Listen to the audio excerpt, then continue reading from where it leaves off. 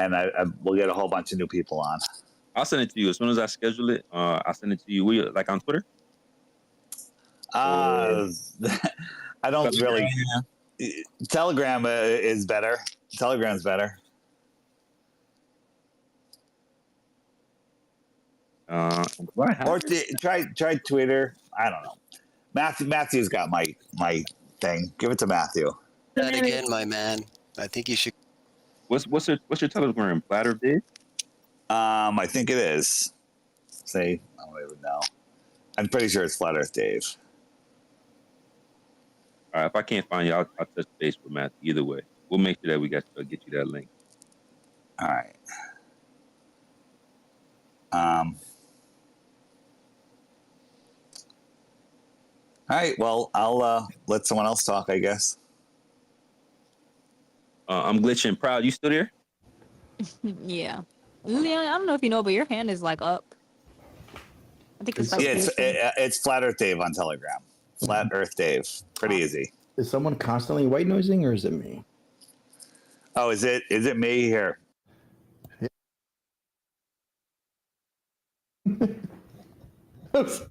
Was that did that make it go away? Yep. All right. I have an air conditioner going. I'll mute unless I'm asked the question. See ya. Oh, hey, can you guys hear me? Yep. Hello? Yeah, you can hear me, right? Oh, wow, it's so nice that Flat Earth Dave is here. And wow, you kind of inspiring me also to make a children's book. And what I want to do, can you hear me, Flat Earth Dave? Are you there? I hear you. You. Okay, thank you.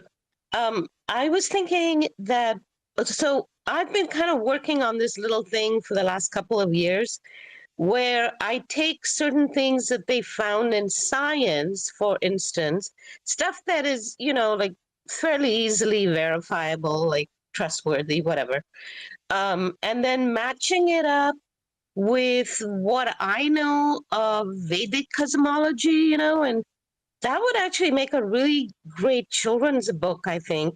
So, I mean, it's not so much like telling them what the cosmology is or anything, but it's kind of like making the connection between what we know about flat Earth. So of course, it's based on stationary level flat Earth, no doubt.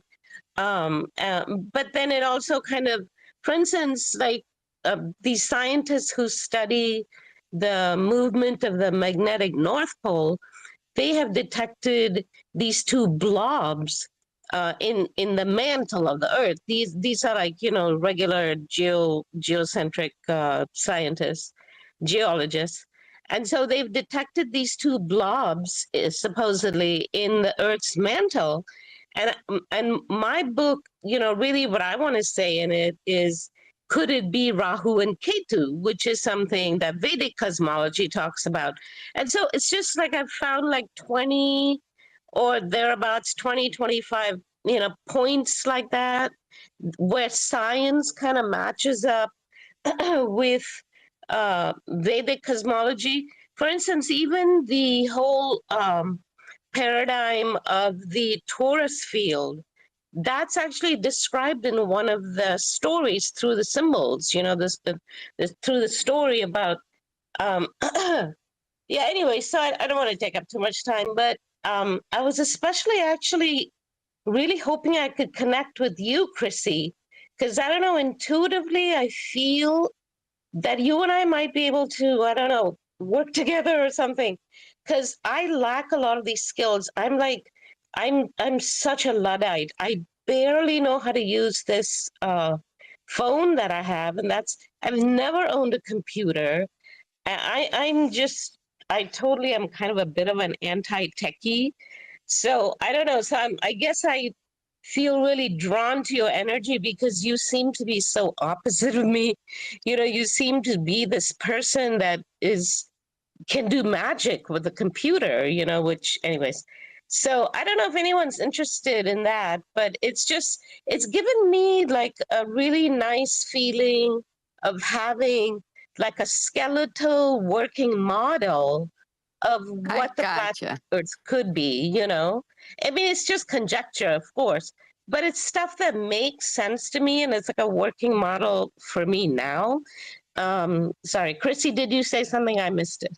Yeah, I gotcha. If you need a graphic artist, I'm here for you. You can check out my site. It's crisanta.ro because I'm from Romania. It's not .com. And you can see some of what I did. It hasn't been updated. I'm changing it right now. I'm working to change it. But you can see there how I draw, what other projects I had, and you can see if you like my style. It'd be a pleasure to work with you. Hey, Chrissy, can I ask you a question? Sure. Have you faced any pushback from being involved in this space from Romania? Like, have you experienced any prejudice or pushback? I've been Just- sent to the psychiatric ward by my parents. What? Oh, wow. Can you Wow. expand on that? Talk about that. I've sit in a sedated state for a week until I told them exactly what happened, and they let me go.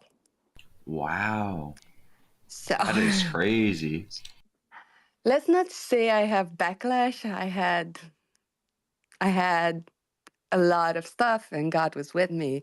So now He's helping me get my feet back under me, because people here they're way more awake than in the US. So I can't just come in with the conspiracy theory and then say this is also one, because they already don't believe them. They don't believe 9/11, then they don't believe anything. Conspiracy really. theory and then say this is also but they one, do believe because in they us. already Hey, I have because I, they don't believe in anything else. This is for them too much of a leap, because none of the other stuff has been dismantled. They have been dismantled from the start because they saw it as propaganda. But this Wow. can't be propaganda in their view, in their minds. But I find that with 3D artists like me and architects that work in programs which mimic reality and create, I don't know, a vengeance and whatever, because the program I'm using is the one they use to create stuff too. It's easier for them to comprehend, because if it would have been a ball, the engineers that created the software would have made it so. You understand? So it's easy for me to convert those people to let them research more than it is a normal person. So I usually talk within my field or with my students, because my students are pretty acute and want to learn. So I kind of drop bombs like, how do you experience it? Why did you draw the sun that way? Why do you, make them think for themselves and research from themselves? And most of them come back with positive feedback. But I don't Right. go around telling people, although the people that go to church in Romania, they know it's flat. It's quite easily for me to go to like a 60-year-old real religious person and real Orthodox, and that person knows. But remember, they changed the Bible here in '88. They removed any passages that referred to a flat earth or a firmament. We used to call it a sky dome in our language. Everything has been removed. There's no mention of it. So you're teaching in Romania right now? Yeah, because I'm studying for my PhD, I need to teach at university and be a teaching assistant. It's mandatory. It's not paid. It's volunteer work. Well, I'm happy you're spreading your knowledge. Thank you. Thank you. Thank you, guys. You saved my I don't know how sanity. many of you, sorry. I don't know how many of you have seen this one video. It's from Russia, Chrissy, and it talks about the dome and things. It's a very interesting video. I really resonated with it. I'll try and find it and tag you there or something. I also posted in the Purple Pill a 3D model so you can see the dome and you can see the infinite plane. And if you scroll out, it's a bigger dome and a bigger dome, and you can make it how big you want because it's an infinite plane. That's how the engineers could make reality in CGI. That's the So- only way it works. Can I ask an open question to everyone, if that's okay? I want to ask, have you guys ever faced any like opposition in the real world? Like, has someone ever approached you in person and been like, I don't agree with what you believe. Have you guys share some stories if anyone can? You mean the moment you tell somebody, yeah, I believe in a flat Earth, or you say you don't live on a spitting ball wobbling in space, and they slowly look at you as the wheels turn on their face, where they're like, "Wait a minute, you're a flat earther," and then Yeah. the wheels Yeah, start to yeah. turn as they think of all the things that they learned about the heliocentric model in third grade, and they bring up the moon or the planets or the pictures from NASA. Yeah, exactly. And you tell them this evidence on top of evidence, and then they stare at you and they don't understand what they're hearing. Does anyone have any stories like that? Can anyone share anything? I mean, every single day when you talk to somebody and they freak out, and then you just kind of sense them out and show them what you can show them. Some people just won't see because they refuse to, because they say, I can't believe in a flat earth, which means that they can't believe in a flat earth. But then there's those that will listen and will wake up. But um, it happens every day. But as far as like, if you're referring to like somebody from like government coming to us, no, that I don't think that's ever happened. If that ever happens, then that means that they validate everything you've just said. That means you're right. If a government Exactly. person comes up to you, they're like, "Hey, you're wrong." It's Yeah. like, yeah. And I always also, say, good. since I've been a flat earther and such, I've always been on their list, the Masonic bullshit lists that they want smart people, not dumb people. And now they've been contacting me way, way more. And now I'm a child of God, so tough luck for Well, them. you're doing God's work by sharing your stories and your experiences. Everyone here, if you share your experiences and what you believe, you are doing your part. So I appreciate I everyone agree. here. I agree 100%. Never been happier. So if anyone here has like an interesting story they want to share, I'd love to hear it. I think we all would love to hear like a in-person confrontation. Just speak up. We're all here for it. I got something that happened last night. If you guys are interested, Yeah, go ahead, go. I just popped into a random spaces. I'm new to the X platform or Twitter, whatever, and I popped into one that was a conversation about AI, and we had a good conversation about 30 minutes long. And then somebody popped in and was like, "Let me ask you an honest question. Are you a troll?" And I'm like, "No. Like, what? Why would you think that?" And he's like, "I've looked at your reposts, or he checked me out." And it's like, just because I post stuff about flat Earth, like I'm instantly banned, and they just cut me off. It was very disheartening because here you guys like have so much tolerance for anybody that's on the other side or whatever. So yeah, I feel like it probably happens every day. Yeah, I mean, they don't want to hear the truth, so they just shut it out. They don't stand for reasoning. They just they're stubborn, essentially, right? I mean, he brought it up, and then he just said, "Are you a flat earther?" And then I said, "Yeah, if you guys have it, like, if you guys like have any questions about it, like, let me know." And then they cut me off, and I'm Yeah, like, and then they "Okay, can't elaborate, blocked." right? They Yeah. can't elaborate. Yeah. Does anyone So else have a story about an Hello. encounter? Yeah, I just do you see my hand? Yeah, go ahead. Okay. Hello, my name is CG, and I'm from the Nordic countries, from Scandinavia, and like from Finland, and I agree with many things what people on the like conspiracy theory area is talking about, and when the media and everything is corrupt. So how can you know about anything what is coming out from NASA and from the government, from the big corporation, from the banks? So a couple of years ago, I borrowed a star binoculars, and I went to a coastline in Finland, and I started to. If you want to know, like where I did this kind of experiment, imperial experiment, is if you go to Finland, a place called Hanko. and I live at the Baltic Sea, and I tried with my star binoculars. I tried to see if I can see through the Finnish Ocean and the Baltic Sea to the other side, to Estonia. And I couldn't see Estonia. As well, I couldn't see Sweden from Finland. And the distance is I don't remember how many, but if I look from a place from Hanko to an island called Gotland, I think it's more than 500 kilometers. And I couldn't see those areas.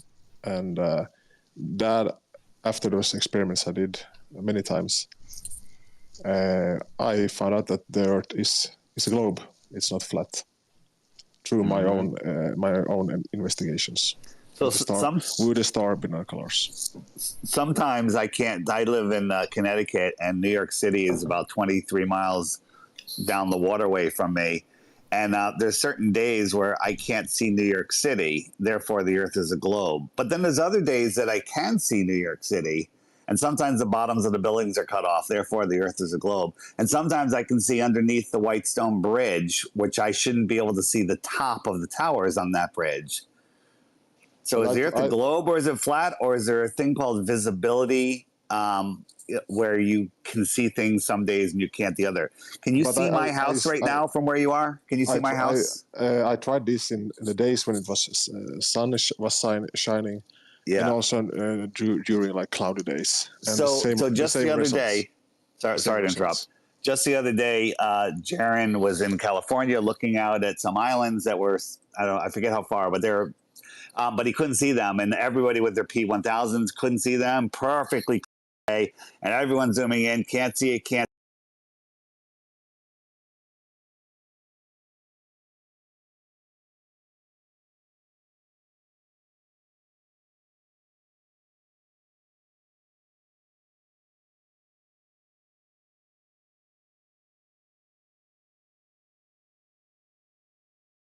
Experiment which I did like a couple of years ago, and I tried it. Sorry, guy, you interrupted me, so no, my bad.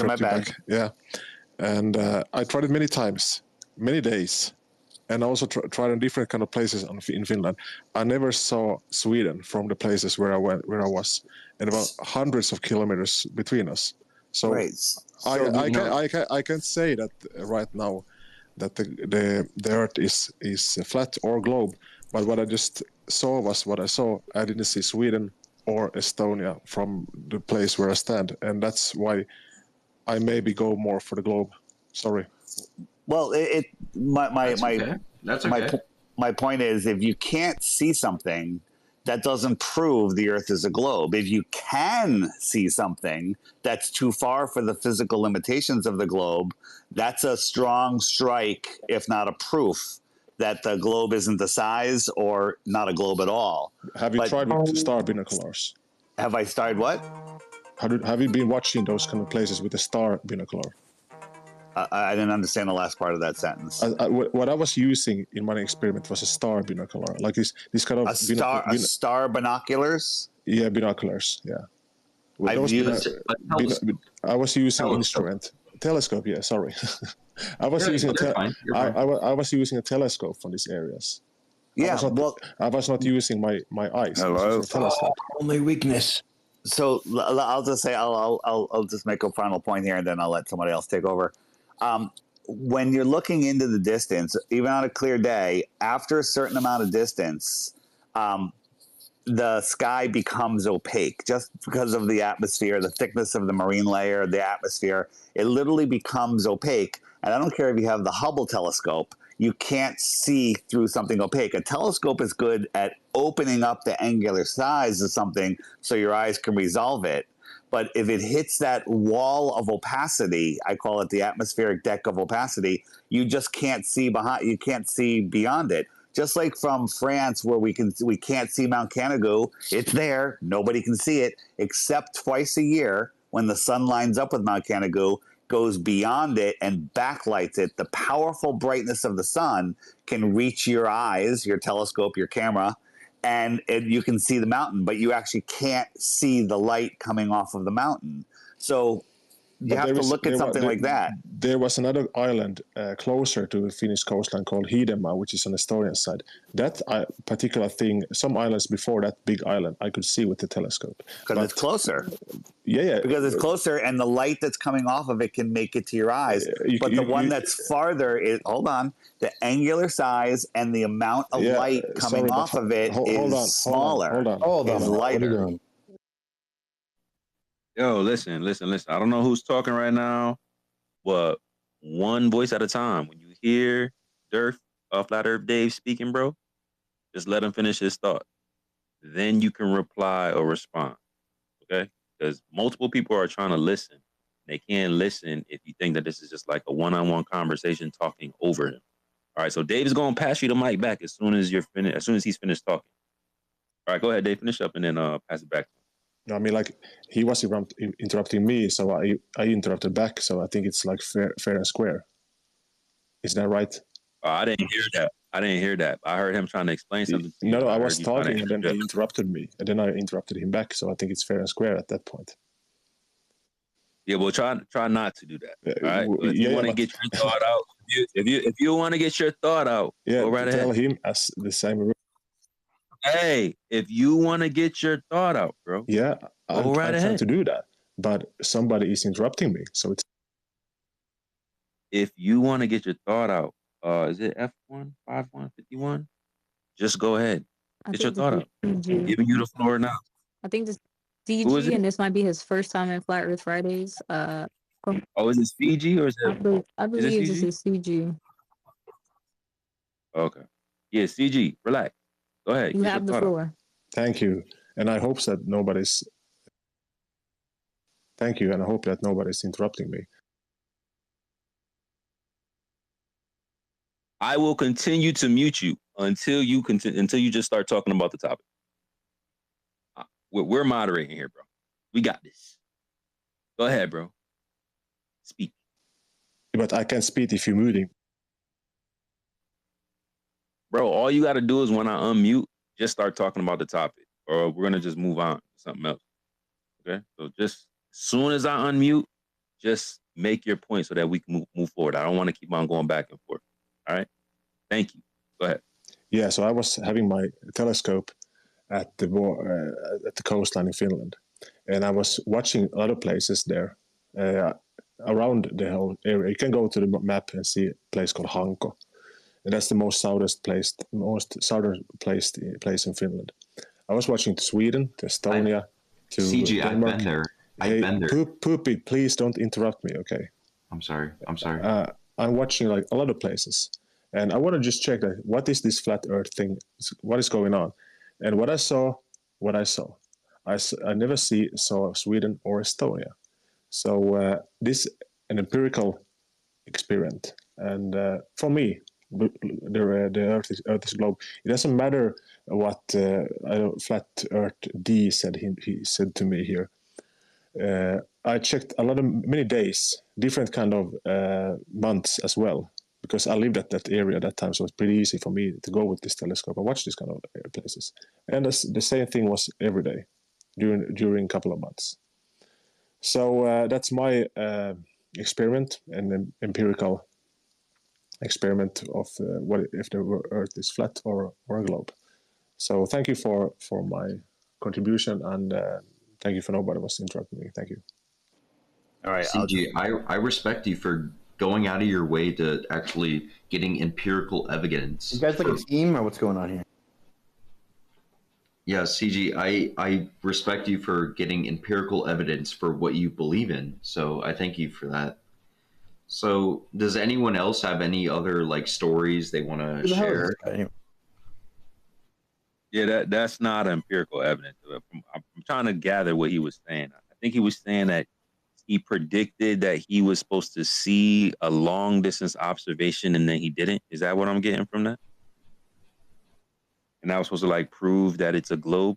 Is that what you were saying, CG? That you predicted to see something at a very far distance? How long was that distance? The distance from Hanko to Gotland is, I think it's more than 500 kilometers. You can go to some Google map and watch Hanko and Gotland. And you said some days you could see certain things, and some days Yeah, I you saw can't. some islands, but they were like some days were islands I could see them, and some days I couldn't. But they were much closer, of course, than Gotland.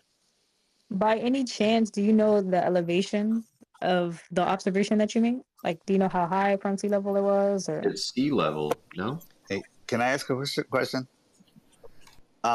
You said the closer islands, some days you were able to see them and some days you weren't able to see them.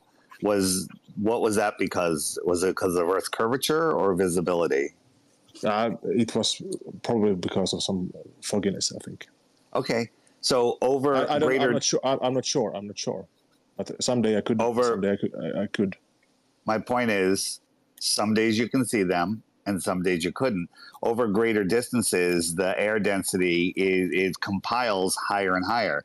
Now, you keep said that multiple days, different times of the year. That's great. That's great research. You are still unable to see it. But then there's times where other people have used infrared and used the sun, like with Canada, and we can see things that are beyond the physical limitations of the ball at the size that they tell us. How come that doesn't prove to you the opposite of your conclusion? You didn't see something, therefore you think the Earth is a ball. We did see something that goes beyond the limitations of the ball. Which one of those is proof of something? The proof for me was that I couldn't see those areas, which was like pretty far away. And also when I was in Vasa, where I live right now, and the distance from Vasa to Sweden is much shorter than from Hanko to Gotland, I can see Sweden as well from Vasa with the telescope. All right, let me get this straight. So in your world, if you can see something close and you can't see something far, that's proof. But when we can see something that's beyond the physical limitations of the ball, that's not proof. I'm just talking about my experiment, what I did. That's not what I'm asking you. I'm asking you if you had personally experienced the things that we're experiencing, seeing Mount Canada, seeing these islands, seeing things that are beyond the limitations of the ball, that to you is not proof. Not seeing something is proof. Is that how you work? I actually don't understand your English right now. So can someone else try to get my point across? CG.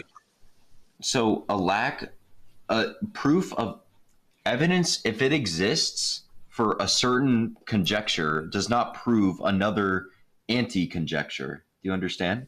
No, I don't understand your English. Also. Okay, so if you what is conjecture?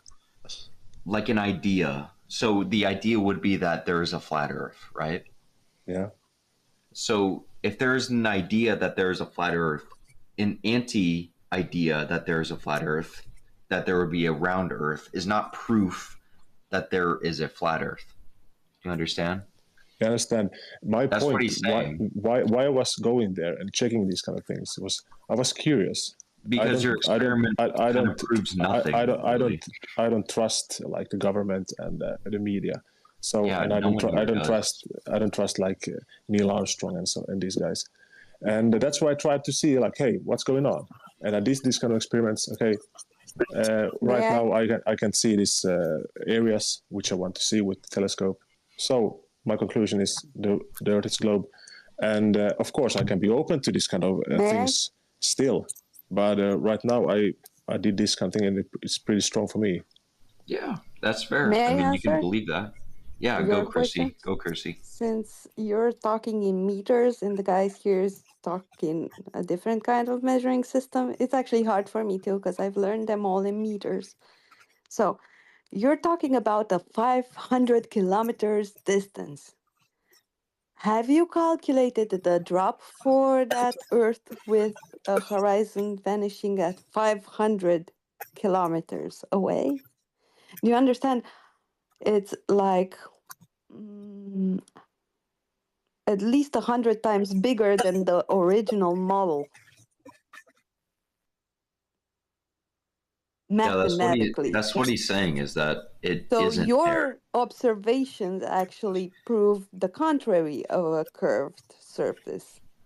because you do see further out that's than what you he's saying. should. But because these guys usually talk in feet, inches, and miles, you have quite the problem in converting them. I have the same problem because I use the metric system too. But I'm telling you, your observations for that distance proves that you see further than you should on a regular basis, but you don't see infinitely across because of the medium. We also do this in CGI. We call it atmospheric pollution. We do this so we would mimic reality so you wouldn't be able to see infinitely, since we build things with an infinite plane in CGI world. So there's actually a mathematical equation that calculates how much you can see and you can't see. Did he just drop out? Yeah, that was his point, though. I mean, he was arguing that the world is round because of the opposite of what you were trying to say. Yeah, but it's not. 500 kilometers is like 450 miles. That's insane. Well, he's gone, so it doesn't really matter anymore. Sacred, do you want to say something? No, my bad. I'm just talking to some anti-flirts and them in the replies. Feel free though. You guys. Does anyone else have a story like an IRL encounter with someone? Please Yeah, share your. one. Chrissy, you already spoke. Does anyone else have something? Is that like your fetish or what's going on? I gotta know. No, it's just fun to hear. Is it? Who like? Do you have a story or what? Why don't you tell us a story? Why don't you regale us with how you got here or whatever? I don't have a story. Are you sure? What side are you on? I'm sure, my friend. Shane, why are you getting antagonistic, my friend? Antagonistic? I'm just asking questions, man. You sound. Yeah, I'm wondering that also. What side are you on? I'm on the side of the truth. Yeah, see, my gut has this thing where it tells me when people are dickheads, and I feel like that you might be you. I'm just saying.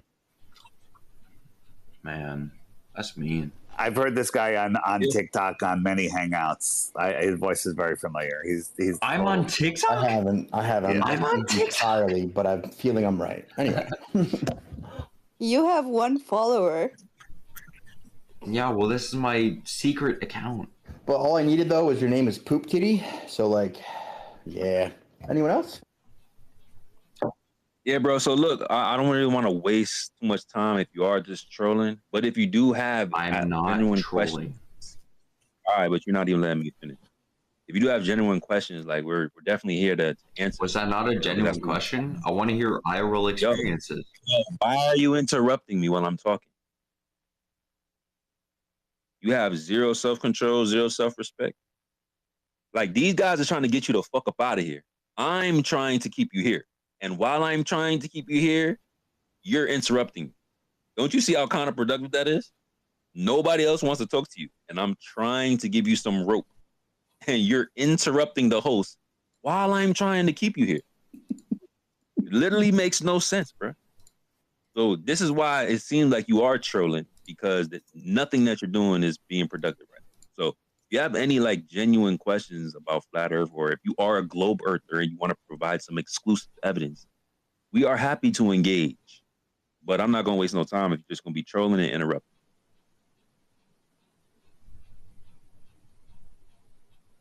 Can I talk? Can I talk now? Yeah. Okay. Do we have any IRL experiences with non-flat earthers? Okay. Here we go. Can we refute the moon landing? I think we all here agree that the moon landing is fake, and I've had many personal friends that I've lost over refuting the moon landing. So do we have any personal experiences with that? Because I think the moon landing is fake as fuck. I think we can all agree with that. So, what do we say? I think Neil Armstrong, Neil A backwards is alien, and he's fake as fuck. We never landed on the moon. It was a Cold War ploy to get ahead. Let Chrissy speak. I'll shut up. I'm sorry, I couldn't. I wasn't paying attention. Someone was talking to me in real life. Nice. Okay. Very productive. My bad. I think the moon landing. You Okay. can repeat your questions, and I'm paying attention right now. Okay. All right. Listen up, everybody. What is our main refutations to the moon landing? Did we land on the moon? Yes or no? These pronouns are confusing. You're saying we. I think he's trying to say the empiric we, like we all agree on something, like a consensus. But I don't know if I agree with him on anything. So like it's weird to our hey, So the Okay. Globers claim Okay, that's that fair. they're That's fine. Refute me then. so the Globers Explain. claim that their irrefutable evidence that they went to the moon is the fact that we have retroreflectors on the moon. However, we were able to send lasers to the moon before we put those lasers in place. Now, if that is your exclusive evidence, it's not very exclusive. There we go. That's what I want. Right there. So why are we not on the moon? Have we been to the moon? Yes or no? Let's go. Well, Yes. technically, that's not something we can answer. The Globers say it's because they don't have the money for it. Actually, you know, at one point, the Globers said there was no reason to go back to the moon. I remember that. When we first started doing this, they were saying there's nothing on the moon. We already explored everything over there. XYZ, rada, rada, rada. But a lot of the scientific community D369, would say you it's talk. expensive. D369, you talk. Yeah, just let him go. Bro, relax. Yo, do you hear Proud talking? He had to have heard me. I just replied to him. Trap. Did you hear Proud talking? Yo, Trap. What? Did you hear Proud, my host? Did you hear my co-host? Yeah, speak? I'm sorry for interrupting. That's my fault. I'm sorry. Let's go. All right, that's the last. That's the last time. That's the last You're time. sober, right? And we're probably gonna close up here soon. We're probably gonna close up here soon in a couple of hours or so. But yeah, that's the last time, bro. Like you're not gonna interrupt me or my co-host. So that's 2 times you interrupted us. Next time, yeah, we're not gonna deal with it for much longer. I apologize. Sorry. Go ahead, Proud. Real, just honestly, litmus question. Are you sober right now? Because you know it's just Friday no. night. It's Saturday. You said no. Yeah, no. Okay. So I will give you a break. I can't speak for everybody else, but I'll give you a break. Well, yeah, that could Thank be. you. I appreciate that. Thank you. But yeah, I mean, we obviously as flat earthers don't necessarily believe that we went to the moon in the 60s with technology that resembles paper clips and staples and tinfoil. But you know, a lot of globers do have that belief, and that's why they believe in a spherical globe. But we've also met globe earthers that believe in a globe, but they don't believe in the moon landing. So I don't know. That one specifically is a weird conversation. Like it could go either way for people. I know when I make giant public achievements, I frequently destroy the records by personal habit. Yeah, so why haven't we been back to the moon? Like, what the fuck is up with that? Why haven't we gone back? Because we lied. We lied. We never went to the moon. Where do you think aliens come from? Aliens aren't real. Oh, yeah, that's cool. How about UFOs? You believe in UFOs? I don't know, man. It's a big universe. Is it? Shane, do you think UFOs are real? I think electrogravitics are possible, sure. Is that yes or no? I don't know. I'm too stupid. I don't know. I don't know if I believe in them. I got a friend who, if you say Art of Pounders 3 times, he'll show up in a minute and start telling us all about it. I feel like so. All right, let's stop being stupid, okay? So like the Nimitz thing, like we all have seen that shit, like the Tic Tac shit, right? Nope. You've seen that, Shane, right? Don't know what you're talking about. I don't know what Nimitz are. Okay, the Tic Tac, like the white Tic Tac thing. Oh, you mean like UFO type? Yeah. I mean, maybe. Shane. Are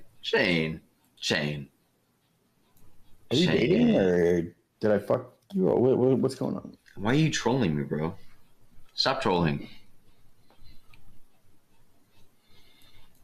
He might not be at his microphone. He might be in the bathroom. He might be doing anything, dude. Where? Am I trolling? What's happening?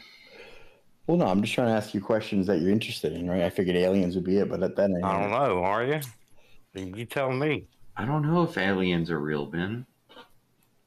The universe has been around for so long, man. Like how do you know that?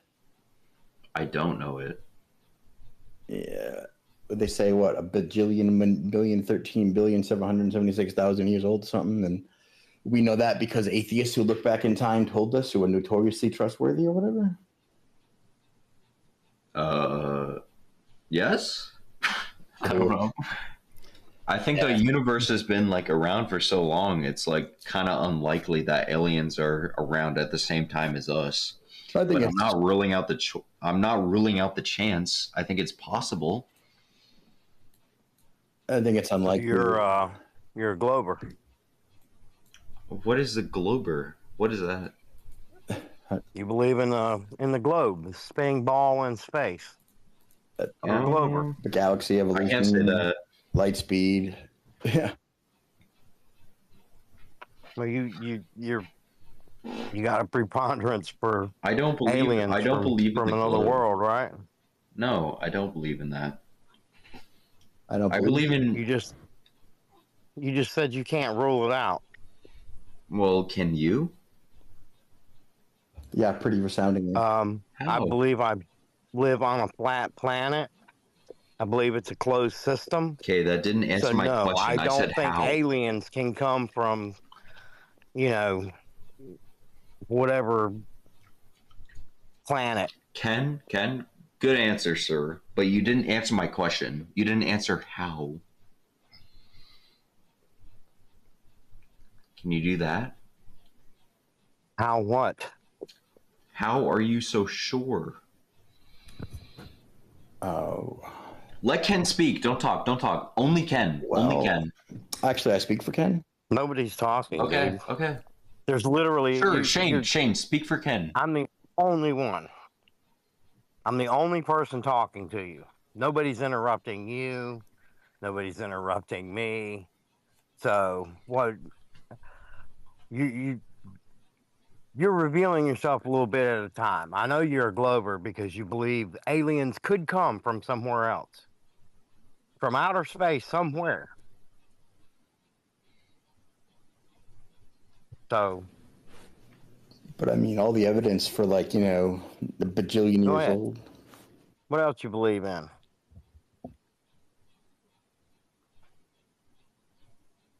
Hello? Yeah, I'm right here. Okay, are you going to answer my question? What's your question? How can you be so vehemently sure that the globe is flat and that aliens don't exist? I'm not going to talk until you answer. You don't have to talk.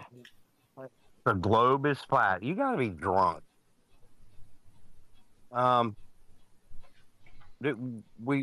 Number one, we see too far. Number two, water lies flat. I don't care whether you got a 5-gallon bucket of water, a bathtub of water, a swimming pool of water, a pond of water, or a lake of water. It's flat on top. It'll take the shape of its container. It will take the shape of the container, but the top of the water is flat. There's no deviation in elevation across its surface. None. You know what, Ken? You convinced me, man. You have convinced me. Thank you for that.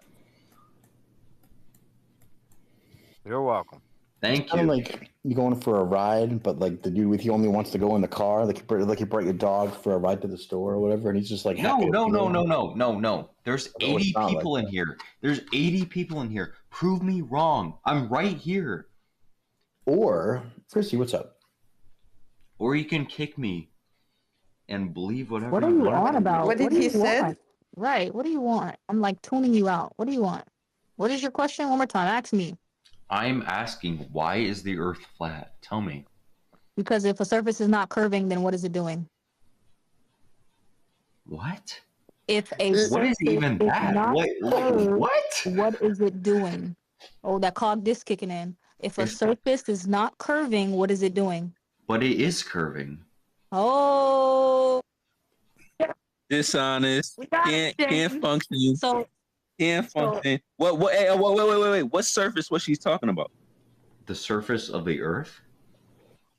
So if the surface is not curving, then what is it doing?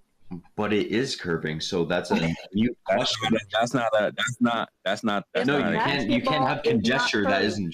that isn't even anything. We're asking. If a You know what? basketball is If not being curving, what is it? Okay, chill, guys. Let's make this real. Yeah, everyone, let's make this real. no, we're trying to gauge whether we should remove. Okay, more. what's your question? And if you can't, and if you can't answer simple questions, then we're just gonna move on. What's your question? He's a troll. What's your question? If any surface is not curving, then what is it? Flat. Hey. If any object is not in motion, then what is it? Not in motion.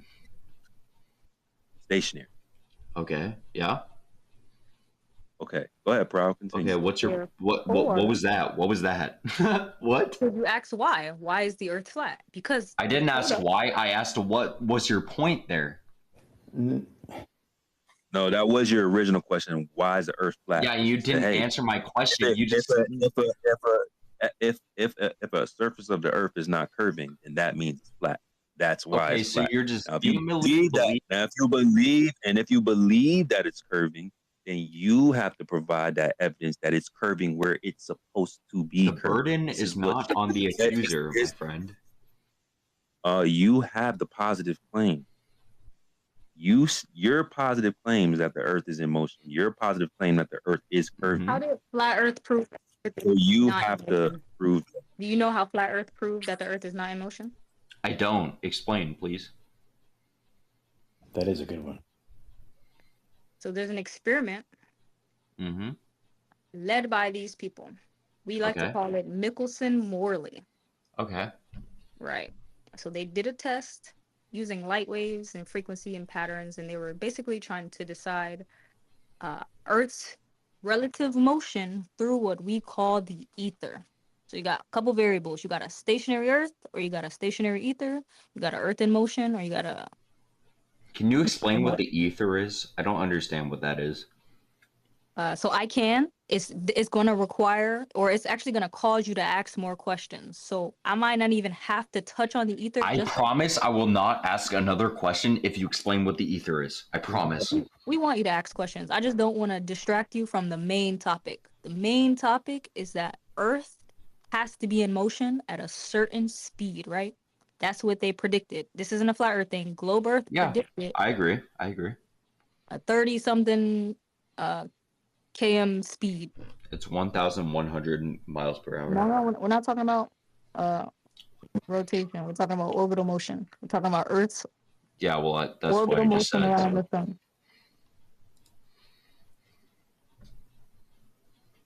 You with me so far? Earth going around the sun at a speed?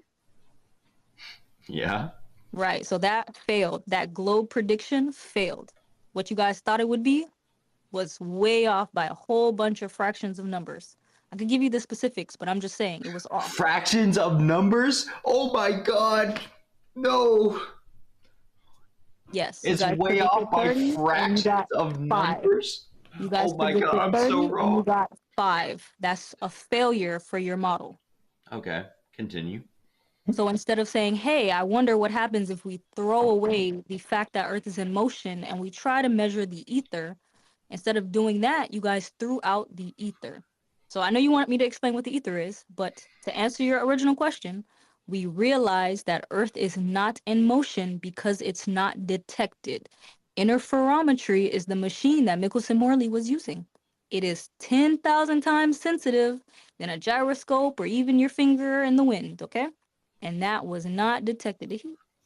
And what that was not detected? You didn't answer what was the motion. Detected. Yeah, and just to clarify, like it wasn't fractions of a number; it was like a multiple. Okay, what? It was like what? It was a. It was by a factor of 6. Okay, what was not detected? The motion of Earth that you guys believe is happening around the sun. In what sense? Around the sun? In relation to the sun? The spin? The equator? What do you ask? Like what? So you know what He's talking about 365 days of the week means? A year, right? You know, in that year we're going around the sun, right? Mm-hmm. Right. So that was falsified by Michelson-Morley. It's not happening because there's no motion detected. Okay, so that was measured to be false, right? That's what you're saying? Yeah. Okay, continue. Absolutely. Earth's orbital motion was not detected. They needed 30 kilometers per second. Ken. The only thing they got was 4 to 6. Okay, Ken, let me ask you a question. Why has, for the last 1,000,000 years, seasons been in tune with our model of 365 days a year? Damn, why you don't talk to me no more? Because I'm asking Ken, because he's stupid. I hear it in his voice. You're way smarter than him, and he's intimidated and a little bit upset. Shane, don't. Oh, I told you this guy's a troll. I want to talk to Ken. I know I'm for a not fact even he's a being troll. mean, guys. I just want to talk.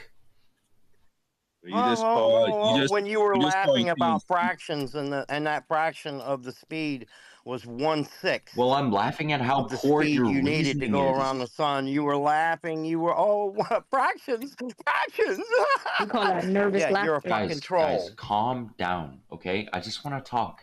I'm not here to be mean. No, you sound like don't. No, you don't. Don't lie. Don't start I lying want to hear now. yourself talk for sure. Stand up for who you are. I'm not. You're here. Well, I'm drinking with Ken. you, Pip Titty. We on the same type of timing. What you got for me? What do you mean? What do I got for you? He's saying redirect that energy from Ken, and she right here, and she's teaching you about interferometry. I'm not trying to be that you're grasping. So redirect. You just called Ken an idiot. Yeah, because his reasoning is poor. So that's mean. That's mean, especially if you don't understand the words that we're using. You are in zero position to call anybody an idiot if you don't even have a grasp of this surface level understanding of the science. You are in no position, bro. That's like a 3-year-old. You trying to teach them about math, 1, 2, 3, 4, up to 10, and then they're calling you stupid and they don't know the number. What has like, bro? You cannot call anybody idiotic if you don't know the sciences. So this is why we're saying, bro, it seemed like you're trolling because you haven't brought no value yet. Now you had some genuine questions earlier, but now it just seems like you off the rails with it. Sacred. Are you going to approach this in an honest way, bro, or are you going to get your mic removed? That's what we're trying to figure out. Can I talk now? As long as you're not going to insult, ad hom, obfuscate away from the point, and digest the information that we're giving, then you can respond. Number one, I have more insight into this issue than any one of you guys, anyone that can speak. Number two, you guys, you keep ad hom, bro. You guys are the ones with the ad homs. Ask me anything.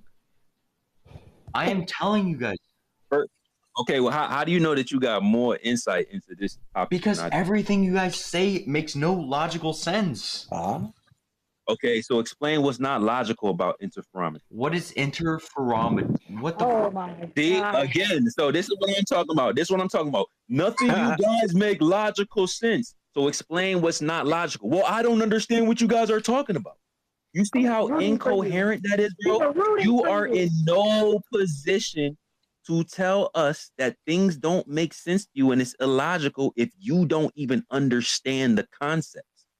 That is literally the opposite of rational. Okay, sacred. What you should be doing is saying, hey, since I don't know what interferometry is and I'm ignorant and I don't know what you guys are talking about, help me understand. And then we can move forward.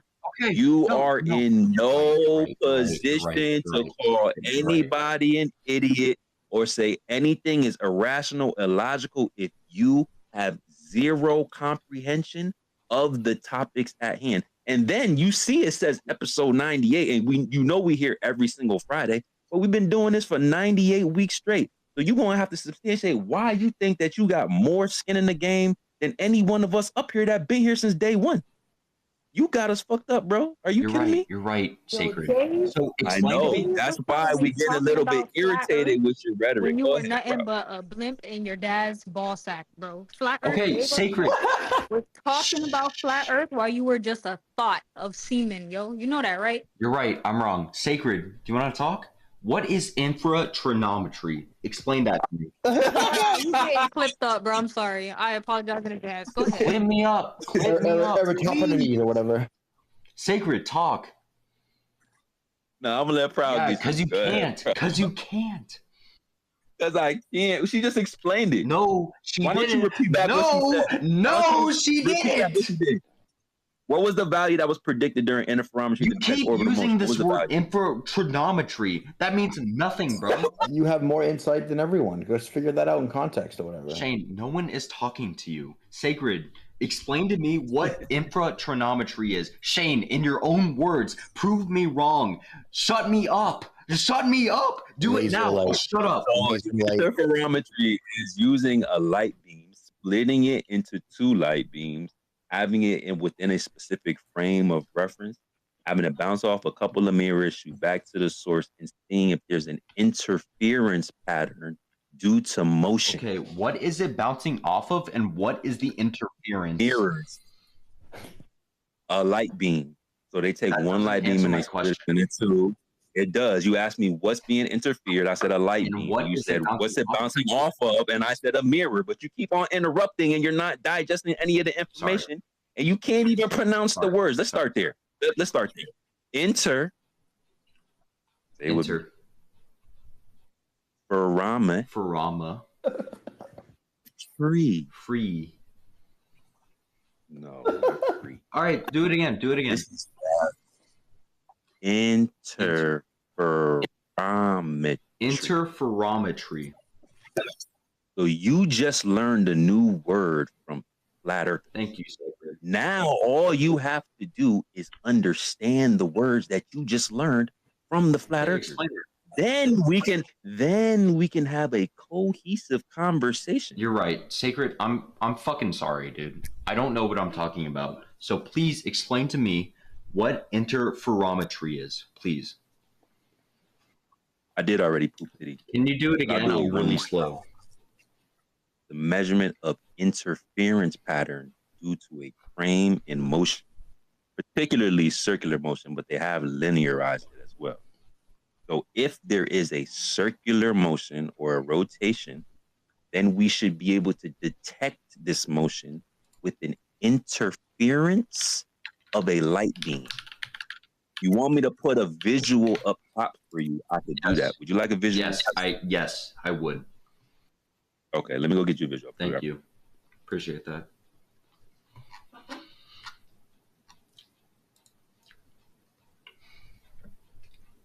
Sacred, I appreciate you walking me through the pronunciation of that.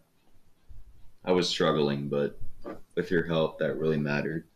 I'm going to test you next week. Just don't pull up with the same bullshit that you did this. Okay. You can kick me right now and show all your followers what you about. No. I want to educate. Yeah, please. No. Sacred. I literally want to know like what's going on. Like, just please tell me. Yeah, but you got to be able to retain information. Otherwise, I will. I'm listening. I feel like I've been a good listener. Have I not? No. We had to repeat the word to you like 10 times. What? Maybe that's just like, I don't understand. I'm listening, bro. This is good content, too. Oh, you're telling me. Yeah, for real.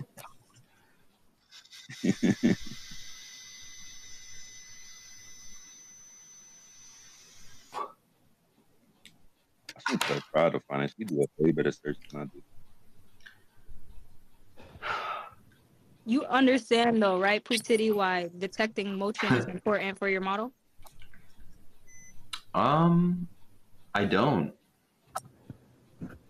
What? Just hearing you say his name actually gave him a little thrill, so he's gonna bait you to do it. Yeah, Shane is right. Shane is right.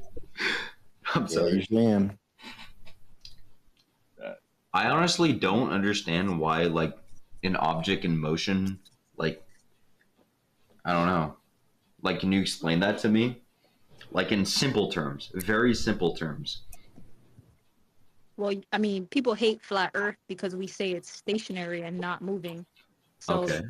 you guys are in motion, so it should be something that you could like detect. Okay, But I guess are it's we simply not the in? contradiction. Okay, so the seasons, though, like we move around the sun and the seasons change. Is that not an object in motion around the sun? So that is not exclusive evidence because in our model, you can have seasons on a flat plane. The sun can move around the sky and you can still get seasons change. Okay, FLE, I'm gonna blow your mind right now, okay? You know why it's summer? It's not because we're closer to the sun. It's actually because we're further away. It's the angle that we're at towards the sun. Isn't that crazy? Let me May I just explain I have to something to give you you? credit for knowing that because I would have pulled that out on you. Congratulations, Poop Titty. Mr. Titi, may I Mr. Stacey, explain to you why hey, it's I want to important? go to Bucharest very soon. I'm actually going to Bucharest in the summer, so thank you. Okay, so before you come to Bucharest, let's discuss a little bit why it's important if it's Am I true. gonna get it hanged in the middle of Bucharest if I don't believe in the flat Earth? No, no one's gonna give a shit. All right, I'm done. We I'm don't sorry. give a shit. But why it's important that it's moving? Because we observe stuff moving in the sky. So it's either the sky moving or the objects in the sky moving or the earth moving. That's the point. So since the earth is not moving, then the things above are moving. Do you understand? They followed the logic. That's why they had to prove that the earth is moving. Can the To Earth not prove be they're moving as well as the things in the sky? no, not Why really. not? Because all the observable, you can't observe the things in the sky from any place else than Earth, because no one has left Earth, Why really. not? How would you figure that out, Poop? How would you determine if the sky was in motion or if you were physically in motion on Earth? I'm not sure what you're asking. Oh man. So you believe you're in motion around the sun? We're saying we're Yes. stationary, the sun is in motion around us. So how would you single-handedly determine which one was the fact? Is the sky in motion or are we physically moving? The Earth is physically moving because we see stars in the sky moving and its seasons occur and the sun or the Earth spins. I mean, I'm not a physicist. This shit is just like the public Let's think of lexicon. it This is differently. not high-level physics. So like and Chris Let's said, the let's sky Hold on, Chrissy. Hold on, Chrissy. Let Prog go. motion, as in sidereal rotation, the moon, the stars, everything above us could be in motion and we could be stationary. Or the adverse, we are moving and it just seems like everything around us is moving because we are in motion. So we're saying, hey, the season specifically is not exclusive evidence to us being in motion because that can also be demonstrated as if we were stationary and the sky was in motion. Now, you just brought up yourself that during the winter time in the northern hemisphere, the sun is closer by 3 million miles to the earth and farther away during the summertime. So that means that you guys believe seasons are possible because of the tilt. A little tilt, 20 something degree tilt of Earth is why seasons are possible. Now, can you replicate that? Can you tilt anything in proximity to a heat source and only half of that ball is now in effect by the heat, affected by the heat? Can you demonstrate that phenomena? Okay, you just asked like 4 questions. Number one. All right, I'll address the celestial bodies. Okay, so what is more plausible? The fact the Earth is moving around the sun, or every single star in the universe is moving around Earth? What do you think? Explain that to me. may let me know when explain. I can jump That's in. called. Let me know when I can jump in. That's I want to called. jump in. Hold on. Let Flat Earth called. Dan talk. Let Flat Earth Dan talk, please. You just said that every star revolves around Earth. I said what You just no, said that hey bro, you just said every star revolves around I Earth. did not say You know what that. that I means? didn't say that. What? Are you kidding me, bro? Are you You're kidding me? me, my friend. When have I been wrong thus I far in our said, what interaction? is more likely, the fact that stars revolve around Earth or we revolve around the stars? That's what I said. So Earth revolves around the stars? So the stars are in the center and the to us. Yes. That's so what I said. the stars are in the stars are in the center and the Earth revolves around all the stars. No. Why did you just say that? I didn't say that. You said the Earth revolves around the stars or the stars revolve around the Earth. That's literally what you said. I didn't say that. Bro, you are gonna get clipped up, just so you know, bro. Don't delete this account. Please Great. come back on this account. Clip me up. Please, Man. please. This is funny as go hell. ahead, One Christy. second. 1 second, Christy. No. You just said all the stars revolve around the Earth, and that's geocentrism. But focus on Proud's question instead of obfuscating to other things you don't understand. He's asking you about seasons.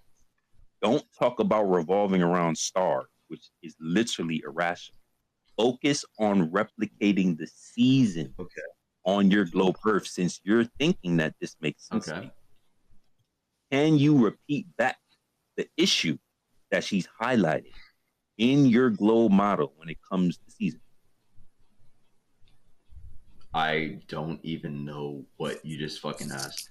I have a simple question. Ask him about seasons. Hold on. It's Flat Earth Dan, by the way. Flat Earth Dan now. Let Flat Earth Dan talk. Let Flat Earth Dan talk. I'll shut up. Now we got to make sure that the co-host gets her rounds in with someone who's running away from the question that you're not gonna. Dude, you didn't ask. You're going to answer. I literally asked you what is she highlighting in the globe Earth paradigm that doesn't make sense with seasons. You understand what the issue that she's highlighting with the globe Earth? You told us. I don't see what the issue is, because when the Earth is tilted towards the sun, it makes sense that seasons occur. Like what? Go ahead one more time, Proud, and then if not, maybe somebody. I'm going next, whether you want me or not. So remember what you said, Titty. You said that during the wintertime, the sun is closer to the Earth. Now that logically means when it's colder. In relation to what? What do you have to elaborate when you say these generalizations. You understand that? I'm sorry, this was your statement. You just got excited and you told us. All right, I'll shut up. Sun is closer. So in the heliocentric model for the northern hemisphere, when the sun is I'm sorry, the birds are really awake. When you're closer to the Earth, when the sun is closer to the Earth, it is summertime. Okay? So by 3 million miles, the Earth is the closest to the sun. There, I'll put it that way. The Earth is the closest to the sun during what should be the hottest time of the year. And then vice versa, during the coldest time of the year, the sun is the furthest. And the tilt of the Earth is what you guys attribute to seasons. You guys say that it's tilted and that causes our seasons. I don't know the astrophysics of the distance between the Earth and the sun, but I do agree with what you said between the tilt of the Earth determines the seasons. Okay, good. We're on the same page, somewhat, relatively. Can you demonstrate this phenomena? If you take a snowball... No, I'm not a planet. I can't demonstrate that. You don't have to have a planet. Scale it down. That's how science works, right? So scale it down to something small, spherical, and frozen, like a snowball. How would you tilt that ball next to a heat source and only heat up the side that's facing the light source? Can you demonstrate this phenomena that they say is happening for us? I would put the face I want to heat up towards the sun. I don't know what you're... There we go. So you don't think tilting it would have an effect on a snowball in heat? What? What do you mean? Yes, it would have an effect. Really? Yes. Tilting aside, okay, imagine there's a snowball, a red dot on the top and a green dot on the bottom. I tilt it, the green dot on the top tilts towards the light source. Would the green dot not be warmer than the red dot? This is a ball, though. Heat would be distributed on that entire side. Yeah, but not the red dot side. This is a ball, though. You don't have a ball in front of you? You can Okay. even use your hand, for instance. Tilt your hand towards an open flame. Yes, I yes, dare but you. you realize the dare Earth you. spins. It spins 24 hours. It does one spin. Oh, the 24-hour spin causes a season. Oh, the 24-hour daily spin causes the season. Let me in, please. Dude, Sacred. 1 second, Dave. Hold up. He's almost times there. does the Earth spin in a day? Go, How many Sacred, times go. does the Earth spin in a day? Once. Right. So how much of a drastic weather change is there from day to night? What? What does that have to do with anything? I don't know. Tell me the answer. None, because it doesn't. Because tilt and rotation has nothing to do with temperature or the sun or seasons. Yeah, it does. Does it get cooler at night? Yes, that's temperature. Okay, so Hey, what's up, host? Can I have a couple of minutes with him? I have go, not Vega. taken even a line from the time. No. We'll call on you in a second, Michael. Sacred, come on. If you're not on PC, just stay there. If you're on mobile, you can put your hand up. We'll get right. I think Vika could talk, bro. He seems smart. You got about 10 more seconds, bro, and I'm gonna let Dave get you too. But don't worry about nobody else because you don't have too much longer. Oh, go ahead. No.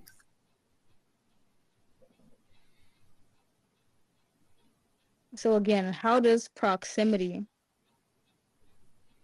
change? I don't think proximity affects anything. It's the tilt.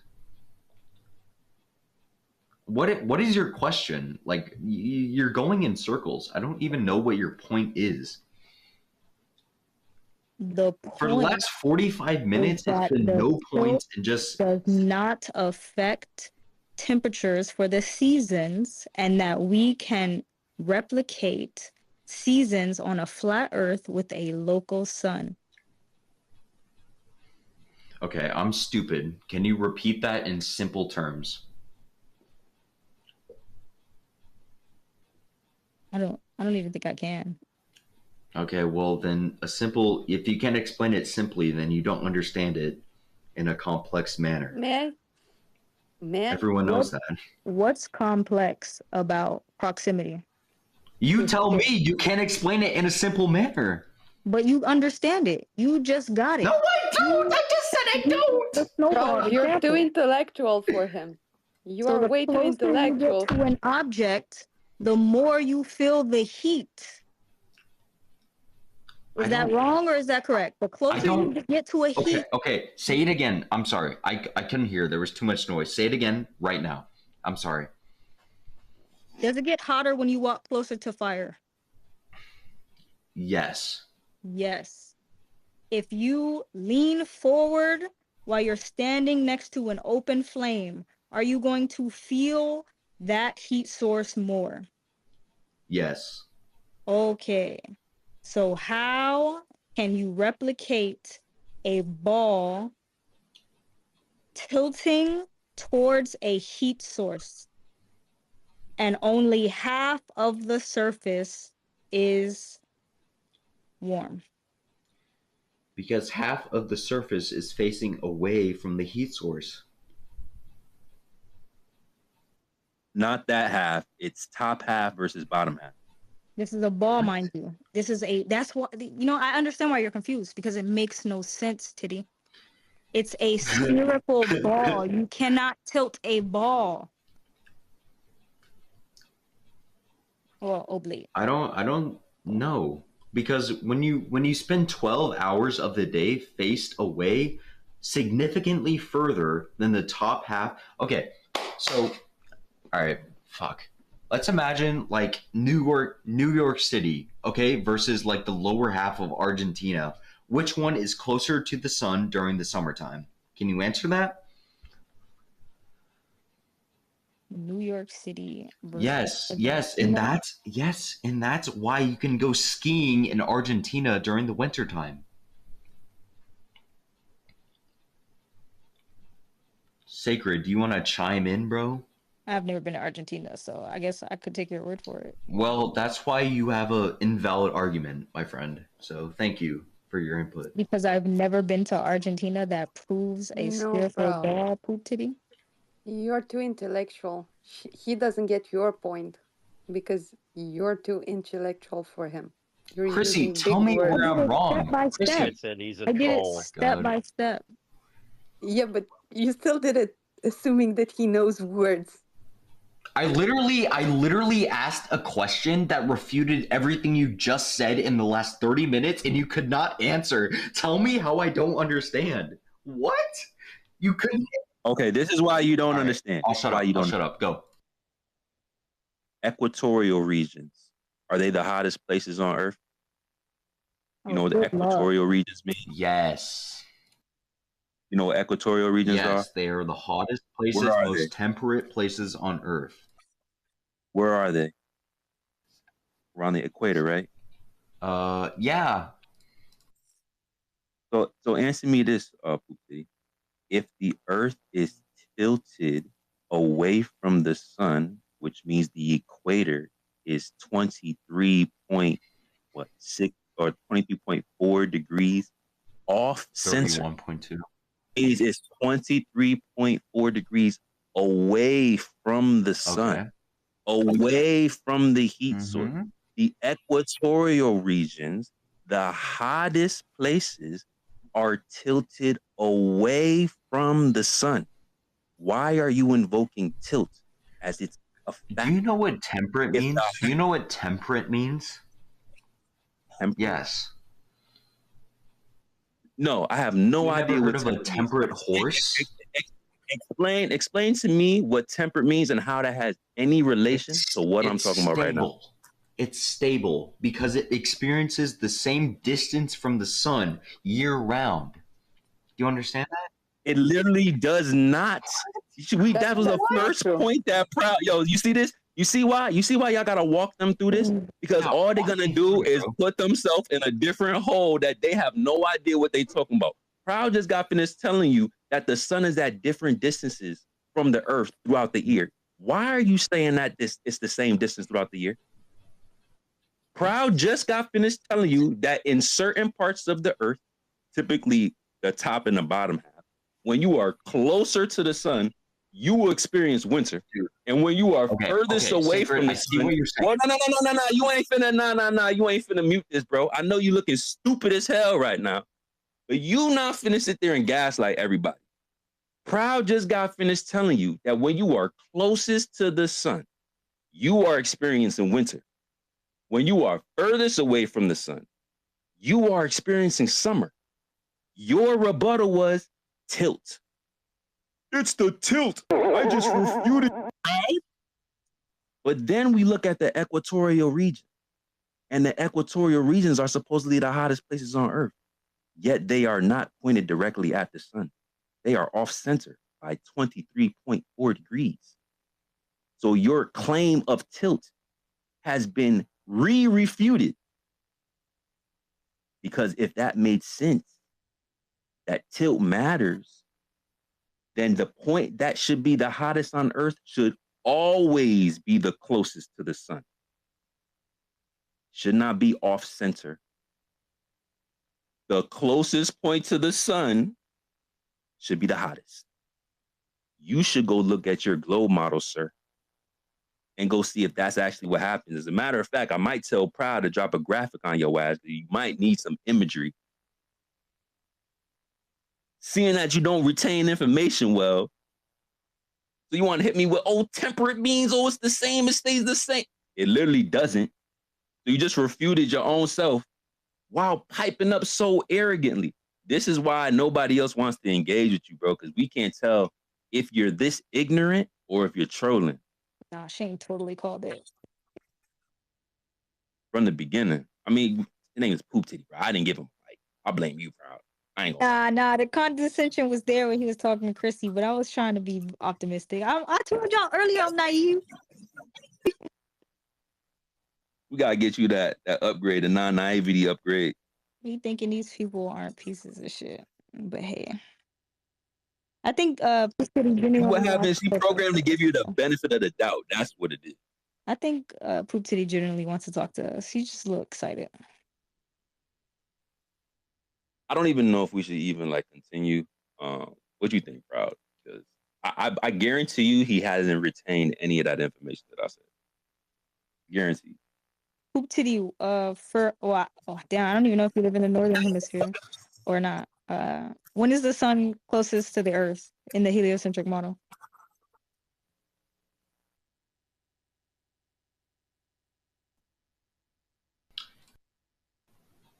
When is the sun closest to the Earth in the heliocentric model? I don't know, honestly. Do you know? I think we could let Dave talk to him if he wants to talk to him. Is it winter? I think it's winter. It's Flat Earth Dan, by the way. And now that we're done with interferometry, I have a simple thing to walk him through. He's not good at long questions, so I'm gonna just ask 7 different questions in one sentence. Yeah, that's why I'm gonna do one at a time, and I just want a short answer to each. Thank you, Dan. Go ahead. All right. So you say that the seasons are because of the tilt of the Earth. Tilt in relation to the sun? Yes. Okay, good. Thank you.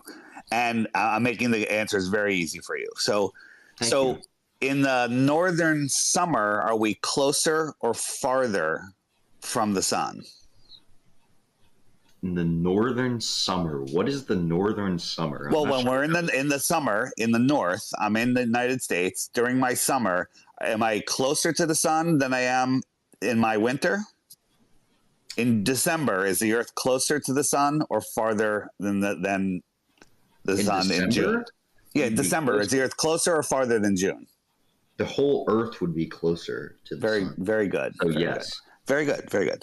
So the closeness, 93 million miles to maybe 90 million miles, that's only a small percentage difference, and it's the tilt that is causing the season. Okay, so you said earlier that the tilt is in relationship to the sun. So if the sun was directly above the North Pole, directly above it, then it would never move because the Earth would just spin. It would be right in front of Polaris, and there would be no tilt to the Earth. Yeah? You with me? The answer is yes. If you can't follow that, the answer is yes.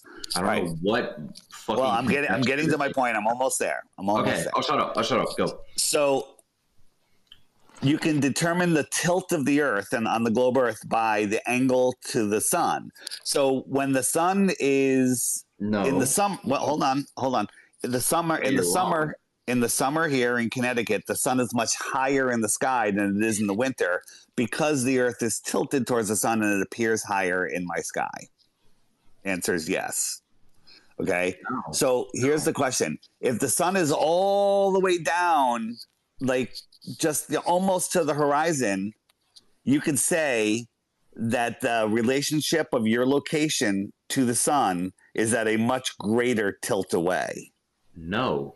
Yes. No, because I told you no. Dude, the tilt of the Earth is in relation to its equatorial center, not the sun. It's not tilted towards the sun, man. This is what you guys are understanding. No, you're incorrect. You're not even understanding what you're saying. I'm incorrect? Okay, tell me why. The tilt of the Earth is in relationship to the sun. So No. Yes, absolutely. Because on the equinox, the sun is directly over the equator. You tilt that equator away, and now it's not directly over the equator, and there's your tilt, right? The tilt is in relation. No sense, but continue. Well, you're incorrect. My point is that when the sun is lower in the sky, it is a less direct angle to you, and you're saying that less direct angle is what causes winter because it's going. Yes. Okay. There you go. So in June in the United States, in June at sunrise when the sun is at the most severe angle to my position, How come I can feel the heat on my face? How come I can feel the heat blasting on me? I can wear shorts. I don't need to wear a shirt. And then in December at noon, when the sun has a much more direct angle to me and is 3 million miles closer, I can't even feel the heat. Because the sun that completely refutes your tilt claim. Can I respond, please? Yeah, go ahead. Because the tilt of the Earth is not uniform with its position in its circumference around the sun. Do you understand that? It is not. The tilt of the Earth isn't How do you tilt one side of a globe? Uniform. How do you tilt one side of a globe more than the other? Sacred, you're the dumbest one here, bro. All right, kick me. Good luck, guys. No, you is not, bro. You gonna call me dumb and you just said you could tilt a ball in one direction more? Because you don't. did. You're so vehemently in your own way. You don't even care to listen to reasoning, bro. I've been listening to you the whole time, and you haven't said one thing I'll say coherent. one sentence, and that will be it. Okay. The tilt You're gonna of need more the than Earth that. is not uniform with its position around the circumference of the sun. That's the second most retarded thing I've ever heard. So that You know what circumference is? You probably mean No, orbit. Cressy, I don't. Hold on. Let me listen to this. Say it to me one more time, bro.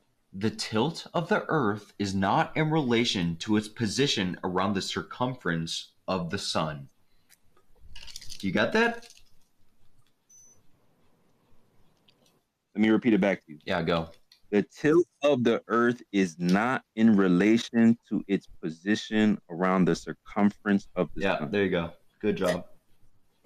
Okay, let me see what ChatGPT got to say. That kind of, you know what? That delegitimizes every single fucking person in this.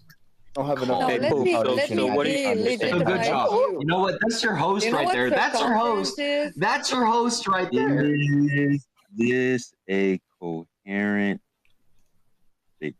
Yeah, Okay, what does so it say, you're talking Sacred? about where it's Tell everybody. What does it say, Sacred? I guess You're such a fucking He's a idiot, troll. bro. So this is what it Yeah, says. go. This statement you provided is confusing due to grammar incoherent errors and unclear Ask phrasing. stupid questions, get stupid answers. That's all I have to say. I just asked if it was a coherent statement, and ChatGPT said, "Bro, I can't even figure this out. What the hell is this guy talking about?" Read it all. Read it all then. Go.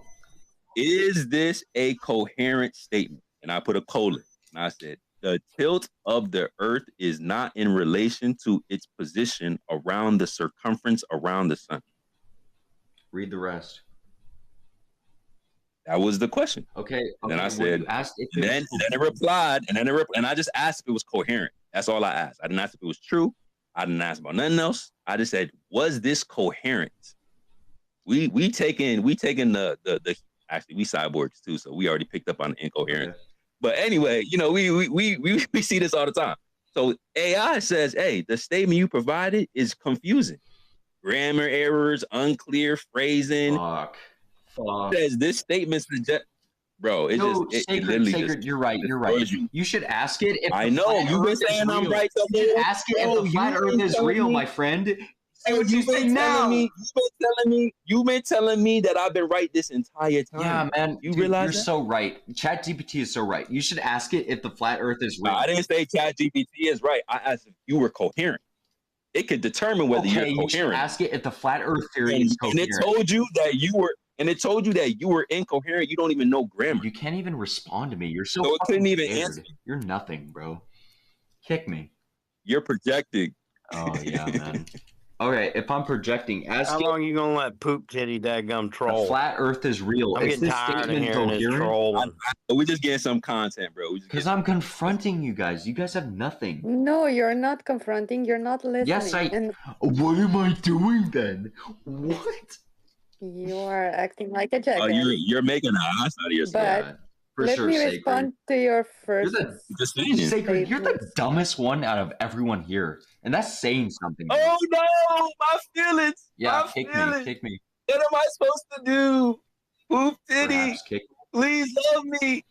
No. It's the end of flat Dude, Earth. you're a fucking loser. He doesn't understand tilt, gravity, interferometry. How did you say that? I can't even mispronounce that shit like that. How do you mispronounce that again? Don't worry, we're running back on your ass. Get his app, bro. Yeah, man. Thanks. You're a Don't delete your account neither, bro. Loser, bro. Don't change your app. Don't delete your account. Matter of fact, I'm just gonna send your profile to myself just in case you try to be slick. Thanks, bro. Let's chat. You'll be the first poop titty in my DM. I'll be here next week. Little bitch. Please don't. Please don't. Anyway, y'all go ahead. My bad. This is your host, guys? This is your host here? Everyone likes this guy? Do you guys like me? It's me. Yeah, they are. They love it, bro. This is your guy. Because we expose people like you without having to insult you. That's why. They're like, damn, Sacred got that sauce, bro. He don't even gotta disrespect these guys in order for them to look stupid as hell. It's lit. We appreciate that content. Flat earther, bro. You're nuts. You probably created like mad flat earthers. Where do you work, bro? UPS? You're nothing, bro. The only cyborg, bro. I don't have no job. Yeah, I'm a cyborg, bro. I just live in the ether, exposing you incoherent, anti-flurf trolls. Hey, that's my only purpose. I'm sorry. That is my literal only purpose. And I'm only here because y'all exist. If y'all didn't exist, there would be no Sacred. There would be no Flat Earth Fridays. There would be no Level Heads. Because y'all exist, this is why we lit. Because of y'all. Say my name one more time, at least. One more time. Not at all. You got to. Yeah, he's got to finish, guys. You can't leave him hanging. Can I talk to Ken? Let me talk to Ken. Nah, I think we're done. We're probably gonna get to the hands, and then if you guys feel like you want to play poker, I'll 1v1 you. Heads up. You can talk to real people though. There's other people here. No, I got a question for Poop Titty, and it's kind of what's up? Brought me. What up? Wait! 1 second, Mac. 1 second, Mac. I do see him, but I did tell Vika that he could go. And I think it was. Your guest has a question for me. Stop interrupting him, please. Yeah, no. Vika was first. Go ahead, Vika. Hey, what's up, host and co-host? Thanks for letting me jump in, guys. What's up, David Weiss? Shane, are we speaking about, right? You are mentioning that the sky doesn't move and the earth moves. Do you have anything to point out which shows, other than words, that the earth is moving and not the sky? Yeah, every interferometry measurement what you just asked ever taken shows that. So, what? Sorry? Every interferometry measurement ever taken since Michelson Morley shows that the sky is in motion. Yeah. Okay. Let's speak about astronomy. All right. Forget about flat around. We speak about heliocentric or geocentric. So, according to you, the Earth is heliocentric, right? There is anything you can show that all the luminaries and constellation are moving around the sun? Can you point out something? Nobody sees that, right? We all see him moving around the sky, and because of you have relativity giving you a mutual coordinate system which has covariant transformations making them equal, or do you not know your relativity? Can you point me out something that it shows that it's a heliocentric and the Earth is moving? Can you show us or point out something? Seasons, period. That's the best you've got? Did we get that? That's the best you've got? You still haven't refuted it yet. The Earth is geocentric with Polaris in the middle, and all the constellation and luminaries move around it. Correct. Do you have something to show that the sun is in the middle? Me? No. Dude. No. Oh, you're asking him. Nico, what evidence? Do you know what is a planisphere? All right. Do you know what is a planisphere? A star map. Yes. What is it? It's a map of stars. Moving around? Yeah. Moving around what? Yeah, well, you're naive to think they're moving around when in reality the Earth is moving, my friend. So can you point out to something? Because I can point out to something that the luminaries and the star map is moving and not the Earth. What? What is your question again? Say it. Now you're trying to act dumb? No, We're I'm speaking not. about heliocentric or geocentric. Dude, I'm trying to understand your position. I really am. I promise. Explain your question again, please. Do you have anything to point He's doing his to? best to troll. I'm not trolling. I Do swear, you I can, swear to God. so if you're so confident that the Earth is heliocentric, can you point out something that is the stars and the luminaries are not moving and the Earth is moving? Because I can point out to you that the stars and the luminaries are moving around Polaris and not around the sun.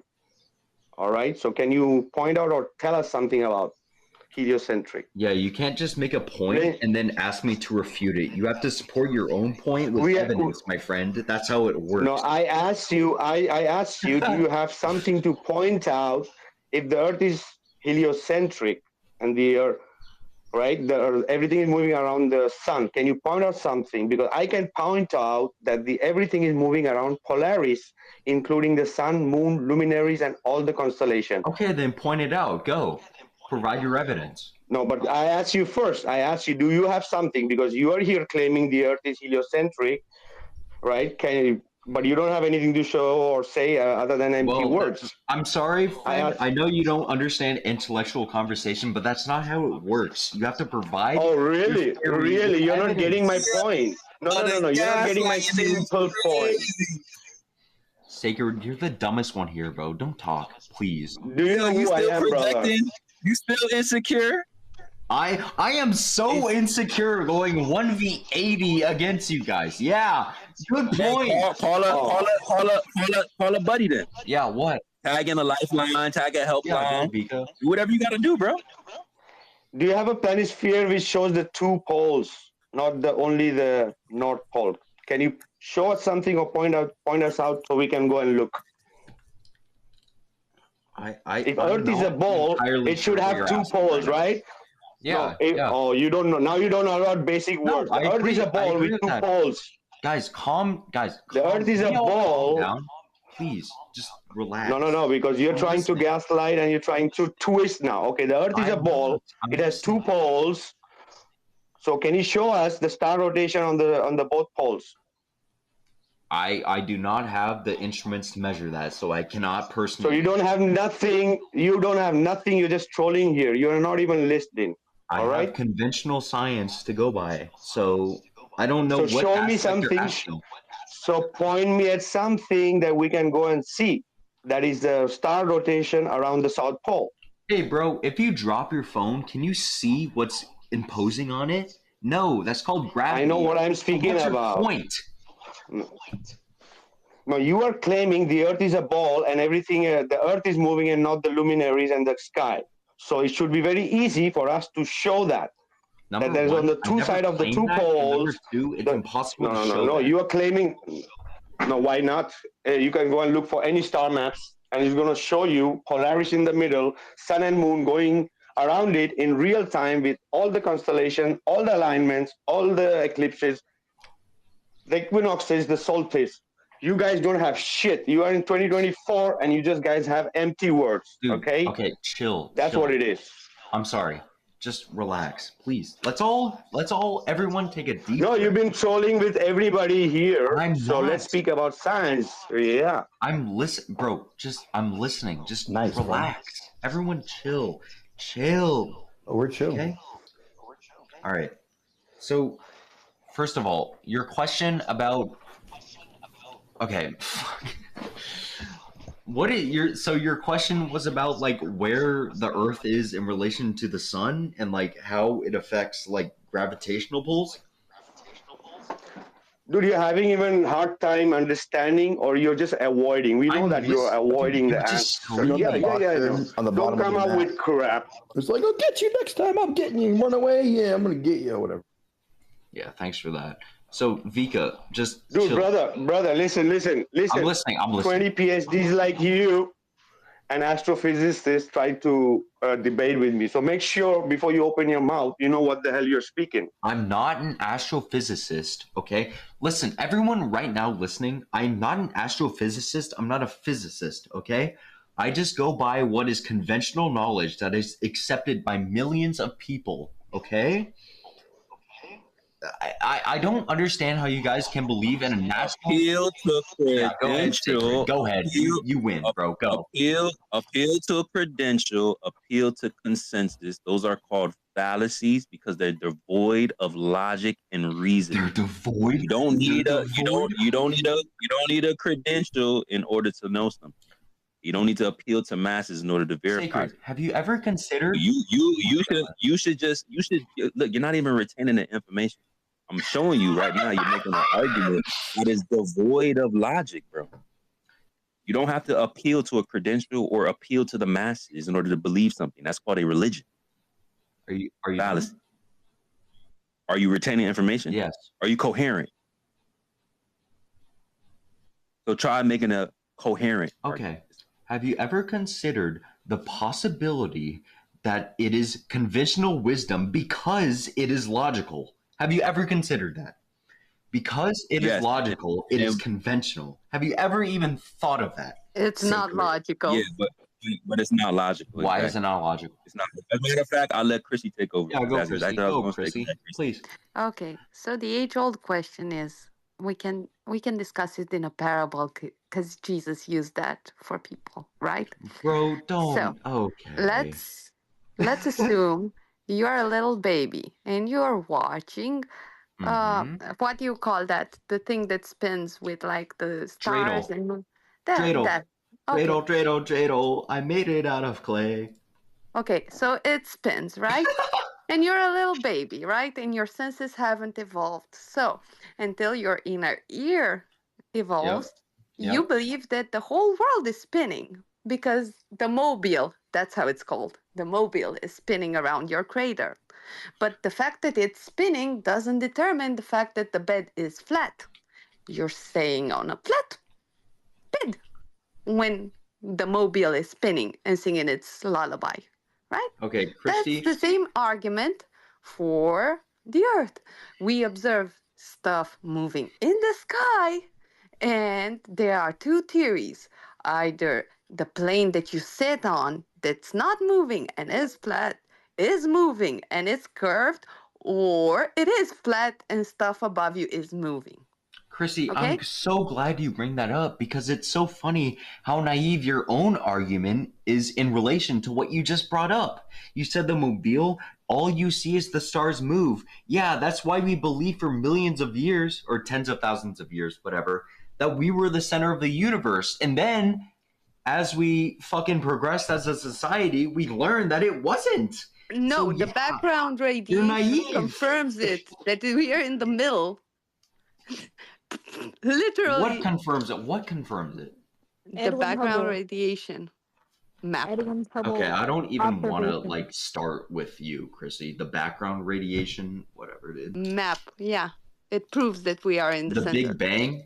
Are you saying the Big Bang started with the Earth? No, bro. You have no idea what I'm talking about. Background. We're leagues apart. I feel like you don't either, so someone refute me. Please. Someone bring up the fact that we have lived for thousands of years believing that the sun was the center of the earth and the earth was round and that we were wrong the whole time. How have we sent people? Oh my God. Sure, that's all wrong, so. Yes, it is. So tell me why. How you know? Well, first with thousands of years.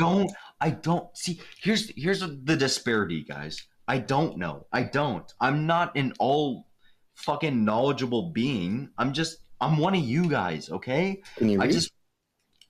No, man. So open your ears, man. No. You're not one of us. Yeah, no. Wait. You're not one of us, bro. Hold on. No way. You are not one of us. Not yet, my friend. Not until you can form a coherent argument. Not until you can not insult somebody without making a statement.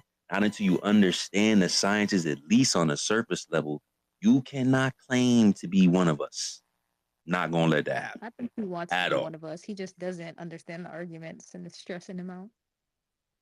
I mean, he could be. It's just gonna take some time. Come back to Flat Earth Friday. Stop with the fallacious rhetoric. Stop being like incoherent. Stop with the insults and the ad-homs, and then you could start to move towards an honorary level head.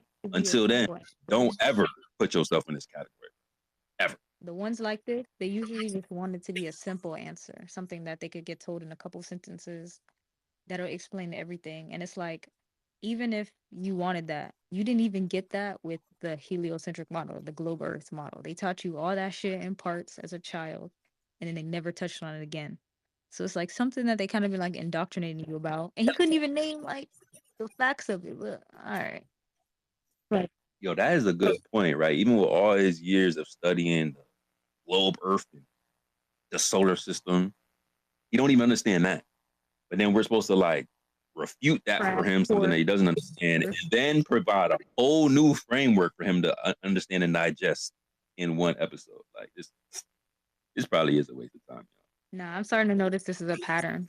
Like when they're eager but condescending, it's like you want to know so bad, and it's so hard to just get it. Do they though? Maybe they just see the numbers. Maybe like nobody would let someone name what is it, Poop Titty, like on their mic in the stage with like 100 something. I was watching him like a hawk. My biggest fear is that people spam the jumbo. That's all I care about. Well, shout out to you for not doing that, bro. I will say that. Very low bars, super low bars. Shout out to you for not spamming art. You could utilize it and substantiate some of your claims. You just got to make a coherent argument first.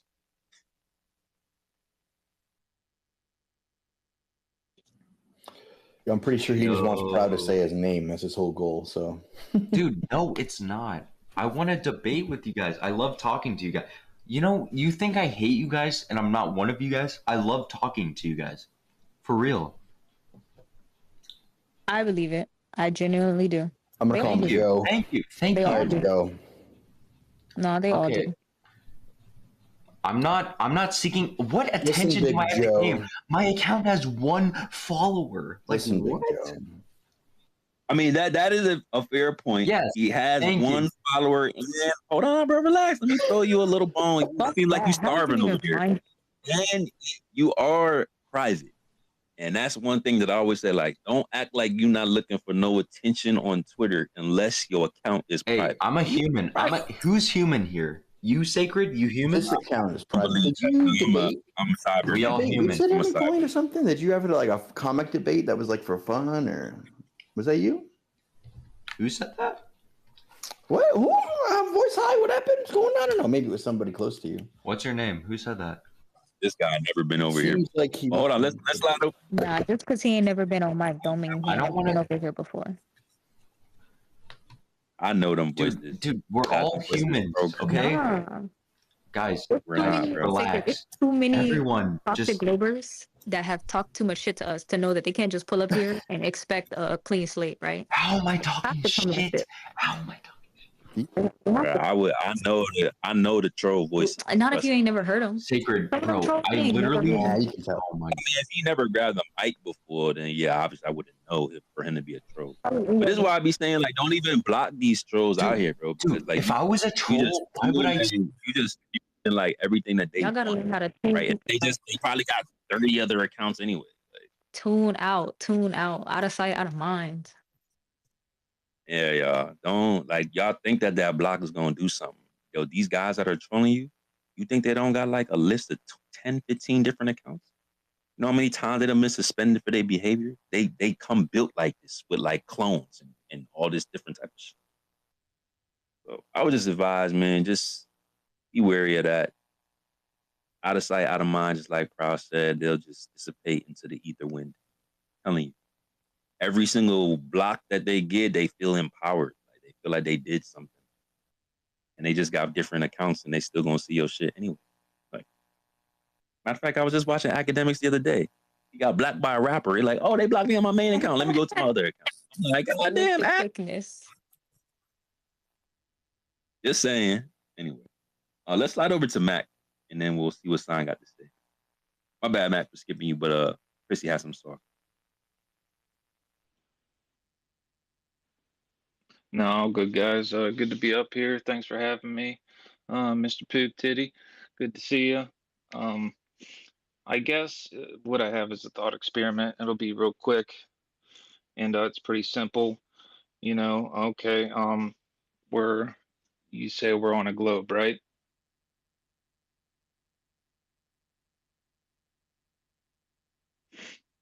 All right. So just if you have a tennis ball, this will kind of give you our perspective too. So you take a tennis ball, you're looking at a tennis ball. All right. How would you put that tennis ball on a 20 degree axis? How would you do that? Yo, I just had to take a piss. Sorry, guys.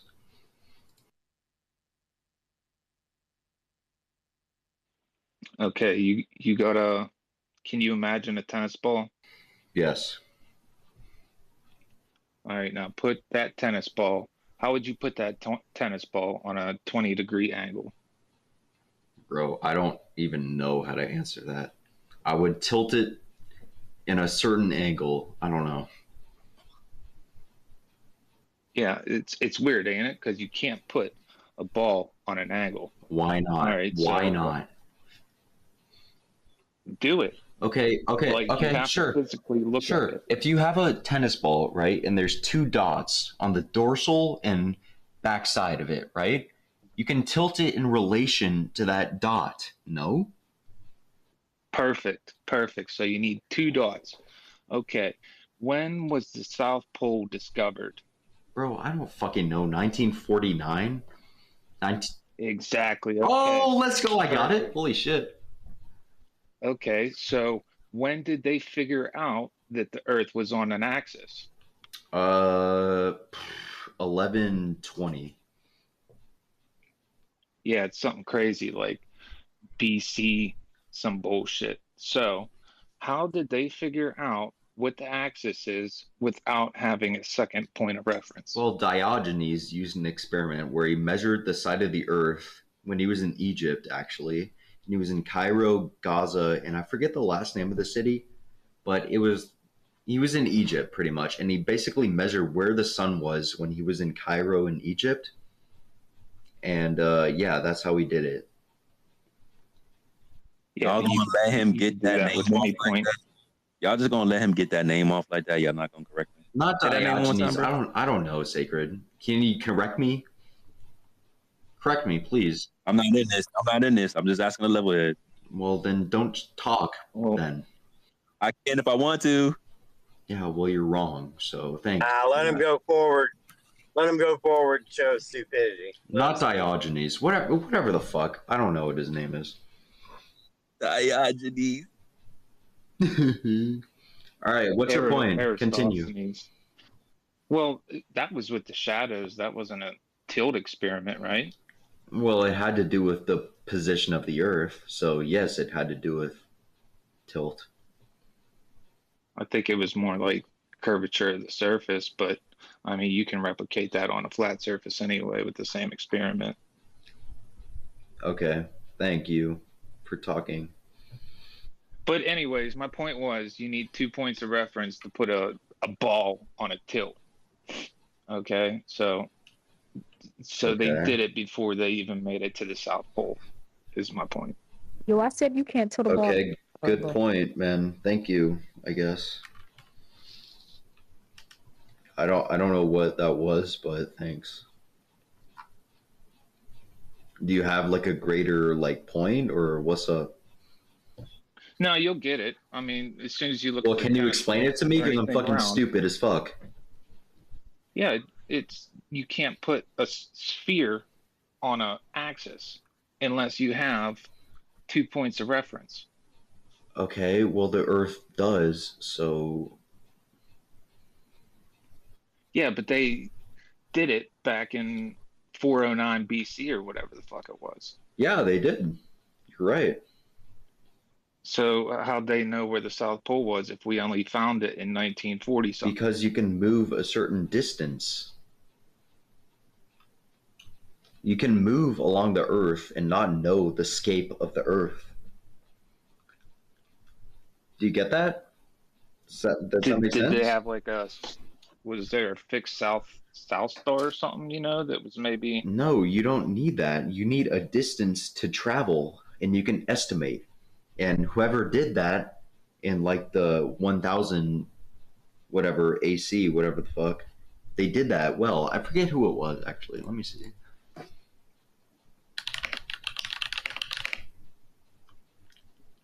I know what you're like referencing, like whoever estimated the circumference of the Earth. Aristophanes estimated the circumference of the Earth. Is that what you're referencing? No, that was a shadow experiment, but you might not get it now, but I think Well, then I'm so I'm almost there. stupid. So explain it to me. Explain it then. Well, I mean, it's just our perspective because you can't put a sphere on a tilt. Why not? Because you need 2 points of reference at least. Okay. Does the Earth not and have 2 points of reference? You can't do it. Yeah. Well, did they? Okay, so when did we find the South Pole? Dude, you don't need. Dude, oh my God. Okay. You just said we need 2 points. We have 2 points, and now you're saying you don't need it. You can move. Okay. I know you're. Okay. Fuck. So you can have a ball, like imagine a basketball. You can move your finger along the basketball 1 centimeter and realize that there's a difference in curvature. Can you not? Answer that. Yes or no? Yeah. Yes. Okay. So then why can't you determine 2 points of reference on the Earth in 1000 AC? Because it's topographical. We have hills and valleys, right? That doesn't answer the question, bro. Why can you not? Because on the scale, if you're only moving an inch on a ball and you scale that up to an Earth-sized ball, you only moved, a few hundred miles, right? Okay. So that okay. If you're wait. You asked for an answer, so then that doesn't give you the 2 necessary kinds of points to place the entire ball on a tilt, right? Unless you assume the rest of it, right? So you can take a measurement, like you said, and measure from 1 point to 1 point and get a curvature. But if you're not going all the way around from top to bottom, then you don't know the full extent of it unless you assume it, right? That's naive, my friend. Okay. And you know what? They assumed it correctly. Okay, so when you're in LA, the sun rises at 7 a.m., right? And you're in New York, the sun rises at 7 a.m., but it's at different times, right? So you can assume the distance and then make assumptions based on that are valuable. And that's what they did. That's what I said. That's exactly what I said. So I don't know where we disagree on that. Okay, so why are the assumptions refuted according to you guys? Well, the 8 inches per mile squared has been refuted, as somebody mentioned a long time ago, and the motion has been. Wait, let me finish. And the motion has also been disputed as well, which someone also mentioned a long time ago. You ran away from both of those. I'm not running away from anything, man. Then let's stick with motion, because I really like motion. Let's stick with that. Okay, let's go. And let's go back to intermometry, right? Do you understand what's going on there, right? They split the light beam and they do measurements. With that, you can measure the movement of the body that you're on, right? Being the Earth. And if that is not detected, understand that. Can you elaborate a little bit? Okay. When they split the beam, okay? When they split the beam. Yes, the beam of light.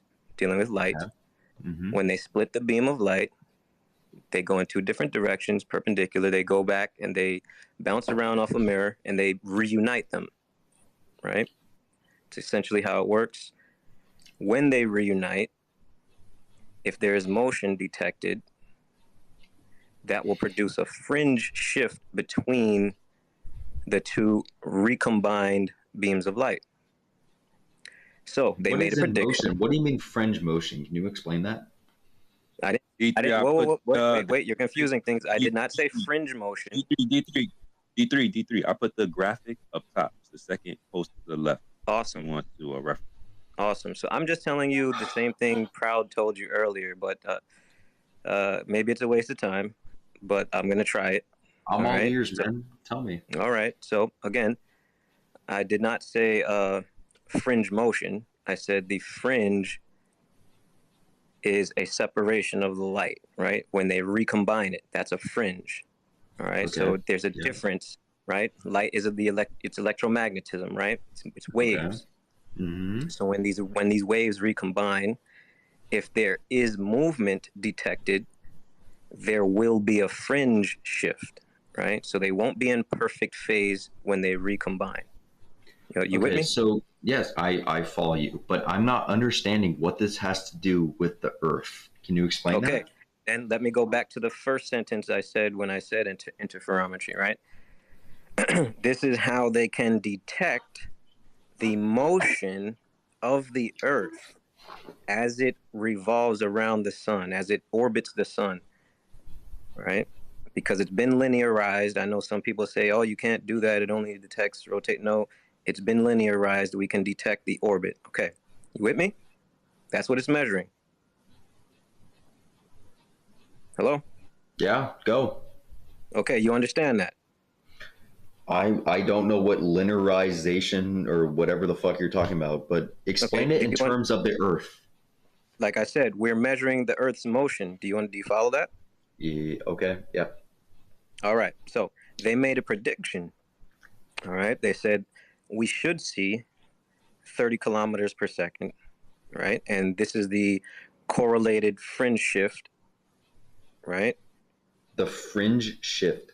Yeah, so they're using the fringe shift to determine how many kilometers per second the Earth is moving. Got it? Yes. Okay. They predicted 30 kilometers per second. What they measured was only 4 to 6 kilometers per second. So they Who said measured that? Michelson, Morley, and many others since then. What can I look up to find this study? Google. You want the citation? Yes, please. Anyone in here can provide it to you, actually. And on my page, if you scroll down in my page, you can find a Google link where it has about 400 something documents, scientific documents that you can peruse at your leisure. Can you give me like 3 words to search to find this? Michelson, Morley. What year was that? 1887, guys? Was that 1887? Michelson, Mickelson Michelson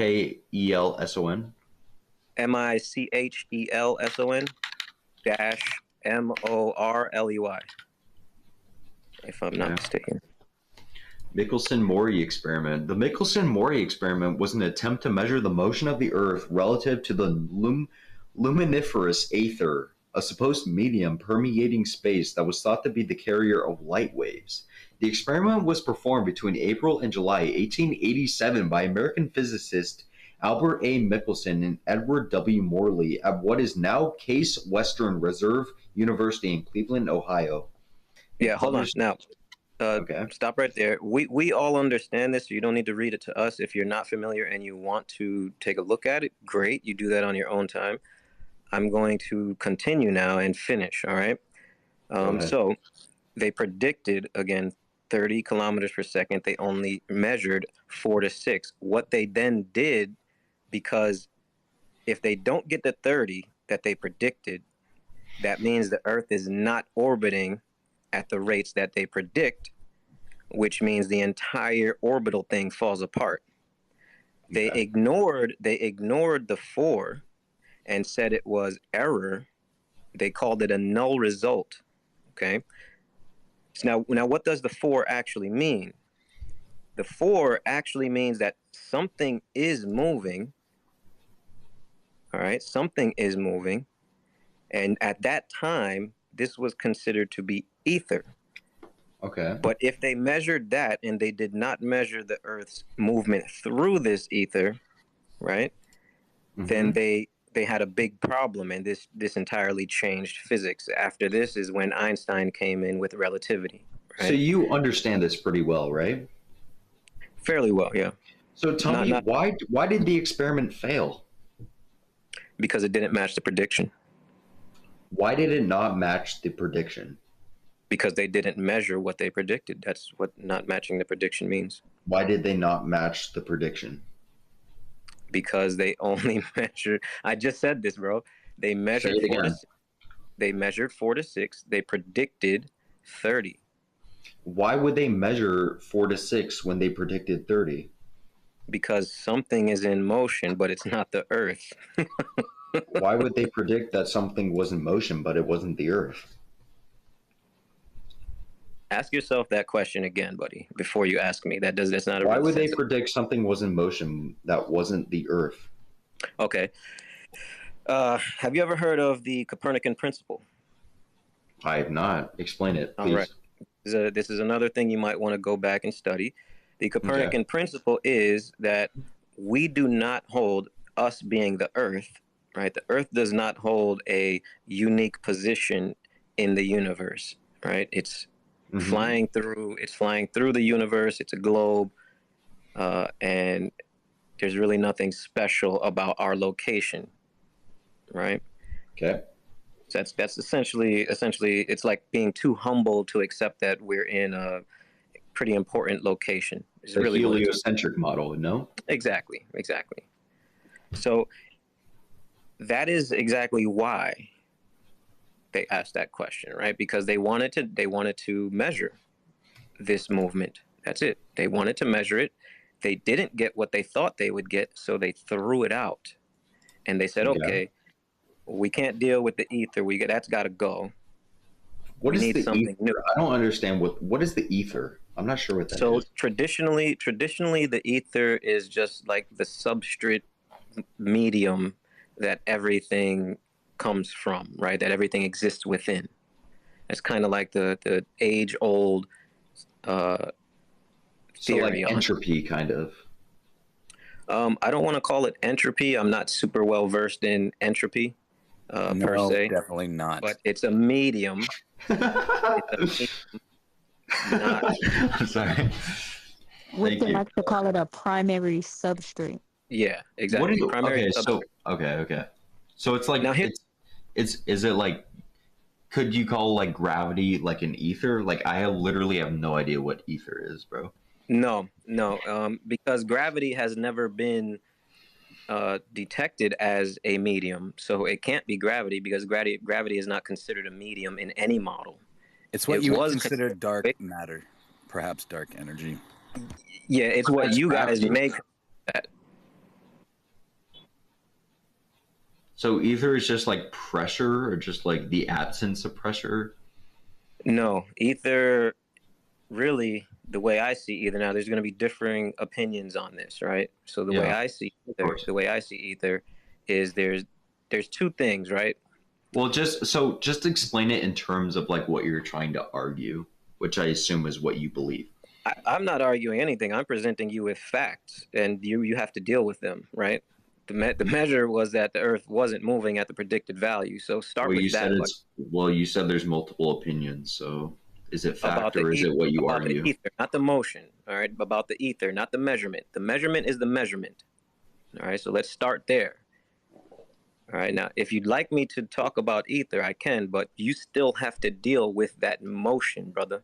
Well, I've heard like multiple people say like ether, and like I don't know what that is. Like, what is ether? Did you not just hear me about the motion, brother? You still have to deal with that. I'm listening. You just didn't explain what ether is. You were just about yeah. That's the third time you've gone back to ether, right?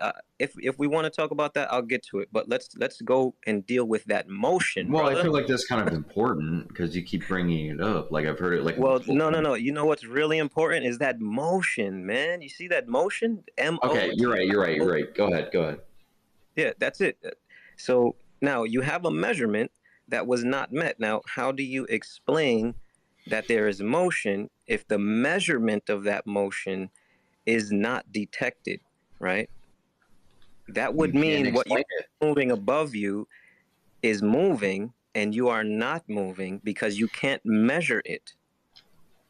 So looking at the sky and saying, oh, we're moving because everything in the sky is moving is not accurate if you cannot measure such movement, right? That's how science works. So you deal with measurements, you can't right? measure something, physical measurements, not just sky observations. Physical measurement. Okay, so if you can't measure something, does that provide evidence for another ideation? Yes or no? Sometimes it does. Yes. For example, I disagree. I mean, I think we're not going to get anywhere unless you answer yes on that question. Well, then that's our impasse, and everyone listening. So okay. D369. You think the absence of information is evidence of another ideation? No, I said it is possible. Okay, well, that's what you just said yes to, my friend. No. You're misunderstanding. Listen. Okay, sorry. In this experiment, there is other information, and that is that 4 to 6 that they did measure. Okay. So now there's two ways to interpret that. Both of them destroy the current model based on what is accepted as the orbits, because the orbits have speeds, right? And they use the sky for these to measure these speeds. They use the sky and light, right? So this is how they get their distances and their speeds and their orbits and all of that. Well, if the prediction is not measured, but something else is measured, that says your prediction is false, but there is this other possibility. Now, what are those two possibilities? Okay. The two possibilities are either everything here on Earth is moving a lot slower than they predicted, which means that falsifies their entire model, or the sky, right, the electromagnetism that we all exist within is moving, which is what it was detecting, in my opinion. Okay, so the electromagnetism we are not. of the Earth is changing? Say again? So repeat the second to last sentence you said. Like you said something about electromagnetism is changing through time. And after this, we're gonna let Stein jump in here too. Yeah, I didn't say it was changing through time. I said the electromagnetism that we all live within is in motion, right? That would be what they considered at the time ether, right? It's, in my opinion, it's the electromagnetic medium that everything comes from, right? Because everything in the physical world is electromagnetic. Okay. Even on the, all the way down to the quantum scale. Yeah. So if you measure a motion, right, and it's not the prediction, well, that falsifies your prediction. Now there's two possibilities, right? Either the prediction is wrong and it needs to be lessened to 4 to 6, which destroys the model, or the ether is moving, right? The electromagnetism that we all live within is moving. The sky is moving, right? Because that all exists within the same medium. Okay. And that also falsifies the model. Now, see, that's where we disagree on like a fundamental level, Mo. Like if you falsify your okay, so in a scientific experiment, you have a claim that you want to prove, and when you disprove that, that doesn't mean the alternative is true. Do you agree with that? Okay. This I agree with, yes. Doesn't mean it's true. Okay, so then, like, what? Okay, so now here's the thing, right? So, yes, I understand that is perfectly logical, but what you guys on your side fail to understand, and this is because we were all brainwashed as kids to think the ancients were stupid, right? What you all fail to understand is that prior to the last few hundred years, way back, right? All cultures believed this too. And these people were not stupid, right? Because they did build pyramids and megaliths, and they knew science, and they knew the stars, they knew astronomy. They taught us the basis for everything we know today, right? Yeah. So they couldn't have been stupid. So to sit there and ignore that is a huge problem, right? So ignore coming at what? it from the So perspective, sorry, ignore what? What are they ignoring? You guys are ignoring history, the historical aspect to the science, right? Okay, but their science supports the conventional wisdom, which is that we live in a globe, Earth. Like, no, actually, it supports it supports the stationary Earth. It doesn't support the orbiting Earth. That's what I'm saying. You see? Okay, There was a small group of people who obeyed the Copernican principle, right? Going back in history. A small group of people? Yes, a small group of people. Yes. No, yes, sir. a small group. I don't think so. They were a small, considering them versus the entire world, they were a small group of people.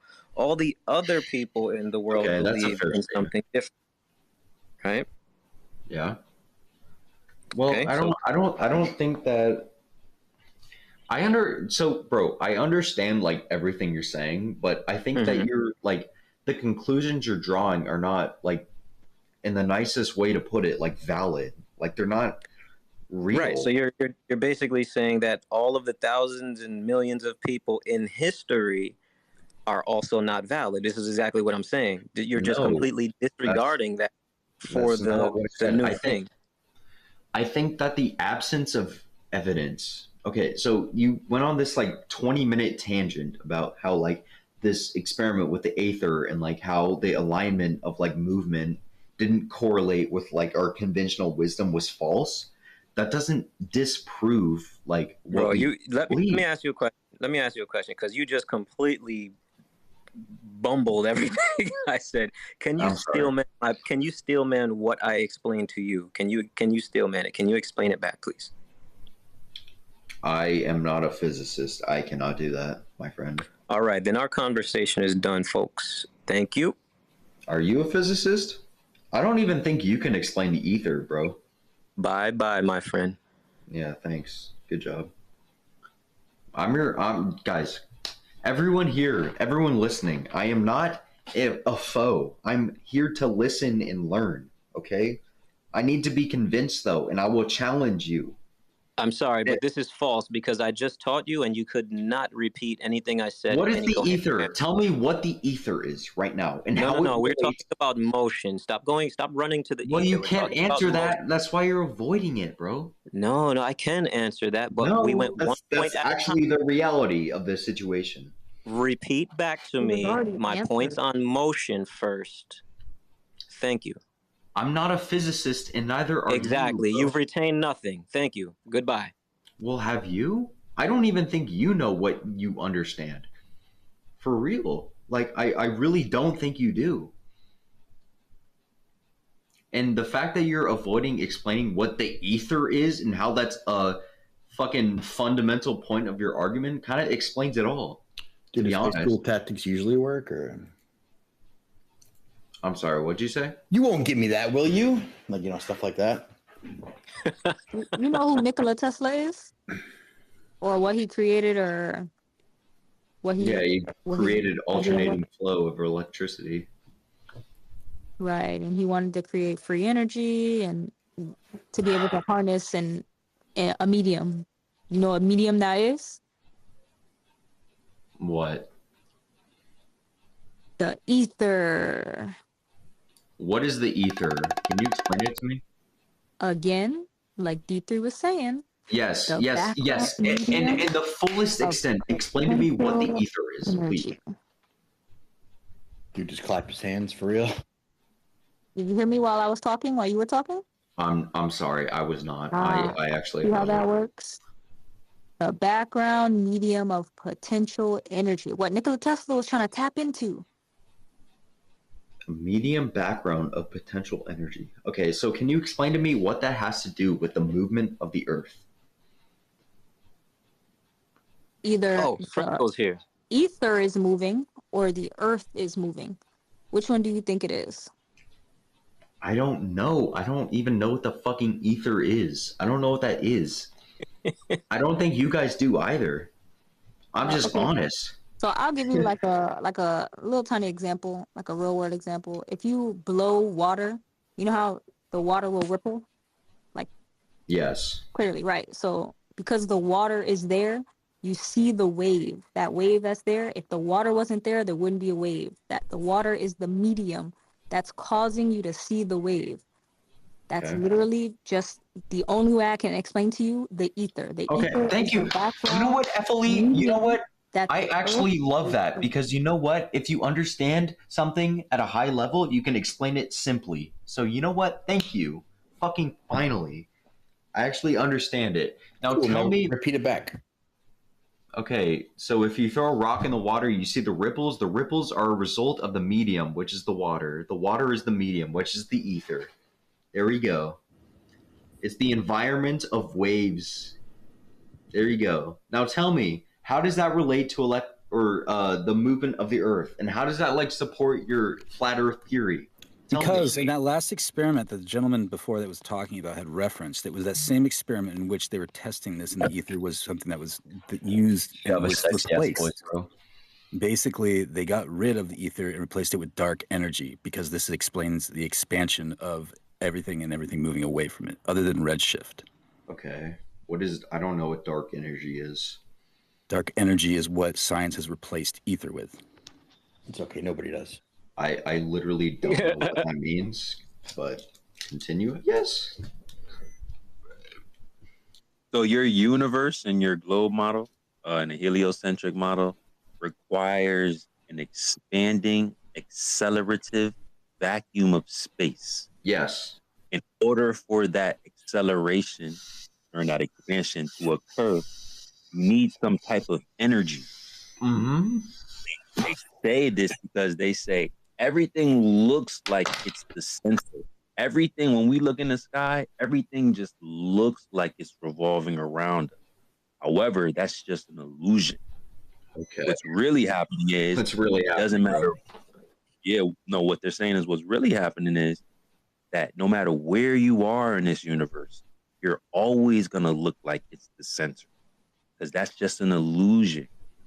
So in order to explain this, they say it's kind of like an ant on a balloon. Okay. Where no matter, I totally agree with I'm not done. You're right. I'm not done. They say that it's like an ant on a balloon. No matter where you are in this balloon, that balloon is just going to look like it's expanding from right where you are because the whole space is expanding.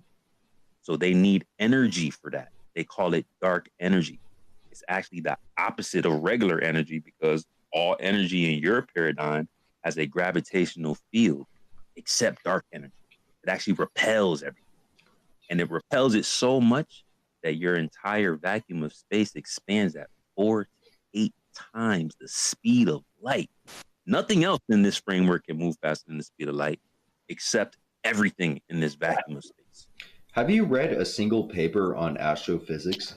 Except all of GPS and, all of low frequency radio wave propagation and everything that goes east to west. Yeah, nothing does fine. Sacred, you said so many false truths that I don't even know where to begin. You said that anywhere in the universe. Okay, you said that anywhere in the universe it will appear as an illusion that everything is moving around you. Can you give me one situation and that isn't the case? Tell me bullshit though. Wait, it's impossible because that's an empiric truth. You can't be anywhere without anything moving in relation to you, bro. You guys think it works? Franco might be better than this or worse? Just saying. That's awesome. So yeah, man. I didn't say things move in relation to me. I say things revolve around. That's the same right. thing. Everything That's looks like literally it's the same thing. center. That's the same fucking thing. You're calling it the center, no, because you can have something moving in relation to something, but it doesn't have to be revolving around it. Yes, yes, dude. Oh my God. I can move. Hey, look, I can move past a tree, and I'll never see that tree again. Does that mean I'm revolving around it? That means you moved. Or am I just moving in relationship to it? Am I revolving around a tree if I move past the tree and I never see it again? No. Well, so that means I can move in relation to something else without revolving around it. Thanks for playing. Have you picked up a physics? Yeah, well, you didn't. You just put in a situation that wasn't the same. Have you picked up a physics book? No, don't think you have. I like that. Sacred, do more of that shit. Do more of that shit. I have cooking? We do it every week, man. Pull up. You make great clips. Hey, let's go. Hey, what's your YouTube, bro? Let me follow. Link in bio. Link in Can bio, I ask guys. Franco a question? You have to talk to me by my real name, Poop Titty. Jeff. You guys, I'm pretty sure Shit Nipple is some sort of troll. I think I've had him in my space. I'm not a troll, guys. I'm a clearly dude. Bro, I did not let him on this mic. I'm gonna tell you that right now. I'm not taking responsibility for this. Y'all got any critiques? Do not Dude, you just talked about how I'm getting clips for you, bro. I'm content. Oh yeah, future watchers will be very pleased at the way we're gonna make this entertaining. Yeah, bro. The people listening now, they are like next week. they are in shambles. They want this to be over like ASAP. Yo, if you love Destiny, put a 100.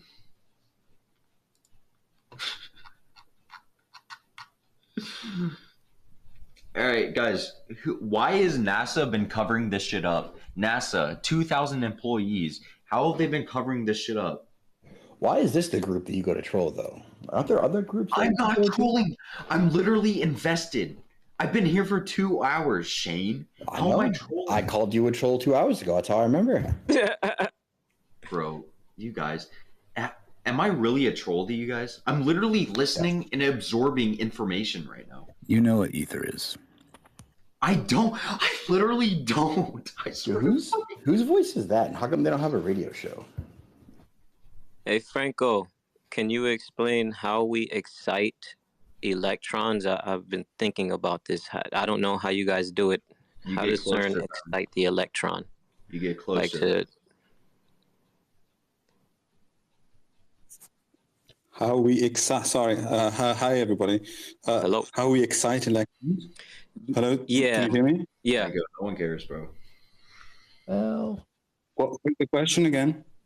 So, maybe I'm wrong, but I think what part of what you guys do when you're studying and you're observing, protons, electrons, things like that. Some of the things that you do, you manipulate them in some way, right? And you excite them so they either change in some way. So I just want to know, like, is it magnetism that you guys are using to do that? How do you guys do that? I'm completely clueless at how it's done. Yeah, I'm not really getting the question properly. Okay. But, you and me, my friend. Continue. Sorry. Sorry, but sorry. If it's an electron, if it's an elementary particle, this doesn't mean anything that is excited. It can be accelerated and things like that. In what the word excited is used for instance, for atomic levels, for atoms, for compound systems, for composite systems, such as nuclei or things like that. And in this case, you have excitations, which means a high energy level, energy levels which are higher than the ground states, meaning the fundamental state. Okay, so now by this energy level, does this mean like the intensity of like movement, like frequency, like the intensity of the frequency that's there, or how does that work? In a way, in quantum physics, energy is related to frequency. So yeah, you have, but not in an easy way, in a very simple way, meaning that, for instance, when an excited nucleus then decays to a less energetic level, to a lower level, it emits some, for instance, a photon or some other particles. Well, if it's just the same nucleus decaying from a higher to a lower level, it emits a photon, and that photon has a frequency which is corresponding to the energy difference between the two states. Got you. I don't know if I've answered. Let's go, bro. Let's go. Good shit. Let's go. Okay, cool. So now with that excitement, we can in CERN, like you can control this excitement, like you can manipulate it, and just, is that done with magnetism or is it done in some other way? Well, it's not what is done at CERN, because this is low energy physics. It's not high energy physics. This is more done in nuclear physics and things like that. Okay. Of course, you have. Yeah, but you still deal with excited states. For instance, there are some particles which are produced in collisions, which are sort of excited states of more say lower level particles, but they are producing collisions. They're not. they're not, say, produced on purpose. At least not in collision experiments. Entropy. Interesting. All right. Thank you, brother. Shane, where'd you graduate from? Union College. Let's go. Good shit. Bet you're the only one here. No, I'm trolling. I'm trolling, guys. I'm trolling. I'm literally fucking trolling. Well, how many degrees do you have? I'm about a year off of one. Ooh, super indoctrinated. That's going to be great. When you get the double indoctrination degree, you can get the double piece of paper, which will help you twice as much. Man, fuck you, man. Yeah, you're right, though. You're actually so right. Having gotten one and living it, that's what it's worth. Shane, dude, you don't have to go that far, bro. Oh. I'm trolling, bro. Good Are shit, you though. now? The only conversation that's genuine you're trolling? Is that like you just like inverse, man? Or what the hell is up with you? Oh, What, I know. bro? You're You wanna like, talk for real? Well, your whole thing is like, hey, if I get you to say like titty caca and I giggle, then that's my night. I just have my nut. That's my whole thing. That's all I wanted from you guys in the first place. That's my goal, right? Okay, Shane, literally, I am 1000% honest. Is titty if I had a caca mute not button, funny? you wouldn't have Is got titty one. caca not funny? You're not funny, dude. You're not funny. But other people I don't give a fuck. find you funny, and I find that funny. So it all works out. Yeah, there we go. So why you don't be mad? Do I seem mad? Oh, why are you trying to be mean though, man? Come on. I'm not being mean. I'm brutally honest. Chrissy, you've had your hand up for so long, Chrissy. Say something. Chrissy has literally had her hand up for an hour. Let Chrissy talk. When you want to do geometry night, because I was literally just talking to the boys about math fight night, where all the Globers bring all the math they don't know, and we get to beat them in the head with it. Like, relativity, mass, Newtonian gravitation, literally refraction, Rayleigh's criterion, angular resolution, the wonderful basics. So rude right and now. then, of course, you can do refraction, 7/6R. We can take down root hoof backwards with that. Sacred, go ahead. There's not much more math than that, so... Shane, you're a fool. Shane, you said that's going to be a space that you guys are doing? Yeah, I was trying to do a math fight. I was going to get Alan involved and Toby, but she said geometry night, and I'm kind of thinking that's probably a better framework for Shane, it. do you actually, Shane, do you actually want to like do a math battle? I'll do it for real. No, bro, you're not invited. I promise you. Real people only. But yeah, like the heliocentrist, because like it's dangerous, but I don't think that it's gonna go badly because the people won't even use Newtonian gravitation around us anymore. So I don't know, man. College graduate Shane just claimed that the heliocentric model is dangerous. This just in, and is scared to accept a math battle with Poop Titty.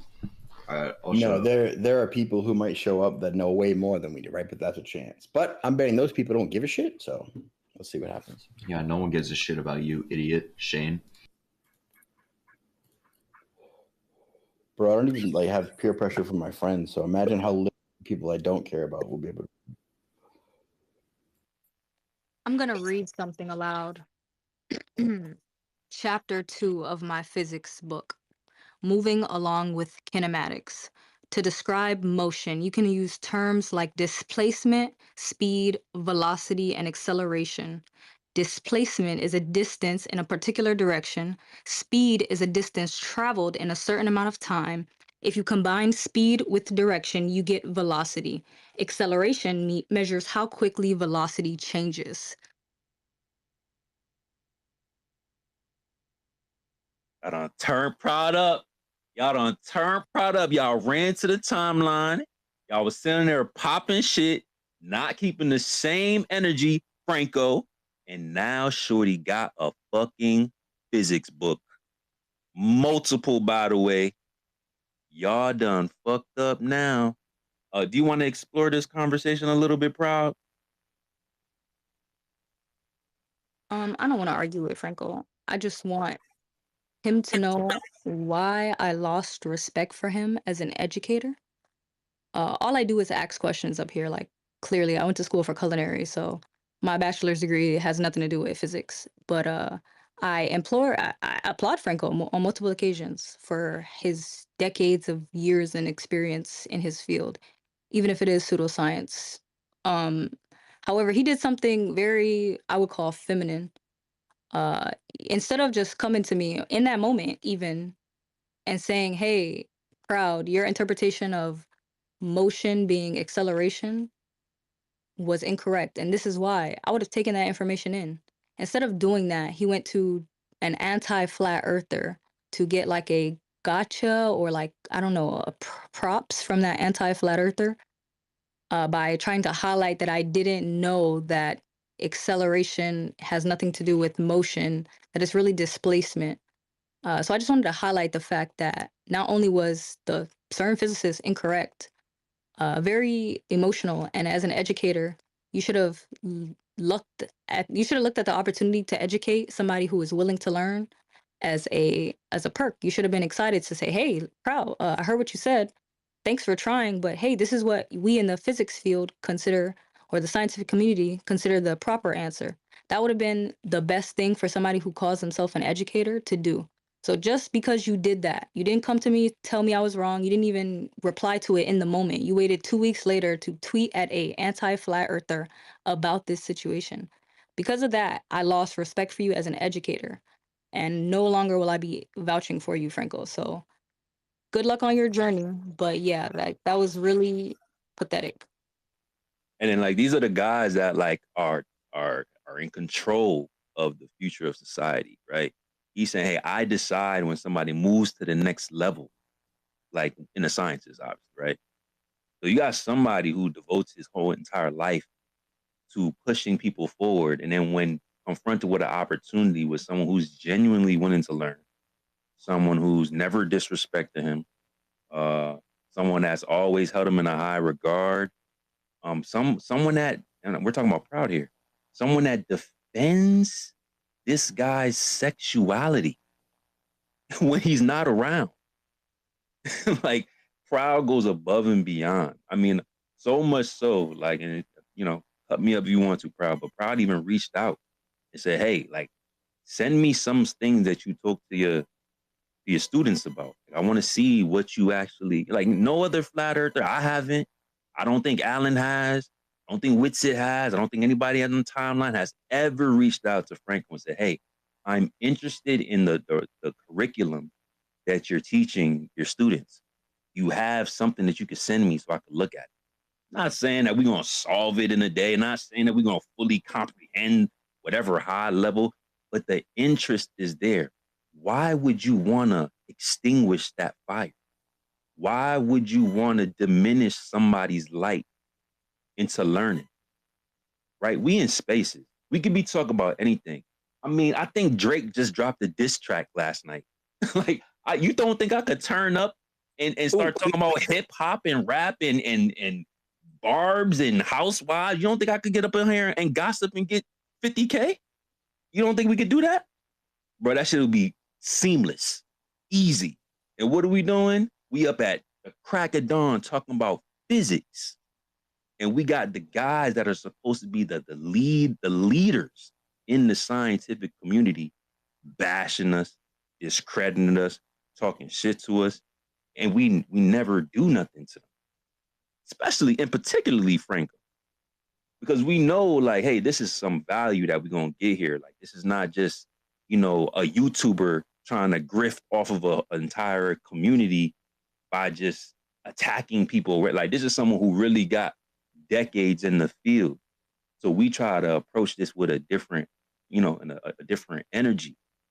But when we do that with someone who is a self-proclaimed educator, someone who is supposed to be igniting the fire in our young minds or whatever the case is, why do we got to be faced with this type of behavior? Like, how much are we supposed to deal with just because you got a credential? Why would you not just have a conversation with somebody who has never, ever attacked you, never, ever said anything to you on the timeline? What about this conversation gets someone so emotional that they will attack a student? Think about that. What about this conversation about science, physics, history, whatever it is, will force an educator to attack a student? And something so, like, minuscule. It wasn't even really that deep. Hey, what do you guys think about motion? How do you describe motion? Proud thought this was a safe place. Oh, I talk to Franco all the time. I can answer honestly. He's not going to do nothing behind my back. He's not going to run to the timeline and fuel the fire to all of these toxic personalities who he would never deal with in real life. Mind you, me and Proud got the invitation to go hang with Franco at CERN, not these anti-flirts. Keep that in mind.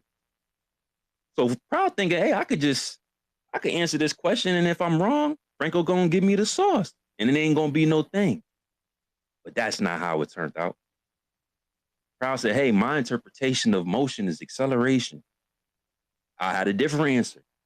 My interpretation of motion was displacement. But for some reason, the educator, the one who's been doing this for years, the one who decides people's literal future, wants to run to the timeline and try to make an example out of every single person that he's been in contact with. He want to make an example of Proud. Not Alan, not Witsit, not It's BS, not Mr. Xavier, not any of the guys that he's blocking and unblocking and blocking and unblocking on a regular basis. He wants to make an example out of someone who appreciated him. And then all the while, we're talking about motion and acceleration. Bro, you can't have motion without acceleration. Acceleration is literally, it's required for motion. Everything starts from a place of rest. In order to go from rest to motion, you need to accelerate. That's a fact. So why would the educator take an opportunity to make an example out of the learner instead of engaging with the learner? The learner that never disrespected you, that never put you in a clip, that never put you in a pin tweet. Oh, and trust me, we had so many opportunities. Have y'all heard Franco try to describe some things in this space before? Y'all hear the way he be stuttering through some of these concepts, taking 5-10 minutes to talk about certain things? Not one time did we ever sit there and make an example out of him about that shit. As a matter of fact, we crashed out on some of the biggest flat earthers for Franco. We lost relationships with some of the biggest flat earthers, voices wise. Let me just say that, voices wise, to defend Franco, to moderate so that way Franco could get his voice out, so that way he can engage with the flat earthers and try to discredit, debunk, disprove some of the things that he don't agree with. We are literally moderating our own team for the ops, just for the ops, to go to the timeline and key with all the anti-flat earthers that won't pull up over here to have a conversation. So when Proud says, yo, I lost respect for you, this is why. This is what we talk about. We're not talking about just some random shit. It's like, nah, man. We literally held you in a high regard.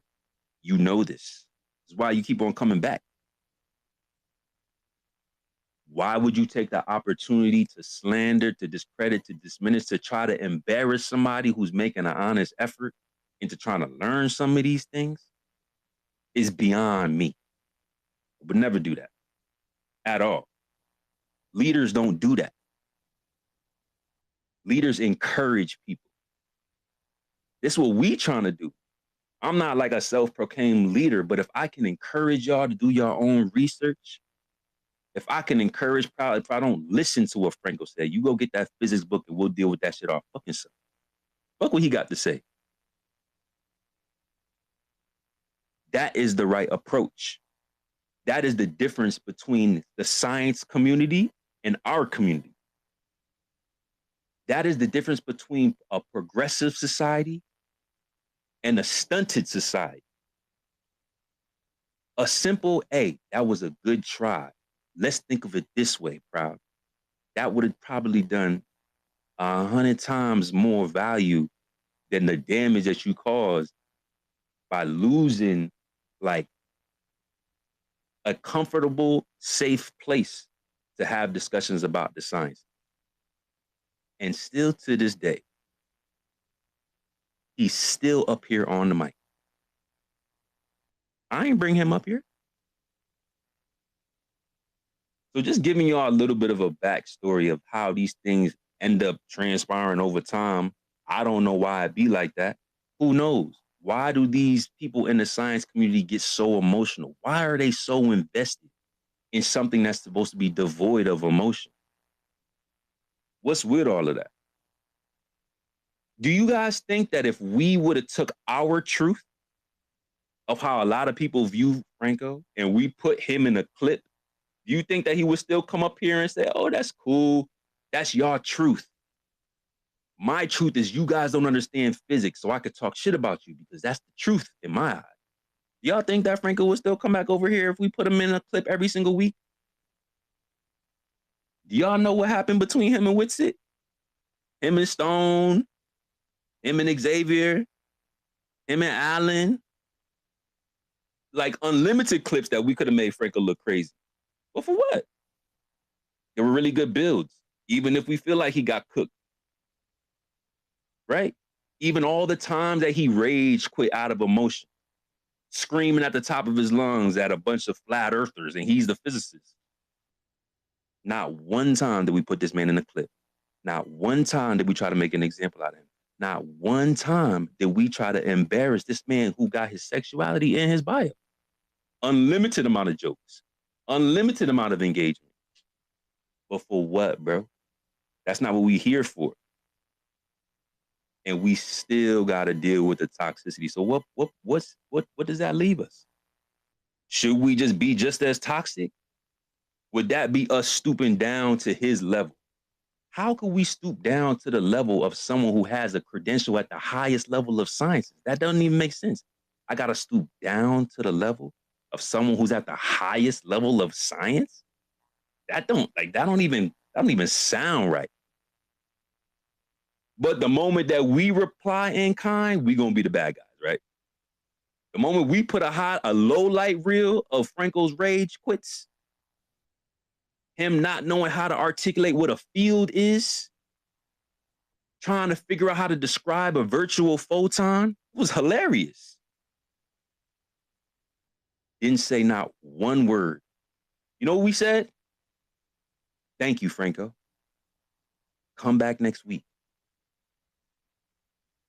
What we didn't predict was the bullshit, the shit talking, running to the timeline, talking to the anti-flirs, trying to make an example. And with the one person who you would think you would be trying to protect. Right, Franco? The one person that never attacked you. The one person that you talk to in a private setting. But you don't care about that, Mr. Educator, do you? Because we have a difference of opinion. So that makes your behavior okay, right? That's where society is going. You old enough to be our grandfather, bro. And you treating us like enemies. And then grab the mic like, hey guys, what's going on? Like ain't nothing ever happened. I would be embarrassed. You should be ashamed. Because we the ones looking up to you, Franco, and we probably shouldn't be. That's probably our mistake. The reason why people feel some type of way about certain situations because you realize that things that are done to you, you wouldn't do to that person. Now, if we had an expectation that you was a piece of shit and you just gonna be a troll, then we're gonna ignore you just like we ignore everybody else. But we held you in a higher regard. And maybe that's on us. Maybe we shouldn't have done that as the level heads, as proud, as sacred, as whoever, as Flat Earth Fridays. Maybe we shouldn't have respected you. But what would that have gained? Any of us. All we've been trying to do this entire time for 98 weeks is bridge a gap. That's it. If I could learn something, great. If I could teach something, great. There is no lose-lose situation. It's not funny for someone to be honest, right? Hey, this is this claim. This is a fact. You're wrong. You know what? You're right. I was wrong. My bad. Nothing funny about that. It's admirable, right? You know what's funny? If someone piping up like they actually know something, then they don't know something, and then they rage quit, run to the timeline to get validation from people that they don't know, and then come back in here like ain't nothing happened. That's hilarious.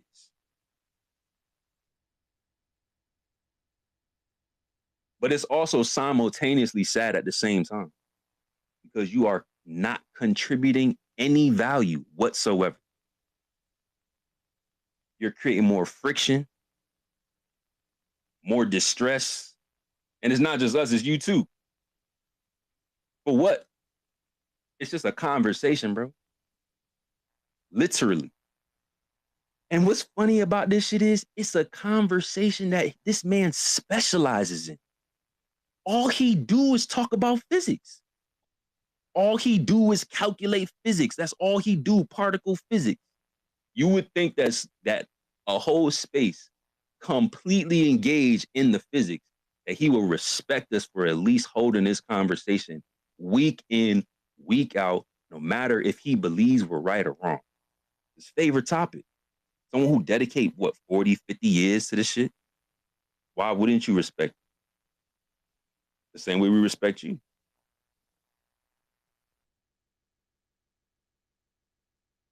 Just some simple questions, man. And I want anybody that's in here listening to the same thing, man. When you're approaching somebody, you having a conversation, bro, it don't always gotta get emotional.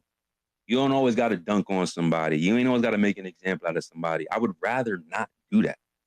I would rather build the community and grow together, whether we have like a difference of opinion or not. Because if I'm gonna be a part of a people, I want to know that, hey, we can have a disagreement and not have to go to war just because we don't think the same. That's where we really should be headed toward. But it don't be about that. About who's right, who's wrong, who could talk about this, who can't talk about that. You're not allowed to talk about this because I know more than you. Like, nah, bro. We all got a voice. We all could speak on whatever the hell we want to speak on. And if we're wrong, then we're wrong. It's not an L, it's a lesson. But the only thing we learn is how not to behave from people like y'all. What I want to be learning is what a virtual photon is.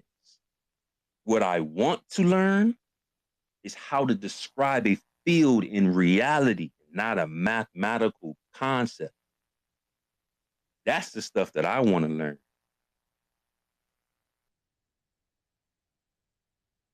And unfortunately, that's being robbed from us. Because now we only got two options.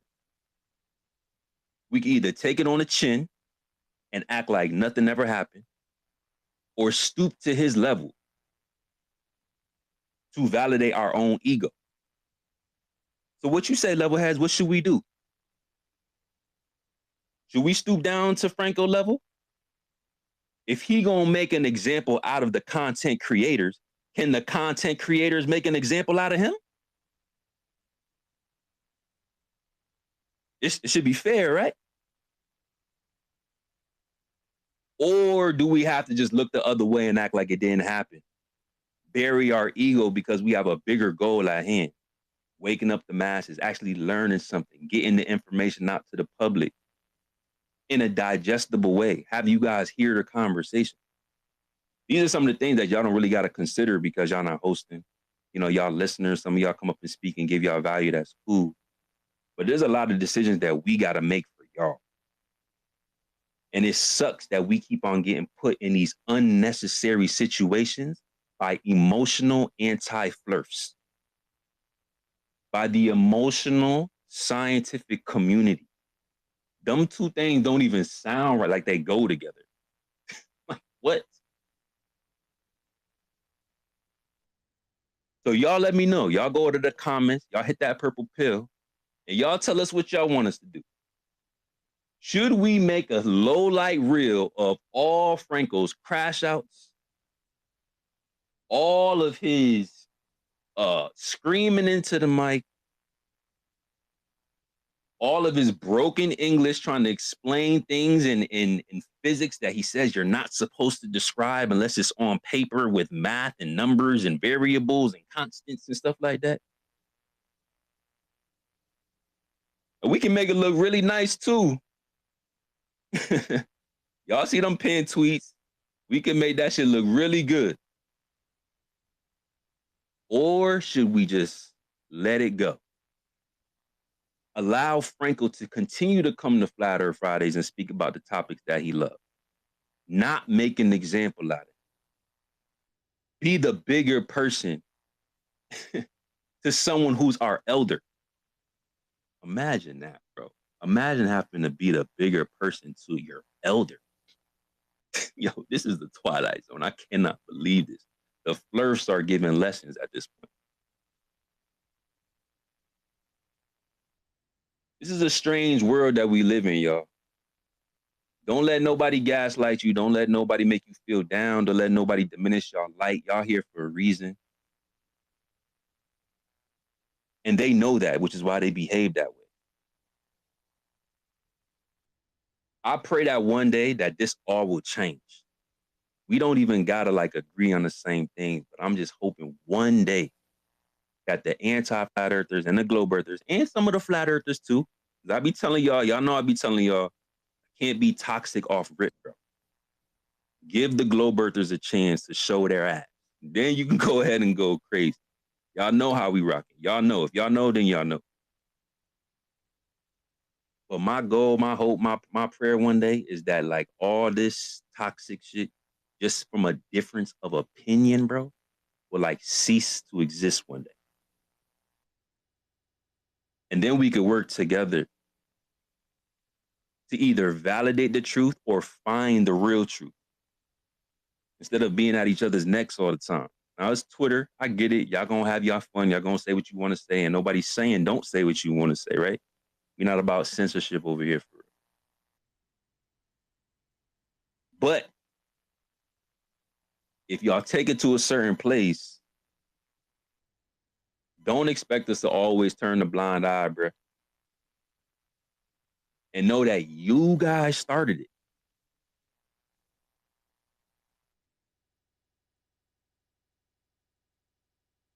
So hopefully we can get past this. But Frank, I hope you're listening, bro. You know how we rocking. You know how we treat you. And you know there's a reason why you come to this space and not any other space about science and physics. Because there's plenty, by the way, in case you didn't know, which you should. But since you've been engaging with the flat earthers, your account has probably quintupled. I think the first time you started hanging around us, it was like 200 followers. You've been on here since 2013. You had like 1,500. So you've been extracting some value from us, right?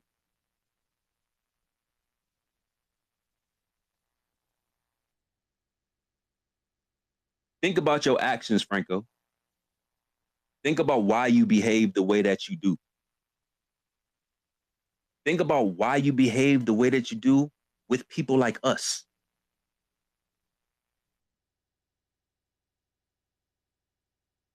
And then ask yourself why. Mr. CERN physicist. Bro, you got anything? I will only speak if I have a lawyer.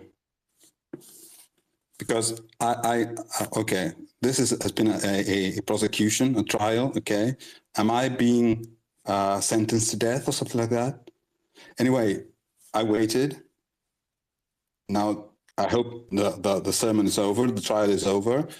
Go on with your sentence. If you want to expel me, do. I don't believe I disrespected anyone. the comment I made, which was public, was just pointing out something which, in my opinion, was not disrespectful. It's just pointing out that there is a lack of basic knowledge in physics. And I'm also pointing this out in many other situations, because my view, which is not only mine, is that in order to discuss some physics at some level, you need to have a knowledge of the basics, a basics background. And if you don't have that, you are not in a position to discuss this. But not having it is not in itself a fault. The fault, in my view, is claiming that if you don't have this basic background, you are allowed to refute the established knowledge. This is my point. And pointing it out, to me, is not a disrespectful action. As I said, it's the same as telling me that when I sing in my choir something in Czech, I'm repeating this, I'm singing this text, which is in Czech, because it was written by Smetana. I don't know Czech. I'm repeating things that I don't know. And if someone points out that I don't know a word of Czech, it's true. It is true. It is not disrespectful. It's true. So I cannot discuss what the meaning of that song is in Czech, because I don't know the language. And that's it. That's it. I don't think I've done anything disrespectful. My reaction was not emotional in that case. I'm sorry. The reaction I had, on the contrary, was, because I will not repeat the insults I've been addressed, that have been addressed to me, but that reaction was emotional.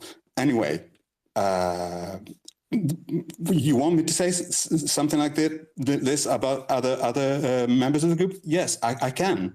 I've listened to yesterday. I listened to some 20 minutes of a video where people such as Alan and other people were reading a book by Sean Carroll, a physics textbook. This, and I did comment that this is a good thing, in my opinion, trying to learn from the basics. I did that comment. Finally, they're doing something which I approve of, and I was replied that this was, again, disrespectful. It's not. It was not. It was a genuine appreciation of what they're doing. By the way, while listening to the video, I heard some person, I will not mention the name, not understanding very basic derivation of very basic formulas which are done at low-level high school. And these people are those who want to discuss and refute general relativity. If you don't understand uniform accelerated motion, if you don't understand the 1/2 in front of the acceleration times square in the very, very, very basic formula, you are not in a position to discuss general relativity. I'm sorry. It's the way it works. And also, but still, I'm encouraging. Definitely encouraging you people and anyone who's interested really in physics to start from the basics, starting as they're doing. Take the basic textbook, study it, not just read it and repeat it, but solve the problems, and so that way you know that you're understanding step by step, because this is the way things are done.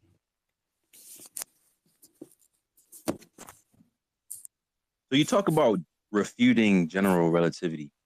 What conversation have you had with Proud Flirt refuting general relativity? I'm not talking with about I know you're not. Exactly. So a simpler question would be, when did you come tell me that my idea of motion was incorrect? I think I replied that in that case. Well, I'm not sure I When even did was you allowed to. tell me that I was incorrect and use that as a teaching learning moment? When did you come tell me that I was incorrect about my ideology of motion? I think I commented at the end of my question that motion was only relative, and you could only, because the idea of the question was that motion can only be defined in relation to something else. Motion is only relative because position is only relative, and motion is defined as a change of position over time. So. And position is defined with some reference, within some reference. So it's defined relative to something else. If you don't have any reference point, you cannot define position. You cannot measure position. You cannot measure the variation of position over time. If you don't have any other object around you, if it's just one point in space without anything else, you cannot define, you cannot decide whether it's moving or not because you don't have any reference. That was my point. I think I don't recall, but I think I wasn't allowed to finish what I was going to say because some other people interrupted or whatever. I don't remember actually. But my point I do. I said because in the moment when you asked the question, you just asked. We didn't go into depth in it. You didn't accept my answer, but I didn't even know that until I saw you on the TL. So again, the conversation continued because you were satisfied with displacement as an answer. I only found out that I was incorrect because you tweeted at Joe instead of being an educator and educating me. So I'm just highlighting the fact that instead of doing what you're getting paid to do, what you set out to do, you went to go tell somebody else. So I don't really see how that's a learning opportunity. If I was to start from the basics, wouldn't that be a basic starting point to enlighten me on? Sure, it would be, but the attitude would have to be a little different. Meaning, I'm because I'm not supposed to do this. I'm not here to give basic lessons starting from the beginning because this is not. Then you can not be here. Hold on, Kristen. Hold on, Kristen. You had Kristen. enough energy or whatever you had needed to do to give basic information to Joe. You had enough of that to go tell Joe that I was wrong. But all of a sudden, you don't have enough of that to tell me I'm wrong, even though this is a learning opportunity. And I'm sorry. And on top of that, right? You asked the question, Franco. You asked the question. So you can't gaslight and say, well, it's not my responsibility to be. No, you decided to grab a mic and Flatter Fridays. I didn't send you the link over here. You decided to ask the question out loud to the space. Crowd trusted you as an educator because she thought, just like I thought, that we had a cordial relationship. And instead of encouraging, you decided to tear her down. Instead of saying, hey, Sacred, I agree with you, Proud. Let me correct you real quick before we move forward, because I care that you're learning about the physics, and I'm glad that you're engaging. Instead of you going to the timeline and try to make it, oh, this is the person that wants to da-da-da-da-da-da-da-da about physics, why not go into that comment? Hey, Joe, chill. Like, I know Proud to a certain extent, and she's really making an effort. Why don't you just give her a chance? Or let me handle it as the physicist, because you don't know as much as me. Why are you appealing to somebody who ain't even in they graduate program? Why are you in his comment section trying to make an example out of Proud? He should be trying to get your attention as the physicist. You're the one that's passing those guys in the engineering program, the undergrad. You're the guy. What are you doing in his mentions trying to make an example of someone who doesn't debate you in relativity? Someone who actually engaged in the question that you asked. So don't try to gaslight and make it seem like we're telling you you gotta be here and educate us. No. But if you want to engage in this conversation, why not handle it other than an old cynical man? Why not breathe life into the youth about physics if you're gonna be here? Why not? Franco, why not? Why not breathe life into Proud? Why tear her down? You didn't have to say that, bro. You didn't have to go to the timeline and try to say, these are the people that want to sit here and talk about relativity. Like, no. Proud as the person in your DM saying, send me curriculum so I could study this on my own time. Why you ain't put that on the timeline? Hey, Proud is the type of person that will come check up on me from time to time. Invite me to the space. Key in the DM. Why you didn't put that on the timeline? Why don't you put on the timeline that you be in my DM sending selfies? You want to sit here and make an example out of us, though. Right? That's the approach that you rather take. This is what I'm talking about. Why are you so cynical? Just because we got a difference of opinion? Hey, you want to come at me because I'm challenging you on relativity? Fine. You want to challenge It's BS, Alan, Shane, Toby, NGO, any of these other guys that coming at you that really with the smoke? Fine, bro. You picking on Proud, Franco. Can I say something? In a cynical manner. Are you going to acknowledge that you had a choice to either be cynical or encouraging? Can you at least acknowledge that? And you chose cynical? Can you acknowledge that, Franco? I don't see it as cynical. I'm sorry. I see it as objective. But anyway, sorry. Can I say something? Okay, so let me just close this by saying this. Let me just close, and I'm going to let you get the floor, and I'm going to let Proud go, and then we're going to be done with this.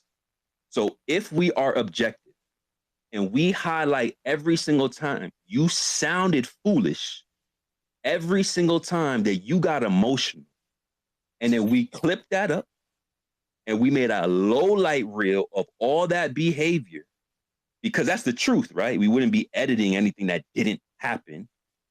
You promise not to get upset, not to talk shit, and you will be right back here the next week in Flat Earth Fridays, because it would be the truth and objective. You won't care that we make an example out of your behavior, because it would be the truth, right, Franco?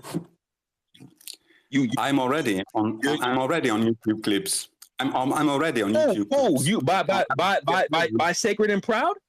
Did Proud and Sacred make clips about you? No. So then that's non-applicable, bro. You could be anywhere. People could go to your timeline and just clip up anything that you say on your timeline. People can go to any space that you join and clip you up. We're talking about us here.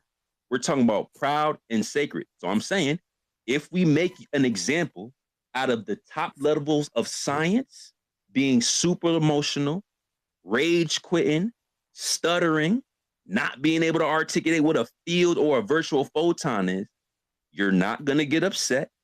You're going to come back next Friday. You're going to still be cool, and you're not going to have any animosity, because just like you said, it would be the truth and it would be objective. Right? We're on the same page, or is that not that's not what you want?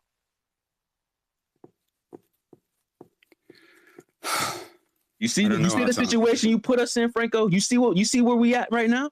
And none of this had to be like this, and it's all because of you. Can I add something? As long as you answer my question, bro, and then you could say what you want to say. Are you going to be okay with us making an example out of you, or is that going to hurt your feelings? Because you're good for that, right? You're good for rage quitting whenever your feelings get hurt. So if we make an example out of you, and it's objective and it's the truth, you're not going to be upset about that, and you're going to come back every single week, and you're not going to just ignore us. You're going to keep coming back here without any emotion, because it's objective truth. That is your position. So we could do the same thing to you, right, Franco? Or is that not what you want? There's a little difference between my position and yours. A little difference. The difference is that I am here with my face, my name, my surname. They're real. You can Google me. You can see who I am, who I'm employed by, and I can do the same with you. What? I'm sorry. So there's this little difference, and the same happens, and the same applies to Proud. I don't know who you guys are. You know who I am. I don't know that. There's a big difference. I don't know that. I probably could look. I haven't looked you up. You can Google me. You can Google me. You can find who I am, who I'm paid by, what I do, and what I've done in my life, and which courses I teach, and things like that. You can. I have no problem in saying who I am and showing my face and showing my real name. Right, so there's a little difference there's this little asymmetry, and not just the language barrier. There's also this little symmetry in that I am totally exposed and you're not. Are you going to be upset if we highlight our objective truth about your behavior in our space? I'm going to be upset, but whoa, you can't be upset, bro. You can't be upset because it's objective truth. You just told us, like, hey, there's nothing wrong with objective truth. Let me tell you something. If a student fails an exam, he is going to be said that he fails an exam. That upsets him or her.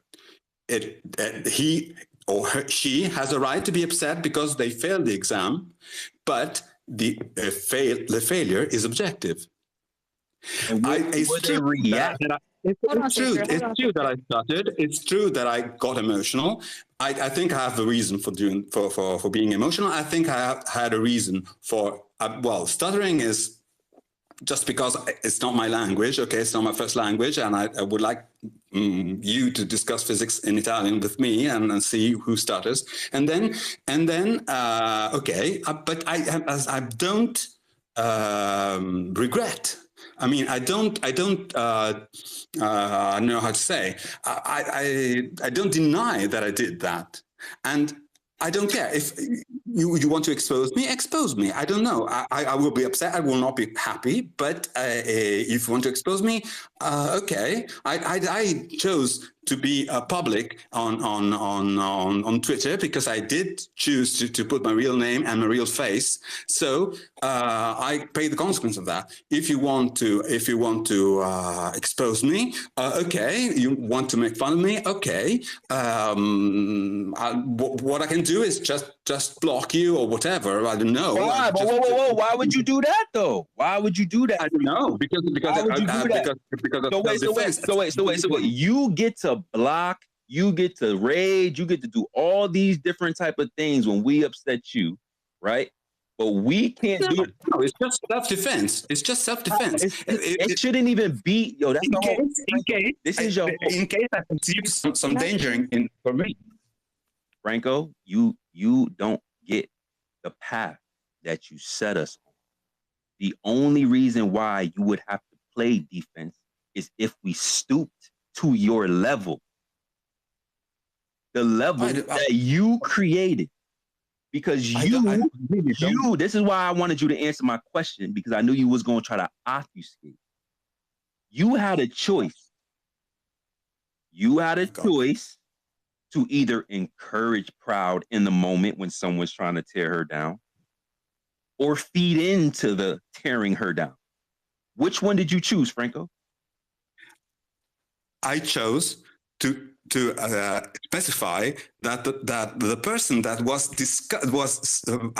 had made a post saying that something like Newtonian mechanics has been disproved or something like that, and my comment was a person cannot discuss Newtonian mechanics if they don't have a clear notion of what motion is, because they start. That is a comment on. Same as you would have done if I did some comment on the meaning of some Chinese manuscript of 100 years ago when I don't know a word of Chinese. You would be allowed to do that, to make a comment on Twitter, because this is the attitude of you people is not. I'm sorry, it's not. I'm willing to learn physics. I want to learn physics, because this is not the way of learning physics. Saying Newtonian mechanics and everything in the past 400 years of physics is wrong. This is not the right attitude. And as a professional, as an educator, I feel that I am bound to point that out, that this is not. Before we continue. I don't care about why you think I was wrong, Franco. I'm not upset because you think I was wrong about motion. I am disappointed, like I said earlier, that you didn't have the balls to tell me that instead of Joe. Okay? No one cares if it was right or wrong. You were actually wrong, but we could get to that in a second. The point is, you don't care enough to tell me, but you cared enough to go tell him. I wasn't talking to you when I was talking to him about Newtonian mechanics. That was the previous conversation that was going on, something that you were probably there for. So it doesn't matter what you saw, which still doesn't stand because our conversation happened first. So again, you had the opportunity to do it and you didn't. I don't care. I don't care. Nobody cares if it was right or wrong. The point I'm making is that you could have just said something and you didn't. You actually took multiple opportunities to take shots at me, Franco. So I get the card you're trying to play right now, but I see through it. So I just hope it was worth it. Like I said, you're good, bro. I don't care to entertain you anymore. Let them do it. If you want to go back and forth, actually, I lied. If you want to run from Alan and talk shit to me, be my guest. That's your prerogative. But when we clip you up and when Stone's pointing out your stutter and your incoherency, don't get emotional again because that's just what it is. That's our objective feeling. So you just had the option. You chose wrong. It is what it is. And it's unfortunate because it's a relationship ruined for real, for no reason. Conversation that have nothing to do with you. It's actually a previous conversation when that person that you were replying to had no answers when it came to Newtonian mechanics, which is why Proud was asking, hey, you gonna come talk about these Newtonian mechanics? That literally was the question. And you said, oh, that's the perfect opportunity to tell the whole world that Proud doesn't understand Newtonian mechanics. Let me bring up something that happened 2 weeks ago that I never even addressed. Right. You remembered it, but you didn't remember it enough to come tell me. So it's just weird. And then Sacred tweeted out something just like highlighting the fact that I'm interested in the physics and I'm learning and I'm progressing in it. And instead of putting a thumbs up or even a fucking emoji or even just ignoring it, you took a chance to throw shots. So I don't know. Personally, Franco, I don't care about none of the bullshit you talking right now. I feel like you emotional because you can't refute some of the people in our team. And so now you're trying to, low hanging fruit. Now you're trying to grab at the people who don't ever do nothing to you. But I see that energy and I raise you the same. So y'all could carry on. Also, Brenda is requesting. I don't know if he want to come up or not. But Brenda be talking crazy too in the mentions. Yeah, I don't know because that's more disrespect, right? I don't even know where that came from because we be giving Brenda a mic. So like, I'm not even sure if I should even for what? Because if you already talking shit about me, right?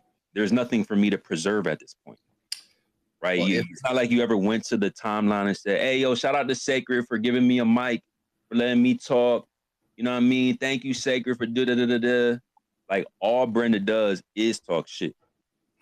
And then when I'm correcting her on certain thing, him or her, whatever its pronouns is, whatever the case is, then that just gets ignored like completely. So I don't even know if it's even worth it. Like for what? Like you already talking shit.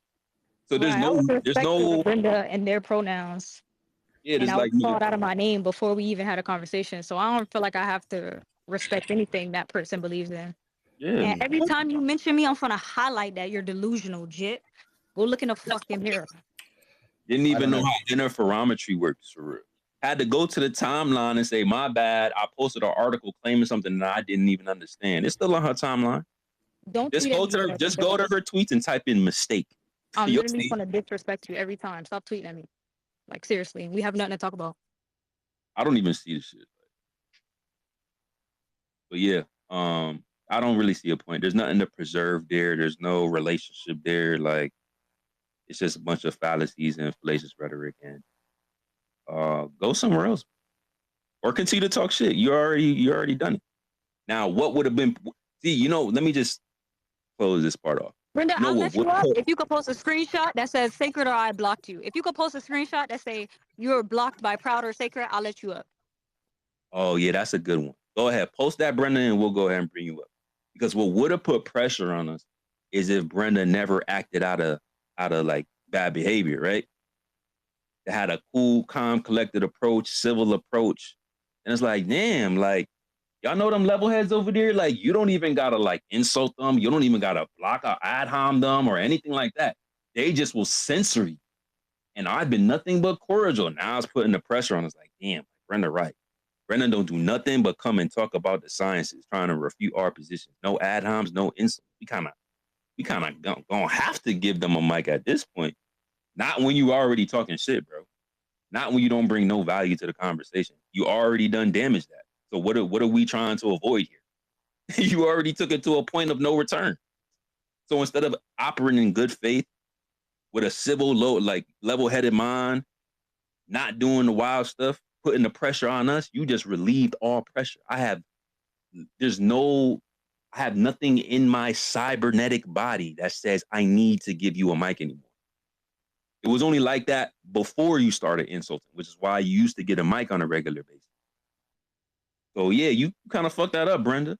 So go get the tweeting, put sacred, put proud in every single tweet from here to the end of time. You will not get no mic until you can post a screenshot of either one of us blocking you, like you claim. Now we're gonna get that out the way. Let's refocus, and then we're gonna cap this conversation back end this combo because we done dragged this out a little bit too long. Frank, I hope you understand where we coming from. You probably don't care, obviously, because you would be behaving differently if you actually did give a fuck about us, if you actually did find value in this that we doing over here. And clearly you don't. You know what I'm saying? So that's unfortunate. I'm disappointed in you, proud, disappointed in you. And hey, I mean, I guess if we got to go to war, I guess that's what we're gonna do. That's unfortunate. I wish you had a little bit more foresight in order to like avoid this. Say it again, bro. I said the irony is that Joe couldn't even defend Newtonian mechanics. That's the whole part. That was the whole reason why she said, yo, you gonna come talk about this Newtonian mechanics? Because when you were faced with the time to actually discuss it, you didn't discuss it, Joe. It's clipped up all over the internet of you trying to find evidence for orbital motion, because you do study orbital mechanics. Top of my head, I don't have anything that head ass. Newtonian, gravity, Newtonian, all that stuff, you had an opportunity to describe that, and you're actively in school. But guess what? Franco will not condemn that behavior. He will not say, oh, this is ridiculous. How are you in orbital mechanics school right now, studying orbital physics? And you can't refute the silly flirts? Oh, this is the example of what's wrong with the curriculums. Nah, Franco ain't gonna say that. You know why? Because they agree on the mechanics. He may not be able to explain them, but that's okay. It's only the people that don't agree that get the ridicule, the vitriol from the likes of a CERN physicist. All you got to do is just think the same, and all of a sudden you get a green light. Funny how society works these days, huh? These are the guys that are passing our youth, guiding their future. The literal judgment of our future society, bro. Like, this is the guy. Can't even handle a Twitter space. And yo, on top of that, bro, and I'm gonna end it right here. You cannot have motion without acceleration. Probably just read the definition to you, and they put acceleration in the description. Yo, everything starts from a state of rest. Literally. There's nothing that you can have that's in motion that's not already or started from a state of rest. Literally, nothing. So if you start from a state of rest and you go into motion, you have to accelerate. That could have been a simple conversation. And if not, at least just come to us directly like you've been doing.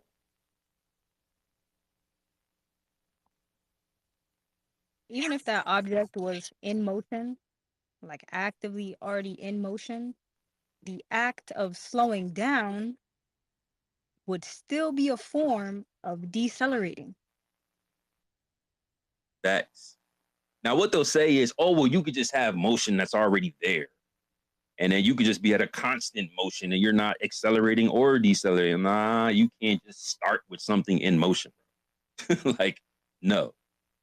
Now, granted, we're not talking about things being at an absolute state of rest, right? We're not talking about like vibration, because we know everything in our material world has a frequency and is vibrating, right? So we're not talking about that. The only time that you can get to an absolute state of rest, you'll just like revert back to the ether, like dissipate into thin air.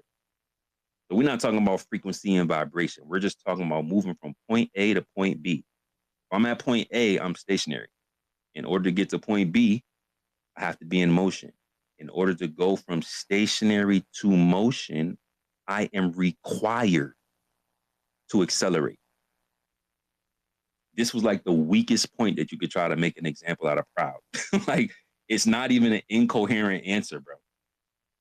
Yeah, you may have a specific idea, like, okay, displacement is probably your best description of motion.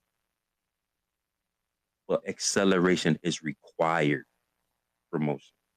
So I wouldn't even consider that to be incorrect. But again, hey, I'm not a physicist. I'm just logical, you know? Anyway. Let's slide over to Ken, and then we'll slide to Chris. Hey. I didn't know all this about with Proud. I mean, I listened, but I don't know anything about that. The thing that disappointed me with Franco was that he challenged Alan on Compton scattering. Now, Alan has never said anything except Franco blocked me. I guess we won't have the conversation. So I'm not speaking for Alan, but I just do want to go on the record that when you challenge somebody to something like that, Alan spent weeks studying Compton scattering just so he could have the conversation with Franco. And then when it came time to have the conversation, Franco blocked him. Now, I've never had any ill feelings towards Franco. I've always liked him. As a matter of fact, I got upset when I asked him to come to, I tagged him for Flat Earth Fridays, and he showed up shortly after I tagged him. And somebody, I'm not going to go back to that situation, but somebody disrespected him. In my view, severely disrespected him while he was in here. And I went and told that person directly, and I tagged Franco so he could know that I was defending him. And I said that I invited Franco, and what you did was completely embarrassing to me, that I asked him to come in and you treated him like that. So, you know, I just, but this whole thing with the Compton scattering, Alan put in a lot of work on that just to be blocked. So I don't know if he's listening. I don't even know if he's still around. But to me, when he did that, I lost a lot of respect for him, because that was just, that was like a slap in the fucking face. Yeah, go study this shit for weeks, and then when you get ready to come back, I'm gonna fucking block you and not have the conversation. That was, to me, that was pitiful. Yeah, I agree, man. Like, just keep the same energy. Like, people that really got the smoke for you. Don't block the people that's hitting you with citation and article and paper after paper. Yo, if y'all don't follow It's BS, yo, what's his name? What's his at real quick, bro? Y'all don't understand what I'm talking about. I'm telling you, like, these guys be cooking these physicists up here for real. Right? And we don't ever really say nothing about it. We see the shit and we just keep it moving. Let me post one of It's BS tweets up here, just so y'all can go follow this man. I better go see y'all run his shit up for real. Like, he be putting in a lot of work. I don't even know how he be getting citation after citation like this. Every single post got some crazy refutation to the physics. It's amazing. Let's throw one of them up here. It's like you just blocking these guys and you want to take shots at other people that like inquiring with you. like everything that he was trying to say. It was almost like it's like he be seeing all people who's refuting physics as the same, right? If you don't agree with me, then you all are in that group. So I'm going to treat all of y'all the same. It's like, bro, we are individuals. Like, we are individuals. How somebody else treats you is not how I'm going to treat you. It's not how Proud going to treat you. Like, all that stuff was unnecessary. But you want to keep that truth objective, then we going to tell our truth too then. And we're going to see if he pull back up. And, hey, I'm going to read y'all comments. Maybe some of y'all are saying, hey, nah, Sacred Proud, don't do that. Like, it's cool. Like, don't stoop to their level. Maybe y'all saying, hey, turn up on his ass. Fuck it. We're going to find out. We'll make a decision. There's a lot of content we sitting on, bro, just because we was trying to, like, be cordial. Like, can you imagine, like, all the clips of, like, CERN physicists and Flat Earth Fridays getting packed up? Bro, we probably be going viral right now at this moment.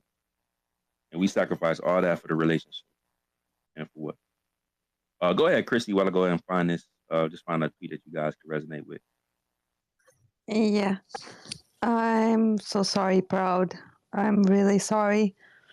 I know how it feels. That's what most university professors do. They think they're above the students. I don't agree, and most of my colleagues don't. A person can be schooled in any subject where someone has mastery over it, and that's not the way to prove a point. That doesn't offer legitimacy. You can refute physics with geometrics, and I can teach you how to, and you won't have to learn one equation and you will refute it. It's so preposterous that a person, just because he read some books, is above someone else. That's not true. No, we're not.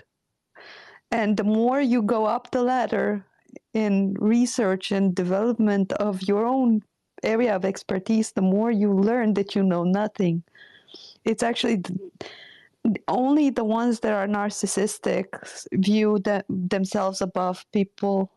You can always discuss it with someone that's less knowledgeable. It's not okay what he's doing, and I don't agree with that. You can also define motion as the opposite of statics. And since I'm sure he's a physicist, he's never studied statics, so he can discuss it with me. And I could make an example out of him. But that wouldn't be nice or productive. But you can. And it's awful that they think just because they have credentials that maybe we don't. But some of us do. Some of us do. And I actually read more about physics because my ex works in something like CERN. So I read more than most people that work with him because I liked it. It doesn't mean that I don't know it. And it's very, very disingenuous. And I'm so sorry. No, This Chrissy, isn't don't be how it's sorry supposed at to all. be. Y'all, I'm gonna be honest with y'all. I don't care. Like, y'all, Franco is old enough to be my daddy. Like, it's not a question as to what he knows more than me. Granddaddy. It's not a question as to what he knows more than me. Like, that was never the argument. I ask Franco questions. I know I don't know everything. I know I'm trying to learn. It's the fact that he ain't say nothing. And then I forgot about the shit just to see him on the TL Kikio with Joe. And I'm like, Joe of all people. I'm like, yo, it's just the way he went about it. And it's crazy because it's just fake shit. He don't even, like, he doesn't even hang out with them when they have their spaces, Chrissy. So it's like you come over here, you love it over here, you come back relentlessly, you have in-depth conversations, you rage quit emotionally, you leave and you come back every time just to be talking shit. And it's like, of all people, why? Like, so it you know what it did? Unfortunately, it fueled me with rage to pursue the sciences. And that's not the way I wanted to look at it. I want to yearn for it. I want to know, like, I want to be interested in it genuinely, not to piss somebody else off and get into a arguing match about relativity. That's not why I want to pursue it. That's just what's frustrating. Now I'm like a fuel, like a fire, like it's rage, like that's what's fueling me to go pick up Feynman book again, like, and that's just not healthy. Like, I'm not gonna learn all of physics overnight, so it's just frustrating that that's what my mind is like on now, and I didn't even know what I want to major in, like, for that. So it's just like, It's just ridiculous, honestly. Like Franco should know better. And honestly, y'all probably gonna see me talk to him again, and y'all gonna be like, "What the fuck?" But yeah, like it's emotional, and like he said, man, he put the G in gravity. So. In Gravity. He probably really liked that song. He probably loved that song. Also, if he really wants to learn or discuss stuff, he wouldn't do it so condescending. He always has this condescending Nah, voice. Prissy, the first day he met us, he called us pigeons. He was appalled. He calls us birds. He called us Yeah. birds. And Yeah. left. I'm sorry, I need to go. It's all good, Chrissy. I really need to go. Have fun. Appreciate you. No. Something really bad happened, so I need to go. Pray Bye. for Chrissy. Pray for Chrissy. Pray for Chrissy. But yeah, man, it's just like having the option. I can handle it this way or that way. If I handle it this way, it's nothing but positive, valued, progressive outcomes. If I handle it this way, I get to stroke my own ego, but I'll destroy relationships. I'll damage a young mind. I'll deflate a soul. I'll ruin, all these different things. And he rather put his ego and sacrifice all of that. And it's just like, damn, bro. Like sometimes you really got to sit back, yo. And I said this to Proud before in the past. I'm like, yo, you know what, man?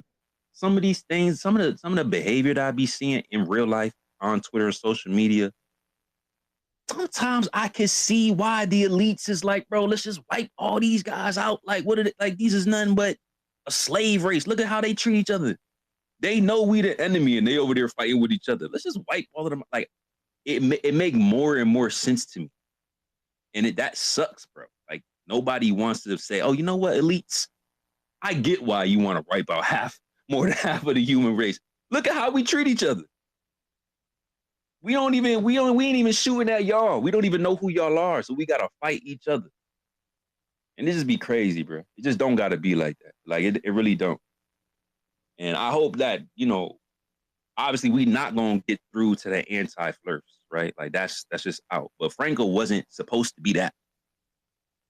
Right? Like he don't even appeal to the title of CERN physicist. Like even that bothers him. Like, what is a CERN physicist? I never even heard of a CERN physicist. I am a physicist who works at CERN. I'm just like, okay, bro. Whatever. But it's just like, bro, like shit just don't gotta be like that, bro.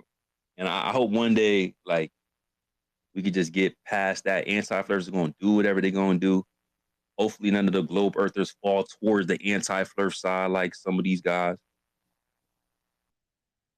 Find some common ground, y'all. Let's build with each other. Like, there's ways to do that without being at each other's throats. We can still have fun, you know what I'm saying? But, like, make it worth it, bro. Make it worth it. I think I would just want to know the difference between the ones who are paid to do this and the ones who genuinely think they believe in the globe. I'd rather argue with the ones who believe in the globe than to just argue with the paid shows. That's all. I'm feeling, too. That's exactly how I'm feeling. Yo, you know what I remember when I first got here? And I was like, I wonder how Twitter's going to go. And I put that post up that was like, oh, I'm going to take Newtonian's law of gravitation. I'm going to derive Kepler's third law from it backwards. And we're going to reduce mass. And then all of Twitter lost their mind. But they were like, no, don't worry. There's this super physicist who's going to come around and sort it out. And I was like, oh, no shit, no way. And then Franco came along and became this philosopher dude who had no idea how to do math and was just like posting comment after comment, philosophizing about the nature of the thing that I was like dancing on his face with. And then he kept saying the same thing over and over and over again. So I just stopped listening. But then I just forgot about that dude for like the whole time I've been on Twitter. And honestly, that don't feel bad because nobody knows how to handle that. If you knew like the part of your model that mattered, you would have been like, who cares? First of all, I'm already into warping and bending in space-time. Don't need to worry about this stupid kinematic math and this dumb flat earther. But nope, you were like, I'm not going to solve this because I look stupid, right? Because there was like, oh, ego. But it's okay. You weren't alone. Everybody who was fucking with us today was also in those comments doing the very same thing. Some of them were wrong about 7, 8, 9 times. And without the common sense to look at the other comments and see what the other Globers were saying, everyone was on their own little tandem journey, doing their own math, making up their own explanations, and everyone telling me I'm dumb, right? I remember that. It was very fun. Franco was the first one to tell me how dumb I was, remember?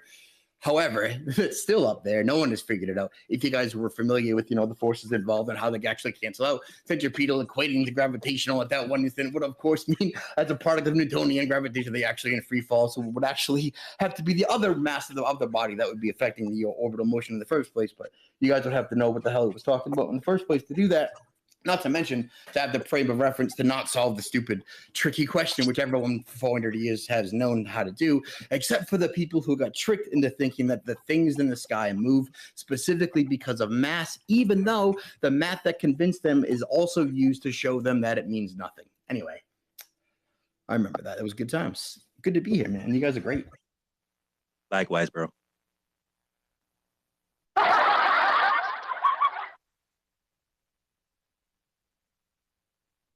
They'll just blatantly dismiss everything that Shane just said and just personally attack. Fun times, man. Fun times. This is episode 98, man. Part 2.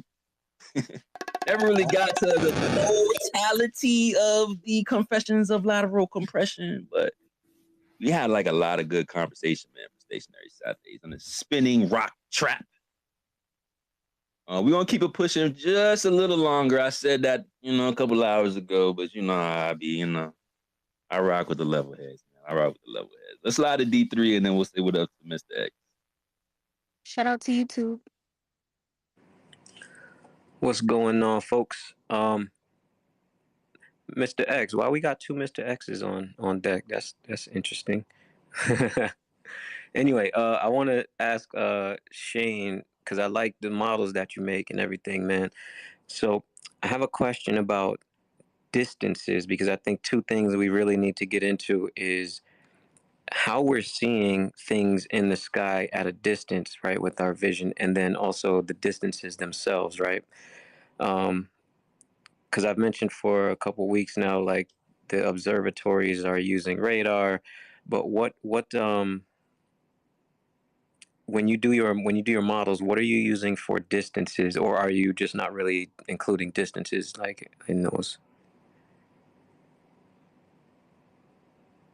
Everything's in like, let's call it celestial distances, dude, right? The curved geodesic arcs that make up Google Earth, WDS84, the satellite network, and actual celestial sphere. So like you can work with that as long as you know what it is and stop trying to like apply curvature to the other map or project it unilaterally into a projection for an equal area, but trying to do an equal what I mean, like you just got to treat it like what it is, move it between the coordinate systems, and you can deal with it. Like I don't actually know what the distance between like the Australia and the United States is in miles or statute miles. We could figure it out in nautical miles, right? That's like the navigator's minutes, old school times, which is just actually, we'll skip to the point here. It's old school celestial navigating is geodesic point to geodesic point on the celestial sphere when it comes down to it. The good old inversion of the spherical trig versus planar trig, from the sky to the ground, as Witsit pointed out on that tweet from, morals and dogma and the square and the compass and all of Freemasonry. Wait. Not too much. Wait. So I mean like so all right, so we've got the way the geometry of the orbits work, right? And they all kind of stack one on top of the other, right? So I mean like distances between the solar system bodies, right? So like Earth, Moon, the other 2 planets that are between us, is it Mercury and Venus, right? And then the sun, and then going up from there, right? How do we? What do you guys think is the best way? So I guess there's a question for everybody. What do you think is the best way to determine distances at this point, being that redshift and blue shift aren't, may not really be it? Bro, you talk about like solar system distances out there in the equivocation limit of light years? Is that where you going with that? To get like how far it is in astronomical units from the sun? Forget the light years. Let's keep it like just in the solar system then. Yeah. Still, though, we're dealing with astronomical units, which is based off of a huge assumption that like Venus is the same size as Earth, which assuming is that Earth is a spherical object and then has the same. That's the only way anyone gets mass for anything in outer space in the celestial mechanics is the equation that I just said that we destroyed on we removed mass from it as a joke. And then it was like, oh, Right. but that was supposed to be the cause of. So everything that's based on astronomical units is just based on optical diameter, right? So like the sun and the moon, 0.53 degrees, equates to a certain factorial series of distances and masses that they can just choose, and it'll always be the same. They can tell you any one of those factorials, and optical size would always equate to that mass. The trick is they don't tell you that. They just say, oh, it equals 93 million miles and 800 whatever thousand, whatever it is. And it's like, but it also equals every slower factorial along the way and all the way past it to infinity. So that's an optical covariantly scaling system that's just based on what the size of it is. And they built the whole thing on that. So to say, how would we be able to get distances? I mean, I think they're actually meaningless. They're just optical derivations of a kinematic nothing in the sky, essentially. So do you think is there another way that we can kind of like guesstimate these distances in the solar system? I mean, we can guesstimate the distances on Earth. I can do that. I don't know about like Gotcha. No, I'm with you. I thought that was gonna be rough because I think we're doing a presentation on Tuesday on it. I think if I can get it done. It's like the sky mile and the nautical mile, or the actual. I don't know what I'm gonna call it, but it's essentially like the inverse of what I think the older position was. They were like, no, there's no difference in this. I'm like, no, there's a huge difference. It matters a lot. And this is like the final piece that literally goes along with what we're talking about with the inversion, the specific geometry applied to the sky and the land and how they like to invert everything, etc. All right, cool. X.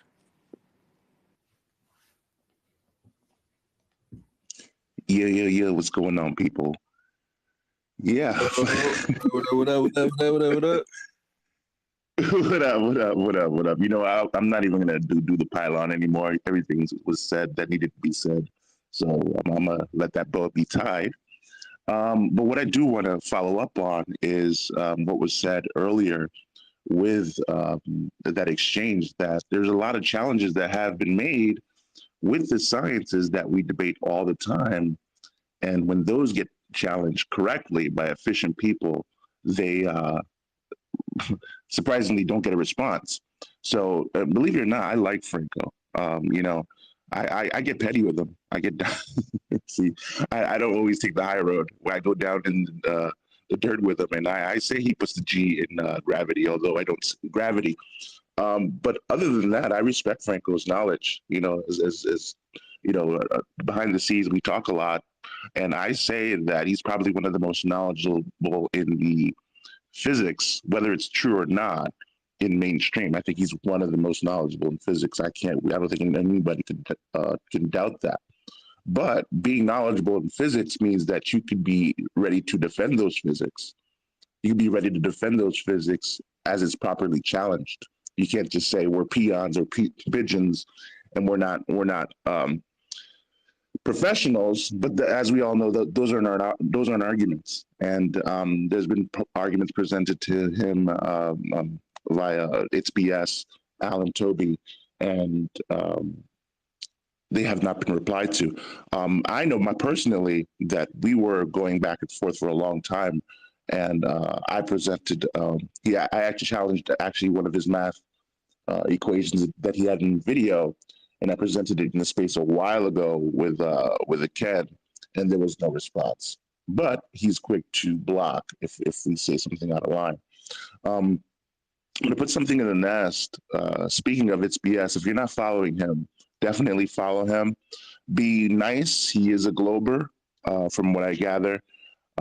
He's into UFOs, but he has not dived into this conversation. I was thinking maybe Alan and Toby, as they do those interviews with Brenner, he'd be a great guest to have. I'm not going to force a hand on that, but I think if you mull that over, he would be a great guest. He is filled with knowledge, and he actually helped me understand what I just put in the nest right now in terms of meaningful distinctions in relative simultaneity as it relates to the physical world, right? We could talk about reference frames, but they love all the time to make their math work with physics. But one major question that I got after reviewing that is the basic questions. Are coordinate systems necessarily in accordance with reality? That question has an easy answer. No, it depends on who's who's writing these coordinate systems, right? It could be very way off. It's not necessarily in accordance with reality just because you have a coordinate system that can transform to a different one. So that light bulb went off, and I'm like, whoa, what? We got to start with reality with the stuff. Yes, it can work with math, but is it derived from reality? Right? There's a whole difference between math that can work with reality, quote unquote, and math that's derived from reality. And 9 times out of 10, their math isn't, right? And if you want to understand how BS breaks down the flaws in relativity, I just put it up in the nest. And his transform equations, Franco's, are dependent on time being malleable and length contraction. And as we discussed time and time again in these spaces, that both of those are flawed. If you can't have a transform equation to make your math work, if time is not malleable, if time is Galilean, as well as there's consistency in measurements. I mean, we can't have measurements be relative because what are we doing? If measurements are relative, how can we ever have anything be consistent? So it's convenient that they say, hey, this is only when it comes to light speeds. Everything else we can work within Newtonian mechanics. But again, that's convenience. Everything that's outside of our access as everyday people, we have to rely on the word of NASA. We have to rely on the word on SpaceX, and that's a convenient hierarchy, right? As pigeons, as mere pigeons, can be left out of the loop, and we can trust the science rather than verify the science via demonstration. So those are in the nest. If you ever have time to review, it's BS. If you haven't subscribed to it already, do so, and I'll end it there. Man.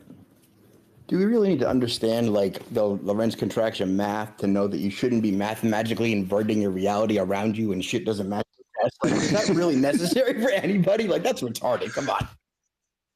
No. You're right. You don't. Everyday people, you could just say it's ridiculous. But as we know, ridiculous is not an argument, right? We got to dive into their world.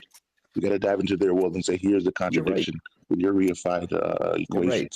So yeah, not everybody knows that. We know you can warp your reality, but hey, that's what they're coming with. Hey, they can't match our math. Sure, we can. Yep, we can now. Right? Oh man, Hey, you know something I was thinking about is like how they say time, space time, and that's like the dimension of it. Time is like the dimension of it. I don't believe time is a dimension at all, right? It's an abstract concept. But what about the space memory, right? Like what about that thing that we can't detect or measure, but it's kind of like it's got to be there, right? Everything is. Have you guys thought about that? Space memory, like things being connected from a distance, like say, as they pretend to do with quantum, and as things would be with a natural energetic etheric background. Not that. More like the I guess, what is the information that's behind everything? So the way I see it is, I think that's got to be whatever that dimension is that's, behind everything. We can't detect it. We can't really confirm it's there, but it's kind of got to be. The dimension behind everything. I think you just mean ether, dude, honestly, because that's like the all-seeing, unknowing, can't know it's there, but like literally has to be for all that to happen that you just said. But also I'm pumped that you just said time is not a dimension, because we had to have a 2-hour fight with our other truther friend who read this book, who was convinced that there were 11 dimensions, and then we had to be no. Time as a dimension is a psyop. You got psyop. You're setting yourself up for nonsense, dimensionality later with relativity, Einsteinian nonsense. Look, it's okay. It's only now. There's never been, there's no past. There's no future. There's just now. Deal with that. But like. So hold on, because I have a different understanding of ether. So you would say that ether would be something like what I was mentioning, like a thing that's there behind even electromagnetism. I'm starting to see electromagnetism itself, like or the potential, the physical potential that's there for the electromagnetic waves that they're waving in. I kind of see that as something physical, and then I see maybe the memory as something non-physical behind it, so like metaphysical. Hmm. Feel me? Yeah, I mean, I think you're thinking about a level that I can't even envision, right? I'm just like, oh, maybe, but like I've never seen. I can only deal with like this level. Nah, I I feel never you. thought Yeah. it was a reciprocal new world. I mean, it's kind of like if you're like, okay, if we're in the bottom of a toroidal field, but actually the bottom of a toroidal field is the top of another toroidal field, and really Stephen King knows all the tricks, so it's not really turtles all the way down; it's toroidals all the way down. So all the way down, you have the North Star being someone's polar star being someone's black sun, the black sun being someone's Polaris, all the way down to the 7 levels of hell, and you're like, that's crazy. That is crazy. That's why I asked him about what they use to excite or manipulate the subatomic particles and stuff, because Franco, if all that stuff is it's essentially a point where a field has been generated, whether convergent or divergent, right? And then there's the potential that is there when there is no field. So something is creating the disturbances that create the field, right? Because the fields they're oscillators essentially. So I was trying to figure out. I don't think he really gave me a straight answer. Did he say it was magnetism? I'm talking about Franco. Did he say it was magnetism that they use? I wouldn't listen, but Franco has no idea the answer to that question. I'll tell you right now. Okay. Okay. I have no idea what question you asked him, but there's no way that a particle physicist based in atomism and materialism and the summific quantification of things would be able to give the etheric answer for that. That's nuts. See, like they do certain experiments where they increase or decrease the intensity of these things, I believe, if I've read correctly. And so if you're increasing the intensity of them, then you're changing, I guess, the oscillation intensity, right? The speed or the frequency, something like that. But I want to know how they do that. I know what they do at CERN is what he said, they collide things, so that's, I guess, done with those super magnet things that they have, that giant magnet. But I don't know about just exciting them, and I wanted to think about that, but he didn't have an answer. Yeah. If anybody else knows in the chat, please let me know. Dude, I'm sure that I have no idea what they're doing at CERN, but I know it's not shooting little tiny basketball-sized particles of everything at each other until they explode into other particles of everything.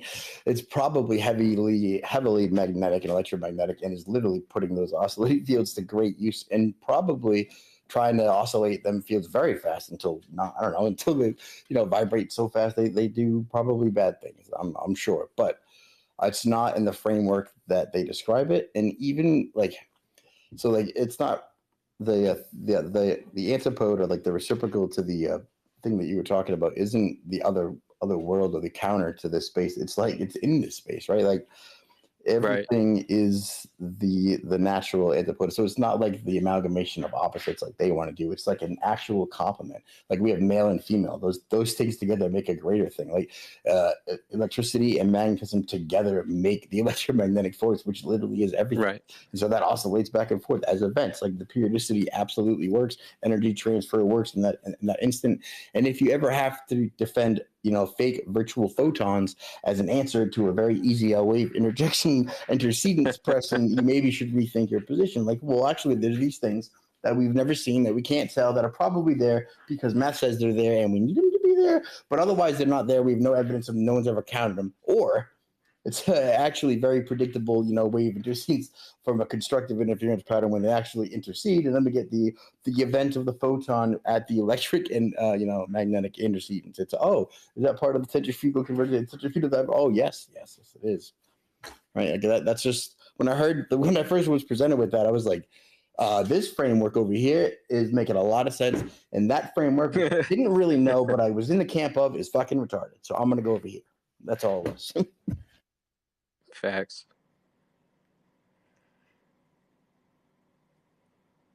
I think I robbed at what's its ether presentation. I made a little video and just put it all in my database as it was. So if Earth is at the bottom of a toroid, but at the top of another toroid, how do we, I guess, at that plane in the middle, I know it's called, so there's no motion at all, not even rotational. It doesn't spin at all. Oh, would it be like the center of a hurricane? How it's supposed to That's be? exactly. Yeah, lots of motion. Like It's exactly what it's like. Ooh. Where we would be at the Yeah. bottom looking up at all the, stuff. Right. But within our limited celestial sphere, which is the other thing, man. Like, I got you. How do we even trust what we're seeing, bro? Like, we got to use up measurements for sure. I mean, dude, honestly, measurements to the celestial heavens is all man has ever had. Like, think that there's anything else is kind of goofy. Because when I was kind of astounded. He'd be like, oh, well, we're going to go map some stuff. We're going to do some surveying. It's like, no, they're going to align to the stars. Okay, well, that's kind of weird. Like, all right, for the geodesic survey, that's weird. I mean, I guess I get it. And then you're like, all right, so we're going to go to the south. We're going to get on some ships. We're going to get some, no, we're going to look at the stars again. Huh. All right, so we need the latitude, we need the longitude, need it for, and then you go through it, and you're like, it's always this every goddamn time. It's the stars. It's the stars. It's the stars. What do you need? Like for the south, for the north, you need the time, and it's just like, no. What we actually do is we don't know where the hell we are at any given point. No one has any idea what the topography looks like anywhere else. People are retarded, but we do know what stars look like when we see them all the year. And we're like, So what we get is everything is literally based on that. And up until, like I said, a long time ago, it was just cosmography. There were no maps. There were just sky maps. There was cosmographers who put the whole cosmology on a map, and all it was stars. Then got branched out to, cartography and cosmology, which cosmology, of course, got taken over by the Jesuits, learning against learning, all that good stuff. Everyone should watch Heliosorcery, by the way. Get dropped off in the woods and find their way home with the stars. Right. You can always do that. But could you do it with a square map of London? Like, no, who gives a shit? That's not like you couldn't even do it with a map from like 1980, honestly. It's always the stars. So what do you get then is this weird history of the nautical mile and the actual mile. And of course you were asking about distance on the celestial sphere. I had a visual I wanted to get before I forgot. And it's exactly this principle, which is like the difference between an arc and a straight line, like between a sphere and like a straight line, right? Or even between a geodesic arc on a sphere like the Earth and then the actual straight line equivalent of a longitude line on a Gleason's map, right? That would be a straightened out equidistant section of a line. Follow? No, I lost everybody. Okay, this needs visuals. My bad. I was looking at something online. What were you saying? So 69 miles. So there's this relationship right between the statute mile and the nautical mile. The nautical mile. Okay. Yeah, and like so the radius of Earth comes down to a weird number when you start to do things like 69 miles per degree derivation on a spreadsheet, which is what I did a while back with force the unit circle and some nice trig. But I mean, what you find out, oh man, what am I looking for? Oh yeah, is that the radius of Earth? If you go from like the North Pole to the equator at 69 miles per degree times 90 bands of latitude, that's 6,210 statute miles. And you're like, oh, it's 6,210 miles from the North Pole to the equator. But isn't it longer than the radius, which is like 3950 that we say all the time? And it's like, well, yeah, of course it is. Okay, why? It's like, well, let me go ask a Glover.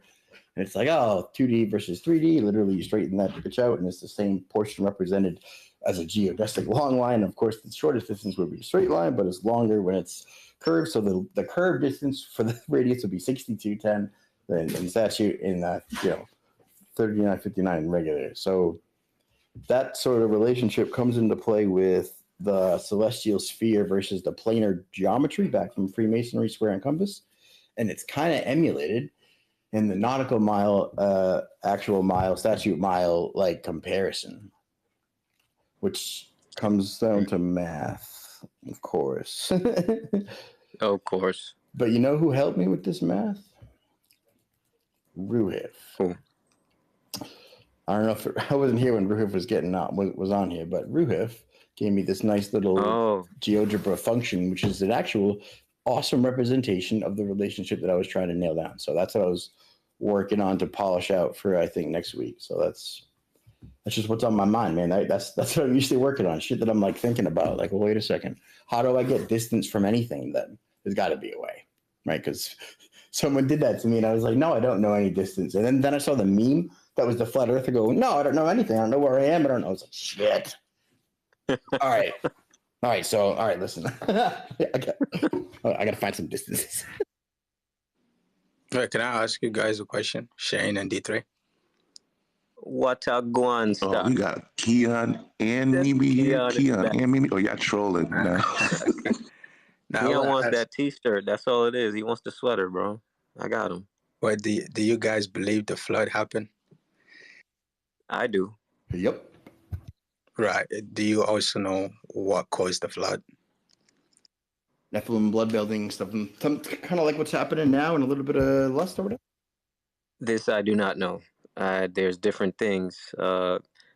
Archaeologists and other science guys who do research on their own, like Randall Carlson, they have their own theories. You got like the impact theory, and then you got what scriptures say, which is that some powerful ass being was here and just kind of did it. So I don't know. No, it was caused by asteroids. Oh yeah. Yeah. I mean, like asteroids aren't real, so that'll be tricky. No, they're actually real because they found the impact sites. Well, I mean, we found geysers. I don't know if you found some other stuff with some space rocks or whatever. You know what is cool is that in America there, and Randall Carlson is all over this one. I forgot what they call them, but they're these huge, kind of like oblong. They call them craters. I don't want to call them craters, but they're full of water now. So they're essentially lakes, but they were craters, I guess. Craters. I don't know. They were supposedly formed in the last catastrophe that ended the Ice Age. Very good call, dude. What the hell are those? That's essentially the flood. So where do you think the asteroids are coming from? I personally, I'm kind of with Shane on this one. I'm not exactly sold on the whole asteroid thing. I think there's a lot in the world that is electromagnetic phenomena. For example, if you look at mountain ranges from above, you see that they are essentially kind of like the veins in your arm, the veins in a leaf. These are electrical phenomena that form them. So I'm not sold on physical rocks from the sky falling down. I think there may be electromagnetic explosions or discharges that are so massive that they cause different features like that on Earth, perhaps on the moon too. I don't know. That's not the case though, because it's been scientifically proven it was asteroids. No, I disagree with that. So there's a Canadian Radio's astronomical survey from a little while back that shows they literally, like, if anything comes from the sky, that's electromagnetic interference. If you watch the plasma field, the guy has like the dome when he puts it under pressure in a vacuum, and he essentially creates the double toroidal field, but like it's a natural plasma discharge. Essentially, though, the Canadian people found that they come from 4 places, literally at the apex of Polaris and like the aphelion of the sun. Have to do with the orbit. It's like, it's not the orbit, the tropics, and it's on the concave map over here. Like literally where they appear is these 4 places and nowhere else. So who knows, man? Here, I'll post it. Yeah. Also, when there's supposedly something that falls from space that'll fall on a moving sphere on a tangential velocity, there's no tail in any of these, in many of these. So a direct impact without leaving debris, that's astronomically improbable. So that doesn't leave credence to the asteroids being real. No, it's actually real because the scientific evidence is there to say it was real. What's the evidence you're quoting? And how would you differentiate sporadic meteors that I just said besides asteroids or from asteroids? Okay, what's the difference? Size and calamity, I guess. No, I mean you talking about meteors and asteroids. What's the difference? Well, sporadic meteor showers are like light plasma discharge light shows that like more or less don't cause giant disruptions or land on things. You know, they're in the sky. They may come in from somewhere, or we see them in the sky. What you're talking about are giant space rocks hurtling. I don't know how many beings to kill planets, but like that's the case. A lot of other stuff, though. that's the case, and we also know that twice a year we actually cross this asteroid belt. So they Well, yeah, actually but so what happens, right, is everything has a periodicity with the sun, it turns out, which is a dynamic system with the moon, because it causes like everything that's in the world that is a dynamic system. So what happens, right, is that the periodicity of the, let's say, the equinoxes, when the toroidal field is over there, that has a specific interaction with this plasma discharge, which is known as meteors. That's not going to be going through an asteroid field, and that's just off the top of my head. That seems crazy. Well, but is that your opinion or actually scientific data? Well, I'm sure that if we go look right now, right, the timing that you think is the when we go through The both of you asteroid remind me of field these trials that are going on. Good morning. There's something to do with the sun equinox for the Are y'all solstice, finished? probably. No, they still talking. Yeah, it's kind of rude to Good interrupt morning. people. You understand? Good morning, but it's really rude I to have interrupt something a people. little different. Oh, hey, Flat. Well, they were in the A middle little of their different. sentence. They're bad on I their feel like sentence if being in the meteors middle of were the as start of prominent yours. as they say they are, we would have got hit by more of them. It's 2024. Like, I feel like where they been at? Wait, it's Going to last. Should I go look up the last Good meteorite morning. sighting stuff on Earth? You know Like, what's I just feel like Yeah. So they stopped what coming. happens is that I am special. You can be year special too. every year at the end of June and end October we cross Dream within your means. asteroid belt. Yo, Mimi, I play have your hot mic. perfect. I have What did something. we need to beat these I people. think we missed These going to something. be different I trolls? didn't What do we miss it. got? I'm just trying to let y'all Hold catch on, it. Mimi. Hold Check on, this Mimi. out. Hold on, Mimi. When you was talking Mimi, about shut up. No, when Just shut up because you're hot micing or you're just being intentionally rude. So please just silence and let people finish what they were talking about. Put your hand up. You was literally Wait almost like next. All everybody you had to do else. was let Keon finish his sentence, and you would have been next. Yeah, thank you very much, Proud. Yeah, so we know that what happened. You said June and when else? Do you hear y'all me? are protesters. Hurry up. Did I not just guess that it would be solstice or equinox related offhand? No, Is that not? It's not that. It's an asteroid belt that the Earth crosses every year twice. Is it the same time that I just predicted magically, or is it not? Come on, man. End of June and end of October, we cross this asteroid belt, right? In space. That makes Nowhere else. Not in the dome, in space. Bro, is this so that's hill what that happened you're gonna to fight me on, really? Yeah, you know what is interesting, Proud, about what you mentioned is like, where is it, when did it happen, and why isn't it happening again? Is I do find it really interesting that the ancient cultures, this whole concept of time that we have, it was very, very important and linked with kind of astronomy, right? So it makes you wonder, like, if they knew certain cycles about these things that we're not kind of really privy to at this point. They did, right? But check this out. Look at these pictures of these all the meteor distribution, sporadic meteor distribution from all over the world, and then I'm going to show you the plasma dome pictures from the plasma fields, and we're going to look at the like one for one overlay, and we're going to be like, oh, I wonder if that's exactly what it is. Whoa. Yo, can someone please tell Shane to put some keywords in his tweets because he do not be listening to me. Nope, I don't even put words, dude. You want me to put keywords? That's just pictures. I'm talking to you guys right now, but I just send them out. Anything that we can search this up, bro. It comes from guess where, dude? Guess where I'm getting all these from? This random assortment of exactly on point things. ADL dot. Oh shit, you gonna kill me. I looked it up. It's talking about 2013 was the last time a meteorite hit Earth. I'm gonna keep looking. Hold on, y'all. Yeah, it's the geysers and the stuff that flashes in the sky. So wait, this is the measurements. These are the kind of the locales that you're saying. That's from a paper that I was reading that was about the stuff that I'm pulling the images from. But if that concave dude's around, they're concave. They circulate this like it's like the god for them or Jesus or whatever. I don't understand what concave is, but they love these maps. It's sad when I'm gonna tell them they're all star maps, but they love these maps because they hit the two poles. But that dude was like talking about this for the longest time. Next to their crazy like inverted black sun thing, I didn't think that this was any big deal, but they don't like to answer questions, so I don't know. Oh, that's super interesting, though. Oh yeah, let's get the primer field comparison. Hold on, it's just super like. As soon as I saw it, I was like, wait, what if it's what if it's exactly where all that interference appears on the toroidal? Oh my god, would it be exactly right there? And it all kind of links up, huh? I put it aside to do a project on it, and then I got other shit, right? And then I was like, oh, wait, I have like a skeleton built somewhere for that. The answer was from the database, and there's the link if you want to look at it. The paper is there at least, and some pictures. That's about all I got so far. Okay, so so you're saying asteroids are not real, right, Shane? I'm saying giant planet-killing space meteor, like impacting geoids, are definitely not real. Yeah.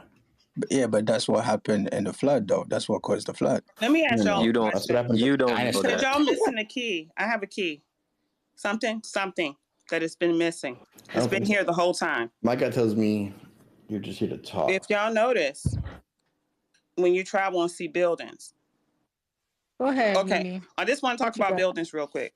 Some of y'all see buildings and it will say established. Established is human. That means a human found that building, right? Built is the history. So built meaning there was an alias that built that structure. They don't know if they were black, white, whatever. That's what that is. Now check this out. Real estate license and all that. Landmarks. Landmarks are deeds, right?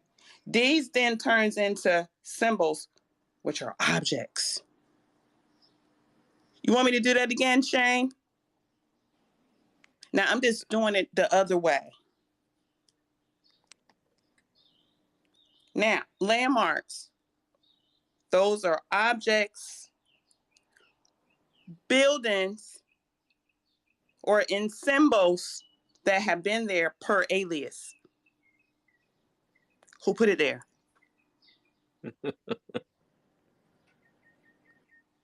Okay, so alias is like, God damn, they gotta be aliens. Alias.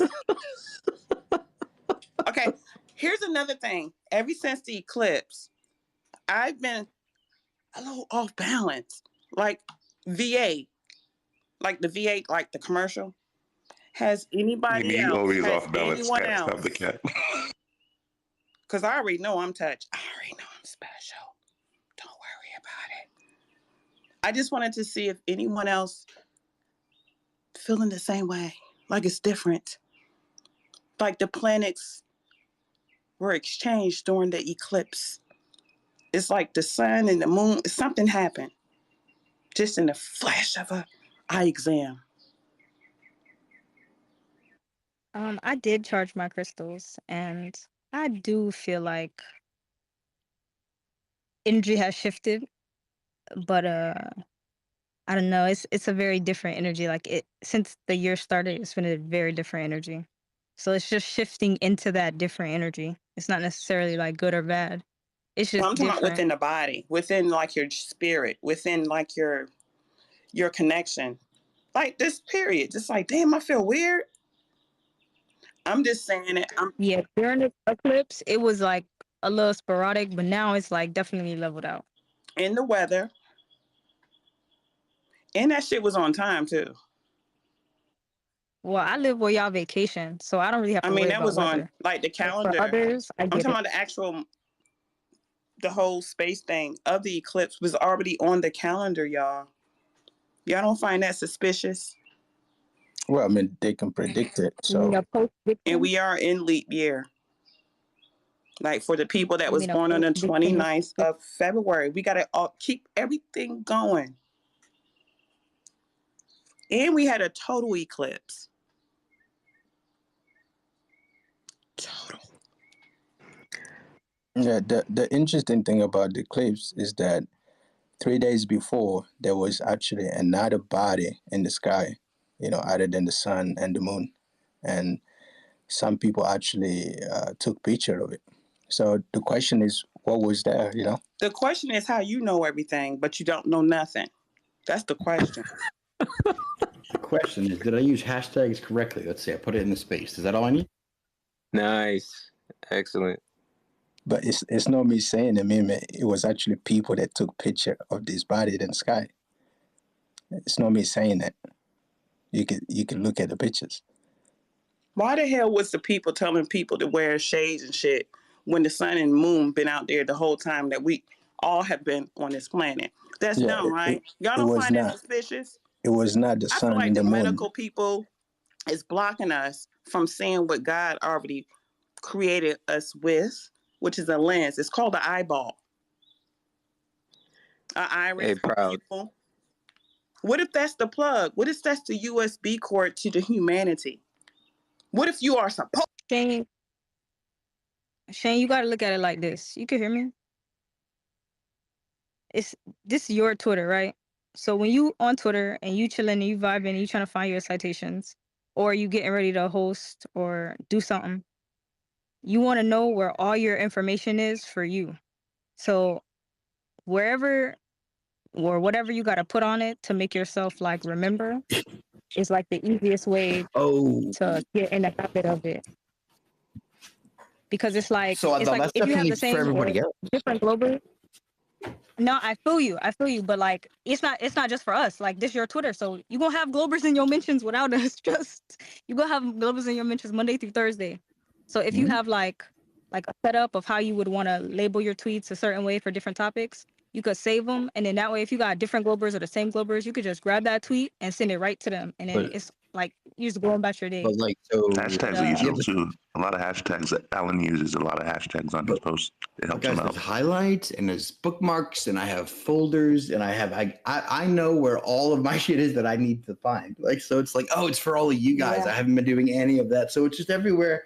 Okay, I get it. Yeah, that's all right. So like, yeah, because you don't really want to repost the same photo over and over. Yeah, but I like do. if you could help it, Yeah, I like, know. to cloud your I Twitter. look like 2 minutes in for my it, and I'm highlights, like, nope. It's so organized. But then the other kid was like, don't do that, and I was like, oh, but I'm definitely gonna specifically for like, yeah, I'm not gonna like.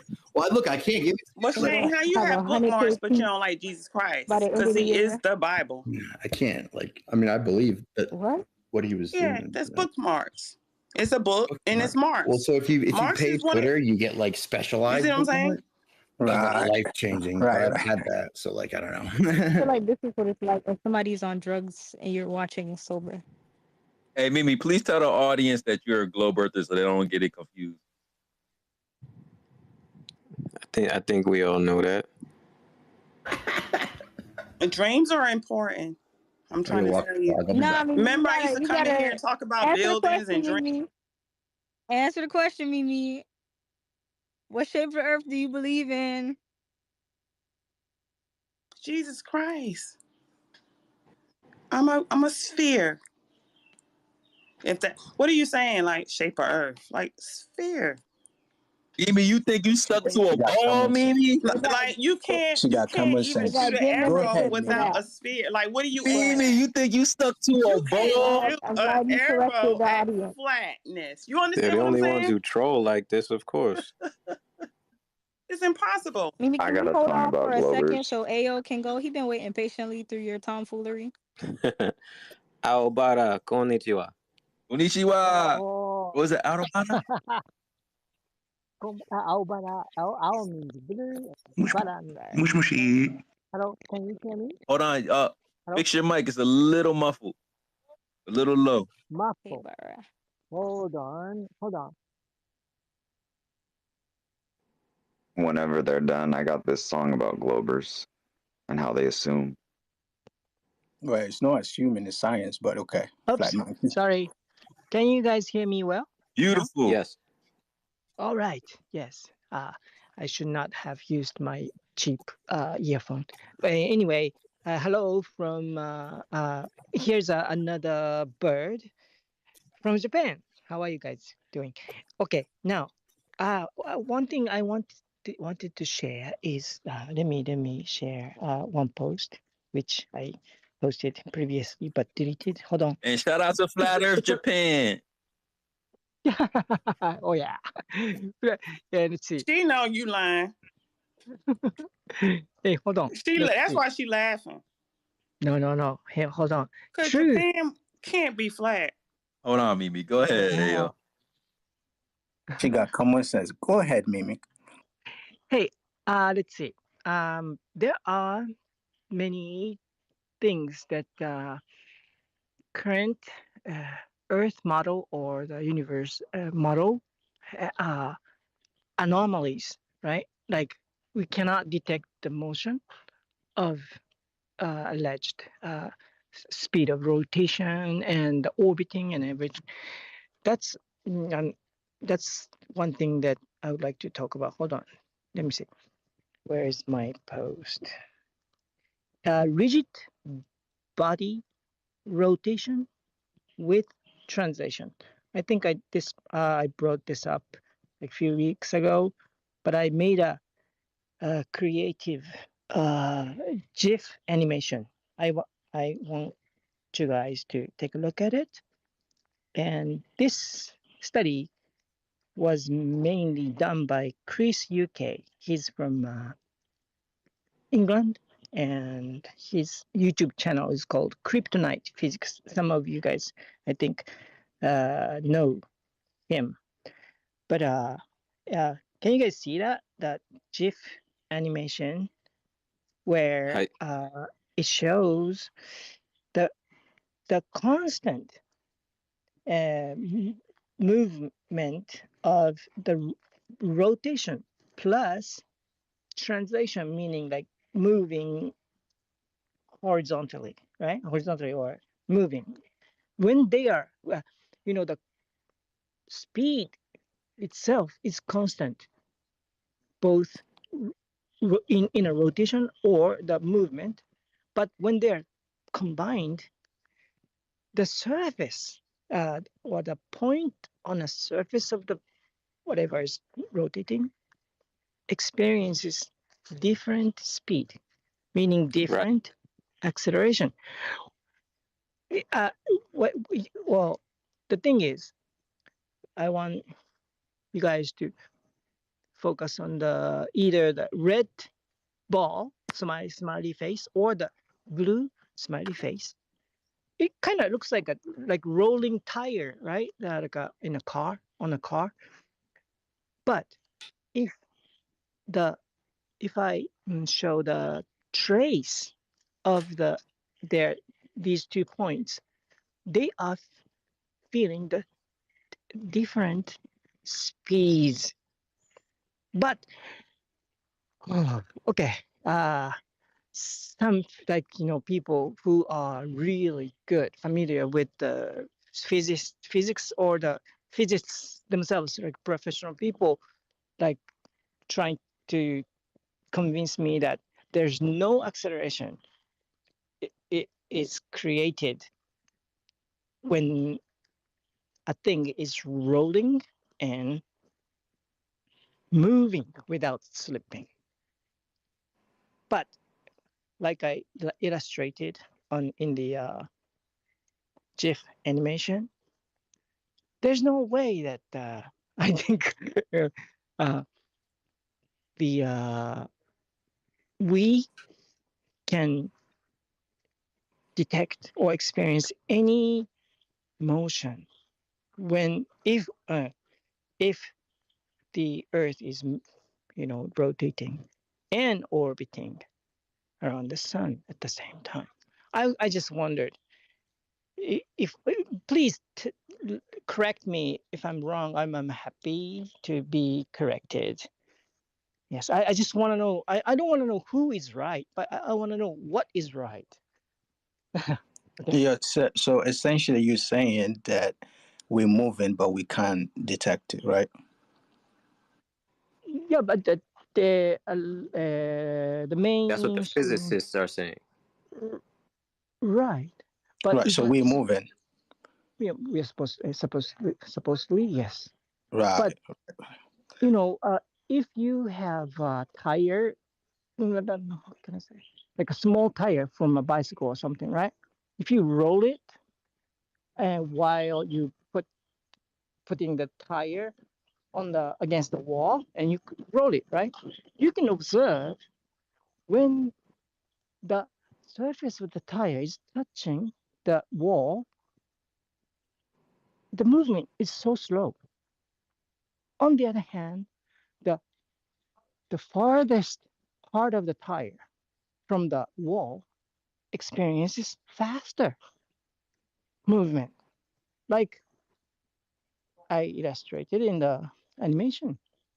How can Right. you? Yeah, I want to know some physicists or the people who are really good at physics keep telling me that there's no acceleration occurs, but I just want to know Why you not how. on TikTok?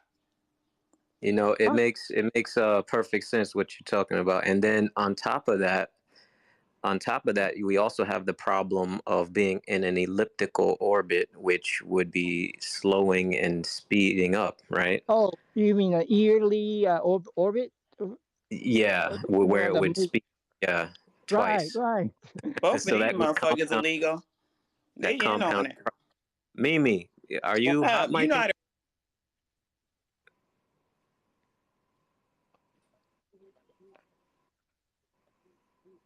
All right. Continue. Go ahead. Sorry, what did you say? Continue. Go ahead. Oh, that's all. I just wanted to share this image or the can I say knowledge about Mhm. the move acceleration that should be happening on the Earth, where we should feel the change in speed. But why do we not feel it? So like I said, please, I want to be corrected if I'm wrong, but no one has convinced me yet. I'm kind of stubborn, stupid Japanese bird. Yeah, I can say You that. good? You good? This is great question, man. And yeah, that yeah. aside from us like not being able to like feel the motion, because the reason why they say that we're supposed to feel any motion is if we're accelerating or if we're decelerating, right? And Yeah. we're in a constant like acceleration and deceleration. Right. Yeah, for some people who are interested in flat Earth, it kind of the Michaelson Mori and Do experiment. you feel like a victim in flat? Mimi, you keep world? interrupting. You interrupt one more time, I'm taking your mic. No, ma'am. I am. I am not a victim. I don't feel like I'm a victim at all. I feel so happy and fortunate to have been able to find that this biggest lie on the earth could be the truth, because I want to know the truth, otherwise I have children and I don't want to leave like BS knowledge to my next generation. I'm not a victim. If I am victim, like 8 billion So do you people. believe the world is flat? Do I believe? No, I The don't earth believe. is flat. I'm sorry, the earth. Do you believe the Yeah. earth is flat? Well, when it comes to the word believe, my basic knowledge comes from. Is it flat or round or sphere? Okay, as far as I can tell, it is flat. I bought P900 and one P1000, and I modified P1000 so that it can see the view with infrared function. And the more I look into it, the flat the earth, it seems to be to me, ma'am. Can I You feel funny ask you a saying it's question? flat, don't you? Can Because I let me ask you a ask you this. question? Hold on, let me finish. Hold on. Oh, you've been asking questions for 3 days. Nah, see what happened, Keon? You done turned her up, right? See what happened? You done turned her up, and now she won't shut up. I had it all under control. You done put a battery in Mimi back. Now you got to shut the hell up because you wanted to be funny. You see that? The behavior always gets y'all. Y'all never learn. Go ahead, Mimi. Make Keon wait. Sure.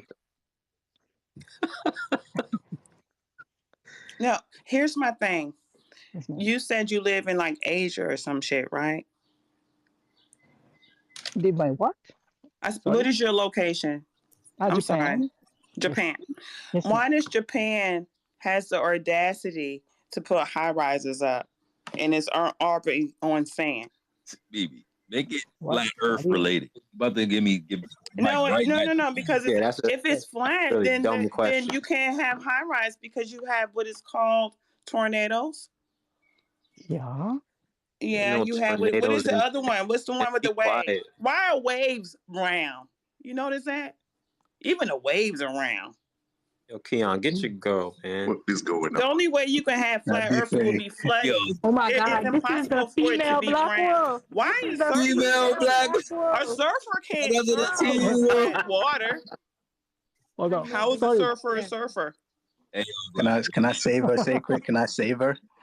Nah, this don't You even don't be have to save coherent. me. Save yourself. Make sure you have an answer. I have a You don't question. want to be saved. Don't save her. Don't save her. Okay. How is a surfer a surfer? Hey, How does don't pay attention to Mimi. She's just here to derail, scroll a little.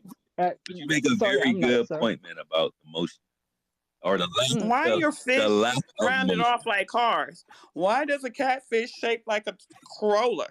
You notice Oh how my it's just like God. little Sacred, can sedan? I jump in? Nah, you Oh did my this, God. Keon. Why It's are your the fish fault. round? It's your fault. They have to go against the curvature. Ain't no of that tagging in. water. Ain't no. It's something about the H2O. I just can't put my finger on it. I have. Well, why haven't you?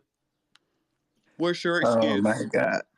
What is your Sorry, excuse? Why is even sand grains round? Why is it You would even see a flat rock, but it still got curvature. in where? Why is your head round? Why is your tears no. round? You know, molecular bonds. You probably got That's why. streams and shit, but it still has to meet. It has Anyway, to go to a base somewhere. Probably end up on your cheeks. It turns into a circle. No, let's just ask the real question. Why is round round? You know what I'm saying? Mm-hmm. I do. Why do we got peripherals? Okay. Why do we got what? Oh, we're all losing brain cells now, bro. No, the So, periphery. I'm Mimi, talking about the eyes. You are a walking, Mimi. You are a walking psyop, Mimi. I'm telling you, you are a. We gotta see the You are a curvature. walking About psyop. that. The girl who was arguing with MPG. We have peripherals so we can see around the curvature. Right. That's what I'm saying. The peripheral shows that round is round because it's round. You've Like, been come here for on. a long time God. though, as an operative. You really still getting paid for this, bro? Gotta be. Think about how long ago we met Mimi. Ain't no way. She's still on payroll. Walk around with that same cup in her hand. With round dollar bills. Round. It's still round. Who the fuck want a flat cup? You know what a flat cup remind me before of? Mimi came in Y'all here? remind me of the Capri Sun. Translational motion. A lot of y'all grew up off drinking out of a square aluminum foil package. Nah, but they got you, see, because But it the looks juice was square, round in but the it's really package. round. Exactly. The liquid was round. It's round in a square. No, motherfucker. You They still was don't even sitting up know there that. squeezing it. Your ass was thirsty when you Like a was 50-50 going shot. outside. You take the risk with somebody who's You was known squeezing the hell for. out of that bitch through a round You know they're straw, gonna derail the motherfucker. conversation. The straw was round. So you would have to Imagine take the 50-50 chance that she a not little gonna square interrupt, straw on your lips. or that she gonna get let up. Oh, y'all be walking around. We'll be walking around like little ducks. Jesus didn't create it that way. How you be drinking? Whoever he created, man or whatever, to be How like, you be do drinking that. this early, Mimi? No, I'm not drinking. I'm just happy. It's 5 o'clock In- somewhere. In relativity, the straw is really round too. You wanna take a shot? Bless. No, I can't take a shot. I was just talking about established. Try your best to find a build. If you find a building and it's a build, that's like, damn, like Abraham was here. Like, damn, it's a possibility. Like, even if you do the pyramids, if you can get out there this weekend and go to Egypt, you'll see. Mimi, you got a hyphen. Mimi, you got a hyphen in your name. The hyphen don't got no curvature. Like, give it up. The first letter of your name. The first letter of your name don't got no curvature. It'll say. You need 4 straight lines to create the They end, just bro. took the bell and put it there. Do y'all know that bell used to be on top of the original Capitol? You goofy. Yeah. World Y'all better happening. respect Abraham Lincoln and them. Shit. What's it? Yo, I'm No, losing they just neurons. Can suck we it. move This on? is your That bell was on team, top of the Keon. real Capitol. This your squad. What you mean? Keon. I don't Your claim. squad. I don't This claim. is Globe Earth gang. I don't claim. I GEG. see one of y'all motherfuckers come over here and It's take down my GEG American and that's flag. You better, PCB. you gonna get it. I'm taking it. You gonna get it. You heard me, Keon? You lost that intellectual art right there. Y'all should. Yo, Okay, Mimi the secret weapon. Y'all should have tagged in Mimi. We don't got no answers for Mimi. I'm telling you. Like, that would have been straight L's for the level head. Y'all be big facts. Okay, Mimi, take a breath, relax. I'm gonna talk to Aobara now. Okay. So Aobara, you from Japan, right? Yes, sir. Right, right. Do you guys talk about the flood in your culture? Talk about flat Earth. No, things? the What? flood that happened 2,000 years ago. The flood? Like a Yeah. flood in mud flood, maybe. No. You know there was a flood 2,000 years ago, right? 12,000. I've heard of it, but I'm not familiar. How many military American bases y'all have in Japan? Do that. Oh my God. So Aobara, do you They already got a passport. I don't even. Japan is like American FDA, like Chinese food, like type shit. Hey, yo, bro, can you drop but they don't count. Now you reap what you sow, Keon. Now you reap what you sow. This is your team. I want everybody in here to listen to Keon and his teammates. Like, no. Like, Trump was just over there the other day. Like, get out of here. Oh my God. So Aobara, do you think there are asteroids out there?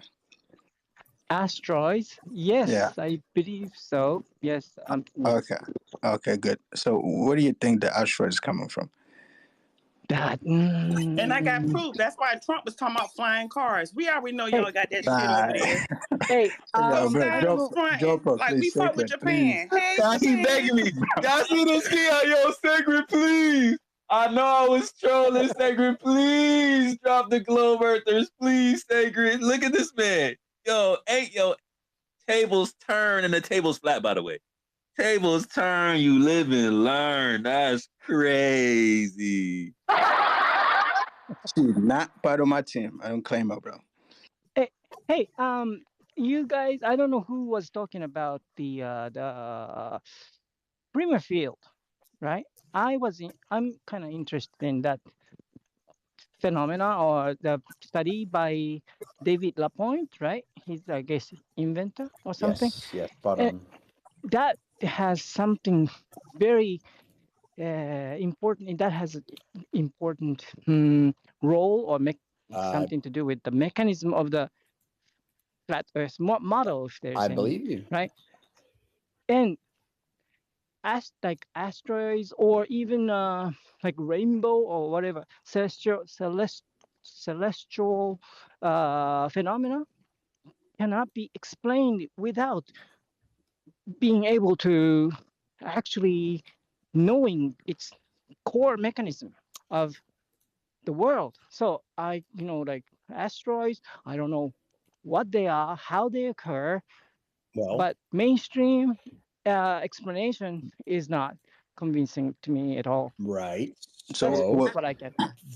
What's the mainstream explanation and why it's not Space convincing rocks, to you? gravity, nonsense, Newtonian mechanics, galactic years, billion years, accretion, evolution, nonsense. However, right, the super cool idea that like in the primer fields, when you put the actual double bowl magnets with the two toroidal fields, what you get is an ejection jet, and like these actual mechanical forces will provide a magnetic ejection jet, and then the inversion zone in the middle. You have an inversion flip zone and ejection jets. And when you put those geometries to the world, you get exactly where all the, quote, meteors come in.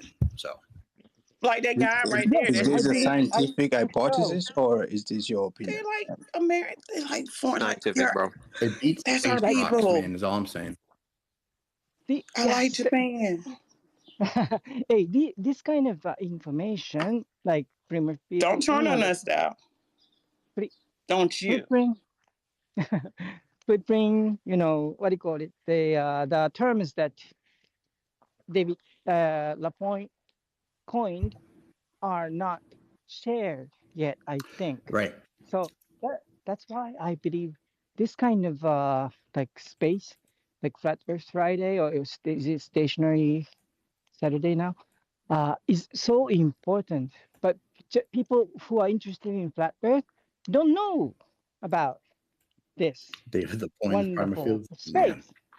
Oh, this. But 100%. I sometimes introduce you guys to Japanese people. The influence is so tiny, but I'm sure that's what I'm trying. Yes. Thank you, AR. I appreciate that, man. That's really love. No, I do appreciate you guys' effort. Thank you so much. And I'm glad you got comfortable with us. See how that person got comfortable? I'm not even going to. Whoa, us? But when you Hold said Japan, oh us. yeah, us. Thanks, sweetie. See you later. Keeper. I mess with Japan. But cheerful people, I love it. I just need y'all to understand where Japan is located. I do understand. It is Asia. It's just on the other side of Geographically, Asia. with the longitude, which would be the antipodal point from this side of the sphere, because it's a sphere. No, I get it. I understand. It's like Vietnam is over there. Yeah, right. Thanks. Yeah, it's like right over there. Hey, but it's like right there. It's like Ghana. The asteroid guy who keeps talking about asteroids. Just get a globe. You'll see it. It's like, oh I haven't shit. looked at your name. Right. Apparel Bora, is that you? Yes. Is that my asteroid, bro? Sorry, I haven't been looking. I want to see who's talking about asteroids. So I know this. No, it's me talking about Kian, talking about asteroids. Yeah, it's Kian. Okay, so Albara, you think the asteroids are in the dome? In the dome. Well, right. It was simply, let me say, hold on. Is it yes or no? I don't know. Okay, so asteroids are elements. They orbiting in the dome. They're orbiting in the dome, and then suddenly they decide. It's a rock. It's coming from a planet. Hold on, let one person. Go ahead. One person. Okay, so where are the asteroids? Just to know what you think. Yo, can we define asteroids first, though? Yeah, it's a rocky body in space. Incorrect. Can we let our Barry respond? Go ahead. It is merely my guess, opinion, but because we don't know what it's climate change in space. But we know those things are retarded. The same way we have climate change down here. Hold on. Space has that too. Both of those things are wrong and retarded. And it is. I mean, what do you think? Your teeth fall out as you grow, you know. Yeah, you do have teeth. That is correct. You win now. Hold on. No, but it's climate change in the universe. Right. Alba, go ahead. Yes, people say there is a dome, or there should be a dome. There's a baby being born. Is somebody being sacred? I told you to drop this. Pretty sure that's unrelated to the meteor phenomenon. Alba, go ahead, bro. Oh, okay. See, the thing is, yes, I think it's very probable that there's something like a dome, or in the Bible they say a firmament, right? But we don't know what it is made of. But what if it's the asteroids or the shooting star? I don't know the difference, but those that occur during the night sky is something to do with the substance from the firmament, the dome. I think it's quite probable that. Okay, so when you die, do you think you're gonna come back and be? Oh my God! Hey, sacred! I told you, bro. You can let us speak. Well, I respect ladies, so I think everyone's just had it. So it's like. I got a question for Keon. No, bro. I'm on our bar right now. So our bar. So in your model, the asteroids are inside the dome. Incorrect.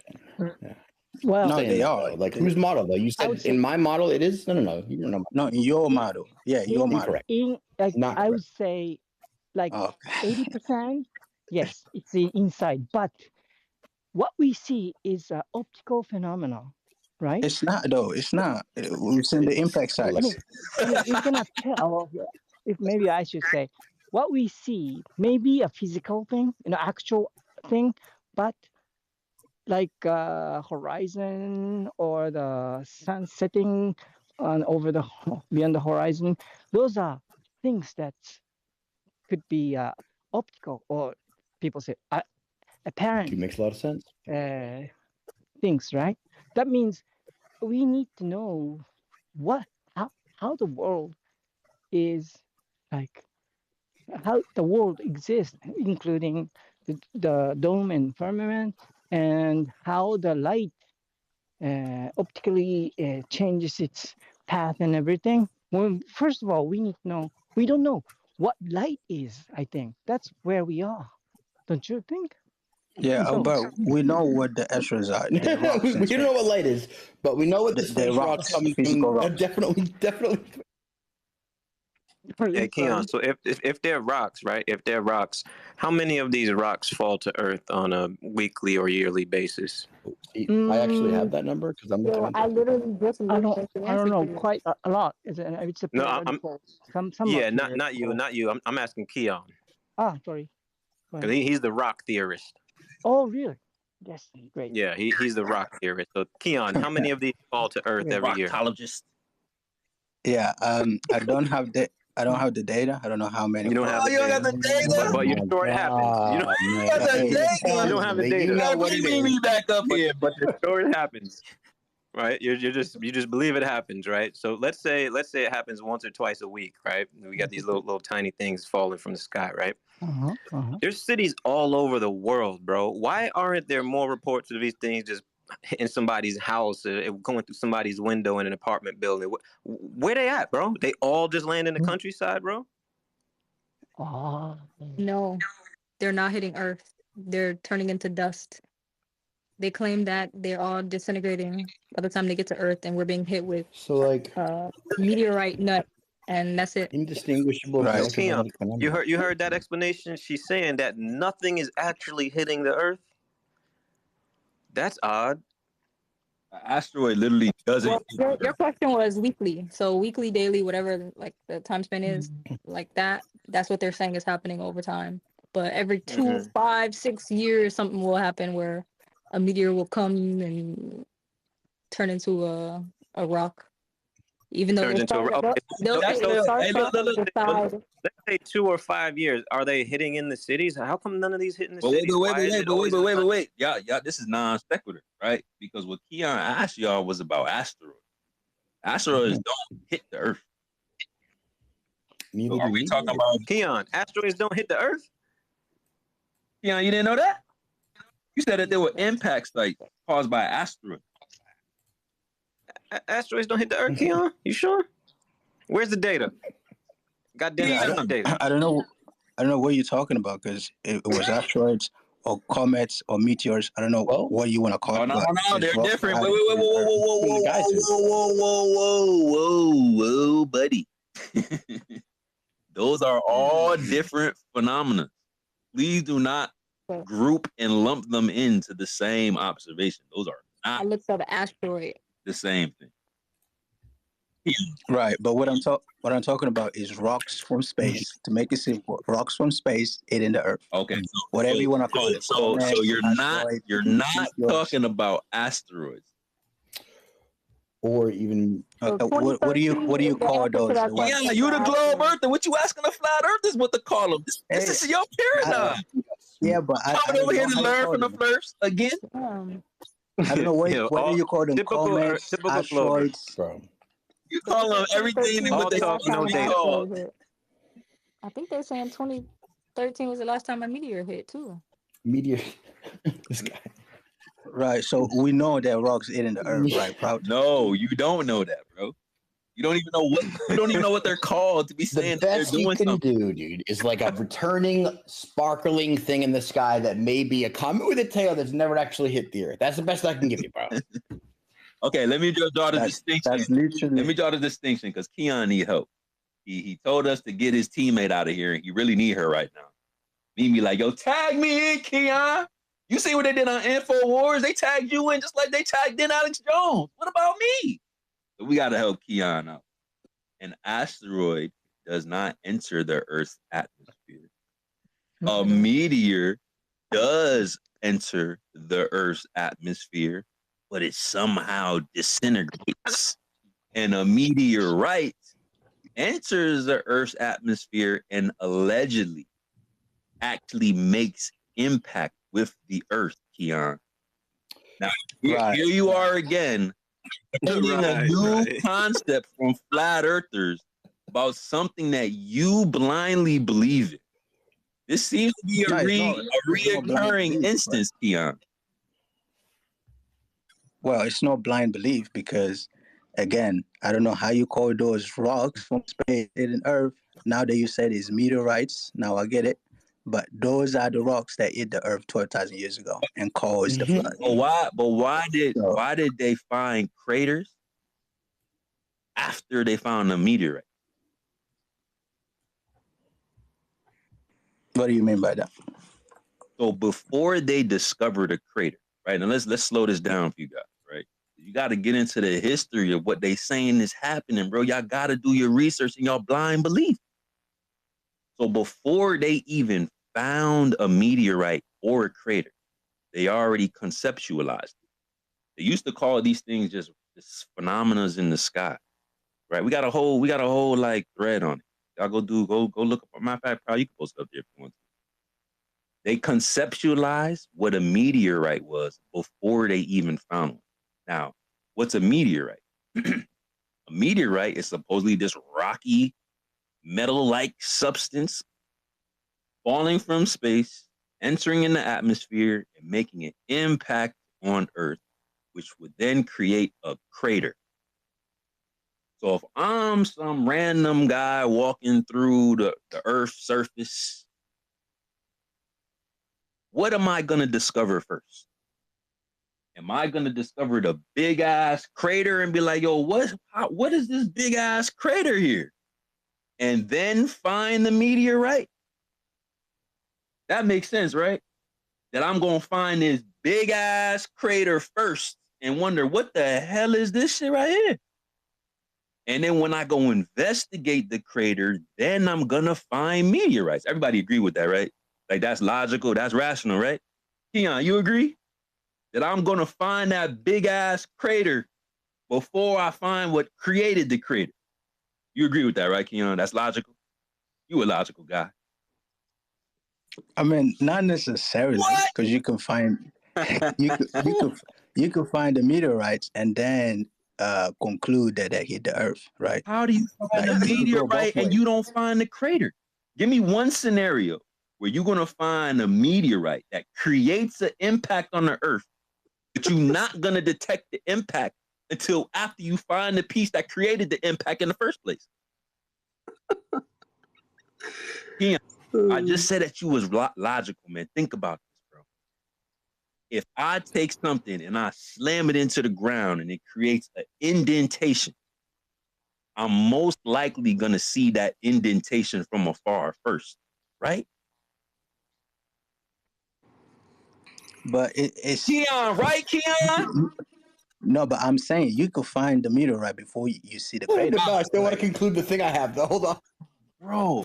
But hey, listen, the main point is that we do have meteorites. No, see, you just want to skip over the logic. Hold on. That's the main point. So, Keon, you're not going to skip over the logic, bro. Are you? Keon. Of course. A meteorite is something that makes impact with the Earth. If it don't make impact, it's not a meteorite. You need to understand this concept because you thought it was called an asteroid. I had to educate you and let you know those are not asteroids. Those are what's called meteorites, bits and pieces of the asteroid, somehow broken off falling perpetually through a bending and warping vacuum of space, entering in the atmosphere. Some of the things burn up, even though rocks don't burn except meteors. Wait, rocks don't burn except meteors? That's interesting. We'll get to that in a second. Anyway, so after this penetrates the atmosphere, getting through all this pressurized heat, and then finally hits the freaking surface of the earth, then it creates a crater. Two problems with this though, Keon. Number one, the crater is a 90-degree indentation. You know what I mean when I say that? Yeah, so it's not hidden directly, right? No, it is. Like it is vertically, It is. vertically. It looks like something fell straight from the sky, not at an angle, like literally from your zenith, and just dropped down, and then created a almost perfectly symmetrical crater. Now, anytime that I go to skip a rock or throw something at an angle, for some reason it always creates a skid mark. I just cannot create a perfectly symmetrical crater when throwing something at the ground at an angle. I just can't do it. The only time that this happens is when these giant rocks supposedly fall through the sky at an angle, because we've never seen a meteor just drop from the sky, like straight from the 90 degrees straight above your head in your zenith. You never see a meteor just drop down. For some reason, they always come in at an angle. But then they create these perfectly 90-degree indentations. Like, how does that work? And on top of that, why was the first crater discovered in the 1900s, Keon? Keon, why was the first crater discovered in the 1900s, bro? Yeah, we've been alive for a long time, homie. Yeah, but okay. So are you saying the meteorites are not real or what? Like, I'm trying to get the main I just point showed you here. maps and data in a paper about the phenomenon with a different explanation. And now you think that I thought that I faked it? Okay. So what do you think is impacting the Earth if it's not the meteorites? Why does it if it's not space rockets? Why does it have to be an impact? I mean, geysers look the same as craters. As a matter of fact, they didn't even discover a crater until after they decided to start mining for precious metals. Oh, you didn't put the two and two together? You didn't put together the fact that they started finding craters after they started mining for precious metals during the Industrial Revolution, bro. And guess what they say that craters are made of? Or meteorites, excuse me. Precious metals. Oh, wait. Y'all mean to tell me that y'all never seen a meteorite or a crater until the late 1900s, but you already knew what a meteorite was, but you never seen a crater until hundreds of years later. And then when you actually found the crater, it didn't show any signs of skid marks. It was a perfect 90-degree indentation. And when you found the crater, it was after y'all started mining in the ground for precious metals and gold. And you want me to believe that it was a rock that fell from the sky and some of them burn up? Why when I Google, hey, can rocks burn? It'd be like, hell no, sacred. I'm like, damn, Google, chill. I just Googled what a meteor was and y'all told me that rocks burn. So why when I Google what a meteor, y'all tell me rocks burn? And then when I ask you if rocks burn, y'all say, hell no, sacred. They say rocks melt. They don't burn and disintegrate due to heat and pressure. Rocks melt, bro. Excuse me, except when it comes to meteors. Well, I mean, we question the meteorites, and I'm not gonna go with that because I know for a fact meteorites are rocks. You know for a fact you didn't even know what that was called 10 minutes ago. But you know, yeah, but I know that it was rocks. You didn't even know what it was called 10 minutes ago. But you know they exist for a fact. Yeah, I mean, I know they're rocks. I don't know whether you call the comets, asteroids, meteorites, meteors. I don't know, but I know it's rocks from space impact. You I have know that. no evidence of that whatsoever, bro, at all. You have no explanations for any of the anomalies or issues that I laid out. So what you're doing right here is blindly believing it. What you should be saying, hey, Sacred, the reason why it is a 90-degree indentation is because of this. Hey, the reason why there's no skid marks is because of this. Hey, the reason why when you Google that rocks don't burn, but then they burn when it comes to meteors is because of this, Sacred. You don't know science, you silly flirt. Why are you not giving me no explanations, bro? Why are you just saying nuh-uh? Where's me? Yeah, you should look into a guy named Max Caranzano. He explains what meteorites are and how they impacted the Earth to a Is he going to tell time. me that they're space rocks and that they cause the geysers? Because I think I'll be good. Yeah, he says they were space rocks, yes, coming from space. Not from the dome, from space. Well, shit. Is that like a cap alarm? Whenever you cap, that alarm go off in the back? Something. Liar, liar.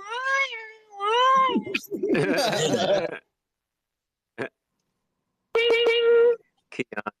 It's not surprising for Keon to be like, That's kind of like his trademark, ain't it? Well, sometimes he says, I will not discuss that, like interferometry. He does say that sometimes. We got to give him credit, right? Build? Or can we get to the hands? And hey, Hands. JJ Bear. I was going to Hands. say hi to JJ Bear when he came up. What up, JJ?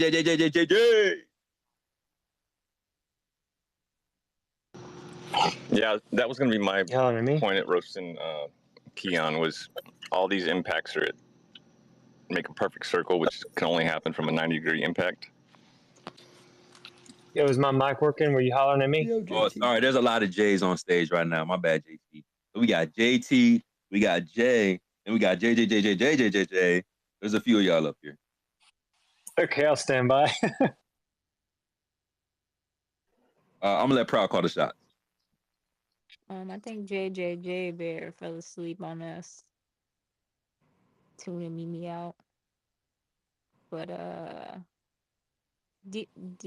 Yo, I know I raised my hand late, so I'll go last. Then it's on facing real or Mister, right? Yeah, I think Mister was here first, but I didn't know if DF had his hand up or if he was on PC or anything. I'm still wondering. It was up for a while, but I put it down. I'm done. Oh, okay. Still wondering Yeah, I'll DF just was quickly interact then. What up, legends? Facing, what up, my boy? How's everybody doing? Long night, man. Long night. Been a minute. Yeah. And I wanted to add something. So if you want to have a perfectly sphere crater, you have to have a 90-degree angle of impact.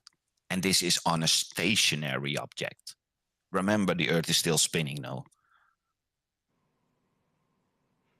Ooh, that's a good point.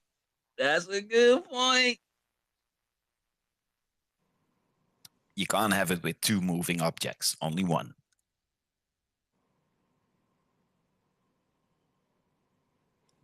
Yeah, Keon ain't gonna get into that. I mean, you guys are questioning meteorites. So I know it's space rocks. I got it, bro. Oh, that's why you're not gonna get into it, huh? Oh, okay. You ain't for his teammate. Like, Mimi, yo, send me a citation or something, Mimi. Ain't got a Smurf citation in sight. Got to substantiate these meteors, man. These, whatever they're called, these rocks, these space rocks, man. Cool space rocks. Yeah, let it go. But I got a question for facing real reality. Hold on, Keon, real quick. You could ask Facing, but after you ask Facing, I want you to go get us a photo of an asteroid. After you talk to Facing, go grab one and come put it in the chat. Let's see what you get. I want to see if it's a real picture. Can you at least do that, bro?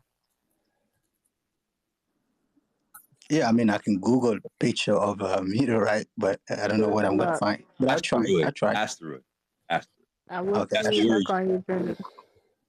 Right. Yeah, I'll do that.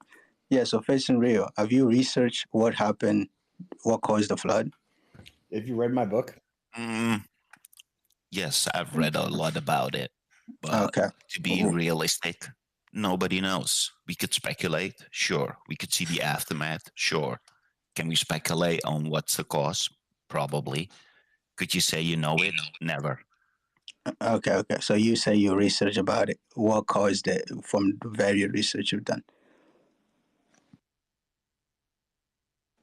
That's a good question, actually, because there are multiple explanations that could have been the reason.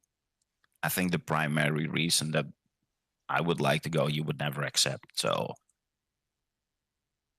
because No, I mean, I'm listening. Go ahead. If it ain't asteroid from space, you ain't gonna do it. Did no, anybody say the heavens opening up? I missed that part. That's biblical, right, Keon?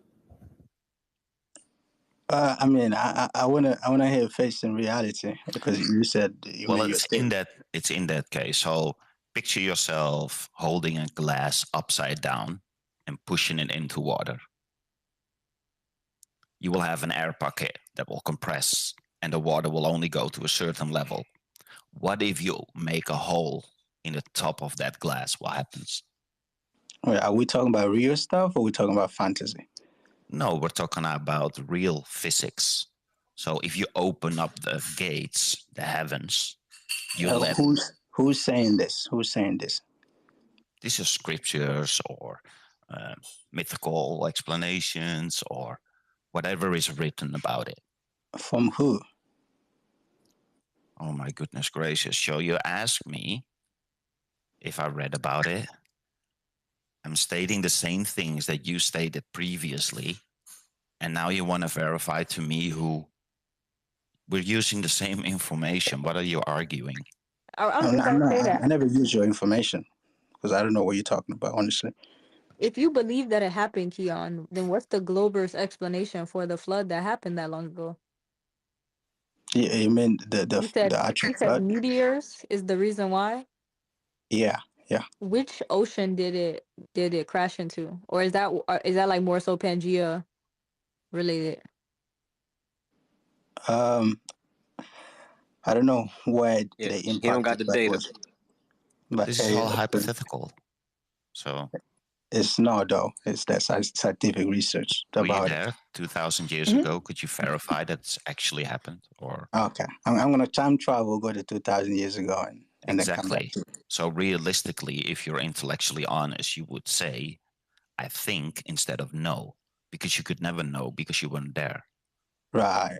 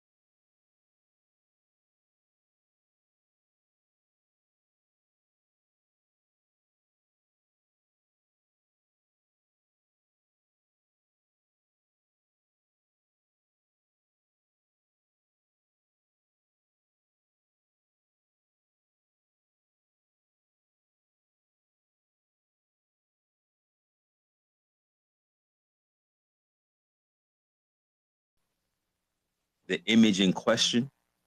The only thing that I'll say is that Andrew still believes that lateral compression can show curvature at higher elevations. That's one thing that he wanted to make clear. Is I still think you could laterally compress things as long as you're high up in the sky, so you don't take, certain variables close to the Earth's surface that may skew the observation, like ocean swells or this and that and the third, or whatever you were saying. So none of the globe earthers had anything to say. It was beautiful, actually. And I really hope that none of y'all use that image. We kind of got away from that topic. You too, Keon. Who else is in here? Let me see. Is there any globe earthers in here real quick? Let me just... Oh, Ralph, you too. No more lateral compression. Go check my pin tweet. Who else in here? Hold on. Let me scroll real quick. Oh, we got Fleur further down in the YouTube chat. Concave earther. You don't really be on shit for real like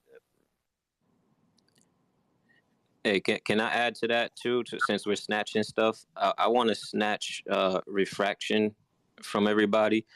So any glober in here listening, drop the refraction nonsense unless you can show and demonstrate light producing the image of something it's reflecting off at a degree above it so we can see it over a curve.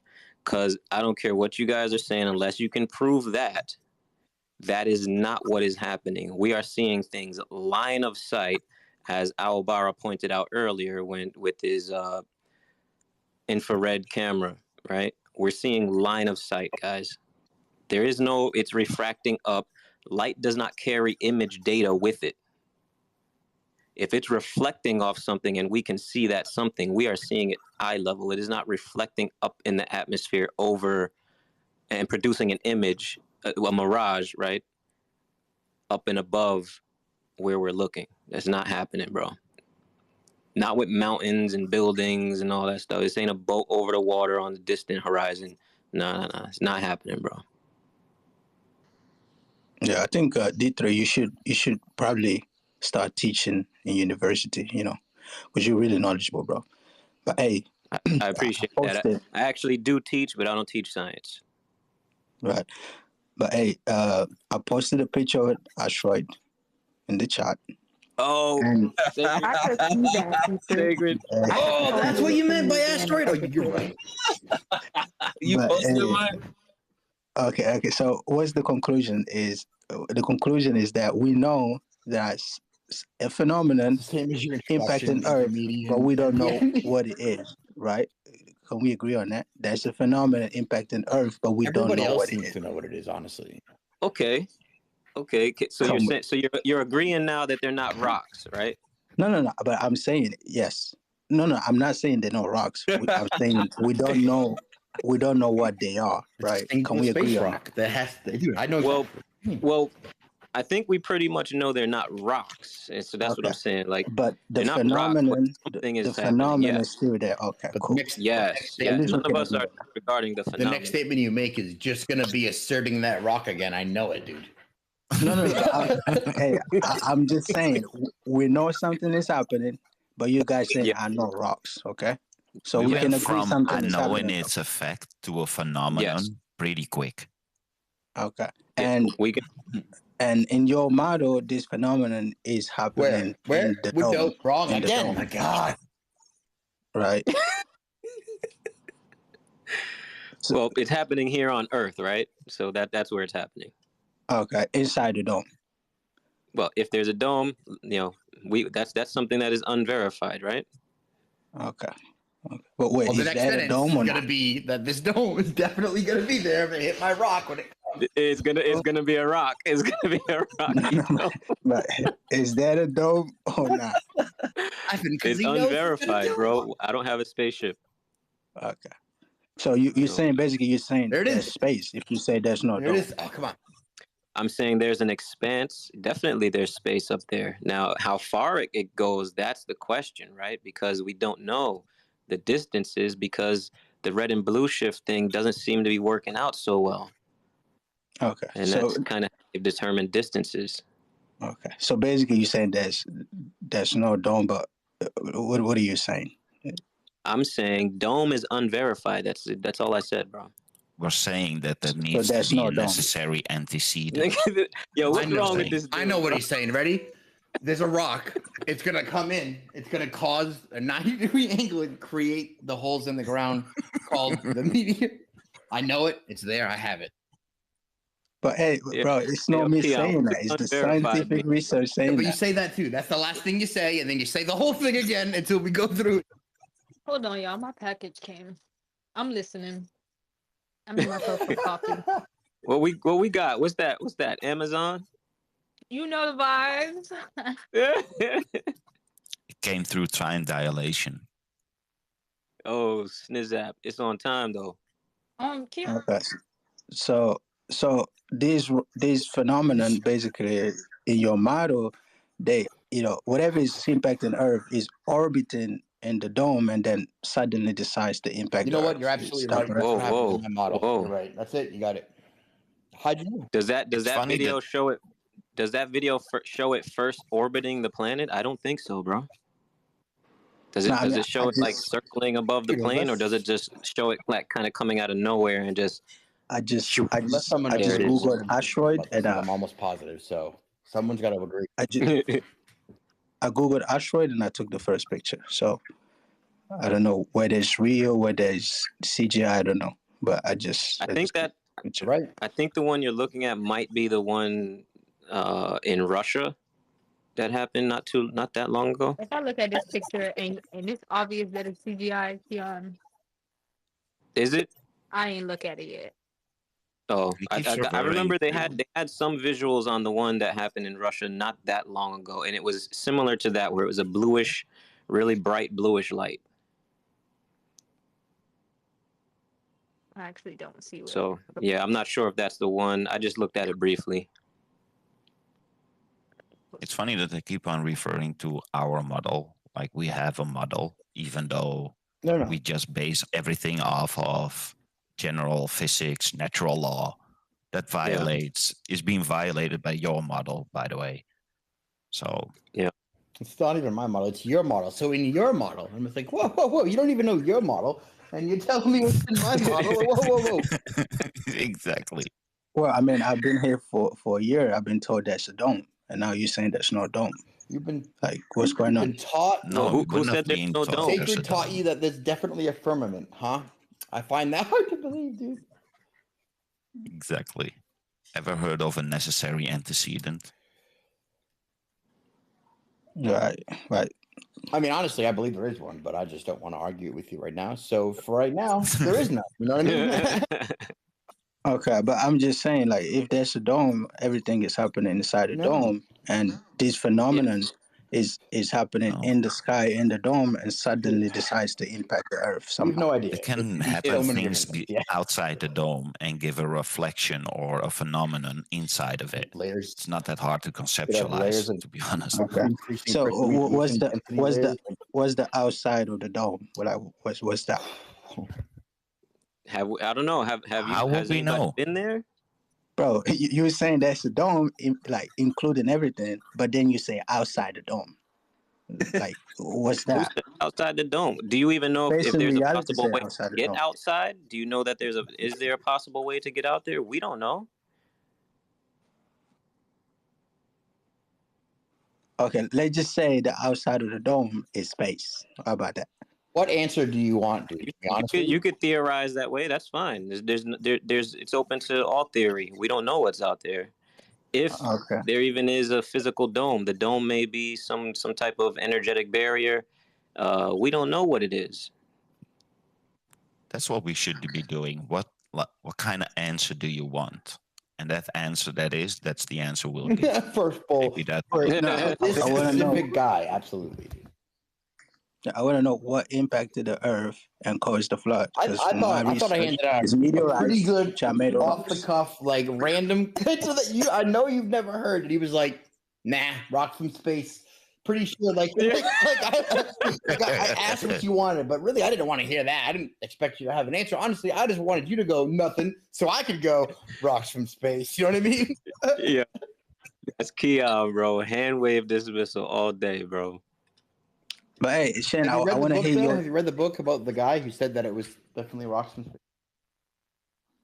Shane, I want to hear your explanation. What's going on? What's going on with these meteorites?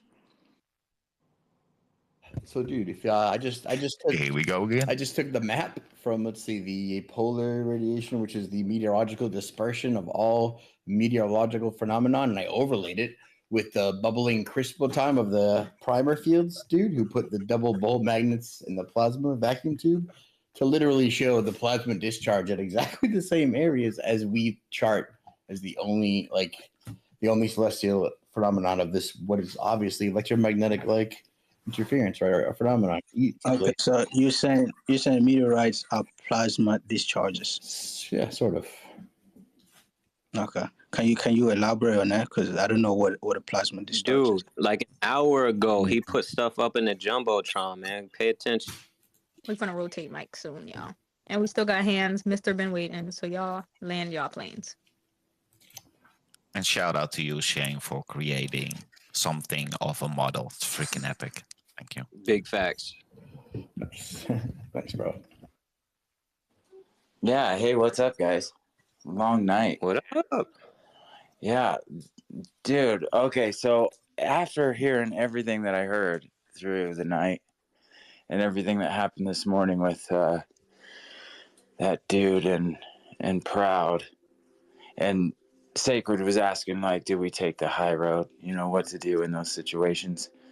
I think what's going to happen is that Flat Earth is going to grow exponentially, and it's going to get overwhelming. And what this magical space has been is going to get overrun with a bunch of people, because it's going to become like the cool thing to do after a while is to be a flat earther. And I think we're right on the cusp where everything's beautiful and happy right now.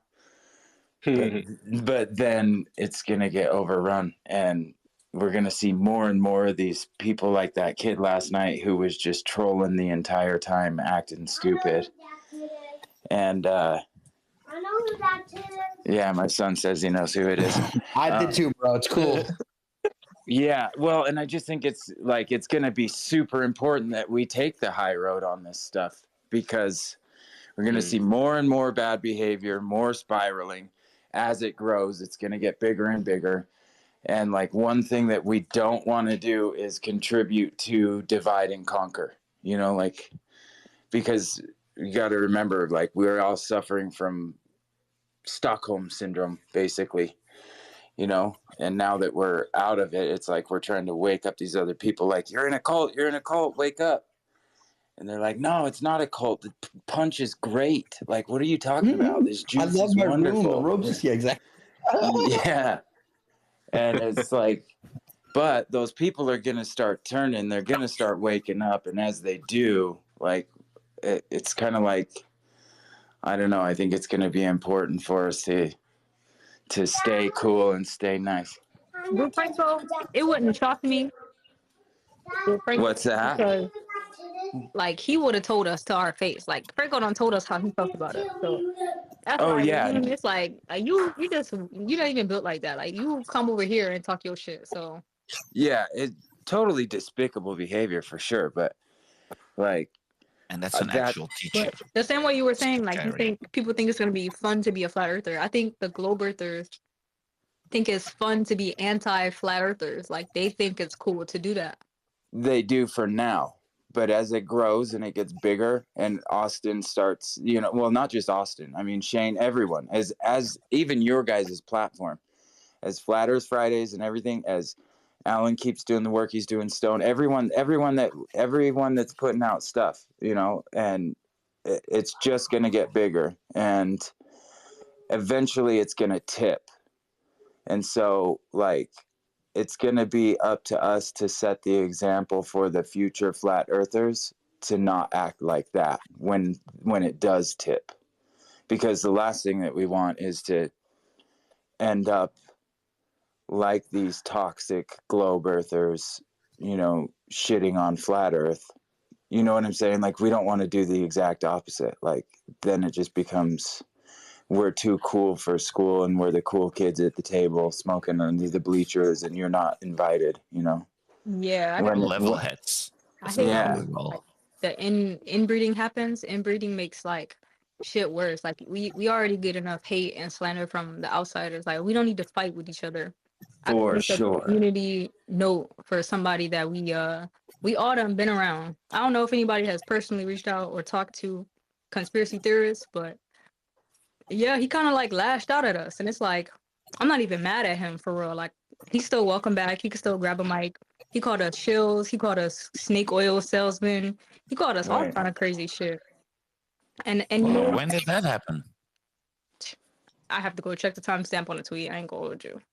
But you know why Well, he did that? Because he wants more of this conversation. He is so like invested in it that he feels like it's a scarcity and like he wants it. So because he's not getting enough, like he's lashing out. It's emotional.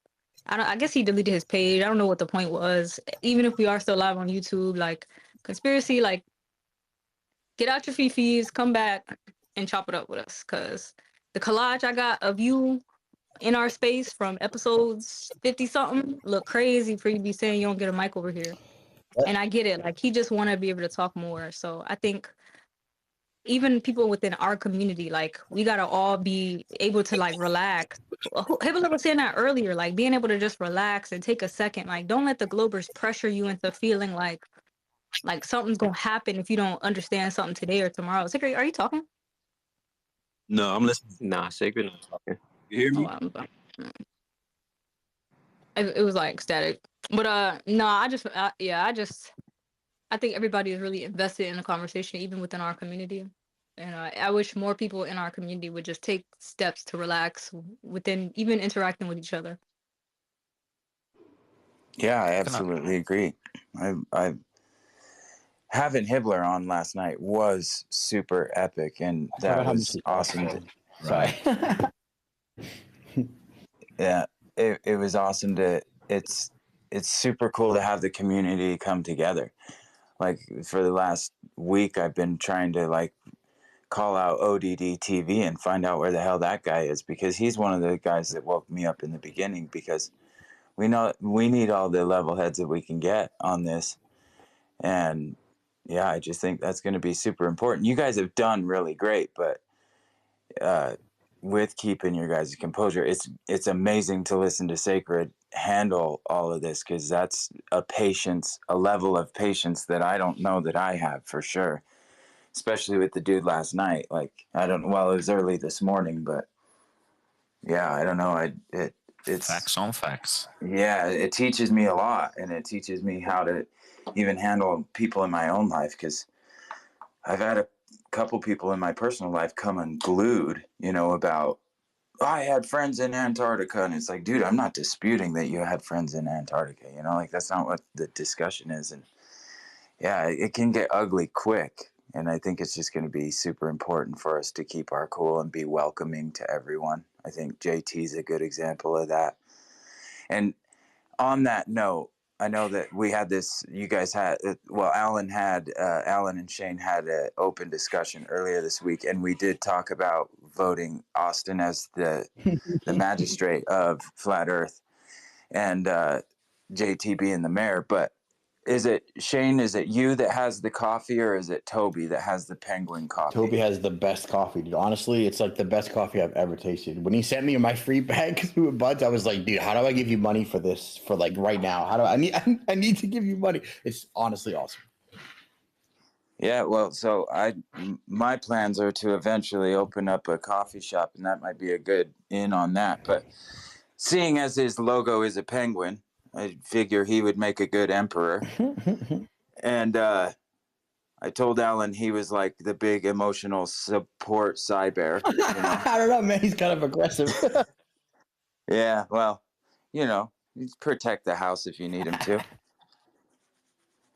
But, that leaves you, Shane, and I would say I would have to go as far as to say possibly deputy. I don't know. But we'll get all that hashed out as the time comes. Man of Stone would be the Rook for sure, just because the big brick. Shout out to Sacred for this, because I was in this space luckily early on, and I didn't always agree with what Sacred was doing, and that was of my baggage that I already had from previous years of doing flat Earth. And he had a vision, and even though I didn't always agree with his vision came through, and he created this in the way that I didn't believe was possible.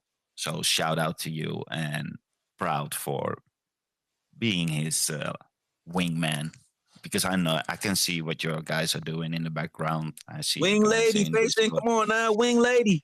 Yeah, wing lady, exactly. But no, man, I what have a you've created vague is memory something of special. being aggressive facing. That's kind of funny. I think the most part about to adapt to I'm sorry. my Like bad. towards the Glovers. I don't remember. It's been a long time. Maybe we really did like change your outlook.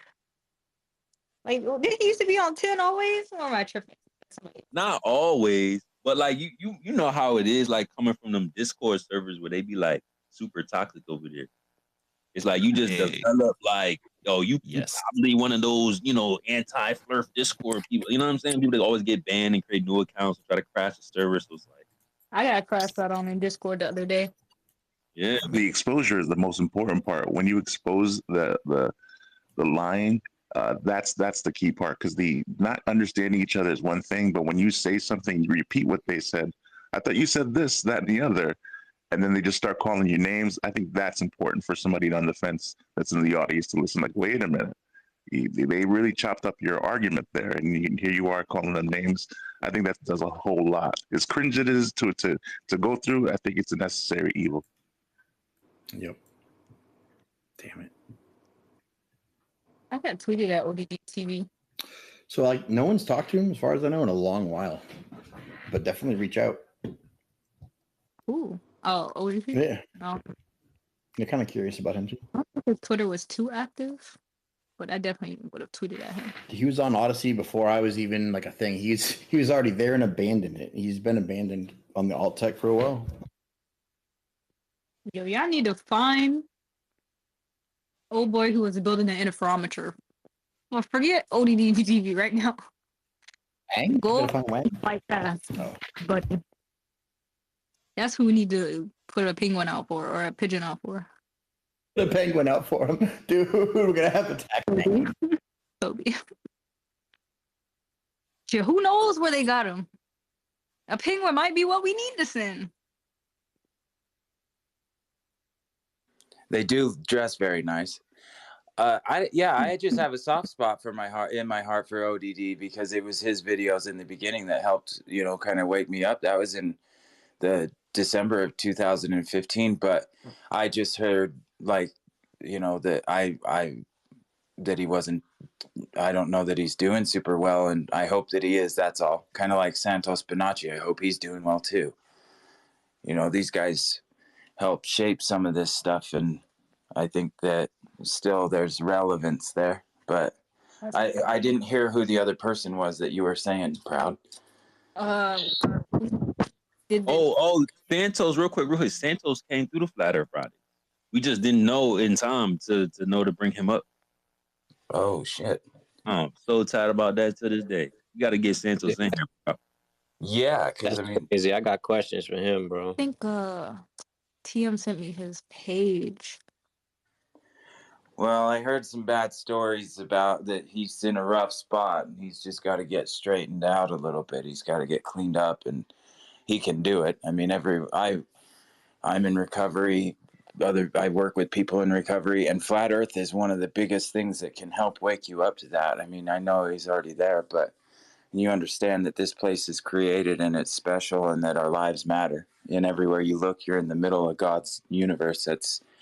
That's pretty powerful news, and it can help wake a lot of people up out of their despair. I mean, JT's story is very similar to mine in that sense, but yeah, I don't know. Last I heard, Santos said he had basically gotten sabotaged by someone that was claiming to be a partner. So it's a pretty ugly story. Found this page. Well, we'll see. We'll pull back up. Yeah, but I think you guys, it's amazing to see. I mean, you're episode 98, you're going to get to your 100, and I think this room is going to start getting packed, and it's going to be, you think people complaining about picking up a mic now, it's going to be way harder when you have, thousands of people every Friday night. That's what I said. Yeah, and Little Conspiracy won't be bitching. He'll be in line like everyone else trying to get a thing. Yeah, he won't want to talk to him because that dude ain't worth any more words. Imagine talking out about 20 minutes versus 2 hours. Yeah, I mean, I didn't request a mic until early this morning. I usually don't until the day after, until Stationary Saturdays, because I want to hear what everyone has to say. And most likely anything that I have to input isn't probably that profound anyways in the moment. Like, I'd rather listen to what's going on and collect my thoughts about it. And then if I do feel compelled to share, then I'll wait my turn. It's not that big of a deal. Like, I think what you said earlier about relaxing is key, but people get hyphy. It's so weird. It's such a touchy subject. One thing you said, Mister, about popularity growing, and there might be a pushback to that. There's a guy named Jackson Hicksell. He's not a bot, but he's been flagged for engagement farming. So when they first rolled that out, they said, "Hey, this is going to be just for bots. Don't worry about it." But as you can see in the nest, he's not a bot, and admittedly, he trolled. It's a troll post. But what if you put something like "Earth is flat" or the Earth is not moving"? Something simple as that. What constitutes engagement farming? So having receipts is going to be important going forward. Just what happened to him? Somebody got, I guess, penalized for something for a post, and he was saying that it was some policy that was put in place recently that was only supposed to be for bots. What's the punishment? And it's already for engagement farm. What do? Do they ban you? Do they time you out? Yeah, what they do, Mr. X? I think they time you out or they flag your post, and if it keeps on, they might just suspend your account. Just so having receipts, every one of us I know has receipts, but just to keep that in mind when you're posting. This is my third account, so it will definitely happen. Just saying. Oh my gosh. Yeah. Allegedly. I mean, hey, on that note, really quick for everybody listening, this may seem kind of abstract at the moment because not everybody is into Web3, what's called Web3. And that's a space where things are essentially on the blockchain, right? We do have Web3 spaces that are decentralized that they're not run by groups like this. There's no CEO, right? They're just decentralized places for communication. All right. I think everybody in this kind of community should start to look at those spaces and just kind of play with them, test them out here and there. In case any of these places, Twitter, I guess, other places, really put the clamps on with any of this stuff, right? We got to have a place to go. We got to have a backup plan. That's all I want to say about that. What is it? What place do you recommend, T3? Hold on, let me pull up my browser. I'll give you guys one spot that I messed with. Hold on. I was like, it's the same places that the Globers are going. I'm not going. Do you need like a special browser for that? You can do it on like Chrome. No, any Chrome-based browser will work. Even Safari will work with some of them. It just depends if you have to use like a plugin for your crypto wallet to log in or not. Right? Some of them require that. Some of them you can still use an email. Oh, you said this was Web3? Yeah. Oh, okay.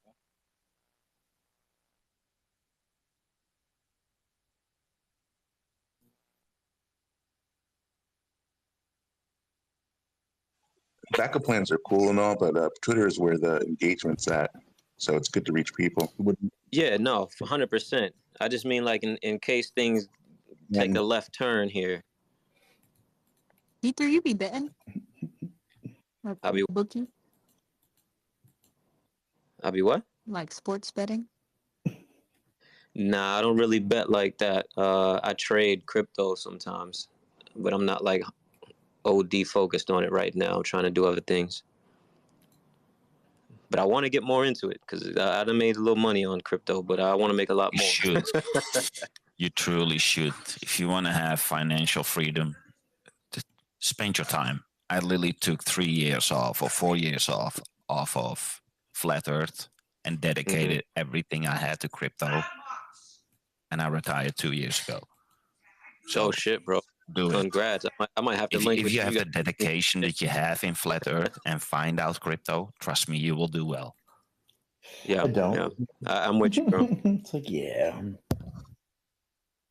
You're not going for it, Shane. Like, I can't direct it like that. I can only do what I'm interested in. I'm like, crypto. Oh, I'm already asleep. Nope. I can save my life and get rich quick. Yep, already asleep. Still snoring. I can't direct the energy and it's hard. attention to do what I need. Get them green bars, man.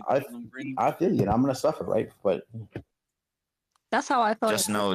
I felt like I didn't want to jump into it, so I'm not even understanding. But somebody basically explained it to me like, yo, any money that you don't need, just throw it into crypto. And then just let it do what it do. Like, don't even think about it. Like, if you don't know what to do with it, don't worry about it. Just put it in some type of crypto somewhere and leave it alone. Yep. So So once you realize motto. that the dollar is always losing value, would tell you that literally the only moment that your dollar actually has value is the moment you get it in your hand. The second it's longer in your hand, it's worth less. Statistically over throughout whole history. So saving makes no sense. Every day that you save your money, it's worth less. You buy less with it. So what Big do fact. we do? Yeah, we put it in real estate. Do you make money in real estate? No. You maintain your value. Do you make money in gold? No. You retain your value. You can buy the same thing with an ounce of gold now that you could do 100 years ago. It retains its value. You don't make money. So if you want to make money, you need to take risk. Yeah, big facts. And for everyone listening, also, everybody wants to complain about banking and stuff like that. I posted this the other day. Like, first of all, you just need to stop doing it. Just don't fork over your cash to them. Put in what you need to move money around when you need to move it around. But other than that, take their power away by just not banking. And then on top of that, when you do bank, right, you got all these fear mongers out there saying banks are closing down and stuff like that. Well, when that does happen, it's a big problem because you may not get your money back because once you fork it over, you put it's in a savings account there or a checking account. It's really under their custody, and there are a lot of things in place in contracts, right? Contract law that they have that protects them, not you. So yep, we can't own anything. Right. Yeah, he's right. So even the money that is in your bank, you do not own. They literally own your money. The same goes with your house. Even if you paid off everything on your house, you still do not own your house. They still own your house. We're living in a fucked up system. Real quick, a streaming service that I've used before. I'm not really putting a lot of stuff there, but it's Zap.stream. It's a Nostr service. Nostr native service. If you know what Nostr is, it's like what Edward Snowden is always talking about, what that he uses. It's on my profile. If you see my profile, I've got a Nostr there. It's essentially an address that's only yours. It's encrypted, and there's no way to kind of like verify who you are through it. Nostr Safe. Yeah. Is that similar to Nostr Safe? Maybe that's one version of it. There's so many different ones. I got like Nostradamus. It's called Damus. Yeah. Nostradamus. There's a bunch of different sites. It's just a protocol of communication. It's open communication. Oh yeah. So yeah. Anyway, Zapstream is kind of based on that protocol, but it's a streaming website. And I'll pull up a couple others when I find them. Hold on. Yeah. If you want to go into crypto, do not do it through centralized exchanges because that's literally the same thing as a bank. They own your crypto, you do not. So if you want to do crypto, do through DeFi crypto where you own your own crypto. There's nobody in between. There's nothing that can take my wealth away from me. I can literally move freely all over the world and have all my wealth with me. You cannot do that with money. You cannot do that with gold. You can literally not do it with anything. There's always a middleman in between. And what crypto was created for, Bitcoin in 2008, was because of the banking crisis. Now it's being literally taken over by them already. It's not DeFi. So if you want to truly be the custodian of your own money, look into DeFi and make sure that you own your own coins. And then do your own research. Support what you like, support what you trust, and then move from there.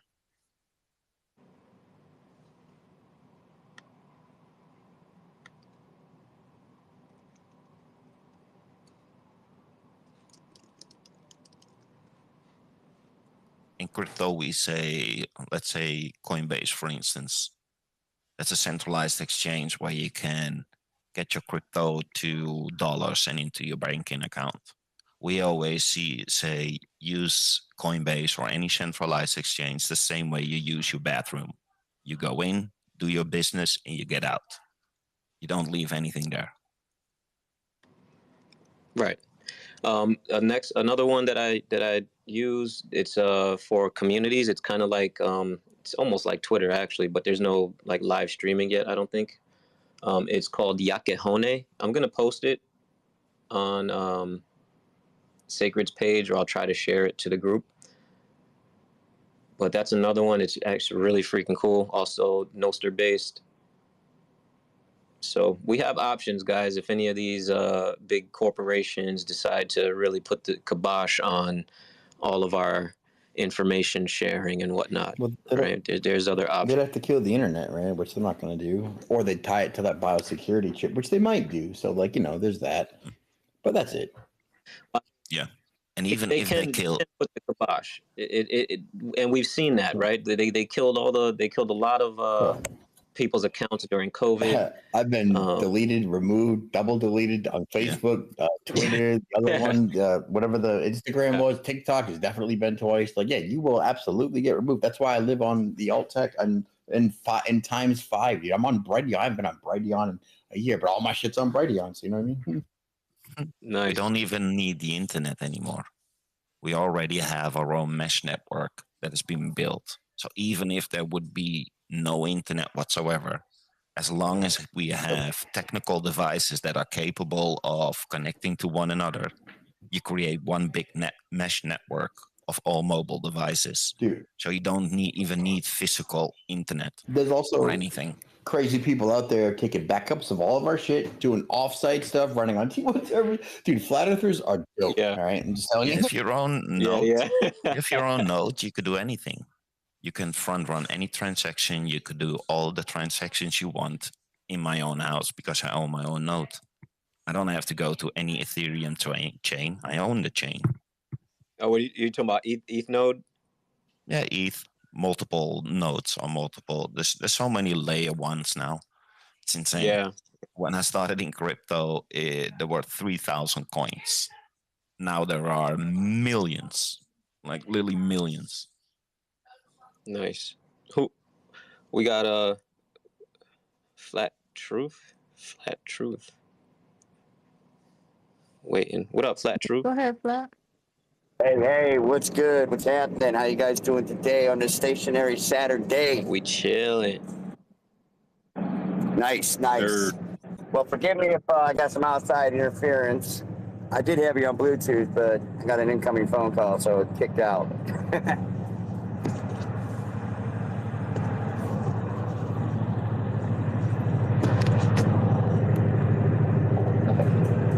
So briefly, real quick, and then I'm going to drop down. I just wanted to comment on the meteorites, asteroids. It seems like to me there's a season of them. Like it happens 4 times a year. You can pretty much set your clock to it. So that's fascinating. Now, a fella by the name of Nathan Thompson pointed out probably about a month ago that he suspects to believe gold up in the atmosphere. So we started to kind of look into that. And, it's really taken us down an interesting journey on understanding some of the atmosphere. And it appears that there is, in fact, gold up in the atmosphere as a vapor, as a gas. So we find that to be fascinating. and we contribute that as part of the dome that we can't quite verify, but we do believe the ancients, and other things in nature that would point out that we're inside a container, such as air pressure, sound waves bouncing and echoing like thunder, and all that good stuff. Ham radio, that's another good instrument that can be used to measure when we bounce signals off of something up in the atmosphere. Some suspect, frozen oxygen. We support that. We know that the sun is electric. We know that the moon is magnetic. So a lot of that alchemy takes place up there in the atmosphere as a gas vapor and cooler temperatures, which then starts to form metal. Once it gains enough, properties, if you will, to enter the electromagnetic toroidal field, now it's going to fall to Earth. And that's how Earth regenerates its precious metals, per se, quote unquote. Let's freaking go. One of the things we found. What's that? No, let's go. It's not often that I hear people talk like this. You should look up a silver cell. It will explain everything. But go ahead, sorry. Yeah, I'm having just a little bit of trouble to hear, but I'll just land with this real quick. The volcanoes are pretty relevant to putting gas back up into our atmosphere. There's 1,500 active volcanoes on planet Earth. 50 to 70 of them are highly, extremely active. And Antarctica is one of the places that they say puts out about $6,000 a day in gold through the volcanic gas. Now, mercury, that's another thing that we find up there in the atmosphere, and that also comes from volcanic gas. And what it does is, as it leaves as a gas, it gets up there in the atmosphere and gets heavy and falls back down to Earth, according to science anyways. So it's a very interesting research, especially when we apply the stationary geocentric Earth to the matter. So with that being said, I've got to try to reconnect my Bluetooth so that I can hear you guys better. So I will be back. We keep coming back to that whole electromagnetic phenomenon and everything. I mean, we have electromagnetic coding. We have the creation of precious metals through electrification. Corrosion is electrification, or the movement of electrons, or how we want to describe it. So it's always the path of least resistance. That's how we protect ships from corroding. So corrosion is an electromagnetic phenomenon, the same as the creation of metals, the same as the creation of light.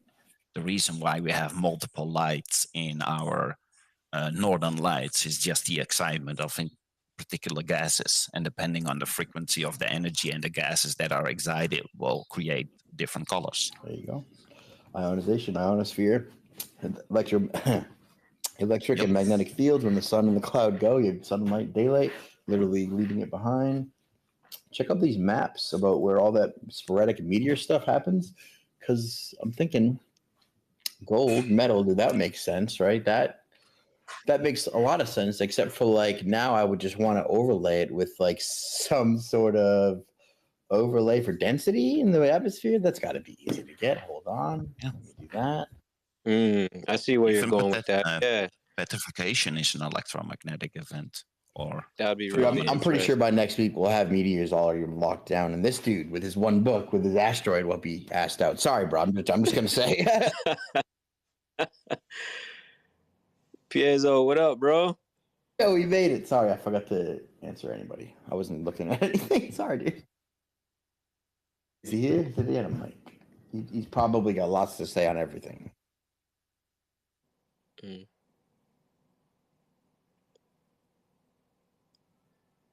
All right, I just got to store these hashtags, so I don't got to write them once. Dude. This is really painstaking. I've done it twice, and I'm already like. Is that the same piezo, or is this a different piezo? Because the image has changed, but it's not like an avatar. Oh boy. The profile. Yeah, I was posting something, so I'm like, speed post. Nah, let me go. That's piezo. Probably. That is him. Okay. Nah, because they were getting on him yesterday about changing his profile to upgrade to an avatar. I think Alan was telling him to step his avatar game up. Get a spirit animal and make it gay or something. Yeah, he had to join the club. I can't hear him. Can anybody else hear him?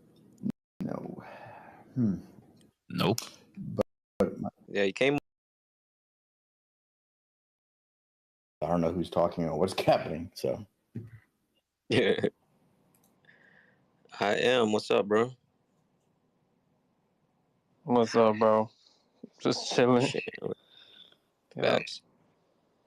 Hey, hey, Sacred. Whatever happened to my homeboy from New York, man? What was his name?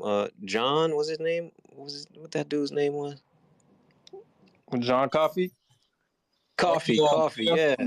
He ain't been here in a couple weeks. Not about Yeah, whatever happened to dude? I like building with him. Yeah, He's collecting his thoughts.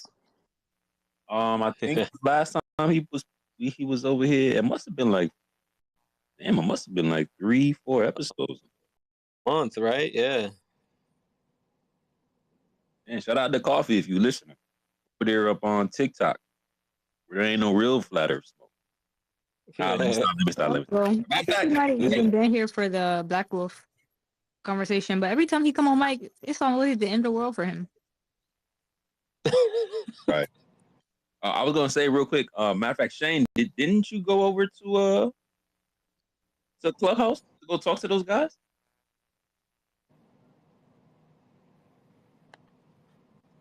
I don't know if Shane can hear me. You don't have to divulge that. Cheated on a level head.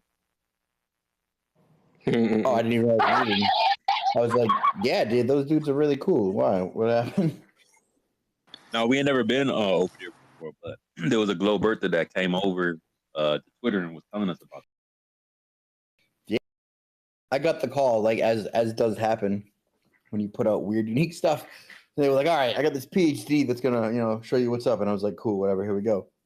But then I got there, and these dudes were steelmen my shit better than I could, like on the spot between them. And I was just like, whoa, all right, you don't really need me here. And then the dude was like, you wrote it. And I'm like, well, no, not that paper, but I'll defend it. I guess you're so confused. This is gonna be fun, right? So, but I was impressed, dude. They are eloquent, like articulate. They hold their own. They write it nice. There's not that many of them, but they're a chill crew. I would go there anytime. You talking about Meatball? Which room did you go to? Meatball, and I think Meatball's the one who gets me in there. No, now I'm gonna tweet at him. Yeah, I don't know their like Clubhouse version of the games or whatever. So, hey, guys, I want to chime in on the crypto, and you got a second? Let me know. What up, Flat D? What's going on? Let's go. What up, Dave? Is it Flat Earth Dan? Am I Flat Earth Dan now? Be whatever you want to be. Hey, so just I want to chime in on the crypto for a second, and I know that a lot of people are into crypto, and a lot of people are just like bored. Shane, did you say that when you hear crypto, you just brain goes to sleep? Yeah, and also if you say that around Toby, you'll get like a 2-hour dissertation on why that's so. Been there, done that. No. Here's the thing. We are, the crypto goes through these bull markets and bear markets. We're just coming out of a bear market, which by default means we're going in. Learn about crypto, and I have an amazing way, and I'm announcing it here for the first time, that you can learn about crypto and just start dabbling in it for free. Right, on the app, on the next update, which is coming in about a week, maybe 2 weeks, you're going to be able to add your MetaMask address in the referral area, and all you got to do is just add your free crypto wallet address, and then we're going to have an airdrop, and we're airdropping free Dome coins, DOME, which is a new flat Earth coin on the Pulse Chain network, and you're going to earn Dome by doing app referrals. Now, what does that do? You're basically. I gotta say, what? Just went numb right now. Just so you know.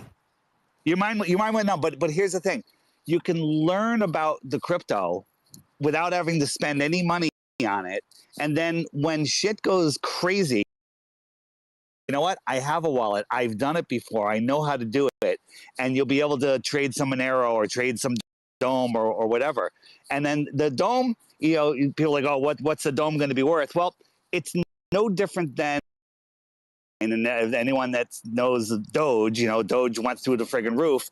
It's no different except there's less of them, and it actually has a utility because you're going to be able to purchase things on the app. You're going to be able to purchase things that you would have to spend money for, but you can use your Dome on the app and for other things too. So the worst case scenario is you learn a little bit about something that you know nothing about. It's like when we first heard about flat Earth, we're like, I'm not going to hear it. You're making me fall asleep. Just shut up with that flat Earth nonsense.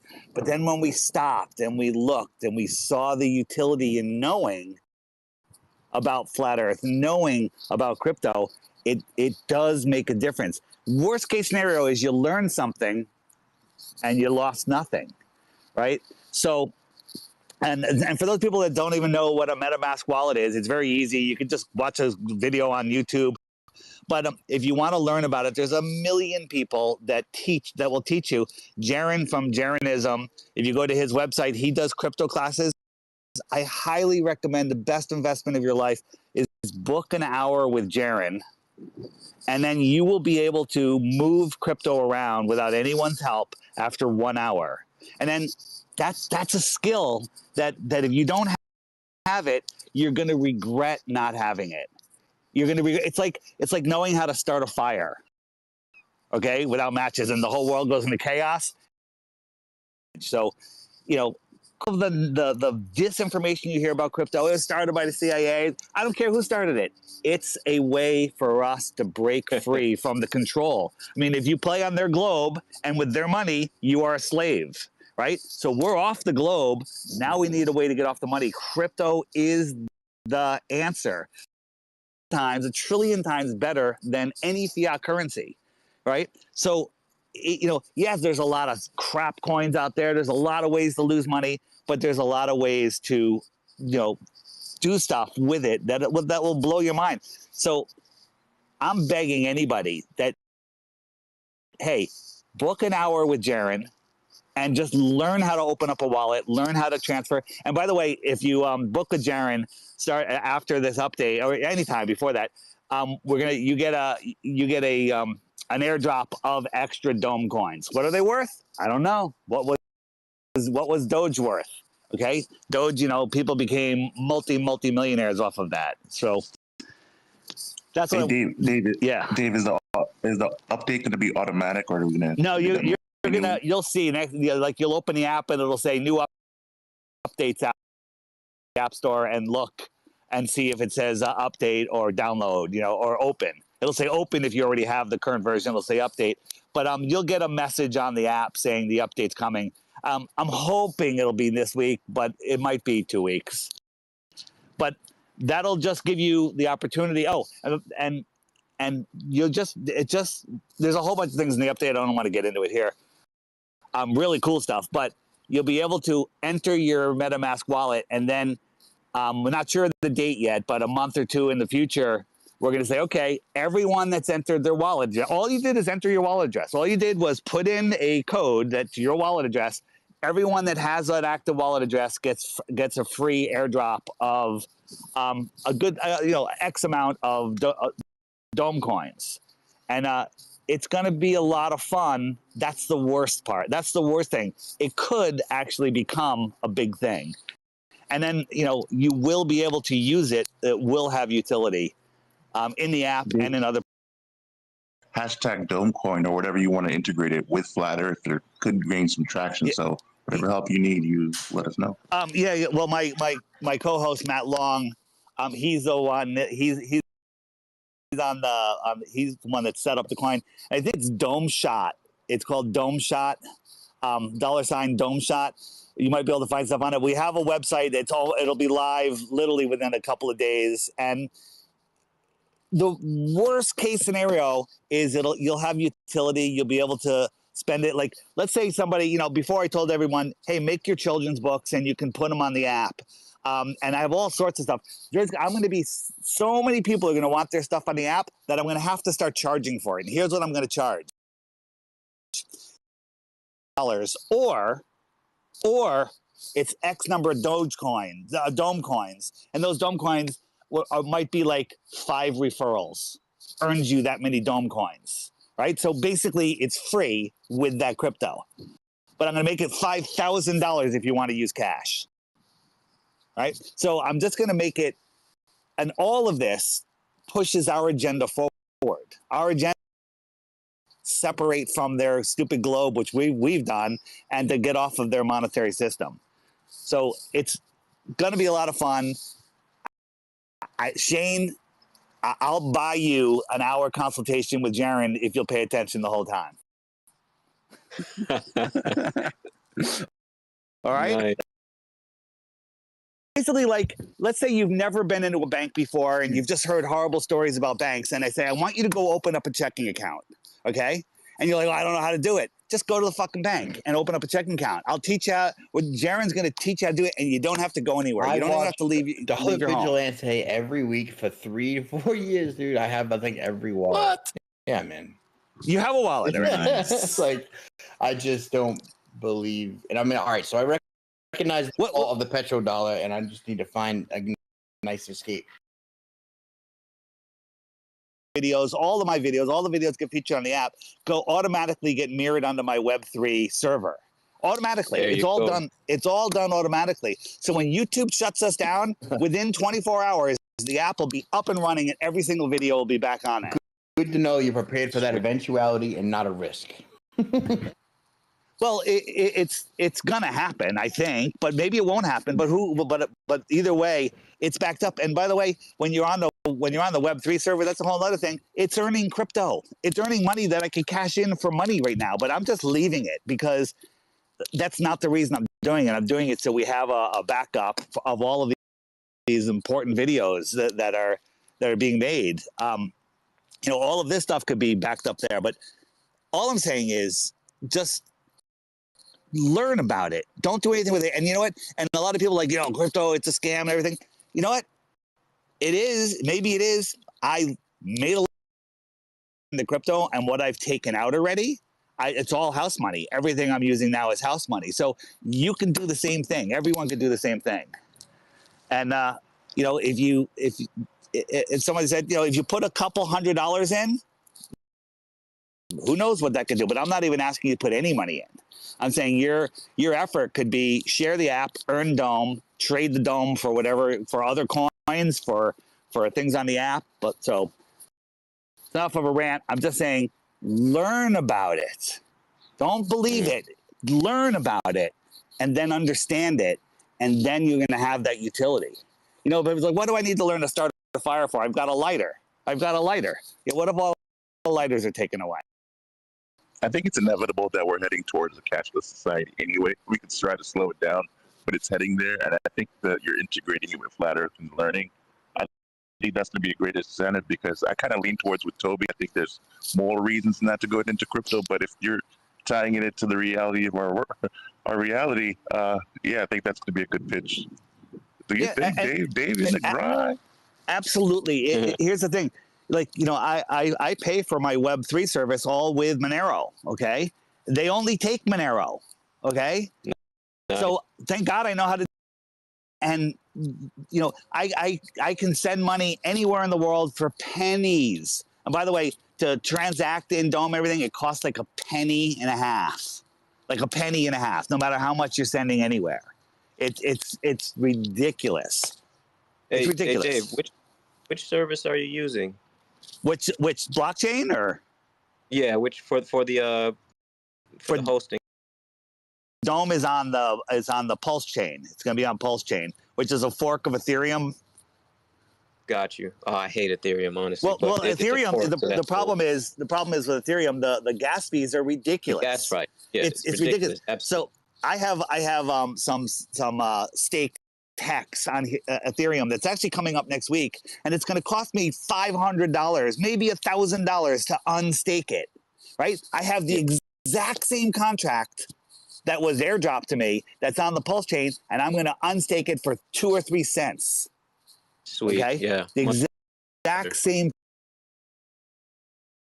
fell asleep during this conversation, learn about it. Just understand it. You know, Shane, when you're talking about all of your math stuff, my brain wants to fall asleep, but I force myself to listen and learn, right? Because it's good stuff. Making good points.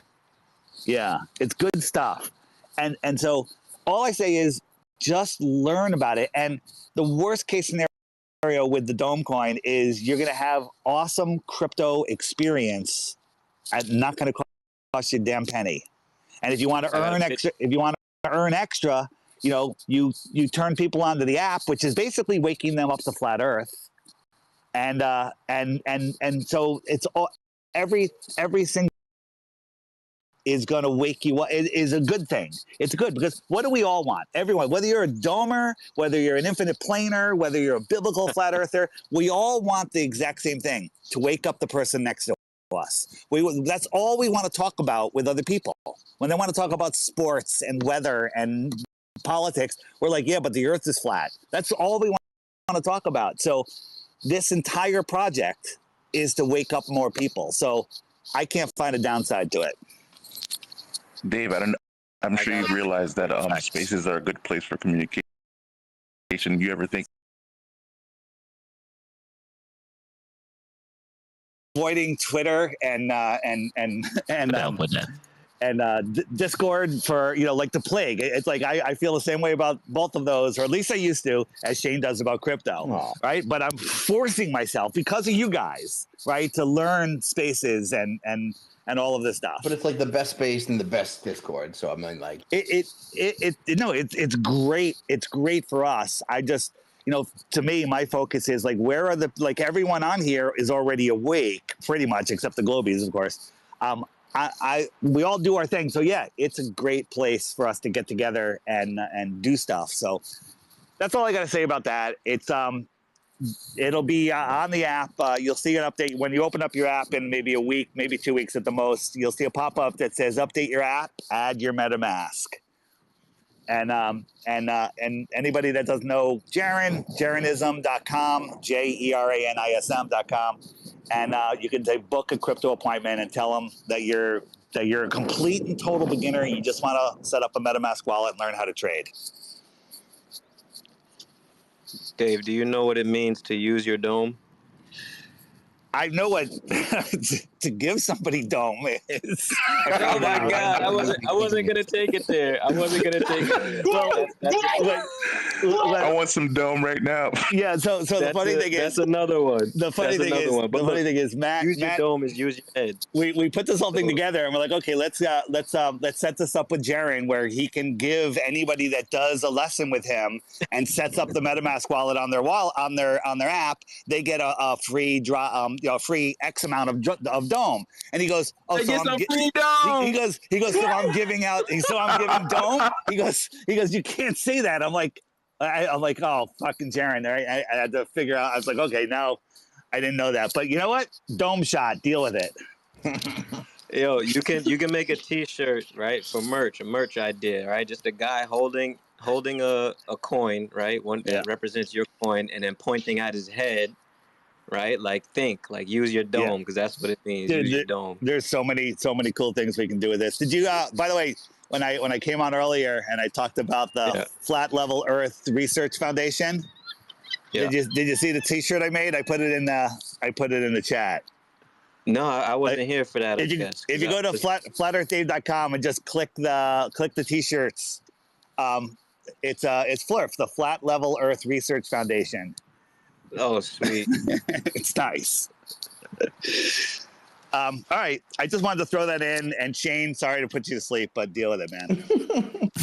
I appreciate you anyway. I love watching Dollar Vigilante. That dude's like the best truther show to watch because he collects all the other truther stuff. So it's great. Yeah, no, he's good. And, he's made me a lot of money, and he's also made me leave a lot of money on the table. So, yeah, you can lose your shirt in crypto, but you're losing your shirt every day if you have cash. So the question is, what can you do to hedge? And the thing is gold? Is it silver? Is it crypto? Is it dollars? Is it real estate? Is it what is it? Spread yourself out so you have but you're spread out, so you have at least some of a lot of things. Everybody knows that. I don't need to tell you guys that. Yeah, and don't save like your government debt coupons that just gets passed on to your thing based on debts from nothing. They just go into eternity. Right. So Right. Bingo. So that's going to be a lot of fun, and I think it's going to help a lot of people see the utility in knowing how to use crypto on a base level. Sorry to interject, but am I hearing some Richard Hart influence here? Well, Richard Hart is the one that started Pulse Chain, and so we are using his chain because it does work way better than Ethereum. I mean, I've spent so much on gas, it's ridiculous. And whether you love Richard Hart or not, Richard Hart made me a lot of money. Okay, same. So that's why I hear his talking points, and it's exactly the same as my talking points. Yeah. I mean, well, that guy might be the smartest guy in crypto. Now he is a friggin' crazy madman. He's a wild man, but he's so friggin' smart. Insane. Yeah, he's insanely smart. So here's the thing. No, I don't idol any of those guys. I take all the good. I listen to all of you guys. I take the good. I listen to the Globers. I take the good, the little bit that there is, and I take their nonsense and I convert it into good. And so that's how the world works. So I know in a year from now, there's a whole bunch of people that are listening now. They're going to go, I wish I did what Dave said. I wish I knew about crypto because now I'm going in as it's skyrocketing through the roof, which is the worst time to buy. Yep, you make your money in the bear market. Yeah, you make your money, and right now there is not a better time to learn about crypto except yesterday and tomorrow. Right? Those are yesterday, today, and tomorrow are the three best times to learn about crypto. Preferably a year ago in November, when most of us were screaming it from the rooftops. And still a year later, nobody wants to listen. It's insane. It's hard to get people to go into crypto when it's in a really bear market, but it's barely coming out of that bottom scoop right now. Barely. There is not a better time right now than to learn about it. And here's the thing. Hurry up. And if you go in and you have a crypto, this is the only advice I'm going to give. I'm never going to tell you what crypto to buy. I'm never going to say any of that. If you go in and you say, okay, I've got a crypto and it's $1, just for a number, and it's expected to go to $50. When it goes to $5, sell half of it immediately. Take your friggin' profits out and play with house money after that. Don't expect it to don't expect to ride it to the moon. It's never a bad idea to take profits. That's my advice. Facts. Yeah, man. Take profits religiously. Yeah, we all know nothing goes to the moon. Well, yeah.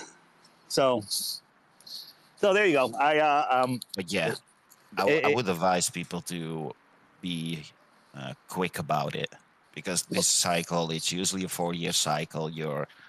So crypto, you have to endure 3.5 years of pain to get rewarded in 3 months. Yeah. And like what Dave is saying, we are literally at the cusp of taking off. Once we do, we only have about 3 months and it's over. So you can make a lot of money in the upcoming months. It's mind-boggling. Yeah, it is mind-boggling. It's mind-boggling, and I didn't listen. My son, when Bitcoin was $7, he's like, Dad, we can mine on this computer and let's buy some. And I looked at it, I go, it was $3 just a little while ago. You missed it. It's already $7. Okay. And so again, there's opportunity there, and it doesn't take a lot of investment. I don't care if you're paycheck to paycheck with credit card debt. You can get into crypto. You can get into crypto easily. Fact.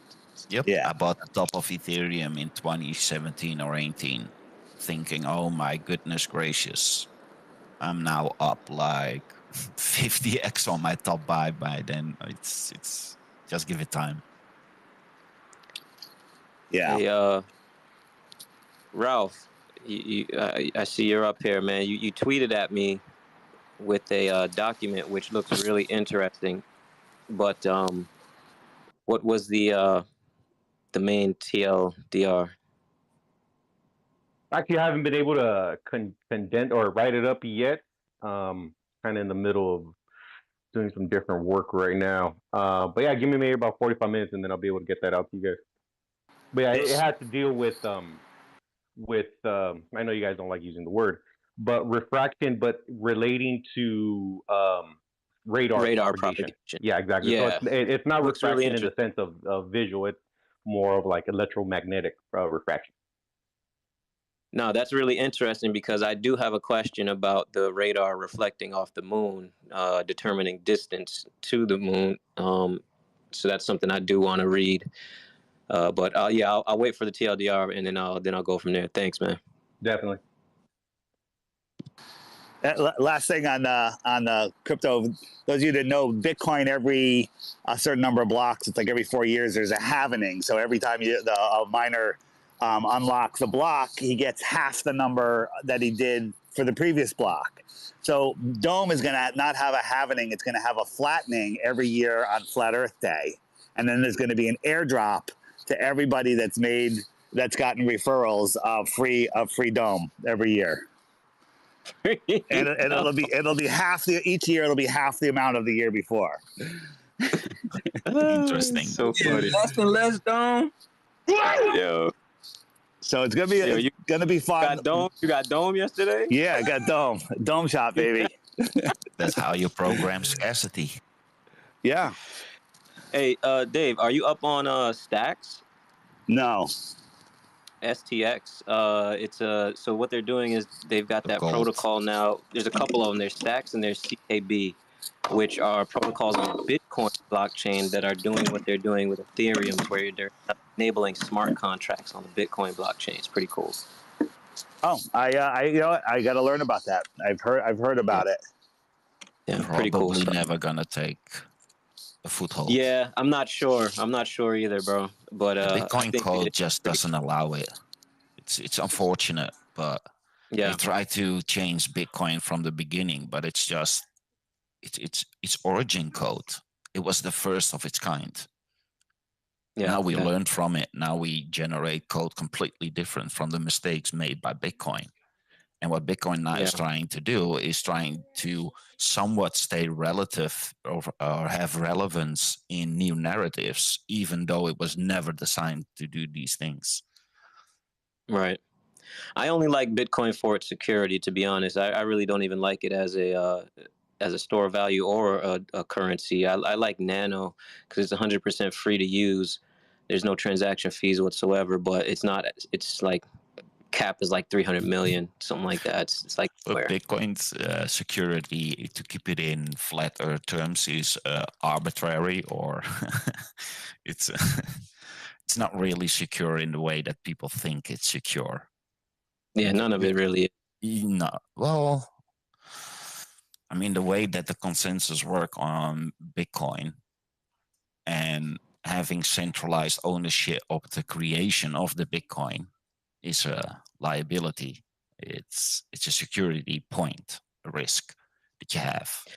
Those are the things that we learned from. Yeah.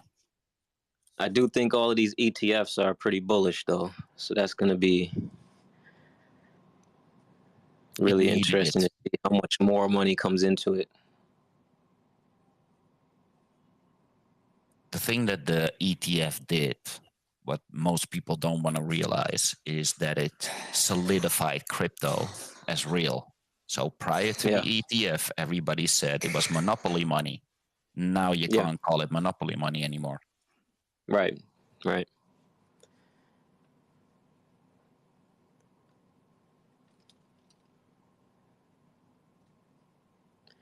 Shane, don't worry, man. It'll be okay. I'm willing. You'll have a crypto wallet one day. I have all of them already. I do. We get paid in Rockfin and only crypto. I mean, I don't ever get it. It always kind of gets stolen. But I mean, I'm willing to do Discord with the level heads for any question or any argument or any whatever you want to do. I'm down forever. Just hit me up. I don't and I could stay want to for argue hours. about crypto. Is that what you want from me? I can't offer you that, bro. I'm sorry. No, some people want. I mean, it's the same thing. It's the same thing as with flat Earth. Here's what I can do. I can serve you Toby, and you'll get 7 hours of engagement, and then I'm gonna disappear. I had Toby already, and I can understand. I mean, Did you really? Sorry, everyone else then. Yeah. Toby, No, but Toby get real passionate about this. Yeah. I know. I'm aware. Dude, I've seen all my boys' presentations. You don't think he doesn't have 2 or 3 on crypto and Bitcoin I had to sit through?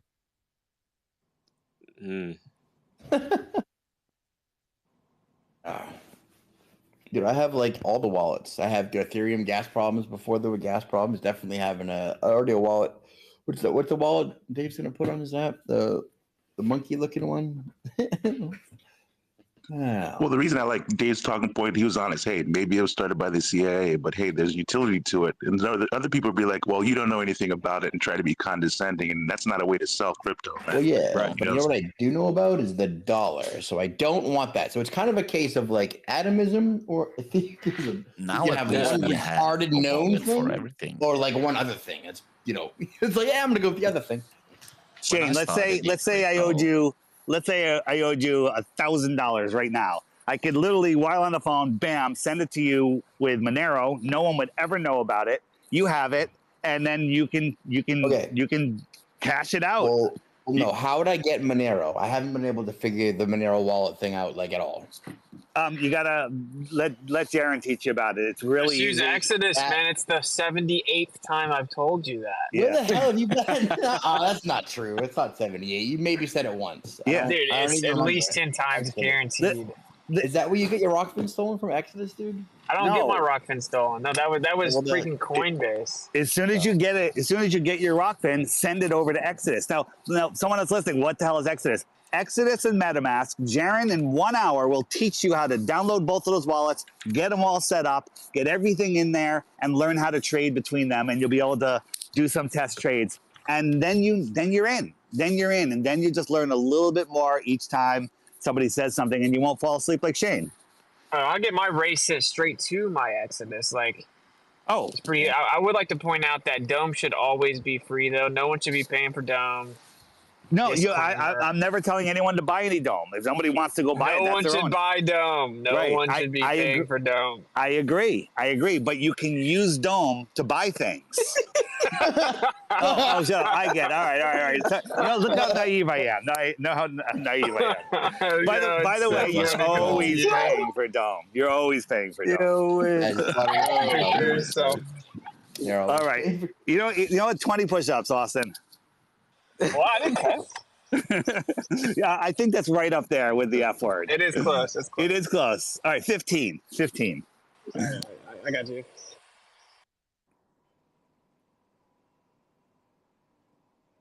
But seriously, every time crypto comes up, Shane jumps in and he's like, pulls out the Eeyore card and he's like, all my money gets stolen. And I'm like, oh, just set up an Exodus wallet. And he's like, oh, yeah, you have told me that like 5 times. And then I come back a month later. It's 2 a.m. Shane's like, "Oh, my crypto gets stolen." I'm like, "Have you set up your Exodus wallet?" Because I don't care about that, but I do care about trying to forget Monero. I didn't know that were the same thing, so I tuned out for like my $38. That I was like, "Oh yeah, I'll get that or whatever someday." And then I was like, "Oh, but wait, how do I get Monero though?" I didn't know that was the same. All right, I have it now. We're good. And I love the analogy about Coinbase. Use it like the bathroom. Go in, do your business, and get out. Exactly. Yeah. All right. To be fair, like no one should use like currency. Like that's terrible. That's obviously the wrong choice. So whatever else we have is better.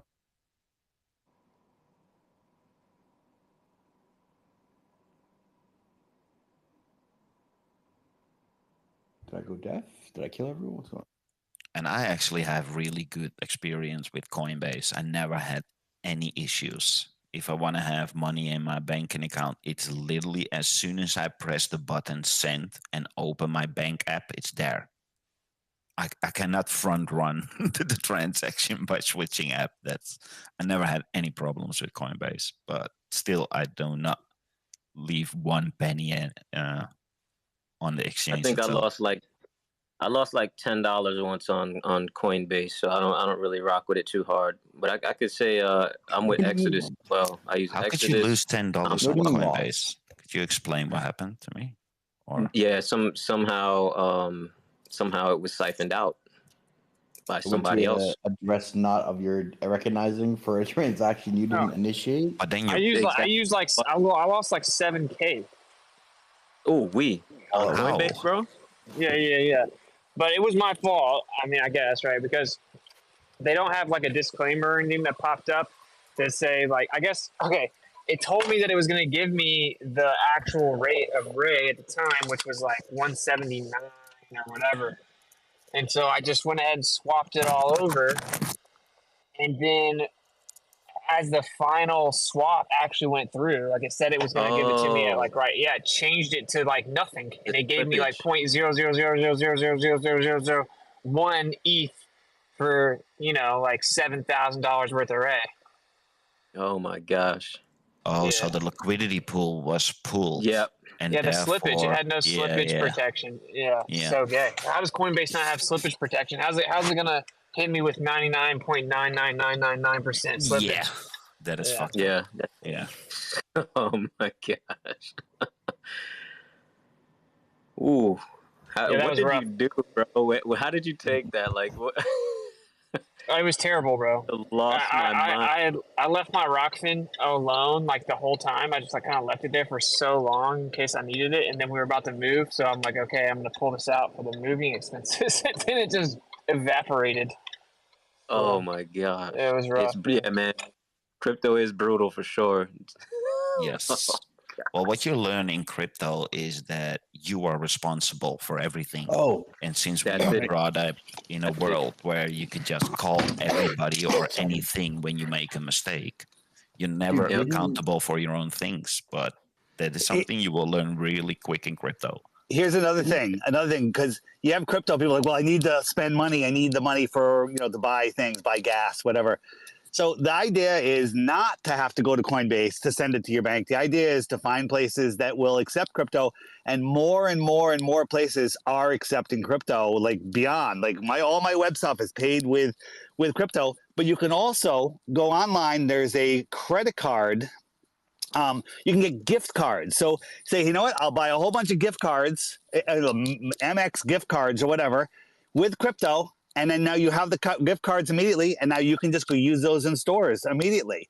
You can also get a crypto credit card that you basically send your crypto to that credit card. It converts it into, a MasterCard or whatever, and you can use that. And you're not taking it out. You're not bringing it through your tax ID number. There's so many ways, so many things you can do. You should never need to take the crypto out to your bank account unless it's like a huge amount of money for some reason that you can't do another way. Mm. I have he's right about crypto. Yeah, we're getting there. Not there fully yet, but yes, I agree. Yeah. Well, didn't Piezo get on the stage and try to talk and then get down? He's messaging me. Did we bring up Piezo and then he's up again, or I'm seeing him as up. Is anybody else seeing him? Can you? Okay, I can't see anything then. He's messaging me like I can't talk. Can you hear me? Nope. Yeah, I don't hear him. I see him as up, but I don't hear him saying anything. Hey, Dave, you heard I'm a Sorry. Dave, you heard I'm officially debating your best friend? Yeah, I heard that. That's not until right until when you're having the baby, I heard, right? Yeah, he's like, I can't do it right now because I just did my Flat Earth video. I don't want people to think I'm going to start really focusing on debunking Flat Earth again, so I need to wait a few weeks. Austin, what about making him agree to airing it on his channel? Well, I mean, that's why I went ahead and found someone with 1.5 million subs. I mean, who cares? That's good too, but you should get him to beforehand agree to either simul-stream it on his channel. He's not going to do that. He's not going to do that. Why not? Is he afraid? Because, of course. He's going to need to live edit it, obviously, and do lots of clips and change. He would pull it right off anyway. Yeah, he'd pull it off directly. All right. like I would say a bunch of flat earthers like, hey, tell Dave he can't insult, no ad homs. He needs to split the super chat. I'm like, none of that's gonna happen. You know, if I give him the slightest excuse to leave, he's gonna run away, and I want to expose this guy. So I don't think he can breathe without ad homing. So whatever. Fact. Hey, there he is. Hey. My gosh, bro. I got on mid-sentence. Listen. I was listening for like an hour trying to get on. Mid-sentence. My microphone software, like not Twitter, the microphone software that's been running for hours on end, fine, crashes mid-sentence. You guys can't hear me. I reboot the microphone software. Then the Twitter space glitches me into like a negative position. It was saying that there's like 11 speakers and -1 positions left. And y'all saw me as being on stage and I wasn't even on stage. Oh my gosh, it's so weird. All right. Sorry, I didn't mean to interrupt. I'm just glad you can hear me. All good. Oh my goodness. I was about to rage, dude. But I mean, I think this guy's gonna stream it and leave it up, right? So, and then he's got like almost 250,000 on Rumble. That's And he's got awesome. 1.5 That's on awesome. YouTube. Let's hope it happens. But you know, he probably just needs a month and a half to plan with Fight the Fat Shirt and McLooney Tunes to but that's awesome because it's not gonna work. I mean, like I know everything that they got. Right, and they're going to just go over every single one of your arguments. So maybe even switch it up, come up with a couple things that you haven't hit them with. Just an idea. Yeah. I mean, listen. We're on the side of truth. You really don't need to do anything except show up. Well, that's convenient because that is my game plan. Yeah, but the same arguments from a year ago are going to work because it's not like they can refute the truth, right? You already gave him like 2 arguments today. It'll be fine. Shane knows firsthand. I put in lots of preparation time, so we'll be at least 2.5 minutes for every debate. Maybe like 2. Yeah, solid 2-3 minutes, bro, with the boys on Discord right before. Does it include a bathroom break, a leak before you go? It's included in that 2 minutes, water, right? ice, everything. Yep. Yes.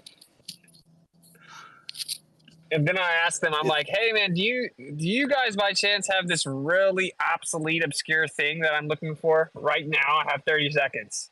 I know, bro. We don't.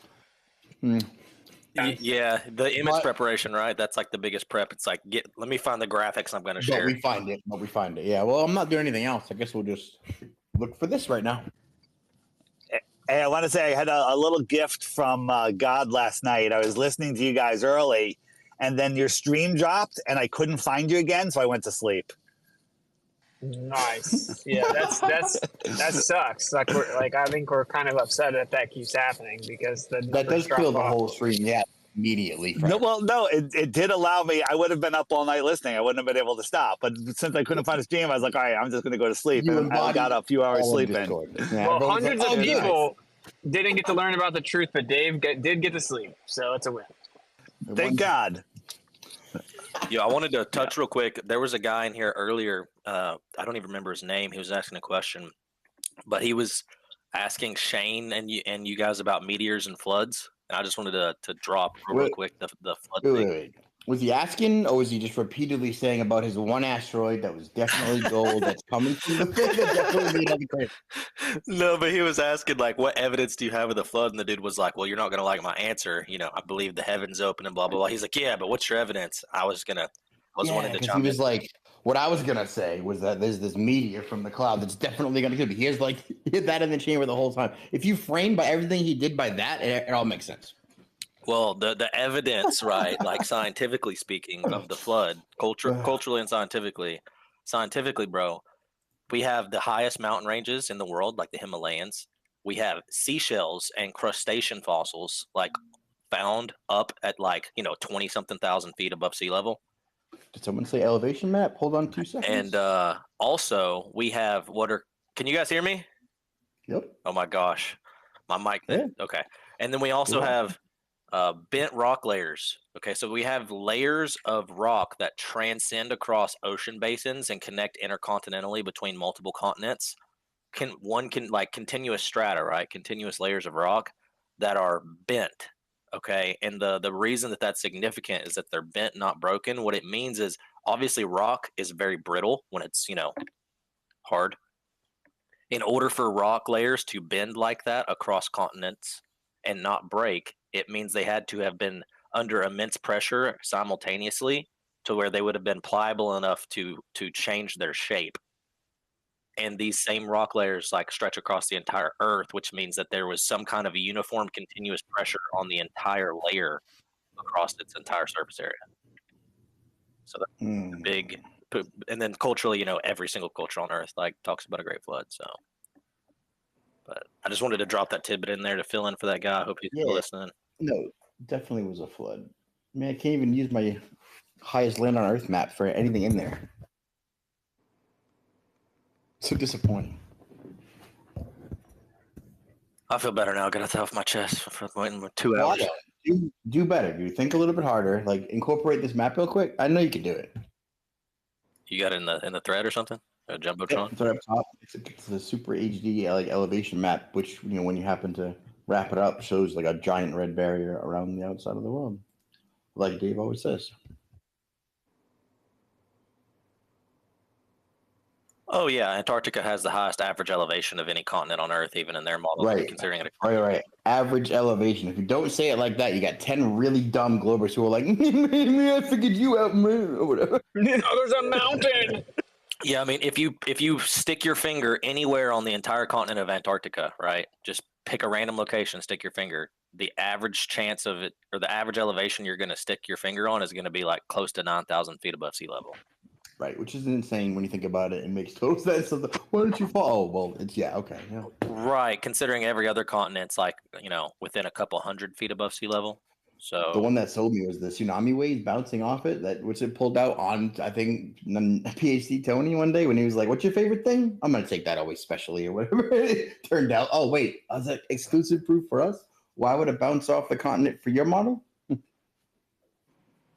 he just started making stuff up. This is my profession. You're not allowed to question me publicly, even though I have no idea. I can't allow it. So no. It has a special continental shelf. I promise. Trust me, bro. I mean, he was a flat Earth seismologist. You think he would know? I'm like, how convenient. Antarctica just keeps being different than everything else. What are the odds? That one's pretty convincing, though. I really do like that one. This is what I don't understand, right? Like, why is the North Pole not like Antarctica? In any way? That's a good question. Why is it not just the same? Dude, do we ever figure out why the magnetic flux lines change perpendicularly or whatever? Or soon? Or did it change? Do they have an answer for that, though? Like, why is the North Pole not like Antarctica? Should at least be similar, right? Should at least be similar. Maybe not exactly the same. It's like, well, why are you asking? For seasons, for light, for this, for that? They'll have a different answer for everyone. They're not even close to the same, though. Right. They depict it as an empty just ocean with a couple icebergs, and then the south is like sometimes it has all the life is different. There's a difference why it's all the colors different. And the green, there's no plants or life. It's all different. It's a different explanation. Why'd all the ice congregate at the bottom of the ball? Also, why are they give the stupid reason for the Antarctic Treaty and not going to Antarctica, but why aren't you able to go like north of 65 north? Reasons, bro. Well, I don't think there's a North Pole Treaty, is there?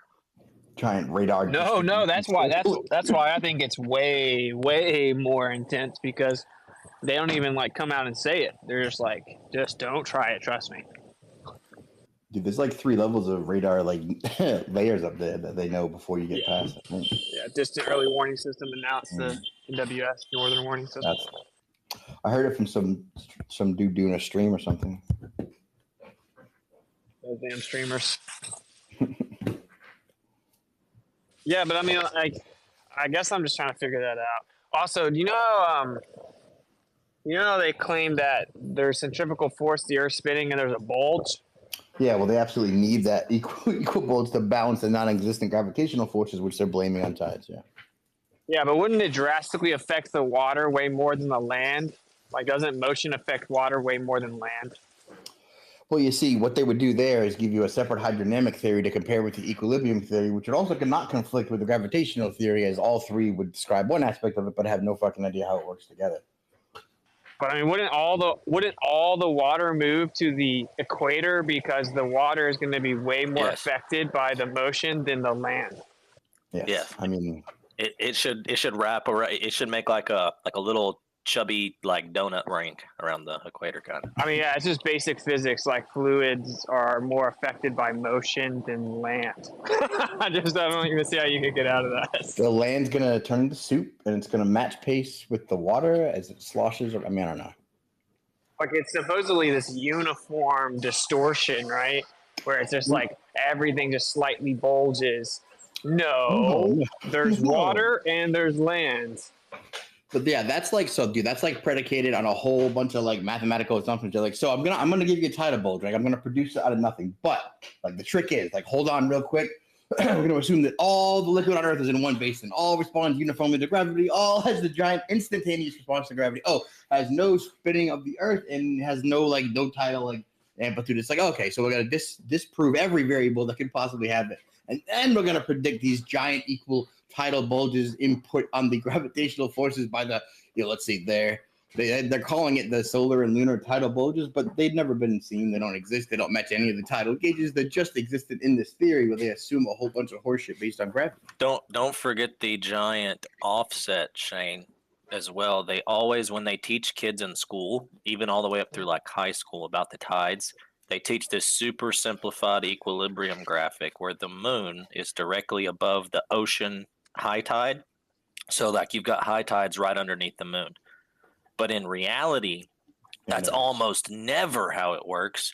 You've usually got an average offset from the moon of high tide of at least 45 degrees, and it ranges and varies anywhere from like 15 to like over 100 degrees of offset.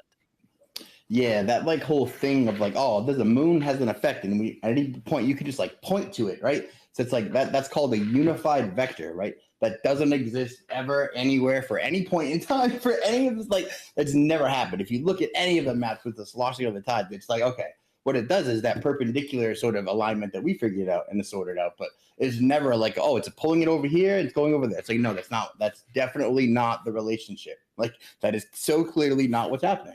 And they're like, nah, but like, it's a tidal bulge. Oh, the solar bulge. And they're like, no. But really, it's the phases of the moon gives you the highest highs and the lowest lows, and that they just happen to line up with the sun because that's how phasing works. And they're like, look, when they get together, it's more gravity. Like, okay, cool. Well, it specifically though, like if you talk about this, they're gonna tweet at you or reply at you and pop up a bunch of little charts saying like you don't understand how tide works.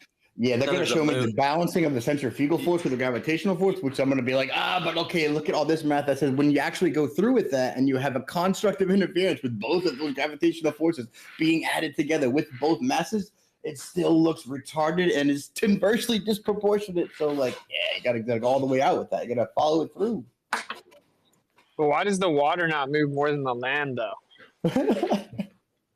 Because that's reality, dude. Well, the tidal nodes as well, they can't even explain those, bro. Like those don't even make coherent sense on a globe Earth, right? That's all gravitational balancing. You have a bunch of little like antipodal points all over the Earth where around like there's no change in tides, and these points all around them, the water's swirling and going up and down, but just random little points all across the ocean. There's just null zones where the water level doesn't change. And you say, like, you look into it, and they claim that what causes this is just, the summation of all the forces, the summation of the sun or of the moon, the sun, the tides, the basins, etc. But then you're like, okay, well, if that's the case, and obviously the moon has the biggest influence. The moon's always moving around the Earth constantly. So shouldn't the tidal points or the tidal nodes always be shifting their relative positions? And as it turns out, they don't. They remain in the same place, and they say, well, they actually do move. It just takes like 10,000 years for you to see it. That good old trick. Oh, well, you know what? That thing that doesn't happen definitely does happen, but like outside the bounds of any human perception or something. Just, yeah, we'll figure it out. It's one of their favorite tricks. But yeah, so like the gravitational thing is part of a specific tidal theory, an equilibrium theory that is just one aspect of the gravitational, and literally all it does is describe spring and neap tides, and even then, not so freaking well.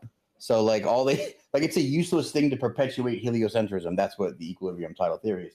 And then when you get down to it, you have that offset, right? That 90-degree offset where you're like, oh, but you have these other things specifically tied to the sun called what now? You're talking telluric currents? Yeah, dude, absolutely. Telluric current, specific like solar charge, i.e. electric induced like currents that are geographic and oceanic. Like, whoa, that's just what I was looking for. It's almost like, yeah. Well, so the telluric currents I think are very interesting because if you look at the mainstream explanation, there are these electrical currents that are generated from the earth underneath the oceans coming up from like the crust or whatever, right? And if you look up what they say causes them, they say that these telluric electric currents are generated by changes in the Earth's geomagnetic field. Okay. And then you realize that these currents end up getting attuned towards the sun. They usually point towards the sun after they're generated, right? And so it's just really interesting when we think about like the electromagnetic nature of the sun and the moon. You've got the moon like moving around, exerting an influence on like the geomagnetic field. These currents are produced by the changes in the field, and then the currents point towards the sun.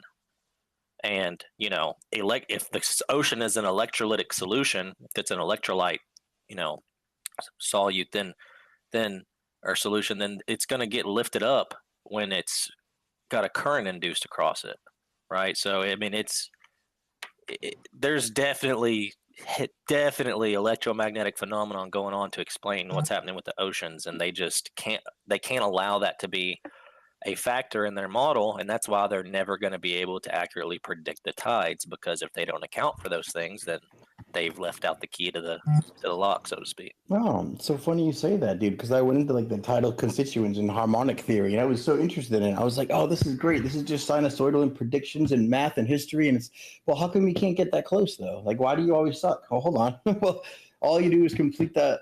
Oh, it's never the same minimum maximum, you say? It's a constant intercepting sinusoidal maximum minimum dance, almost like a crazy body of like dynamic systems would in, say, an eclipse cycle or like any other cycle. I'm like, oh, yeah, exactly like that. Oh, but Jupiter's moons though. Yeah, and meteors, dude, meteorites that somehow come in at like 7,000 miles an hour and smack the ground and slide half a kilometer, but then they leave these perfect vertical 90-degree. They don't slide; they hit perfectly and then dissolve, dude. We gotta follow history. Oh man, it's an explosion based on the velocity, bro. You're stupid first. Oh, they all disintegrate every time. I forgot.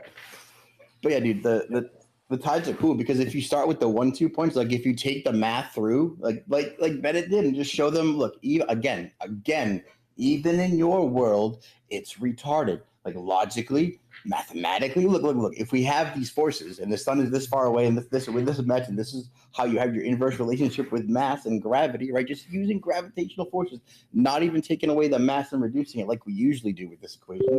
One of our favorites. We'll let you have the mass, right? We'll go through with it.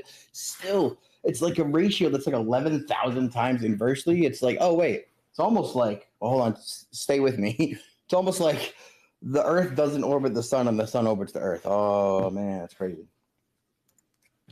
I wish Stone was here. Well, I wish Stone was here because that point that he brought up to us the other day, I like went and looked at it a little bit. Made total sense. I brought it up to a bunch of globies yesterday, and they went spiraling about the moon. When you use Newton's law of universal gravitation to do the orbital mechanics for the sun, Earth, moon system, the three-body problem between those three, you realize that the sun, in their math, has 2.26 times more gravitational pull on the moon than the Earth does. Did you pull my title lunar acceleration coefficient out of this paper, or what? Is that something different? No. You just, the F equals G M1 M2 over R squared. Yeah. That equation, right? You calculate it for this. You plug in the mass of the sun, the mass of the moon, the mass of the Earth, the distance between all of them, and you figure the relationships out. The sun has to have over twice as much gravitational pull on the moon than the Earth does. And when you look at their explanation for it, none of it they don't actually make any precise mathematical explanations for it. They give you smart sounding hand wave dismissals. Because if you think about the sun, okay, you got the sun in the middle, you got the Earth out to the right, you got the moon right in between both of them, right? You calculate it at the exact point that the moon is perfectly centered between the two, so that the moon would be moving perpendicular, 90 degrees offset to the axis that the sun and the Earth share. At that point, any motion of the moon is going to be perfectly off axis, so it can be negated. It can be treated as negligible. So the only forces needing to be calculated in the system are the pull of the gravity of Earth and the pull of the gravity of sun.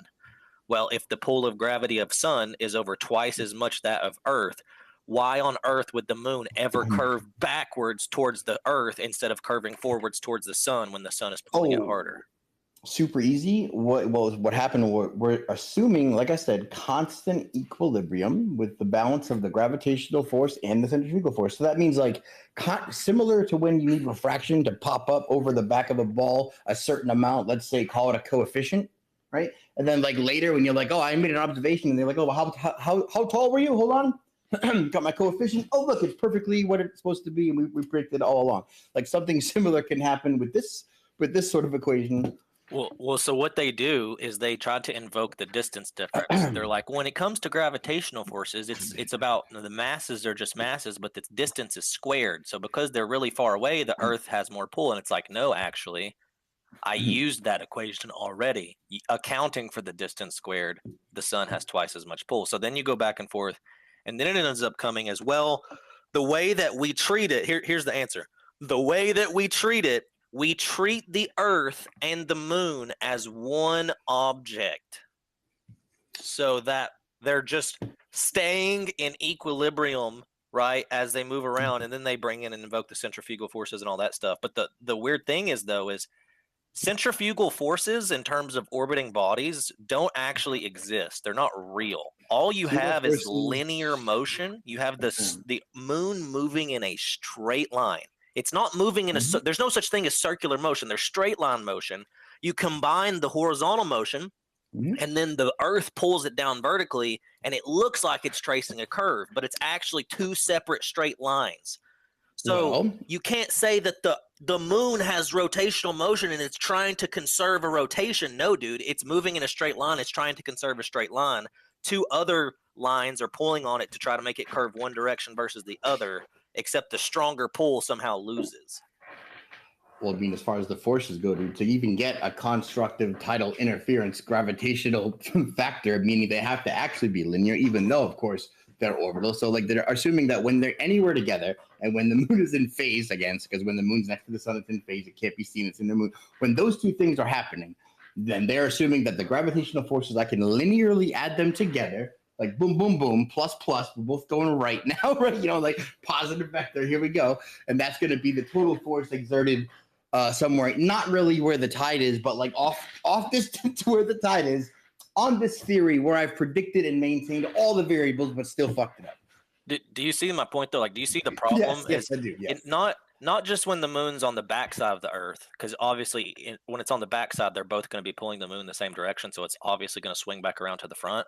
But specifically on the other side, when the moon is between the Earth and the sun, okay, at that point in time, when it's getting pulled by both, it's going to curve, right? It's moving in a straight line, but it gets pulled off center, so it curves.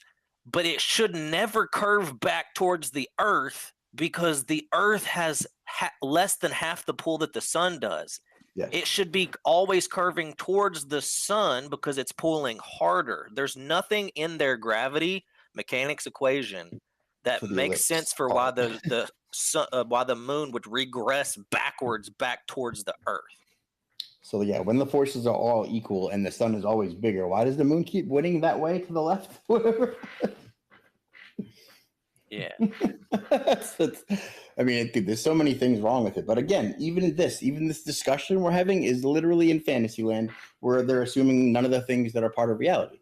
Because when it comes to reality, they're like, okay, we have tidal basin theory, which is more with topography and like where the water sloshes, and they incorporate infodromic points if they can as basic systems, but they ignore all the stuff they learned from gravity and neap tides because they're not related. And when they got to actually predict, they go to tidal harmonics and constituent. So there's 3 different actual theories that they work with dynamic fluid theories and the tides, but none of them do all of it together. A bunch of hands up. Oh.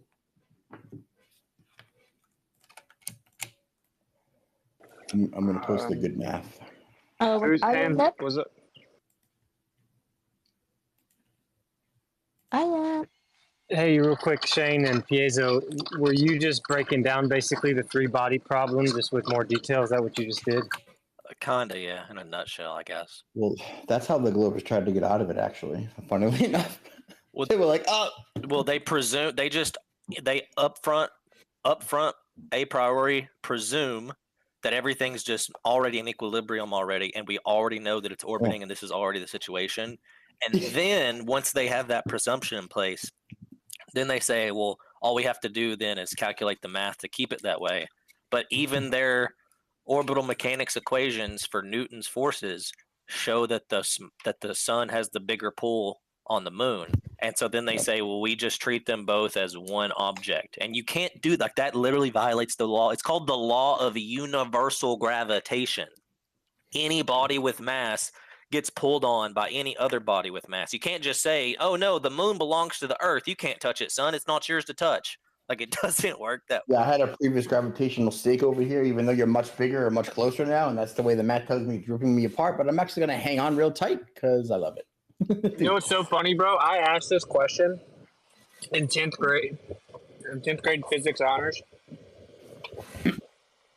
Literally, I asked this question. I said, so if the gravity from the sun is pulling the Earth around it, and the gravity of the Earth is pulling the moon around it, wouldn't the gravity from the sun still be pulling the moon towards it, though? It'd be way stronger. Yes.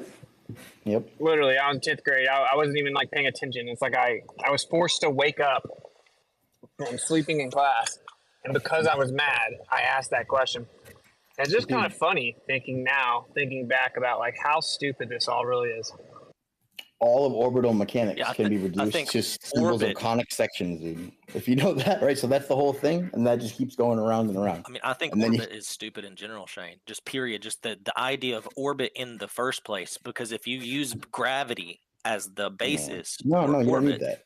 No, in the gravitational model. But look, so they have ellipses. They made ellipses, then they had gravity. Gravity's been fucking up ellipses ever since it's been in gravity, dude. They're like, okay, so it's a constant force, right? Okay, but it's constantly speeding up and slowing down. Yeah. Okay, but it's a constant force. I know what would do that. I know what would do that. Call on me. I know. What is it? You got your hand up. Torus field. A magnetic torus field? Would a torus field do it? Permanent. Oh, you mean like it's always oscillating around in a symmetrical pattern as it goes around and around? Yeah, it's like exactly what we see almost. You mean that if you attach a fishing line to an object and you just pull the reel in, you reel it in, and that's gravity? If you're constantly reeling it in, you mean that it wouldn't stay in the same distance from you? You know what's so funny, bro, is like it's the intellectual fragility. So like they're so intellectually fragile. If you bring up any of these points, like if you brought up these points with a PhD physicist, they'd be like, yeah, man, I don't know. That's tough. You know, I'm not sure. I don't think we do have an answer. I guess we'll have to try to figure it out. You bring it up to them, it's always the same thing. They have to start laughing, like overly laughing, like hysterically, pretending it's so stupid that you would even ask it because the answer is so obvious and proven that you're just dumb because you don't understand. Flirts don't even understand the tides. You know, like isn't that part of all this kind of interesting? The amount of confidence you have in something that you don't know, but you are assuming because everyone else does. Yeah, I mean it's crazy. I don't think they have confidence. I think it's just like this game, right? It's like if the game is no matter what the flat earther says, if you can be convincing enough that it's really, really stupid, and they just don't understand basic physics, then you win. Yeah, but I think they do that because at some level they think that we're all wrong no matter what, and that their shit works out magically or somehow. They don't really know, right? But they're still assuming that it does. Definitely. Well, people did it for them. Yeah. We are so like conditioned, like we know this, but it's relevant to bring up. We don't even realize half the time subconsciously how many of the conditioned principles still exist in our subconscious and our mind. We break them down one by one, right? But like talking about orbit, right? Like we know their whole model's stupid, but somehow we forget to like even question the nature of orbit itself in the first place. Like ellipses versus circles, dude. That's a big one for real. Well, but not even just ellipses versus circles. I'm not even talking about the paths. I'm talking about the process itself. Like the fact that they even claim this is happening, that there is a constant force pulling everything in. Okay. And yet, as it's constantly all the time being pulled in all the time, it never gets any closer. That does not make any logical sense. And then they say, oh, well, we're just going to back engineer the math for you, and we're going to plug in all the numbers to the exact distance and speeds that we would need to get it to work exactly like this. You want to know what the major problem is? That no one goes and reads anything. So, like how many Globers do you think went and read Newton and what he said about this? None of them. Almost none of them. Dude, if you read it, the whole entire vibe the whole time is like, this is a shot in the dark, fellas. This is just purely like, that's all I got. Literally. He's like very open about it. And then they come and act like he proved something. You're like, you 100% have never read this. He would slap you right now. He'd be like, what? Don't you dare put those words in my mouth. I was very clear. I have no idea what I'm talking about. It's not true, dude. But like, it's always different to read the history from the people who were there versus the people who spoke about it. But. And his section about instantaneous action at a distance, I was reading about this in terms of information transfer, right? If you this whole like causality, right? Causality can't be violated, right? Nothing can exceed the speed of light, and that includes any kind of causality of information transfer, force transfer, energy transfer, anything that has like physicality or information to it can't be transferred faster than the speed of light in Einstein's theories. But the step one, as soon as you claim that, you're like, oh, well, what about gravity? Because there is no delay with gravity. Gravity is not a time-dependent variable. You don't calculate gravity in terms of like how long does it take to get there. It doesn't take. What you do in relativity. In relativity, their out is time dilation, though, right? So like, it's as if it's instant because time dilates. So like Newton is like no time variable. Again, just go read Newton. He said, I have no idea what I'm talking about. This is insane. This must just be God playing tricks on us. Like, I'm not even joking. That's what he said. But so like it's instant there, and then you have Einstein swoop around and he's like, well, it's gonna look like it's instant. I mean, I'm just saying, if you were gonna fulfill stereotypes, you know, it looks like it was us behind 9/11, but so we're dancing across the street or whatever, but that was for something else. Yeah, actually, it took time for the gravity to get there, but it looked instant to you because you're sitting in a space-time pocket that it's like causing your time to warp and bend to covariantly alter the time to be 1 for 1. They call him the Earth mover because they were like, "What's the joke? The Earth never moved. That's the joke, right? All they did was mathematically invert the world around you, and you guys think that was cool." Like, whoa. Well, yeah, it's just because you're a goyim and you don't understand it. If you had a defined soul, you would notice that time dilates. And I'm kind of joking. Don't get everyone chill out. But like, I'm just saying, don't you find it funny though that like in the meta here is that they genuinely don't know at all. And wait, what about this? What do people think when they discover that they pulled the last page of his Principia out of it before they published it? And that last page just so happens to say, all that being said, the Earth could just be in the center of the universe. And they pulled that page out, bro. Yeah, people People got real dumb on that equivalence principle right after that, suspiciously. He also said that there'd have to be mutual contact for instantaneous action at a distance to happen, right? Because then he goes and writes extensively about an ether theory. Whoops. That just makes way more sense, dude. So like you started with this 2.35 ratio thing, and I'm like, yeah, that's exactly what you derive. But it's like 2 point. It's a range, and it depends who calculates it, I guess, because I'm actually not sure which of the variables. Well, the distance to the sun changes, so it will have a range. What? I mean, well, so it's using at two instant points always, though. But whatever, it's fine. Dude, it's fucking, when I calculated it, it was 2.35, and then Bennett did it on 2.357, I think. But all the other physics places are like 2.5, 2.27, 2.22, 2.16. It's average like 2.27. So they just say it's like a centrifugal acceleration. There's no moon. The moon causes like no centrifugal acceleration because the Earth doesn't orbit the moon. The moon orbits the Earth. And you're like, cool, great. Glad you noticed that it works that way. Now, how about that sun or whatever? That thing that you have for solar tides that doesn't make any sense. That's also never been found, that literally doesn't follow the math at all. Actually, it's inverse to the math. You're like, oh, so I should have a huge centrifugal force. And you're like, yeah, you think so. Turns out, like, false. No, like 11,000 times. What? Yeah, 11,764 ratio of centrifugal force to gravitational force. Well, that can't be right. No, it's not.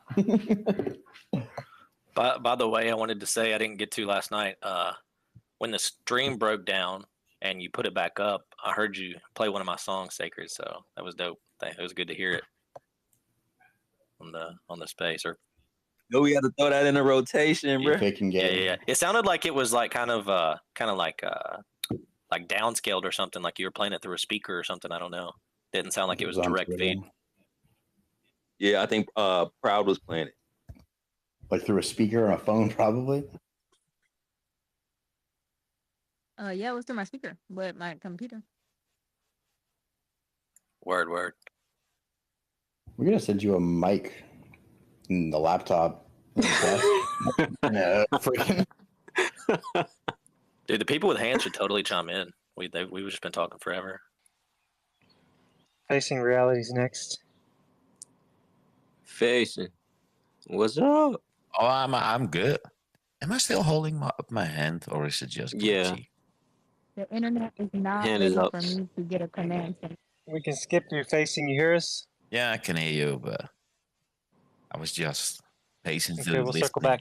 Yo, I've been listening and loving everything everybody's saying. I'm out in the yard now. And, can you hear me? It just amazes me, man. So think about this.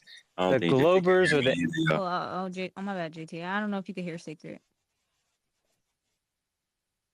I don't think he can hear anybody. I don't think he can hear Facing either. Boston, you hear Sacred? I think he's muted now. We had to mute JT. My bad. Something. Run Boston, you can hear Sacred? Anybody. We'll bring him back up. Run Boston JT. I think that there's desync in the channel. I think you can't hear the hosts. Yeah, I think he dropped down already. Whoa, L. Richard. Just a new guy? What the hell, bro? What you doing? It's a Glober. Yeah, let's interact. Hey, yeah, he's got stuff to say. Well, hello there, Mr. Globe. What's up? Richard, how you got up here, Richard? You tapped in with it. They gave you a mic and Flutter. What you telling me? You telling me they hacking y'all? They got the back door to this? What's going on? I promise you I didn't bring old boy up. Compromise. Let's see what he's got to say, man. Glover's got the back door, man. Temporal pockets and whatnot. We do like to give priority to the Lionel Richard, right? Like so that they can, go back and forth, right? L. Richard, what's up? Hold on, real quick. Yeah. Rich, are you there, Mr. L? What, me? No. I just found this, so I just was curious about it. And when you guys were talking about the rotational around the sun, Earth, and Moon, and what blows my mind is how everyone forgets the other planets. If gravity was so strong where it stays perfect if the moon rotating around the Earth, wouldn't the other planets affect it also with their theory? Not just the three. Sounds like you got a little critical thought. They're just assuming things with the theory. They're just pretending all the things are real, and then they do. That's how you get all the factors that we're trying to deal with. You don't need to bring that into reality, guys. We might be overthinking it. It's a good point. I was thinking this guy was a Glober. My bad. I saw Global Truth in his bio. Oh, no. It's just I've run a news company, so it's just critical thinking dispatch. That's why. It's not just this. I just found it and just heard it, and I just had a question. That's the only reason why I asked.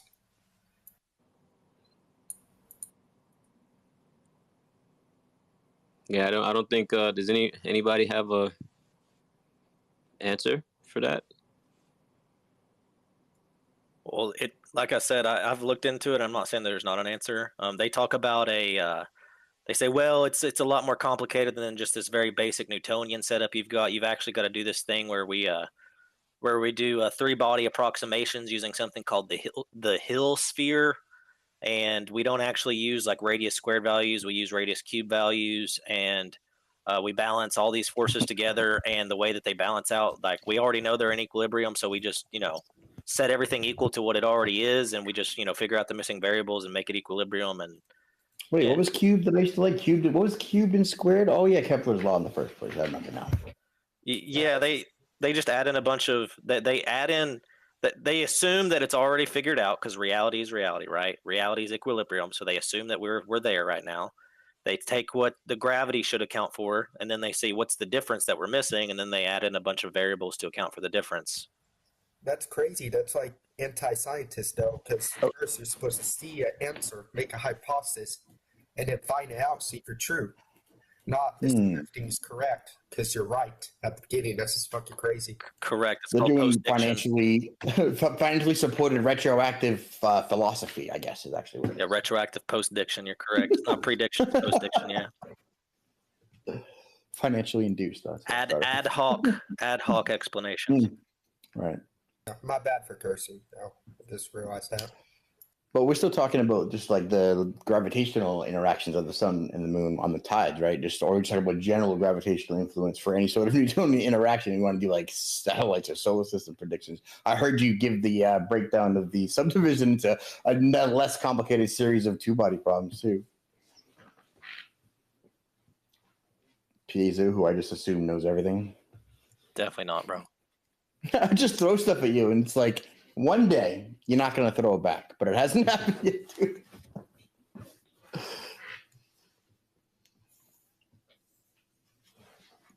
I will say though, it's entertained me a little bit to get on Twitter. I don't like social media, but I made this account just for this space, right? And since I've made this account, my notifications be blowing up all the time with people just angry Globers like, hey, look at this CGI video and tell me if you think it's real. And it no. Yeah. Hey, stupid Flip, how come you haven't already seen this dumb Flip? You don't accept this? You're retarded. Your whole family's retarded. Everything's stupid. You have faith. And what's funny, it's the same thing that happens in the chat, right? Like, it was so, dude, I don't know who the guy's name was last night. Some Glober came in here and Witsit was engaging with them. But he's like, all right, let's just do the classic, like, do you have any exclusive evidence that the Earth is orbiting around the sun? My favorite. And he's like, yeah, I think that the globe model predicts everything very well. Can you show me how the flat Earth model can predict it? And he's like, no.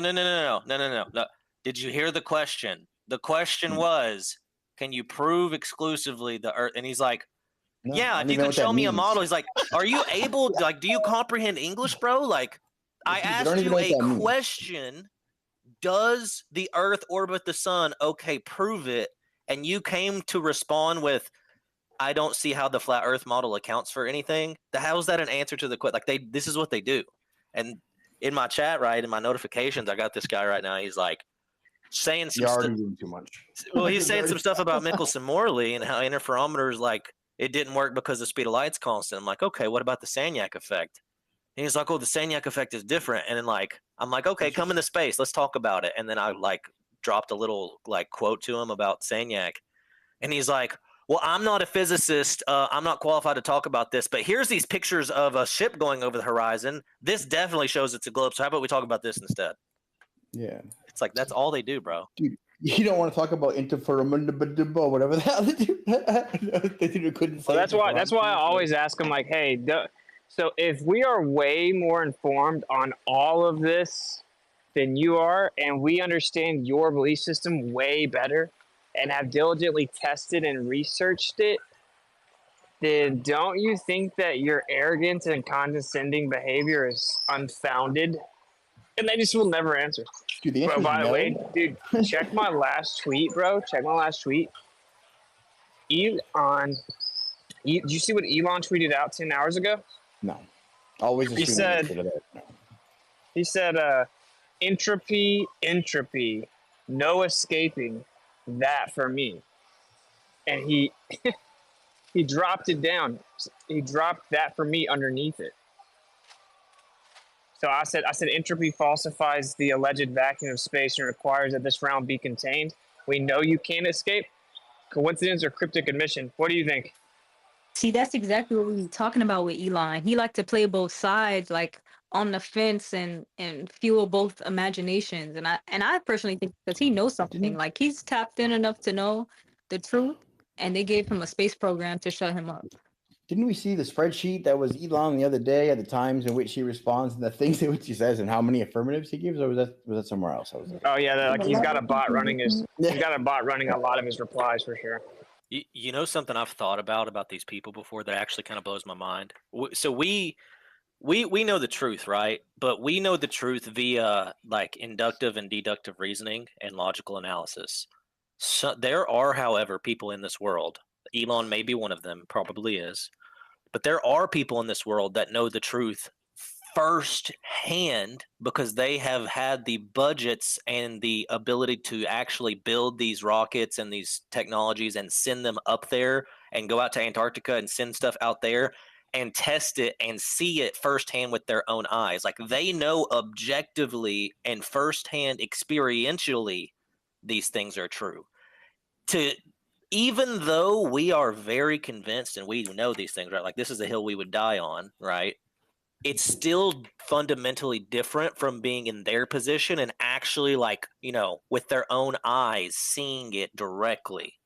But I can still be convinced, right? Give me some evidence. Well, to be in their position, right, must be a totally just like mystical almost experience to like see that we are actually in like a giant like terrarium that we can't leave and to know it objectively and still be like, okay, you know what we're going to do? We're going to create this giant mysticism cult and hide it from humanity. Like that is just, oh my gosh, bro. Just think about like Rufus. Dude, people like Rufus will look around, we'll see everything and be like, you know what? I can hide in this math equation over here. And I can just, whenever I get nervous, I'll just like, if I can take an angle, all right, at this mark, and I can know that distance over that building, I know it's a sphere. Whew, good. And that's like, he'll just be fine. He'll see like flatness. The whole thing will come down. He'll see flat, just like, oh no, I got my math equation. And a lot of people live in that like not math-based reality, I think. Dude. It's crazy. Well, what Piezo said is crucial because that makes their actions more nefarious than the compartmentalized Francos of the world that's just doing their job and believe in this stuff. They know for a fact what's going on up there. So they give no forgiveness for me. I don't care what their reasoning is. They're the peak nefarious. Wait, well, otherwise it was like an unintentional, super long, slow, thought out, deceitful plan to lead us astray the way they did, or what? Like, wait, it wasn't intentional? You know what the alternative to it being intentional was? Coincidental haphazardness?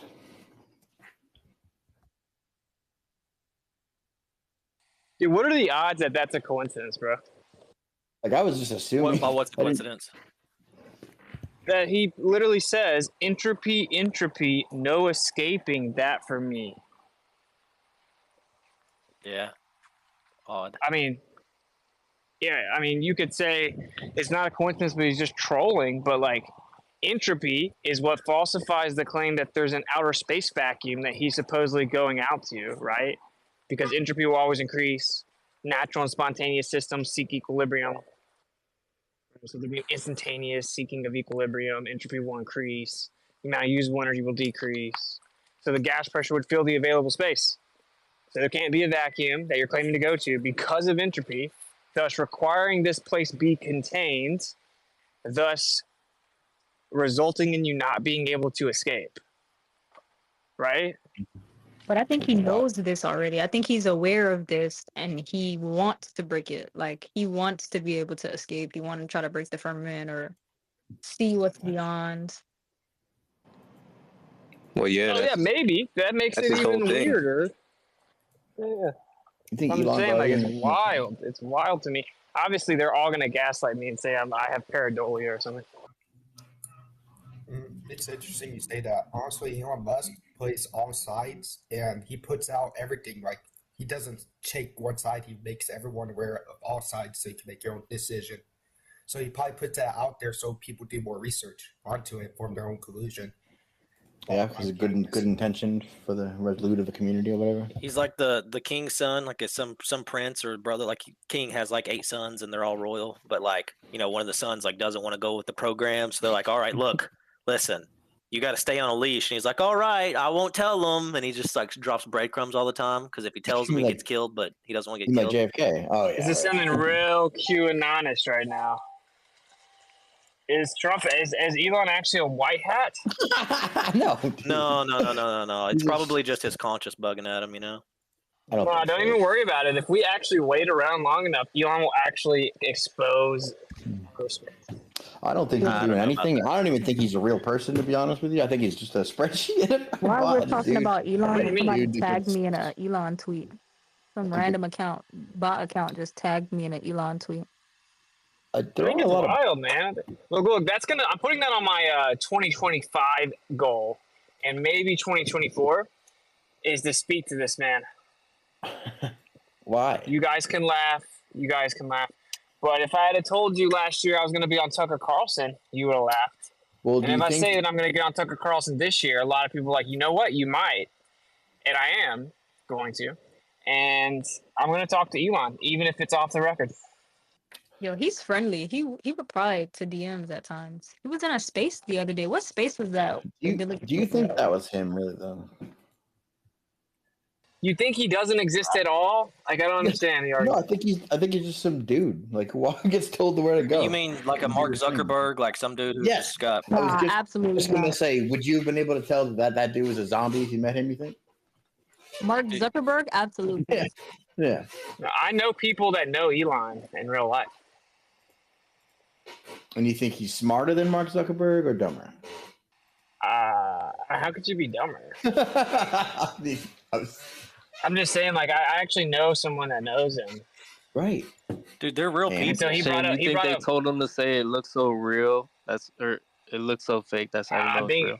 No. I think there's a few options. He could just be so compartmentalized. He's literally saying that as like some naive child.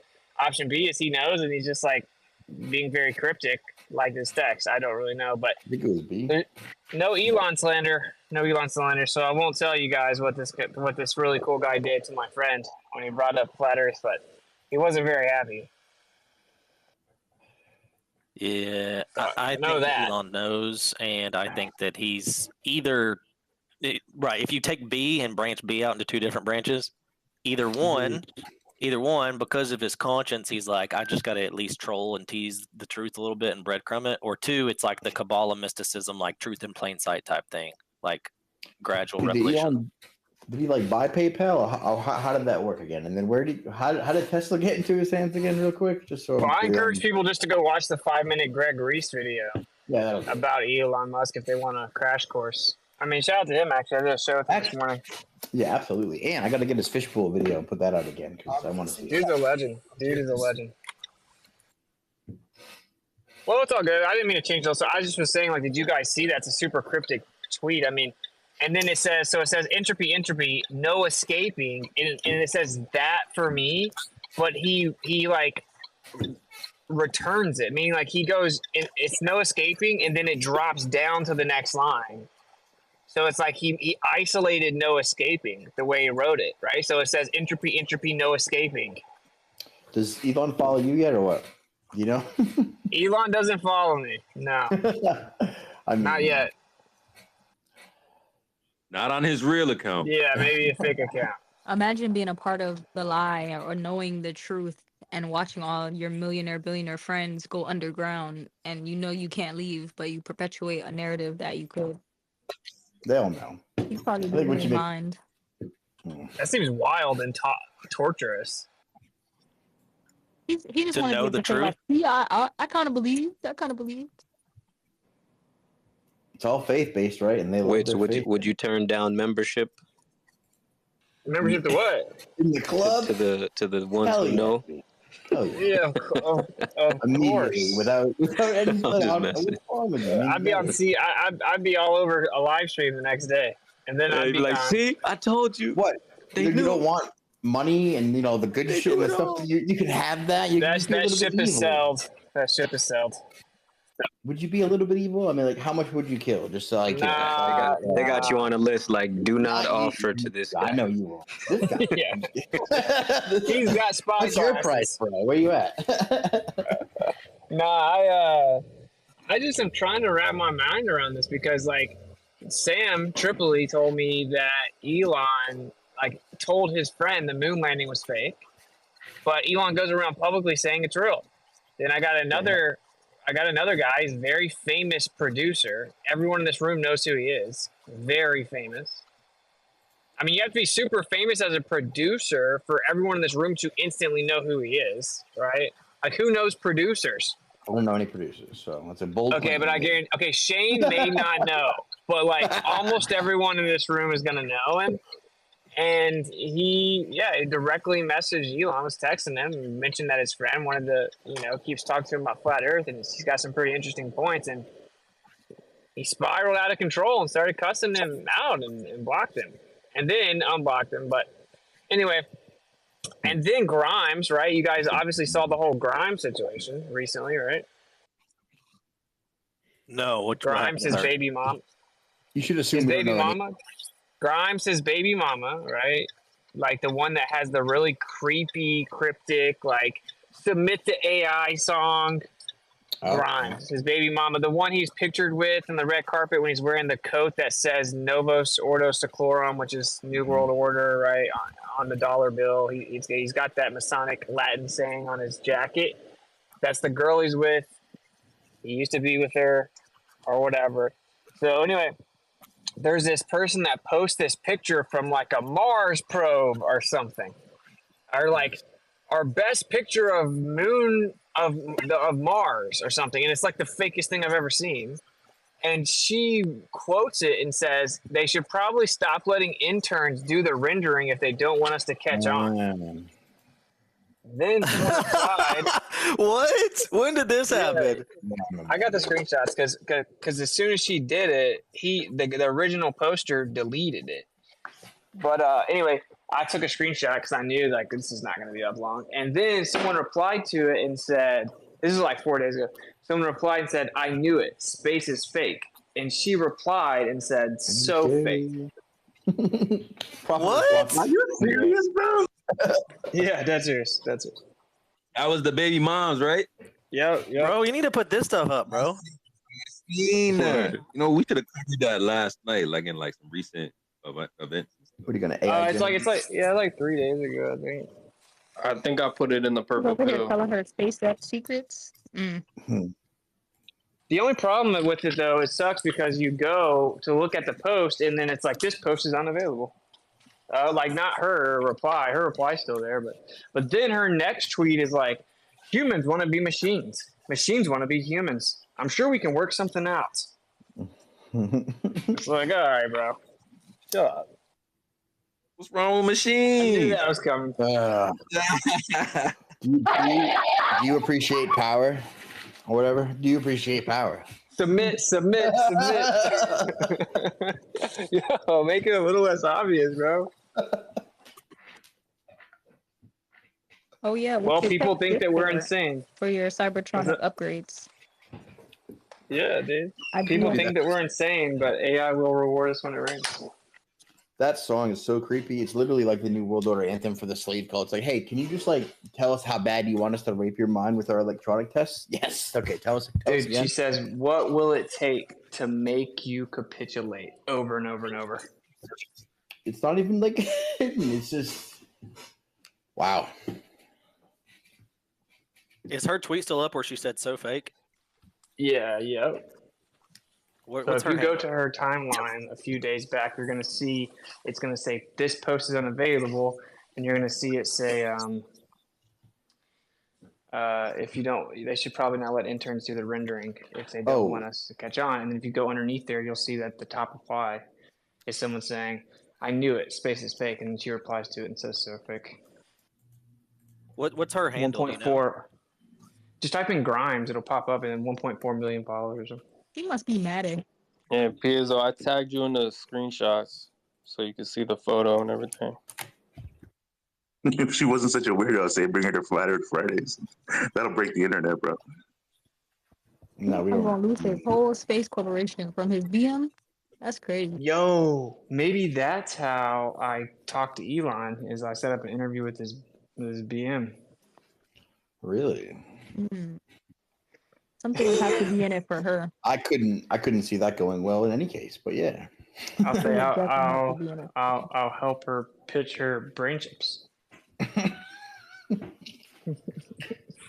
don't you ask the daughter next to it, bro?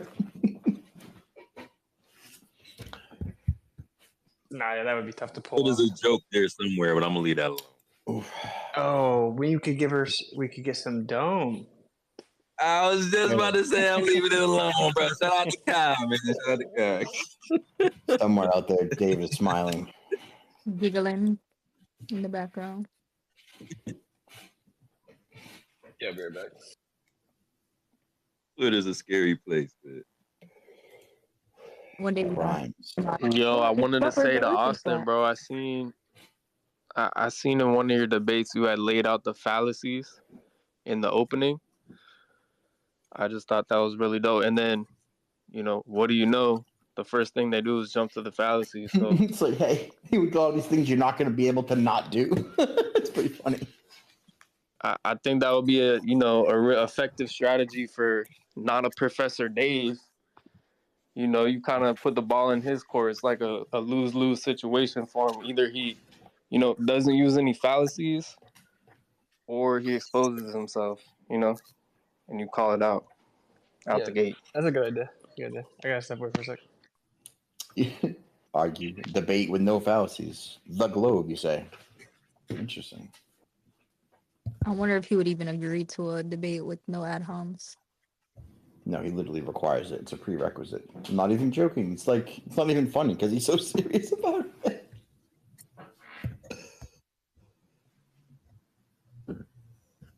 That dude exudes ad homs like air. It's crazy. I bet he won't keep that same energy in person. No, I think he absolutely has to because without it, he'll crumble. So nah, it's gonna be the only thing holding up his giant fake personality and false confidence based on nothing. Face to face, you think not a Professor Dave on that? Well, listen, I don't know how people, face to face or not, go into a debate, go up against Winston randomly, not knowing who this guy is, get asked questions, come away going anything but what the fuck just happened to me, or if anything you're like, I think I did well. No, you're retarded. Go back, rethink 3 of your answers or whatever.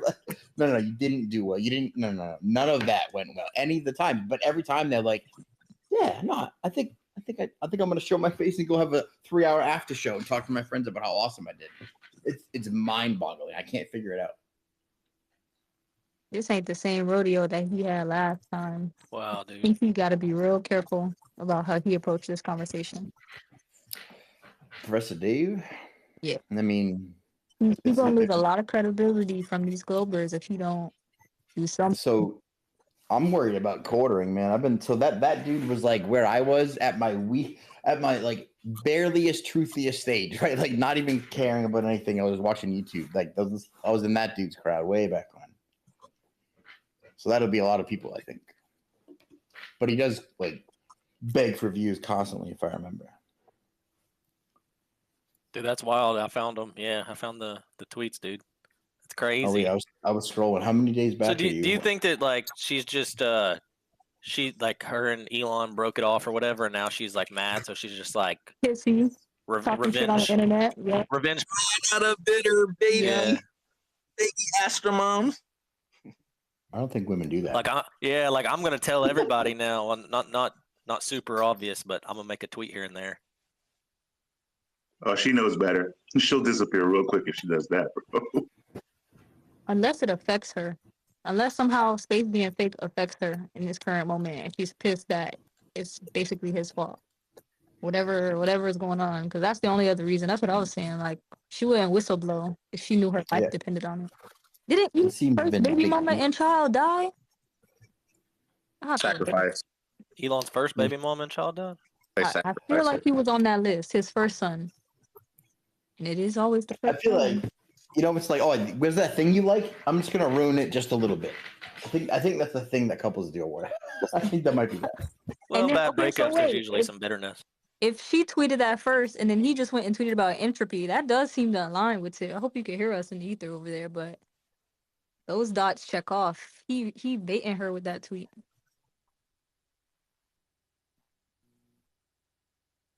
I can hear you guys. I just can't really talk. Oh, you're good. You're good. Elon knows. He knows. The people who told him to buy PayPal probably know, or whoever took Tesla before him probably knew too. I don't think Elon's on our side though, but he knows. It's like, hey, who's wearing the Biden mask? What? Like, who gives a shit, honestly? Like, why do you think they trying to up the reusability of these rockets? What?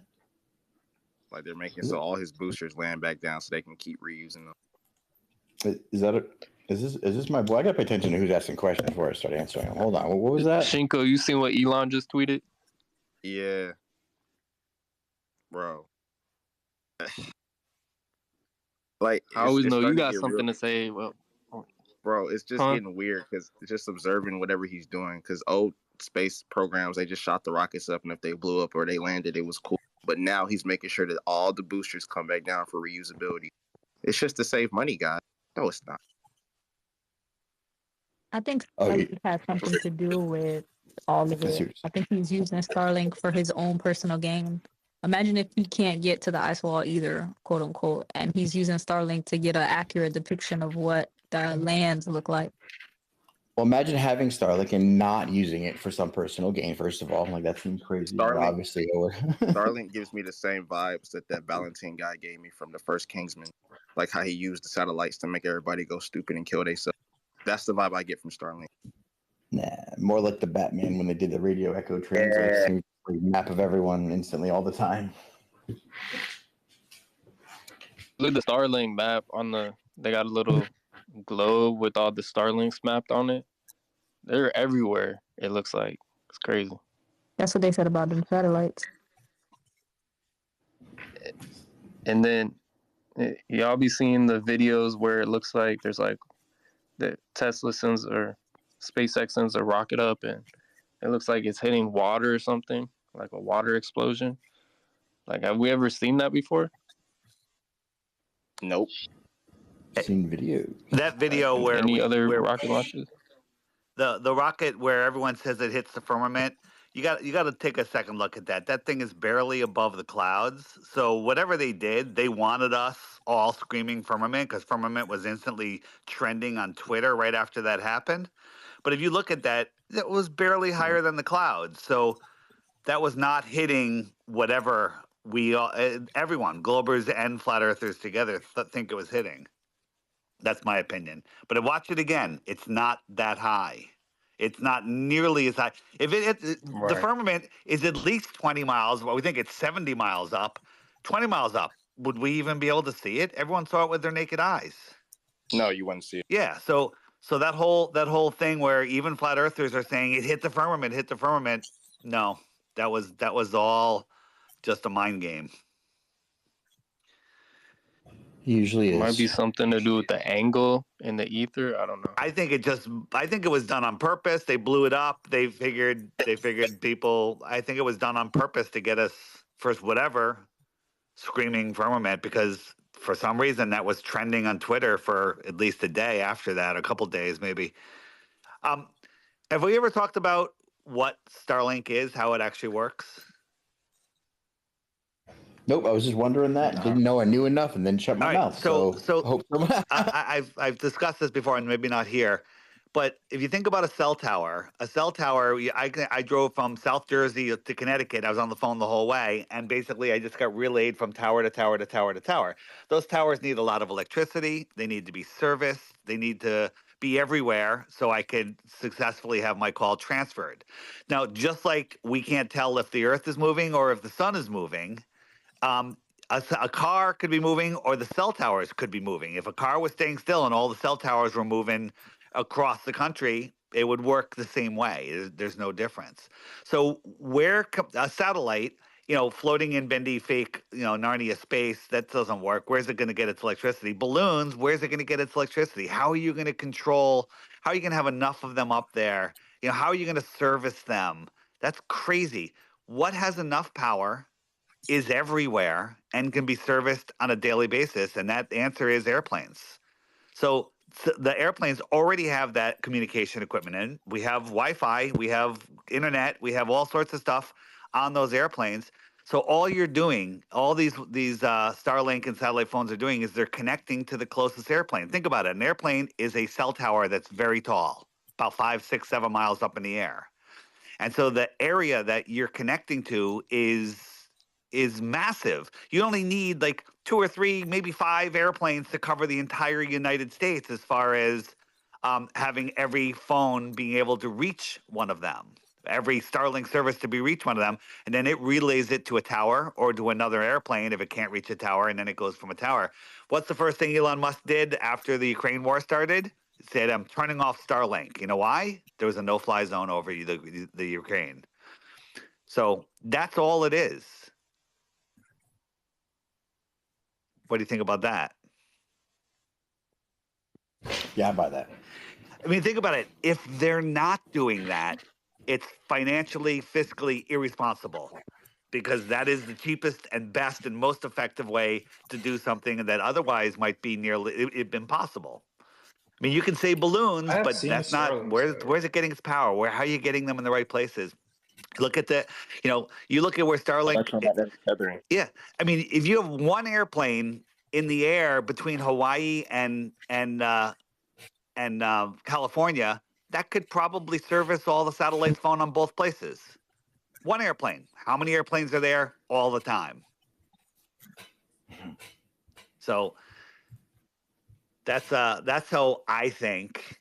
And I've had some people that are in the cell tower business agree that is exactly what they're doing. I've had pilots say, yeah, the amount of equipment they have on these airplanes now is crazy. And I brought my my EMF detector on an airplane with me, and the thing was pinned the entire time, just absolutely pinned, like I was sitting on top of a cell tower. Yeah, Dave, they definitely have technology like transponders on planes. Well, that's not even a theory. I mean, we have internet on the airplanes, so they're connecting with towers. So why wouldn't a satellite phone, a Starlink connection, just connect with an airplane? It's got high-speed internet, and mesh network it from plane to plane to tower. I don't even think it has to go to plane to plane to plane to plane. I think anywhere you can connect to a plane that can see a tower. If you're not near a tower, like if you have Starlink, I think it will connect to a cell tower if you're close enough.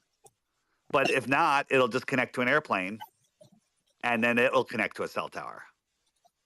Yeah. So, well, the thing is, though, why I think satellites are up there, besides the patents and the things that I've seen for the propulsion systems. Yeah.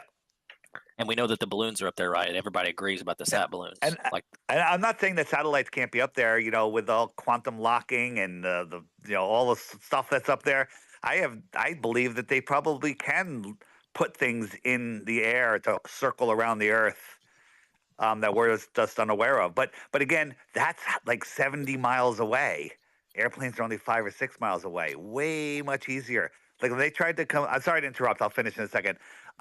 Like when Felix Baumgartner, or whatever his name was, did the jump, they were losing contact with him at 20 miles. They could barely communicate with him at 20 miles. So a cell phone connecting to a satellite in the flat Earth that's 70 miles high, I think it would be way easier to find airplanes. All right, sorry if I interrupted. No, it's okay. So it's okay. what do we I, what do we think are up there, obeying the real inertial forces that Witcher talks about, while also going into the magnetic flux field? Come on, I want Yeah, to. that's what I was going to get. well, I mean, I think there's things up there, but as far as like what they're doing, right? In war zones, you know, war in Russia, Ukraine, whatever, war in the Middle East, whatever. Like there have been actual wars taking place, whether or not they're scripted or whether or not like both sides are making their military industrial complexes rich and so they enjoy it, right? Yeah. There's real wars happening. Planes can be shot down. There are definitely things flying higher than 35 to 60,000 feet. Sure, absolutely. No doubt. But the fact that he shut down Starlink kind of leads to my theory that it's commercial airplanes that are the mesh network, that are the towers for Starlink. Maybe. Wouldn't there be Well, an we easy agree way you to can't check that? actually Yeah, see it. let's maybe another 9/11 will happen. They'll put all the airplanes down, and then we won't have Starlink. I mean, like, what does Starlink do that's exclusive? Does anyone know offhand? Like, is it just more? It's internet? high speed internet. It's high speed internet in Okay, places so that you're not near a tower. Okay. Yeah, you can get like satellite sat phone and satcoms out in like the South Pacific, right? Like there's places that you can go and get this where there's no, nearby transponders because airplanes have a fairly low range on their transponders. How do you know?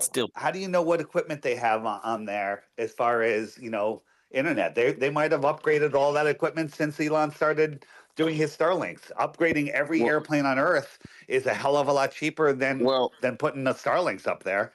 Well, I kind of want to touch on that. They're about to soon start phasing airplanes out to move back toward like big blimps and whatnot. And I think that'd be a more viable way to have like satellite connection in the air if you have like a huge, massive body compared to a plane, because these blimps could move slowly and they can also stay stationary in specific spots for like weeks at a time. Wait, did you say a balloon? Is that what you're talking about? They're going to be like basically huge airships. They're already getting patents for them. They're already getting rolled out and built. So there's only a matter of time before another false flag kind of kills planes for us and puts us back on that. Now those I could subscribe to being able to have satellite energy and whatnot, because they could be in the air for like weeks at a time and not move. So an airship with actual people possibly on it. Yeah, an airship I think is. Have you seen? There's been a bunch of videos. But a lot of people have said they see that when you see Starlink going over on a clear, starry night, the stars to the left and right of the line of Starlink satellites will disappear as they're going over it, like we're looking at something that's on the bottom of an airship, and the airship is blocking the stars to the left and to the right. I haven't seen it myself. I thought it very interesting because when you look at Starlink, those things are friggin' as low as an airplane coming in for a landing. No, that tracks. I mean, we've all seen the Avengers movies and how they had the shield helicarrier invisible. I mean, everything that they show us is a soft disclosure. So if there's something up there that we can't see, I mean, that would track. Yep. Hey guys, I got to jump off. I've only been on for 11 hours, so I got to roll. Yeah, it's been 14. Jeez, guys. Nice work. Hey Dave, I was gonna say, Dave, thanks for that speech on the crypto. I've never looked into it. I'm gonna book a slot with Jaron. I want to learn about this. That whole thing with once you know how to start a fire, you're kind of equipped. So you really did a good job. When you do that and set up your wallet on the your wallet on the app, Jaron's gonna give you some free Dome. I love Dome. Give all the guys some more Dome. I heard, yeah. Peace out, Dave. Free, and it's freedom. Come on, freedom. 3 levels funny. I love how he was talking about crypto, and like when he was talking about it, I was literally on Pump Fund, like in the process of getting rugged. Yeah. Whoa.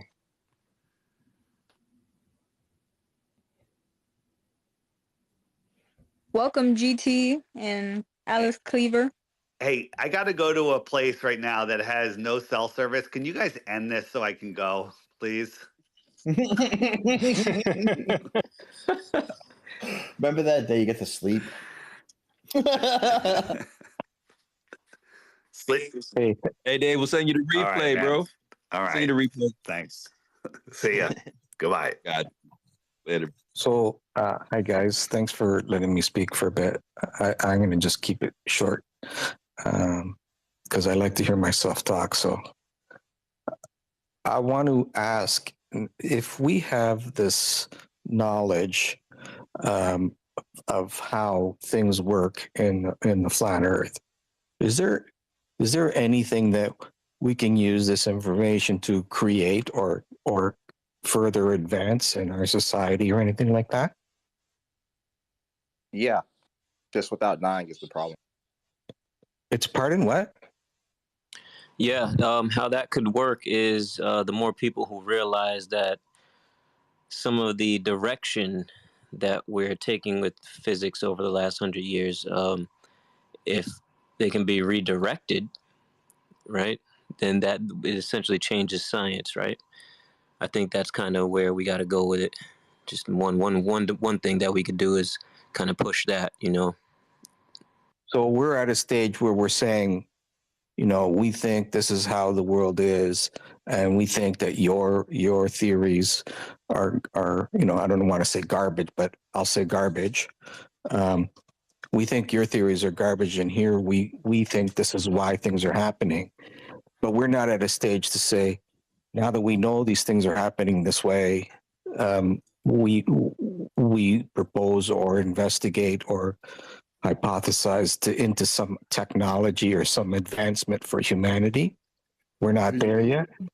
Here's the thing: the technological advancements for humanity are already here. They're just being hidden from us behind the physics that hasn't moved for 100 years.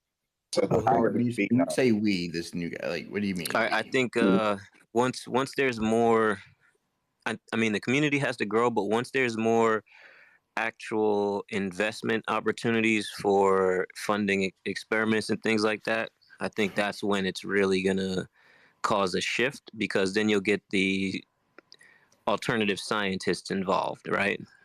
Thank you. Right now, bell. yeah, I think that's I'm where gonna it's get a gotta troll go. bell. I'm just gonna ring it sometimes, guys. Then you'll know. That's All right? not, I'm not trolling. I just wanted, that was an honest question. And I think I'm just trying to understand the stage we're at in this work. I believe flat Earth. Honestly, it's weird to be unusual. Yeah, no, I'm with you. Another thing is like what Witsit talks about too is just from a personal kind of spiritual development level, you know. Oh, it's gotten me definitely closer to God. I'm sorry, what? It's gotten me definitely closer to God. Well, there you go, right? And that's something you don't have to be a scientist, and you don't need funding to really harp on, right? That's something we can all bring to everyone. Yeah, I was just curious about what stage.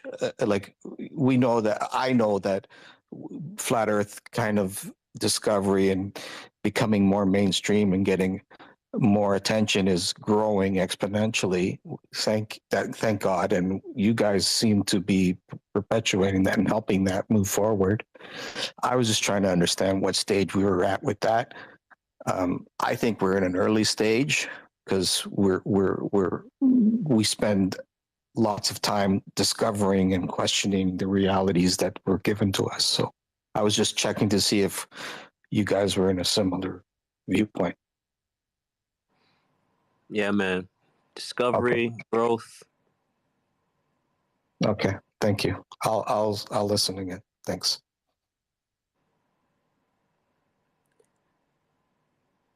Yeah, I'm gonna check out myself, guys. Everybody have a good afternoon, evening, morning, wherever you are. Peace out. Sticking around D3. This feels like last call anyway. By the way, I put up in the purple pill 2 images for the stuff we were talking about a second ago with Dave, the satellite stuff. So one is for a geostationary satellite using a balloon, and then the other one is for a ionic propulsion system using ionic winds from the Royal Society. So, those were. If Dave is listening somewhere, or if he goes back and look, I tagged him in it. Hopefully he'll see it. But for everybody else who was listening to the conversation was interested, you can look into that.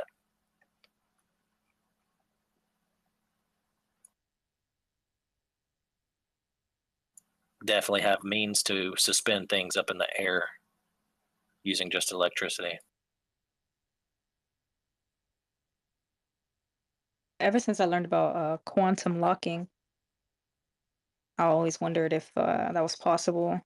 If they say space is supposed to be at a cold temperature, you superconduct a magnet up there somehow, some way, you get that perpetual motion. So I'm gonna mess around and create my own balloon propulsion device. Yeah, the Chinese patent's actually super fascinating because if you read it, you can take the little patent number and Google it and read it yourself. But they actually have wireless power transmission where they shoot microwaves from the ground at like 2.4 or 5.8 gigahertz, and it shoots all the way up to the balloon in the sky. A converter takes that AC current, converts it to DC, and then uses the DC to power the thrusters. Yeah, no, China got exotic technology. Holy shit. Well, there's most of NASA's stuff cryo research. So what are they doing with cryo stuff? Super cooling. What do they need to do up there with super cooling? Piezo, you have that patent? You posted that? Yeah, it's in the purple pill. Okay, bet.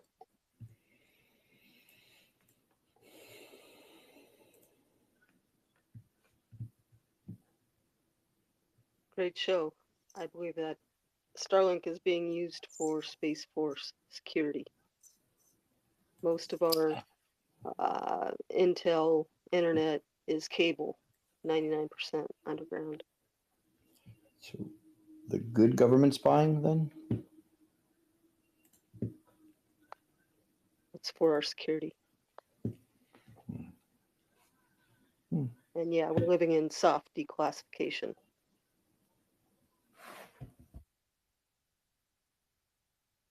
Yeah, no, reading that patent, I can see why the United States are doing what they're doing as far as hiding that they warped this plane. Because if this is what China is telling us they have, the technology that they have hidden is crazy exotic. Yes.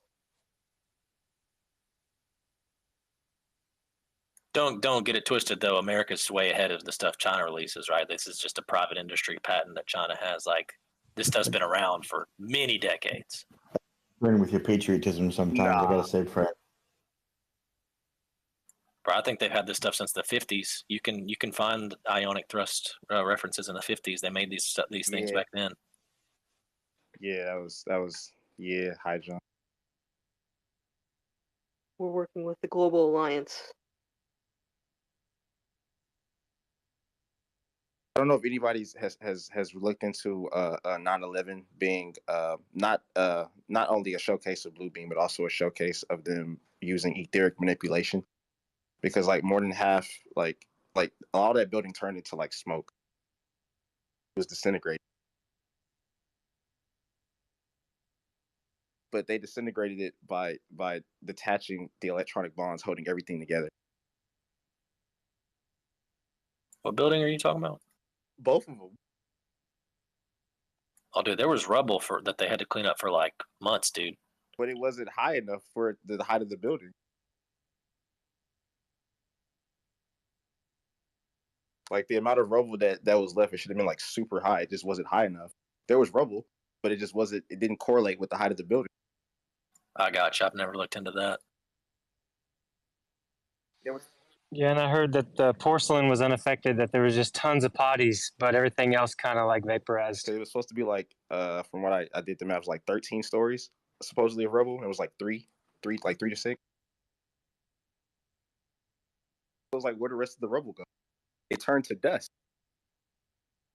There were similar photos in the Pentagon ones as well. They were like books half open on a table in the open sky, but everywhere around it was destroyed.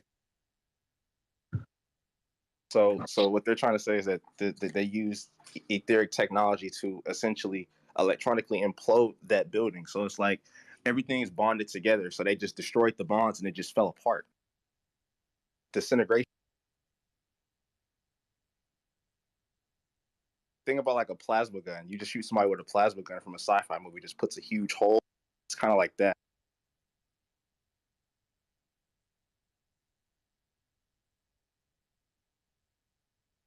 That was in 2001. And then they warped the plane in 2014. Aurelian, jump in here before we get to theory. Well, I wanted to talk about Starlink.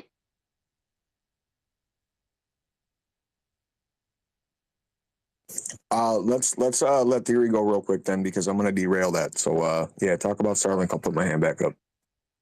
Thanks, Aurelian.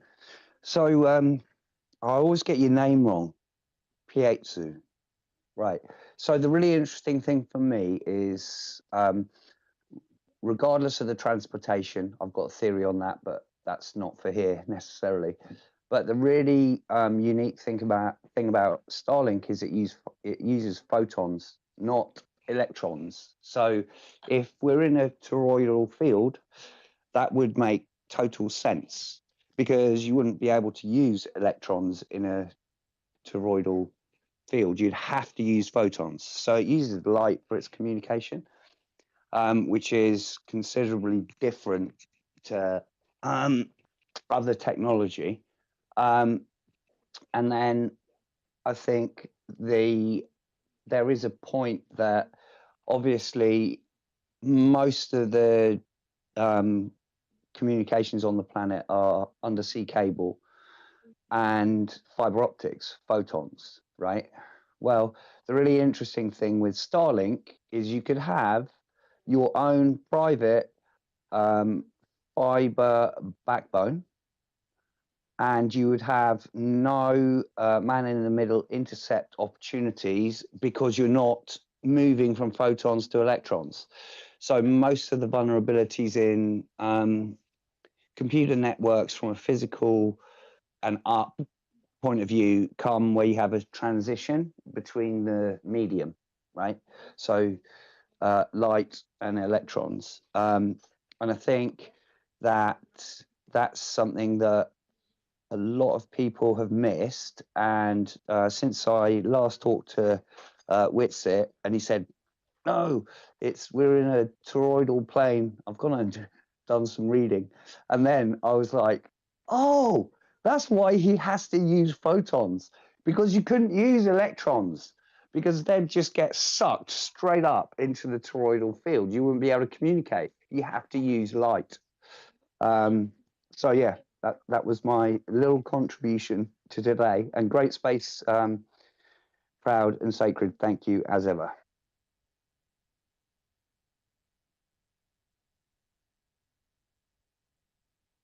Nice. Appreciate that.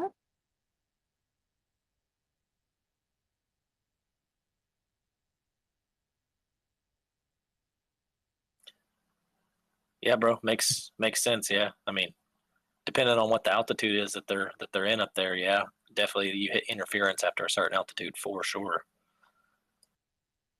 Yeah, but I think with light, in fact, you you see, you don't, and that was my other point, because I wanted to talk to Flat Earth Dave, because actually I get what he's saying, really like the idea, right? But actually, if you know they're using light for the communication, well, light goes tons further than all other communication medium, right? Because as you go up that frequency and the microwave power transmission, that's definitely a thing. That's been around for literally from the 40s. So it's uses the same principle. So essentially, the higher the frequency you're going, then the further that you can get that signal to travel, right? It's like counterintuitive. It's the opposite of what we're taught. Specifically, the frequency, the higher frequency enables it to cut through like ionization and artificial Fermi surfaces and things like that. I mean, technically, lower frequencies, longer wavelengths are able to go further naturally, but they also are more prone to be reflected off of like layers of ionization. So if you're shooting something up straight up in the air, they use higher frequencies for the stuff way up high because they encounter layers of ionization. But if you're keeping it like close to the surface, like radio towers and stuff, they can transmit further with lower frequencies on the radio towers because of the wavelength. The higher frequencies are useful for high altitude just because of the ionization that's present up there, from my understanding. Yeah, and totally mine too. And if you think about it, if they're using light and they're using ultraviolet light, dude, that's going to go a long way. If we're talking about microwave RF in gigs, yeah, think about ultraviolet, right? Dude, that's easily going to do 20 miles and back.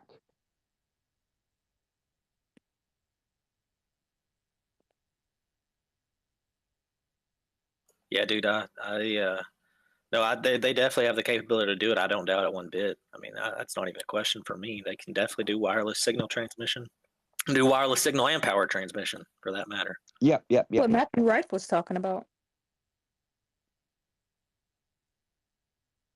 Yeah, I mean, what do people think HARP is, right? We have giant fields in Alaska, right? We have giant fields in Alaska of these high altitude Aurora Research Project or whatever. And Dowdy Bender. Yeah, HARP. I mean, literally, it's just giant square miles of fields out in the snow in Alaska that the government has these facilities where they have giant arrays of solar panels that are conducting, like absorbing, all the solar energy up there, and then they're converting it into current, and then shooting that current into giant radio antennas and beaming it up into the sky. Right. I mean, Yes, that most likely is them like, charging satellites and doing all kinds of stuff like that. So I'll show you. How do I do this? Right. Okay. So there's a few systems that are all interconnected. So, for example, weather radar and HARP. So HARP, not only in Alaska, there's a massive array on the Azores. And essentially what they're doing is they're creating a parabolic dome in the ionosphere. And that is how then you can move some of the transmissions around that we're talking about. And if you think about that, if you were to know where that parabolic dome was and you pointed the receiver at that, you would receive what's being bounced off it. That would look exactly like what we're told a satellite is, right? Because you would be pointing it at a point in the sky where they say a satellite is, but in actual fact, they've just made a parabolic dome in the ionosphere. They've pushed the ionosphere up in like a bubble. And so they can coordinate then the movement of telecommunication or any type of communication. Now, the other question that's really interesting is for weather radar, right? Obviously, you should be using passive radar because you're tracking the weather. But from the late 60s to early 70s, all global weather radars switched to being active, which is really, really strange unless it's part of a bigger system. And then if you think about HARP and its effect on the ionosphere, you can create similar fluctuations in the lower atmosphere with active radar, right?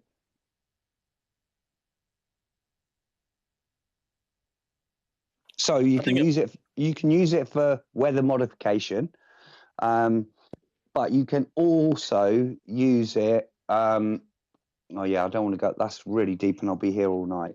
You can also use it for other electromagnetic effects, especially if you consider the toroidal disturbance, you could or would expect to be able to create a seismic event based on turbulence in that toroidal field, because you would be able, with the active radar, to affect the dielectric potential on the plane that's running through the toroid.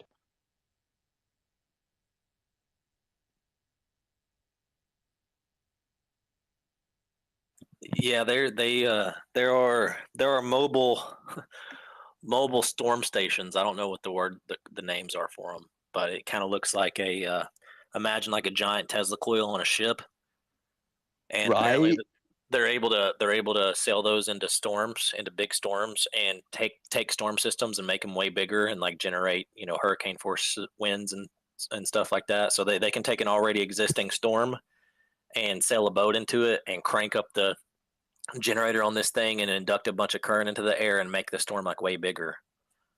So it's like weather warfare type stuff. Yeah. So you remember the hurricane that was going to slam into Florida, and it just literally stopped on the coast? Because if you can do that, you've got inductance and conductance, right? So you can use the same system to stop a hurricane moving, right, in its tracks. You take the power out of it.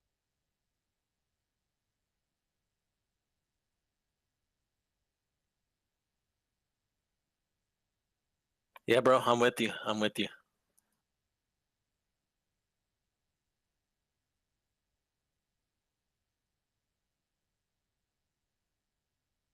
Y'all got hands, I think.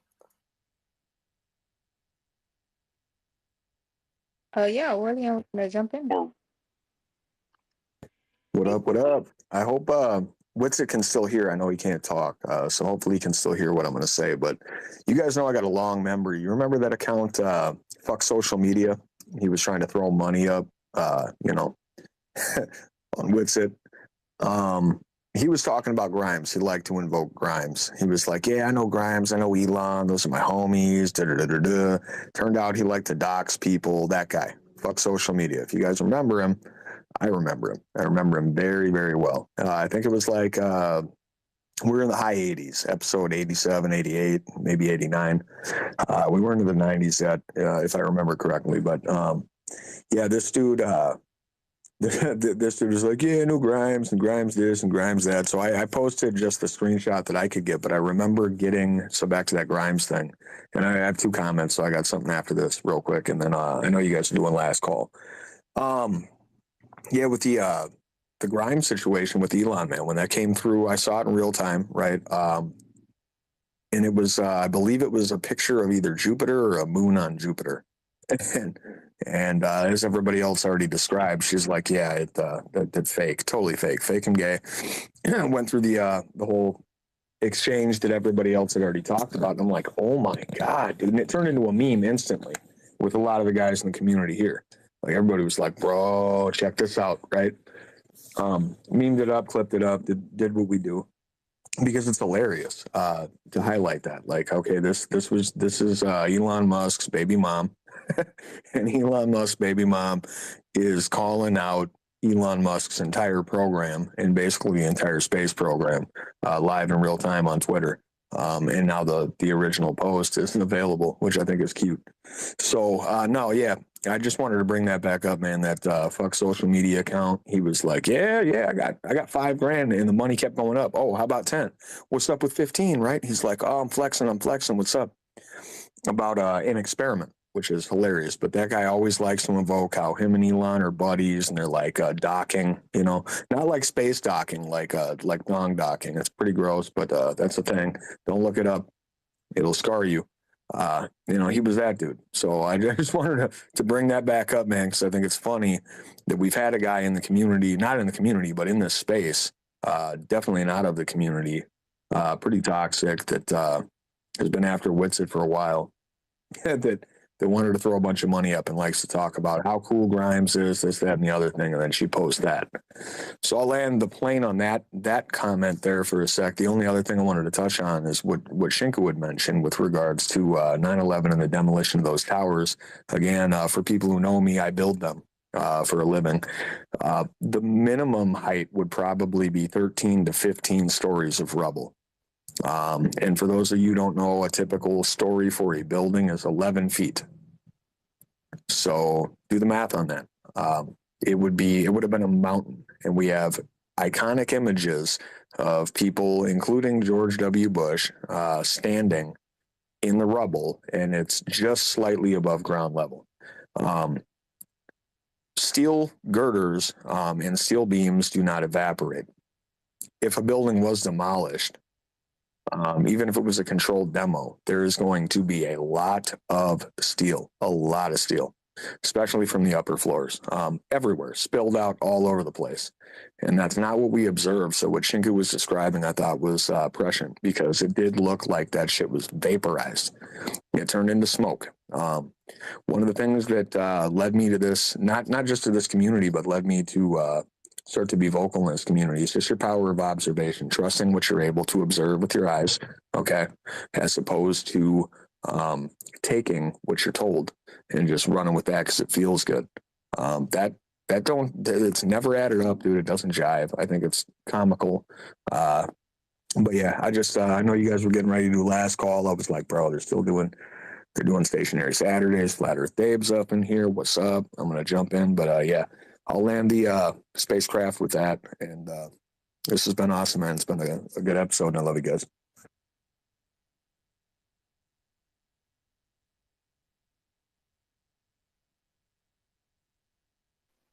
Appreciate that, bro.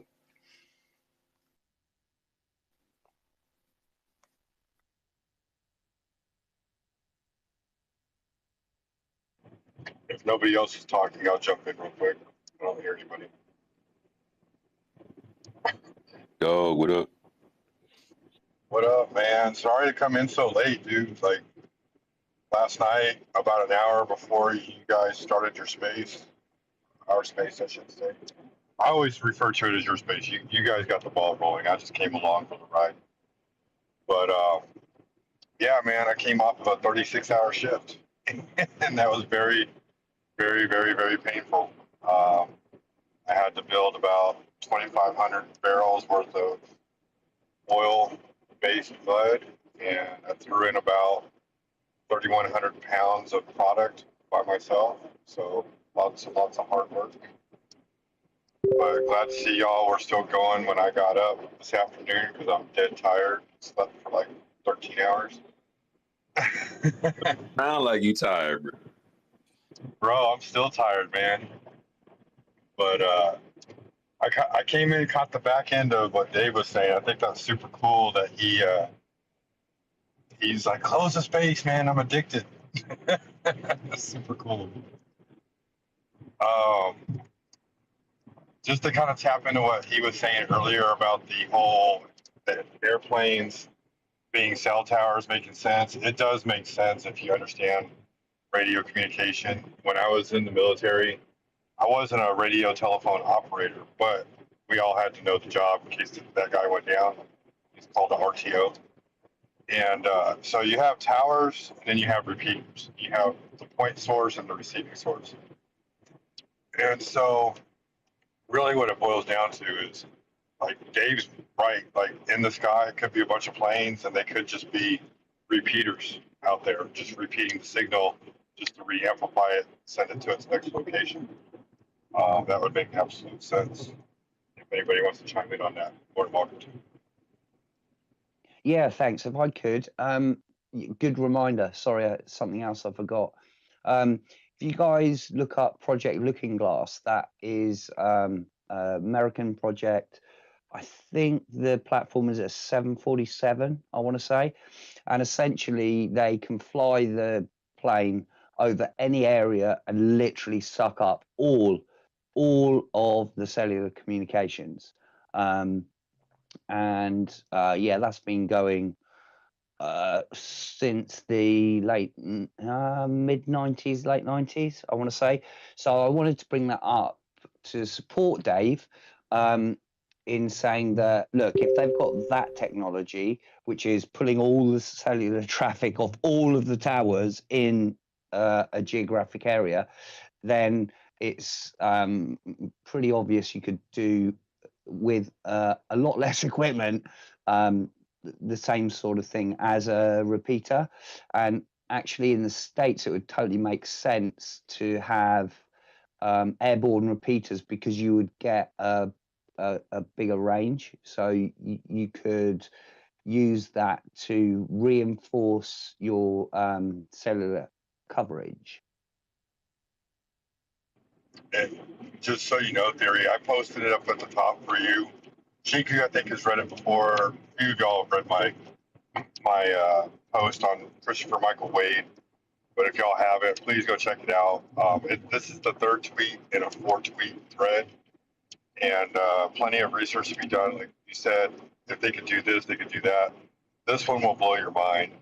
They literally found a way to observe light through walls, because if you go down to the atomic level, there's space in between the atoms.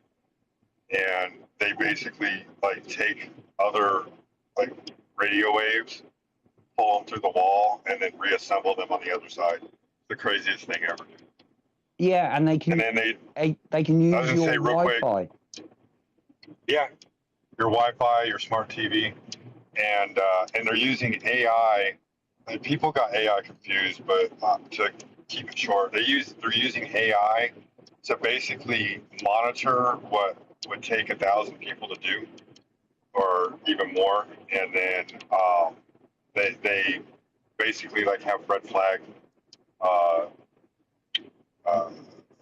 motions or whatever. So they'll have something in the criteria, like if something does this, red flag, let's get human eyes on it. But otherwise, it's just literally just self-monitoring, like a little babysitter system. And if they can do that, they're basically, what they're doing is they're monitoring your behavior day in and day out. Most people are creatures of habit. And so, like, it's, even in the program, hashtag Dragonfly, by a company named ForSense, they use AI to anticipate where somebody's going to be. And they, at the time of the not the news article, but the website, because I had to use the Wayback Machine, they were able to predict where somebody would be an hour in advance before they got there. So I wouldn't be surprised if it was several hours or even several days before somebody got there, if they were especially creatures of habit. So something to check out. Yeah, let's not forget real quick to touch on that point before you move off of it. There's a, if anybody's gotten a new phone recently, like the new generation of like the Galaxy S24 or the iPhone, what is it, 14 or 15 now, whatever it is. The new gen are all coming with second processors, 2 processors instead of 1. And the second processor is a standalone processor specifically just for the AI. So they have their own dedicated AI processing units, and obviously they're always running. Thing about it is, though, is like there's also like trusted platform module type tech, or in other words, to break it down in layman's terms, there's these processors are encrypted at the machine code level, and their processes are virtualized and protected, so you can't really inspect them. You can't just open a task manager on your computer or on your phone. You can't just open the task manager and look and see what's happening in it. It's like a virtualized sandbox environment almost that's encrypted, and so you can't actually see what it's doing, but it is running processes all the time. You just can't see them, and so an animus. It's basically, doing whatever it's doing all the time, and they're gonna soon. AI is taking off, and they're incorporating it into everything. So it's really kind of the sky's the limit on what they're going to be able to do with this stuff. It's kind of crazy when you really think about it, but I don't think anybody anticipated how quickly like this stuff has accelerated in the past 10 years, right? I mean, 10 years ago, it was 2014. in just the past few years, that like we just heard about AI coming out to the public like what 2 years ago, something like that, 2-3 years, and now we've already got to the point where it's going to be in every single personal device that people carry around in their pockets all day 24/7.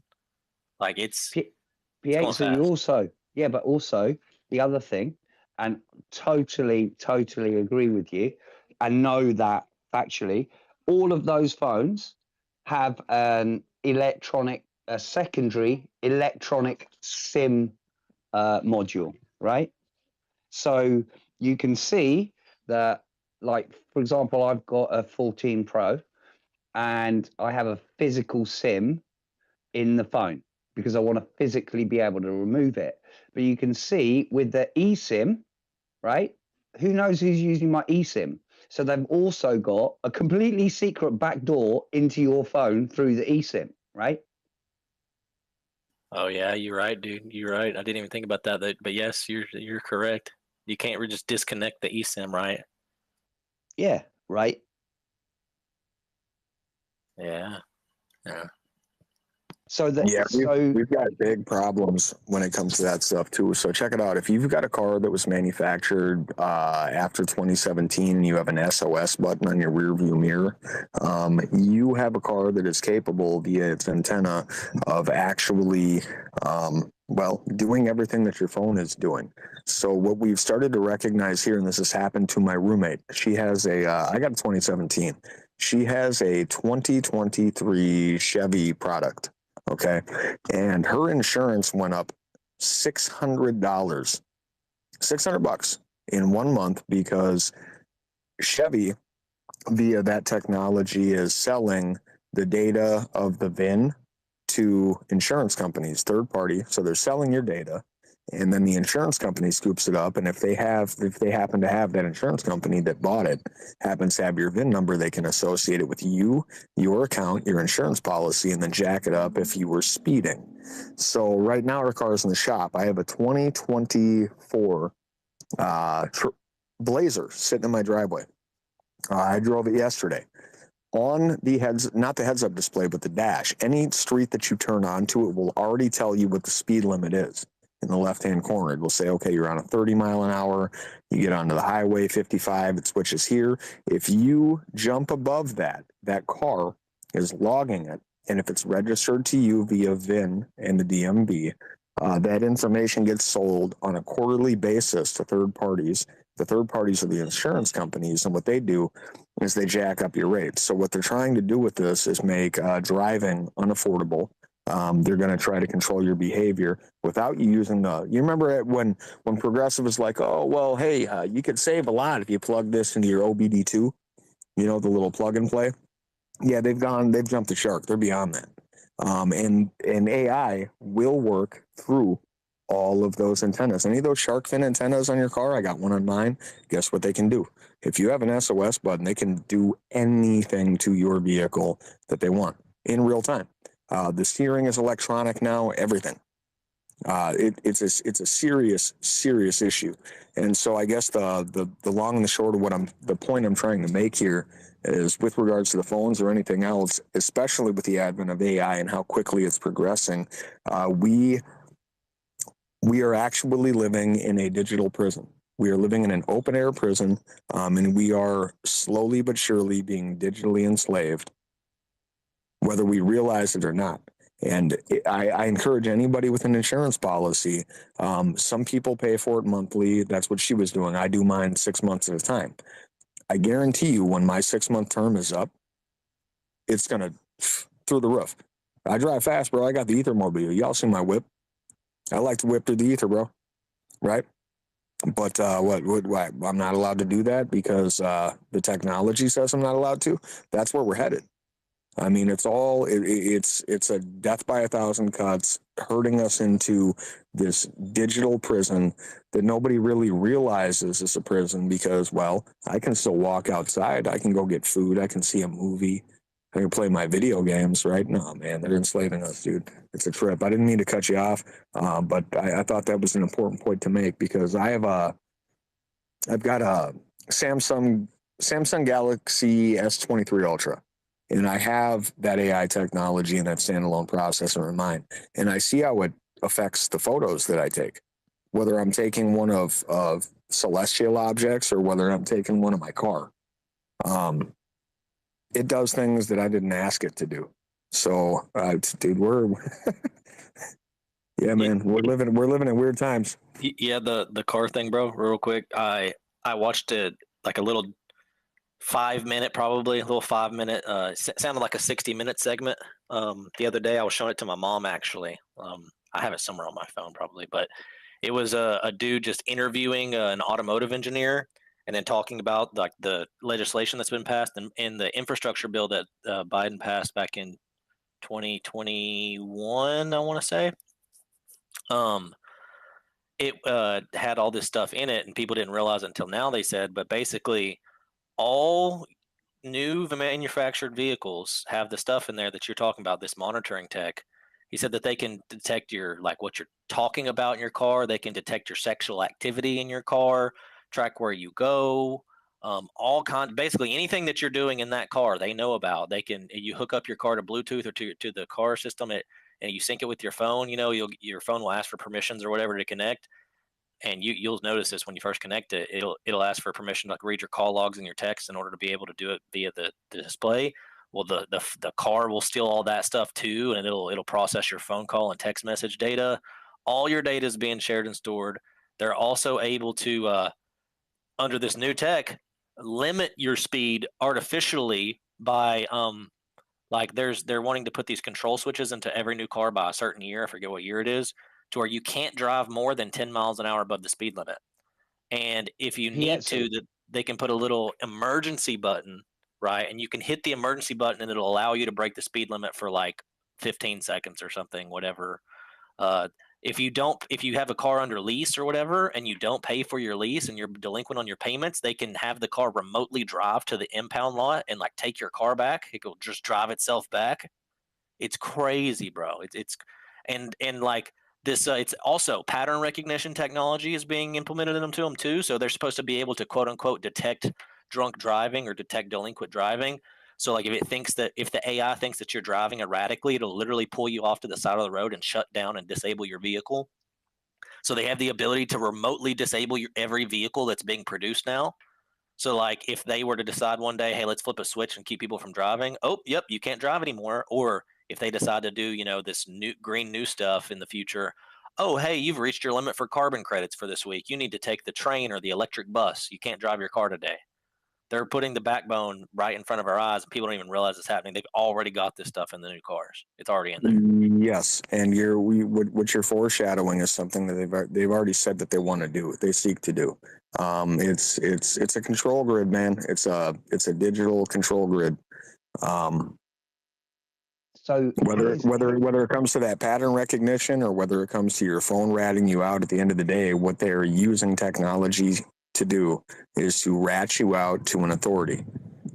You are no longer, anybody that believed that you were free, okay, when you pay tabs, when you pay for your tabs on your vehicle every year or whatever, when you have the right to fish, but you have to pay for it, licensing is a scam. They are literally selling a freedom to you on an annual basis. And if you don't adhere to that, well, it's no longer a right? So was it a right to begin with? Man, dude, there's a lot going on with that shit. And a lot of it really, for me, it doesn't terrify me so much. It makes me scared for the next generation, man, my children. Okay, because yes, when the Biden administration or any administration anywhere on planet Earth, because this technology is in vehicles all over the quote unquote plane, decide that we have a climate emergency. Whenever they decide to invoke that, guess what's going to happen to any vehicle that was manufactured from probably 2017 forward? They will shut it down. Yeah, and it does tie into the carbon credit thing. That's coming. They have to introduce it softly, right? They're not just going to go, oh, whoop, sorry, you can't drive here. No, it'll come softly, but eventually, that's how tyranny creeps in, soft and slow. But it's constant.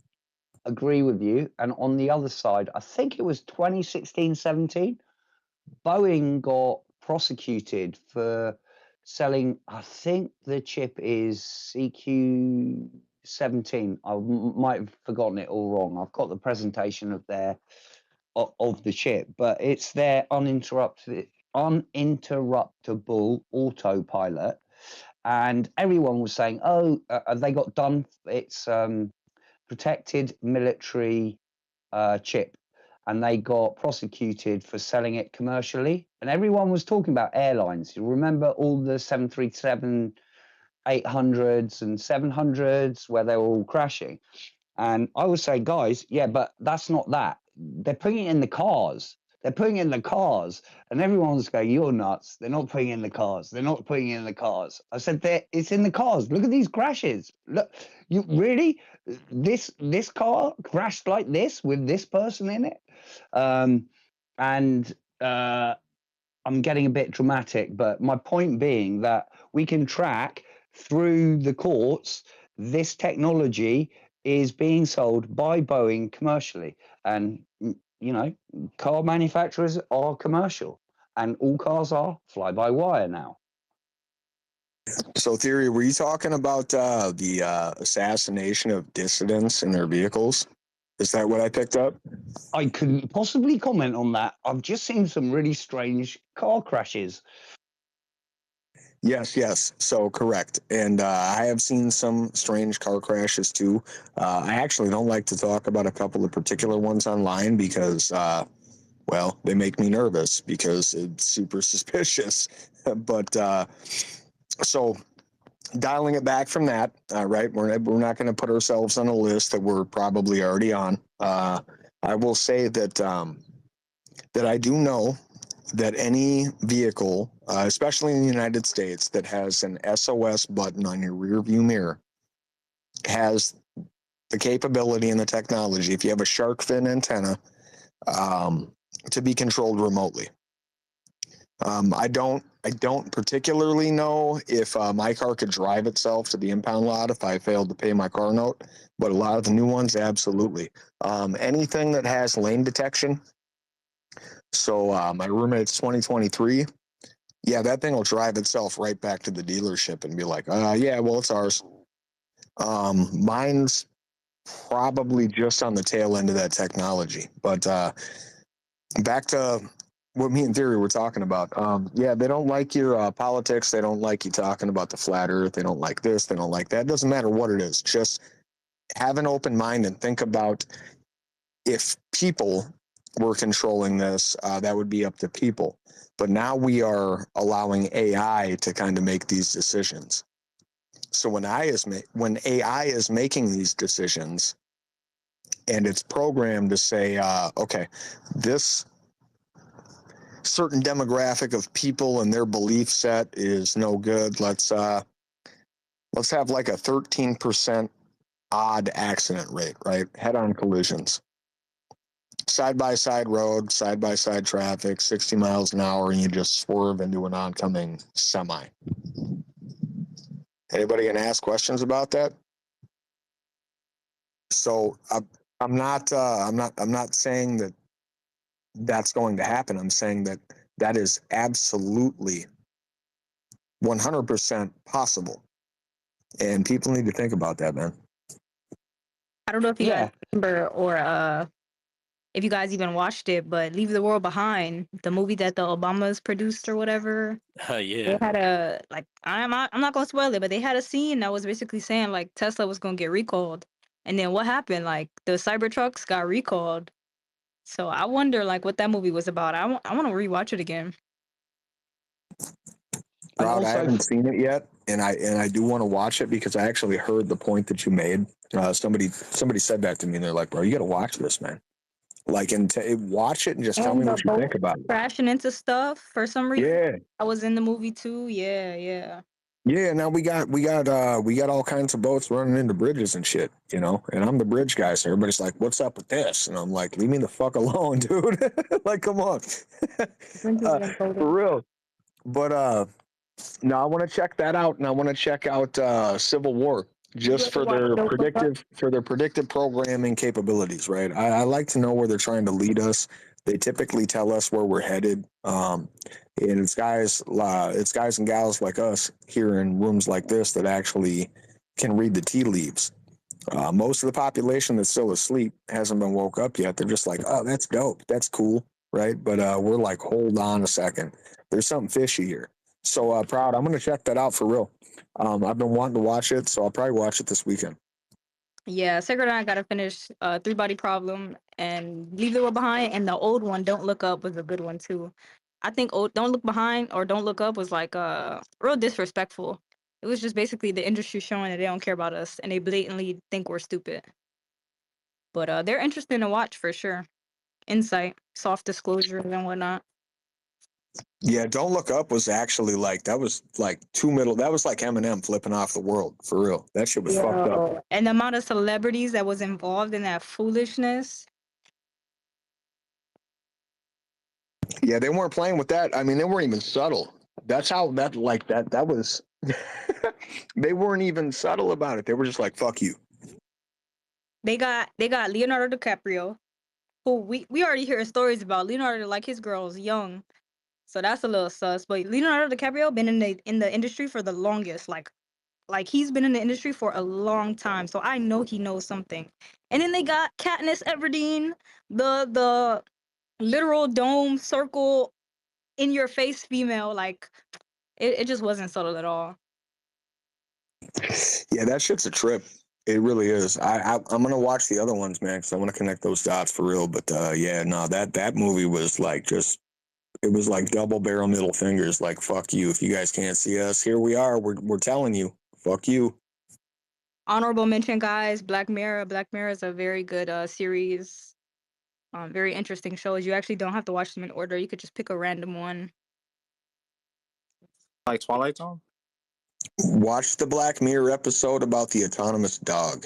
Okay, if you guys want to get a little sauce on Boston Dynamics and what they're planning, because they're already mounting flamethrowers to these motherfuckers, watch that episode. And I do have I'm putting together a thread on how to disable them with abrasives. Painting abrasives to disable their joints, and we're talking like Home Alone 2 traps, right? You walk into something and it pours tar on you, except it's on Spot the dog. And then he uses his actuators 3 or 4 times and they seize up. Right? You're going to have to disable their movement before you can disable. They're already EMP hardened. If you think they're not, you're tripping. They harden those EMP wise. They've hardened pretty much anything that they plan to use against us is EMP hardened. So you're going to have to find a way to fuck with the mechanics. And I'm working on a thread. So once it's fixed and finished, I'll let y'all know. No, you're right, Orwellian.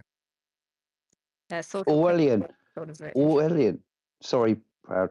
I just wanted to say to Sacred and to Proud that Orwellian and I, our mental health is very good. We're not considering suicide. And we have in place certain things that will prove that our mental health is good, and we are not considering any kind of self-harm in any way, especially not in vehicles. First time? Just first time? Yeah, so I will go ahead and I will say I'm 100% John McAfee on this. Okay, and if you don't know who John McAfee is, look him up. Rest in peace, brother. I am not suicidal. I will tattoo that shit on me if I have to. I have no plans to commit suicide or kill myself. I do enjoy being alive. I enjoy my friends, my family, the earth, sun gazing. There's a lot of things on this plane that are way more important than anything that could stress me out. So that being said, if I do happen to commit suicide, you guys know I didn't do it. I was Clinton. Welcome to the Schizo Meta. Yes, and also we're not planning on going to Barcelona either. Absolutely not. I think we need a better alert system. I'm not gonna lie. Welcome to the Schizo Meta, Orwellian. But yo, I should write this down because I feel like Witsis should make a statement like that if he does get offered to go to space. Somebody was talking about it and they were like worried that he could like dip out on us and then end up like a psyop. And it's like, nah, like that's not possible, because if they tried to pay him off, like mind you, if they tell you, yeah, sign me up to go to space, we're gonna go to space, and then you get there and they're like, hey yo, 6 billion for you to shut up and disappear. You're like, what? Like, am I right? Like, you would be right if they pay you off not to take you to space. So I feel like there's no way like you could be a psyop. Like, there's no way we could get psyop. You gonna have to pay me in dome, man. You have to pay me in dome. Yeah, let me get that dome. Nah, for real though. Like, Witsit's in danger, in my opinion. Okay, just with the amount of traction that he's getting and how I don't know how much reach he has, how much that has been going on.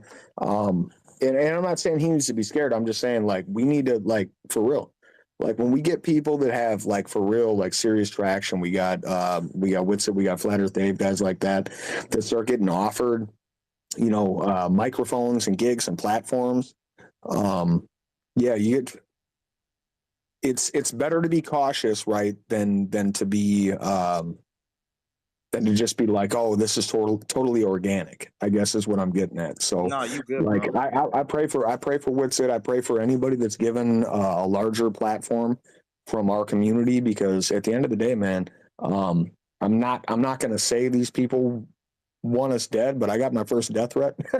Right? Look. So they kind of want us dead, right? So yeah, man, I'm gonna pray for my boy for real. And again, ride around on a Vespa from like 1984. They don't have any technology in it because they can't slam you into a wall rolling on that. I don't know, man. We're in a weird spot.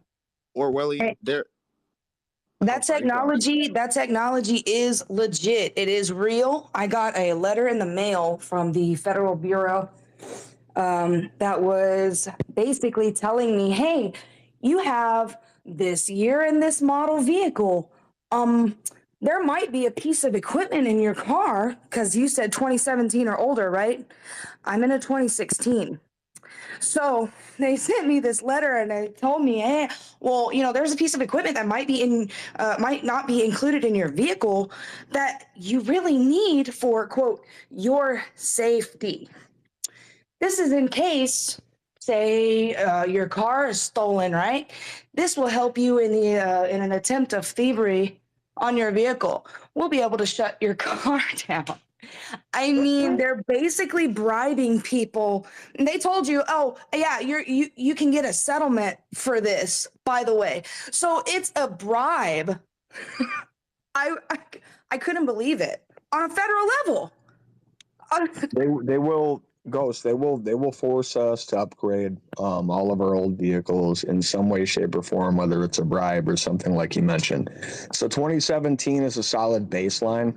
There are manufacturers that aren't American that have had it since probably 2010. All those 15-minute cities going on in Europe and that shit, they've had that for a long time.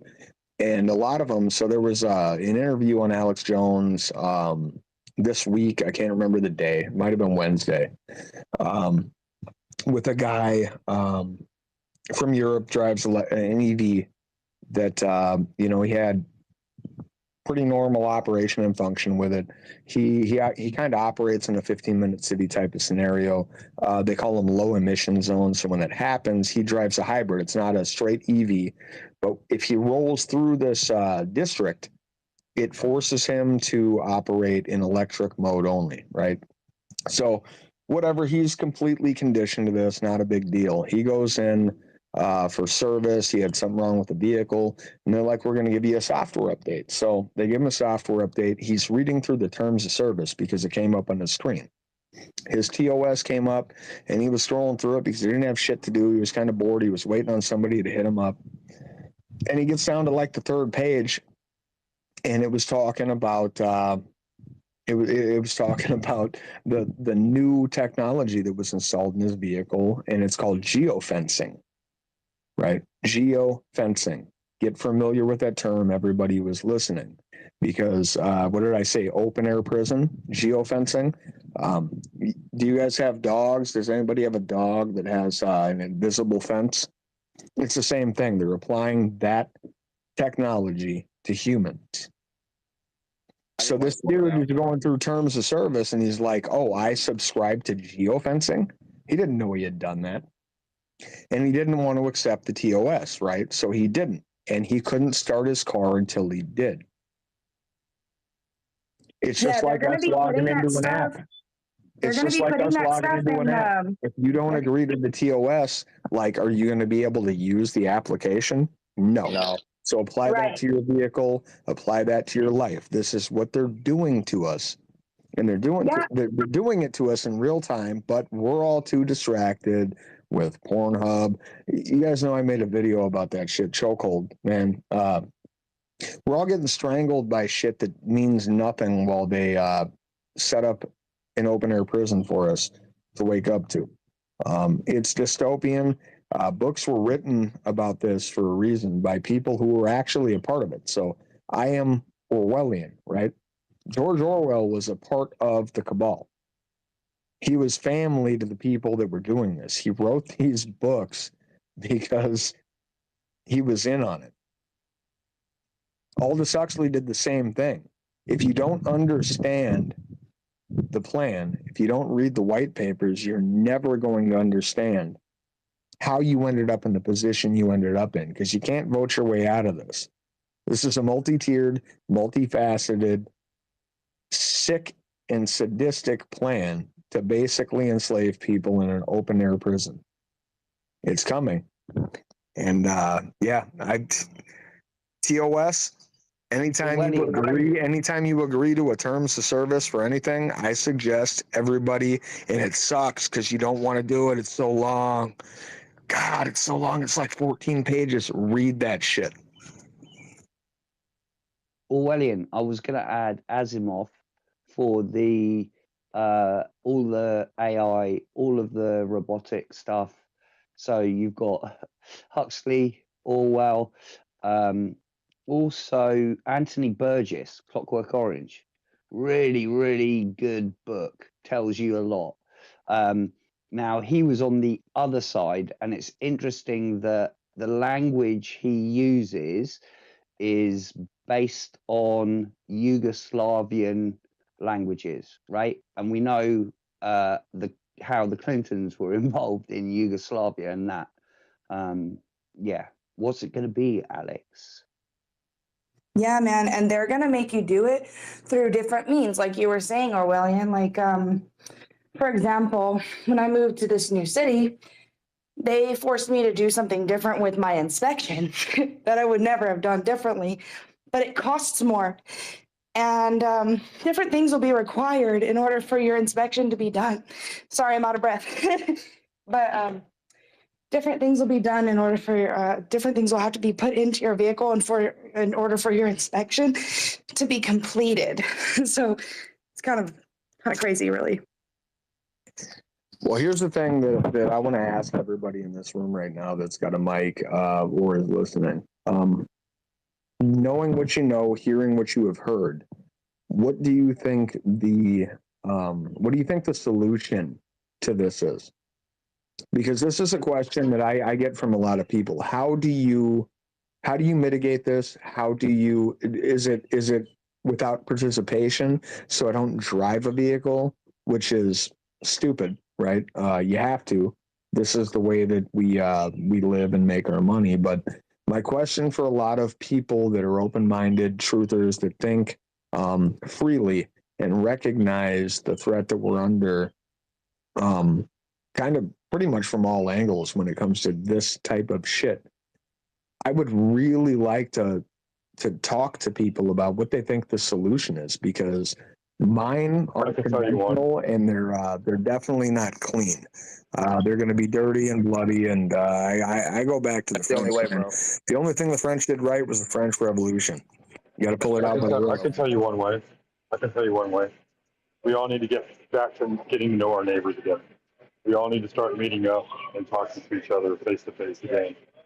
And then from there, we all know what could be the next step, but we're not allowed to talk about it because it's fishy. Yeah, so Orwellian, I want to reflect. Totally agree with that. I was going to go a step further behind.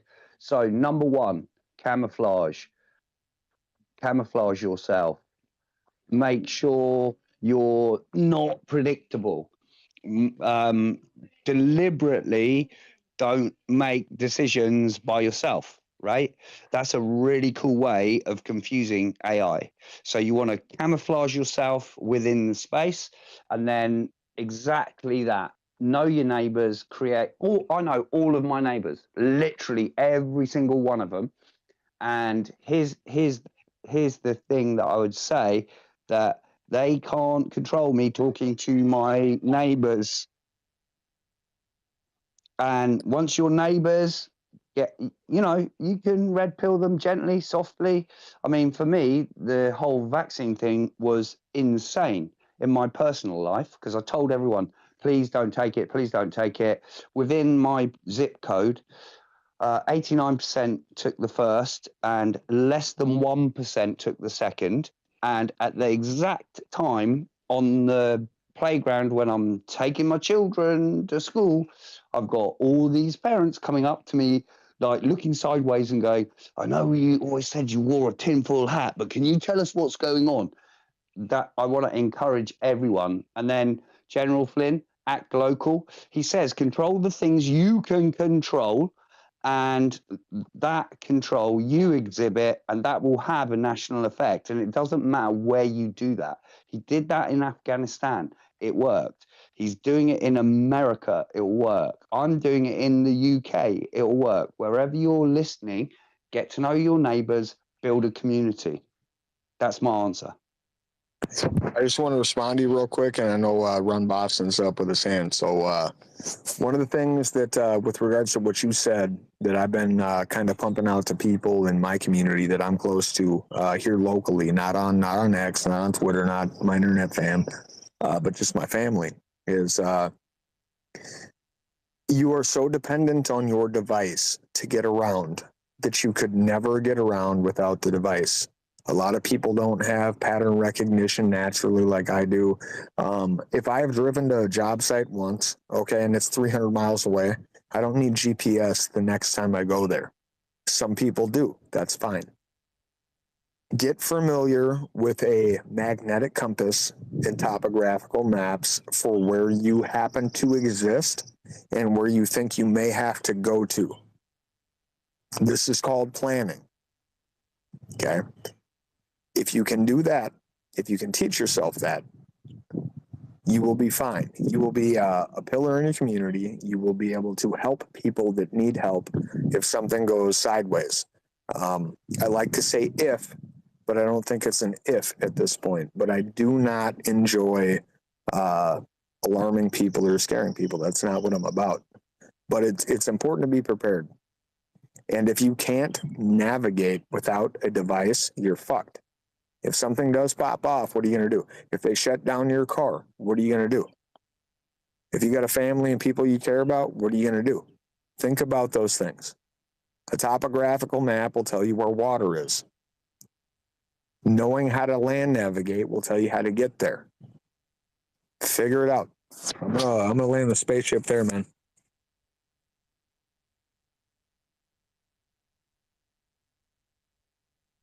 Go ahead, Ron.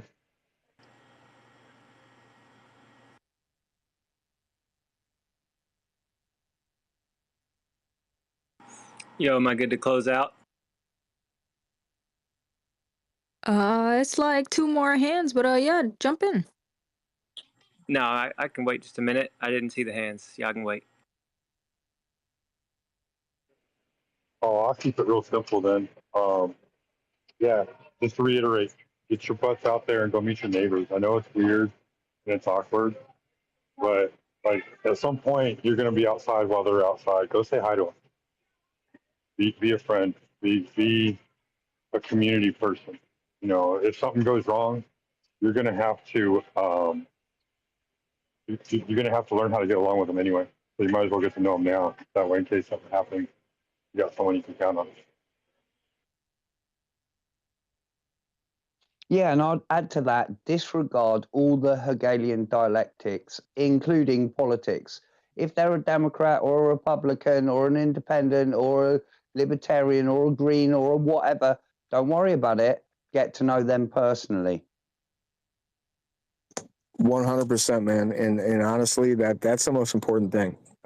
We get so divided along, whether it be party lines, ideological lines, just with regards to, you see how people act with the cosmology and the shape of the earth.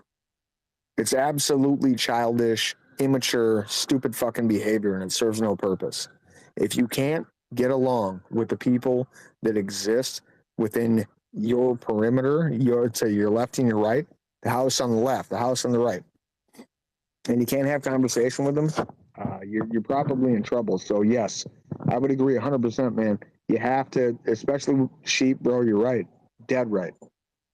You got to get to know your neighbors, man. You have to get to know your neighbors, because if you don't, come on, man. And I just want to say, like Theory said, he's right. Like, forget all the stuff that divides us already anyway. And even if they bring it up, just say, yeah, no, I'm not really into that.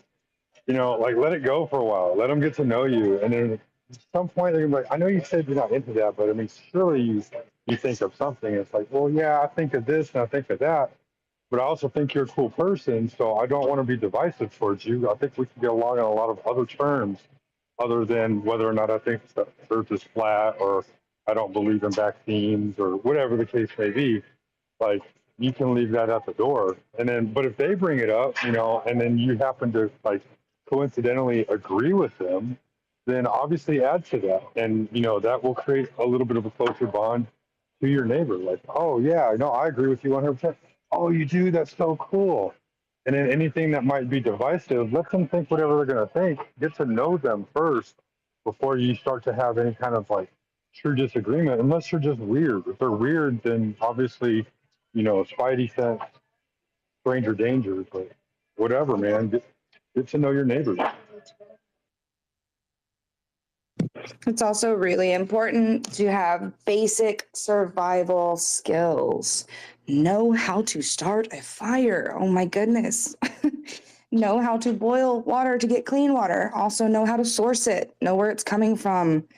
Pay attention to what's on the ground or where you're getting whatever herbs you may learn about. Learn about plants and herbs so you know what you can or can't eat. Learn how to make basic traps. Shelter. Like, if you, like, I live really far from my family. My family is like 8 hours away from me. So I don't have a way to get to my family, right? Well, I would be traveling. I'd be definitely walking. And on the way, I'd be making shelters. I'd be sleeping with a little fire and trying to get some dandelion along the way. But the thing is you need to know basic stuff. Basic stuff. And that is definitely fire, water, food, shelter. It's very, very important. Hey, one thing before I hop down to listener, I just want to say I appreciate all you guys. Y'all have taught me so much. I'm so glad to be a part of this community. Like, wow. What an awesome group of people. And I feel absolutely blessed to be on this panel right now. Oh my goodness, look at these names. And by the way, I'm not trying to be in like a little circle jerk or anything like that, but Flat Earth Dave, I appreciate you, dude. You have you were one of the first guys I actually listened to because of your approach, and maybe you have a different way about you, man. But I don't know. I really appreciate you, dude, and I'm just blessed to be able to talk to y'all. I'm gonna hop down before I get emotional. Hey, Space Ghost, man. I love you, man. That Space Ghost. Space goes coast to coast. That panel go crazy on Flat Earth Fridays. Yeah. Be blessed. It wasn't always like this. It was a journey for real. Who was next, Proud? I was just about to say, does Shinku and Taylor want to rock paper scissors? Because I think JT want to close us out. I just wanted to touch on what Aurelian said about what's it. I had already said this, and not just to to Ashton as well, and it was to incite no type of fear. It's just the powers that be, they know that we're figuring stuff out and that the veil is cracking. So the people who understand what they're manipulating will be getting watched, but the people who talk about it openly, who really understand it, will potentially be getting picked up, not to kill, but to just, the kind of like what we were talking about earlier is like bribing. It's like, okay, you know about it this much. Maybe you can help us, keep enslaving everybody. And then it's just like at that point, they're going to. That's why I'm just like, yeah, just pay attention. Nobody's suicidal. Orwellian, welcome to the Schizo Meta. Oh, bro. Bro. I'm not tapping out. I'm not checking out on my own. And yeah, I appreciate that, brother. They're not going to kill the smart ones. They would try to make you work with them and just take you up, put you in some mountain somewhere, and cut off all contact with the world. But Paperclip what? I would tell you right now, I'll cut my fucking hands off before I do that. Y'all read my bio. I will live on my fucking feet before I ever live on my knees. The white van's outside and was like, "Hey, Orlean, you know too much about the ether. Shinku, it's time to go. Like, these are your only options: relocation or." Or we go stuff you. Oh, you already know. I ain't letting him take my boy. Shinku ain't going nowhere. I ain't letting him take my boy, and he ain't gonna let him take me. You gonna be in your own white van, Orlean. You don't have a choice in his fight. You got to decide if you would rather work with them or be toe tagged by them. I'm taking the toe tag, hands down. You already know. It's in my bio. I will live on my feet. Even if they I will told live you on my feet. I would rather live on my feet than die on my knees. Even in Shinku, if they told you the ether was real and they need your help discovering it and quantisizing it and deriving it, you would really take the toe tag. Okay, so hold on. Let me understand what we're talking about here. So the hypothetical here is they want to put me in a white van and put me and Shinku together so we can be like kind of how we brought the Nazis over and started the space program. Is that what you're saying? No, it's two separate vans. You guys are just on the same journey of truth. And we know too much. And like you were saying with Witsit, like they might come and bribe him. But I feel like somebody said they might try to kill him. And I'm like, nah, like they wouldn't get rid of a bright mind. They would try to take that mind and hide it away to help them in the long run. So if you found out that the ether was real and that some of the stuff we're talking about is actually accurate and they offer you a spot to work with it and figure it out, but you got to do it in no contact, like, would you take that opportunity? If I was being able to work to expose the ether, maybe, but not without my boy Shinku. But that was me saying I'm worried about Witsit. I worry about any of our guys that are getting traction, that are getting offered spots that are widespread. That makes me nervous for them. So I pray for them. It's not trying to be negative. That's just realistically, that's just kind of where we at right now. They wouldn't want to kill a bright mind. They would want to either make you work for them, or if not, put you in a box to try to make you work for them later. The last resort would be killing a bright mind. But then again, they don't want to do that because it would take too long for it to be, brought back. They have to tag you again. Vatican. Yeah, I was just gonna ask if Woodsit's here. I don't know if he can hear me or not. Hey, with the blink twice. A minute ago. Blink twice, Yeah. blink twice. Blink twice. What's it? Are you captive? Nah, he said he was listening but couldn't speak earlier, so he's probably still captive. But hopefully it's family stuff. So I'm sure he's listening. If you want to say something, tell her. Yeah, well, it's really just for everybody here too, just to like keep being, in talking to these people. I know it can be really frustrating because I have debated many atheists and it gets so frustrating, but keep being happy, keep being calm. That's how you win. That's how people are, really convinced because they're like, wow, this person really has their stuff together. They really have their knowledge, and let the knowledge speak for itself.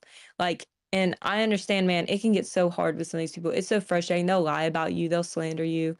And that people will see through that though. Like you don't even need to defend yourself in that way because people will see the truth. If they're coming and slandering you and lying about you, and you just stay genuine and humble, like people will see like there's something really weird going on here. And yeah, I just want to encourage you guys, and I know some of you guys, maybe Christian, may not be Christian. If you could just start praying to God to help you, like give you the words to say if you need to. That's what I do sometimes, and it really helps. But yeah, just keep standing, keep standing up against the system. I really applaud you guys for that. It's something I love doing too. So thank you guys for what you're doing. Hey Taylor, can I ask what's the highest level of physics you've taken, or so far? I've taken physics 2 in college. So I've taken physics 1, in lab, and then physics 2 in lab. Okay.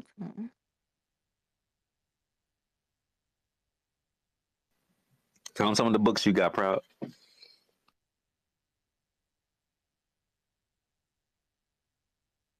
Oh, yeah. Shout out to you, Taylor, for those kind words. I really appreciate it. We appreciate you too. I watch your debates all the time. Taylor be cooking. Like, what? Y'all trying to make this cell ain't just form on its own? Like, what you mean? I'd be like, go, Taylor, go. Get him. Yeah, I just follow Taylor, man. I love being able to hear people actually speak instead of just like reading comments, and have the opportunity to go, oh, that's somebody I need to be. Ooh, I need to be following that person for real. Yeah, thank y'all. Y'all are just keep it up. I love what y'all are doing. Keep up the Flat Earth Fridays. I love it. Yo, one time we had closed early. Taylor hit me like, yo, Staker, where Stationary Saturdays at? Like, I'm like, hold on, Taylor, my bad. She's like, nah, but I be looking forward to my Stationary Saturday. Stop playing, Staker. I'm like, okay, I got you next week. I got you. That's love for real. And also, if I could, I'd really like to say to Space Ghost that, I come here occasionally and whatever, but the amazing thing about Sacred, Proud, all of you guys, you're all trying to make leaders out of people. You don't care about followers, right? And this is the thing. Space Ghost is a leader, right? I heard her. I listened to her. She's thanking Flat Earth Dave. And I'm like, yeah, amazing. But the real amazing thing is she's now her own leader. And that's what we have to do, is make leaders out of people, not followers. And that breaks the model and their model. If we're creating leaders, then we're multiplying. They have no chance. Yeah, I don't want to shit on him here, boss, because I know he's got his hand up, but I just wanted to say this. Without this space, I never would have been holding my own. I do hold my own spaces. We do have pretty dope conversations. It's not just specifically on Flat Earth, but we get down and we talk. We have conversations, man. We get toxicity. We get all that. We get everything that happens here. But I never would have done it. I literally never would have done it without finding this space. So I credit Sacred and Proud, man. I love you guys, man. You guys gave me the courage to actually go from having an account that's a decade old and not doing shit to an account that is actually running around the internet and having conversations with people on some real shit, for real. So it means the world to me, man. And I just wanted to, I got to highlight that, man. I would not be doing what I'm doing without this community. I wouldn't. I never would have had the courage.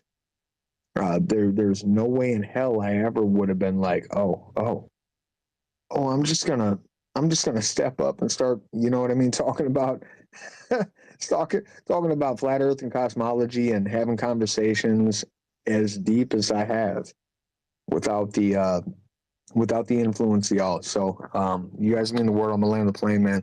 I know Boston's had his hand up. I didn't mean to cut you off, but y'all inspire me, man. You're my inspiration.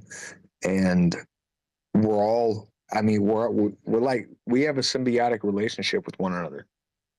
We all do this on kind of a different level, but the end game is the same. And I'm starting to see that with regards to the spaces that I hold, and it's just super important. It's awesome. I love it. And it means the world to me. I love you guys. I'm going to land the spaceship right there. Ah, you feel me? And yo, bro, we appreciate your voice, man. So much strength and energy coming from you, bro. We really appreciate that. And yeah, man, we just really couldn't do it without any of y'all. And Orwell, you make a huge impact, man. People really appreciate when you speak. I haven't been to the space yet, but I'm definitely gonna make my way over. So the next time you hold one, man, send it my way. And you know that's what terrifies like the quote unquote opposition is that they see the real community. So they try to make you feel a way about the camaraderie and the togetherness and the positive vibes and call it circle jerks and all this because they want you to be like them, dismantled, right? All discombobulated, acting like they're really cool, but they don't really know each other like that. They don't really kick it like that for real. Like they don't really have no real bonding for real. Like they're not really a community at all. They just have one thing in common. They all don't understand the globe Earth. And they said, that's it. That's our thing. And as long as we all don't understand globe Earth together, we are going to attempt to take down Flat Earth Fridays. It might take us a few hundred weeks, but sooner or later, we are going to scratch the surface. Yo, I think the most disrespectful part of all that is the fact that the biggest Mike tried to do like what we're doing and nobody paid him no attention. Like they totally ignored his ass, all of his so-called friends. Every single last one of them. Oh, you got a space open? Like crickets, like nobody, like literally nobody's in there. Like not a listener, not like nobody's in there. And Bro, it's just like, damn, that's so sad. his mans used to come over to our space while his space was open. I'm like, damn, bro, you don't see your gang over there looking for some help? Go retweet your boy or something. Like, y'all ain't cool like that? You can't hit him with a like? When Can't hit him with a he popped up over here, we something. all flocked to him. When Globinski got his card and started working for the shills and came on Twitter for a check, it's like they knew what to do. I don't know what that was. That to me was crazy.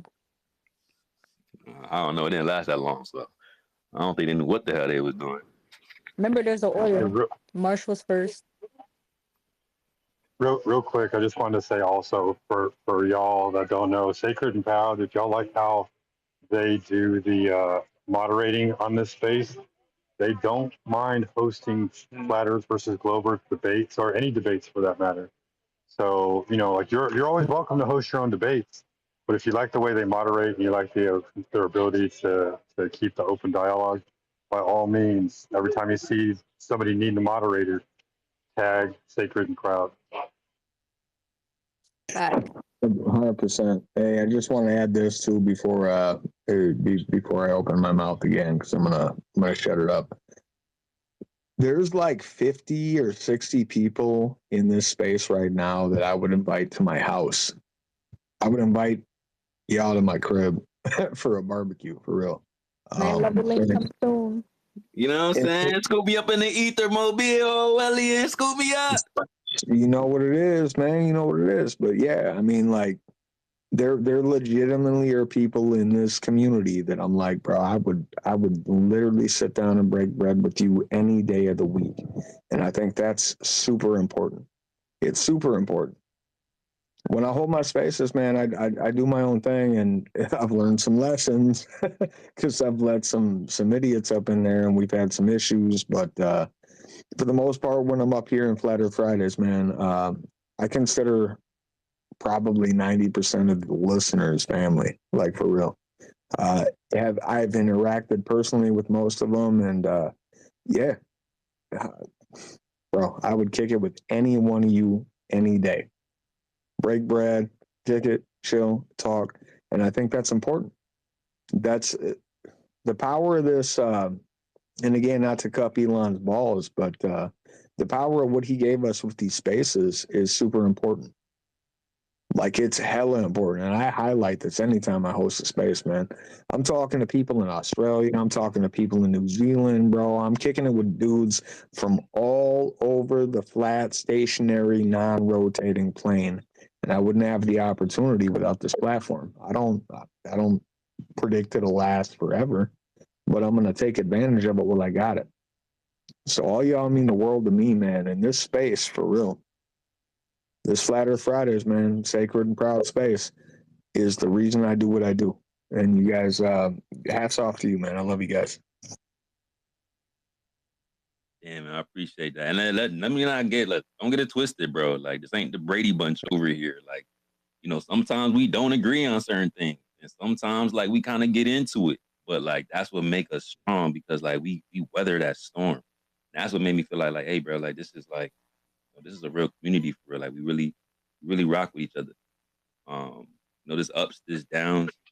But when you can weather that storm, you can make it through and push through, like, the little nuances of just, you know, life and stuff like that with the people that we interacting with on a daily basis, man, that foundation is strong. And, you know, the level heads know I take pride in the foundation that we built. Like, it wasn't easy. I talk about all the time. Like, we started with like 4 or 5 people in, like, literally, like, wasn't nobody here. And, like, slowly but surely, like, people was like, hey, you know, I kind of rock with it over here. It's kind of cool. And just meeting like-minded individuals, it's just like a beautiful thing, bro. Like, just so dope. But we never really expected it. Like, you ask proud, like, on everything. We used to be like, yo, what is this gonna be? Like, where we gonna take it? Like, we gonna get 20 people in here like sooner or later? Like, Yo, I promise you, we didn't think past this point. I ain't even gonna hold you. The I people on know. the stage right now, I promise, I promise you, we ain't think past getting the people on this stage right now. I ain't gonna hold you. So the fact that we here chilling at 4:19, people that fell asleep, woke up in here, like, yeah. At this point, like, what can't we accomplish? yeah, facts, man. Like, I'm dead ass, bro. Like, this really was all organic. Like, was no plan in play. There was no, like, strategy. There was no, yo, like, it's just none of that, bro. It's like, this is how we rocking. This how we feeling. We about to go through this. We gonna see how it turn out. Like, literally, you know, faith in the higher up and keep it pushing. And look where we at. They can't stop it, bro. That's why they so terrified. That's why they so frantic. Look at y'all mentions. Why would you act like that if we wasn't a threat? Right? Anyway, shout out to y'all, man. Peace out to level heads, bro. I think was it Ron first or Bill? Oh, it's definitely Ron. Ron's had his hand up for a minute. Run, you want to go now, or you still want to? Yeah, no, I'm good. If you can hear me, can you? Yeah. Oh man, my phone was tripping. It's down to 8%. I mowed the whole yard, listened to all y'all talk, and it was better than any book or movie that I've ever seen in my life, because it's real. It's real people connecting over true topics, real stuff.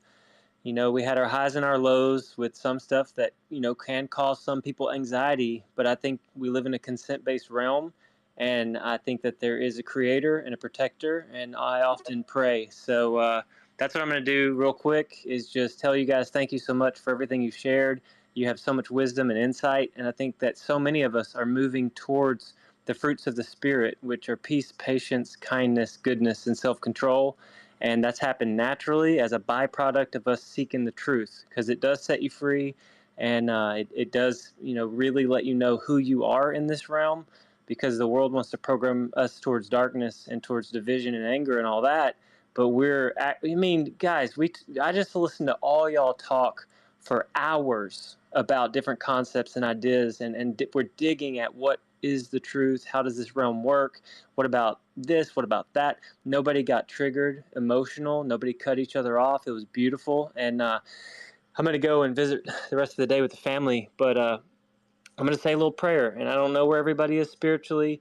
Just consider this me talking to the creator of this place, and that's what I'm going to do. If you want to agree, you can agree, but I'm just going to go to prayer, because today's talk was intense and amazing. So, Heavenly Father, Creator Most High, thank you for this space, these many hours where we got to share things that were on our mind and on our heart.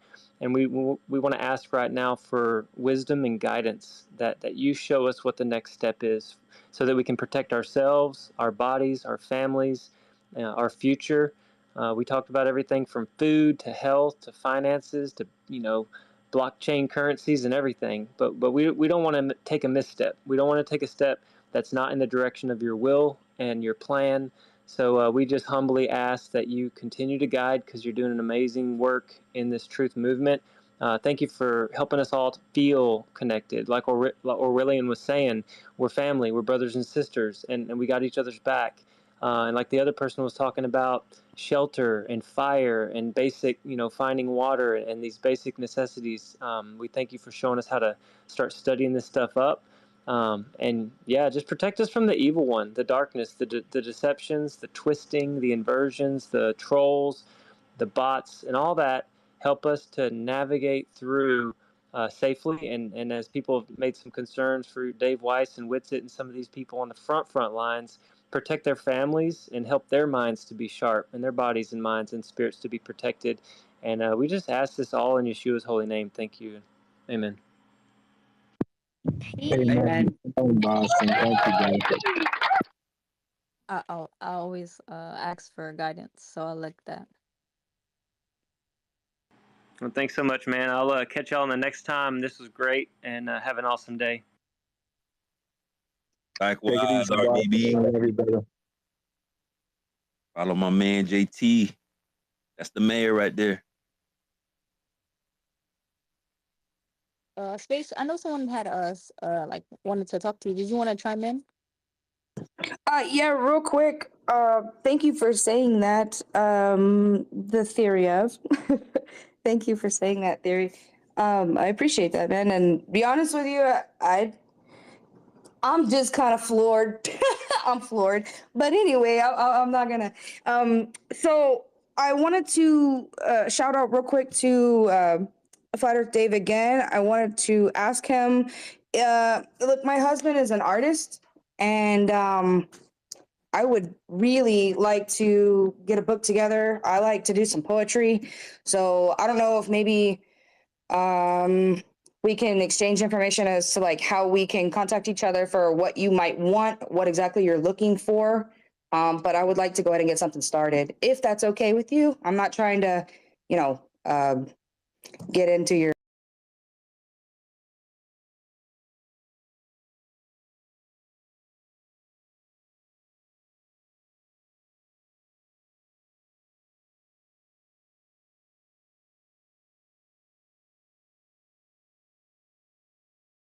stuff like that.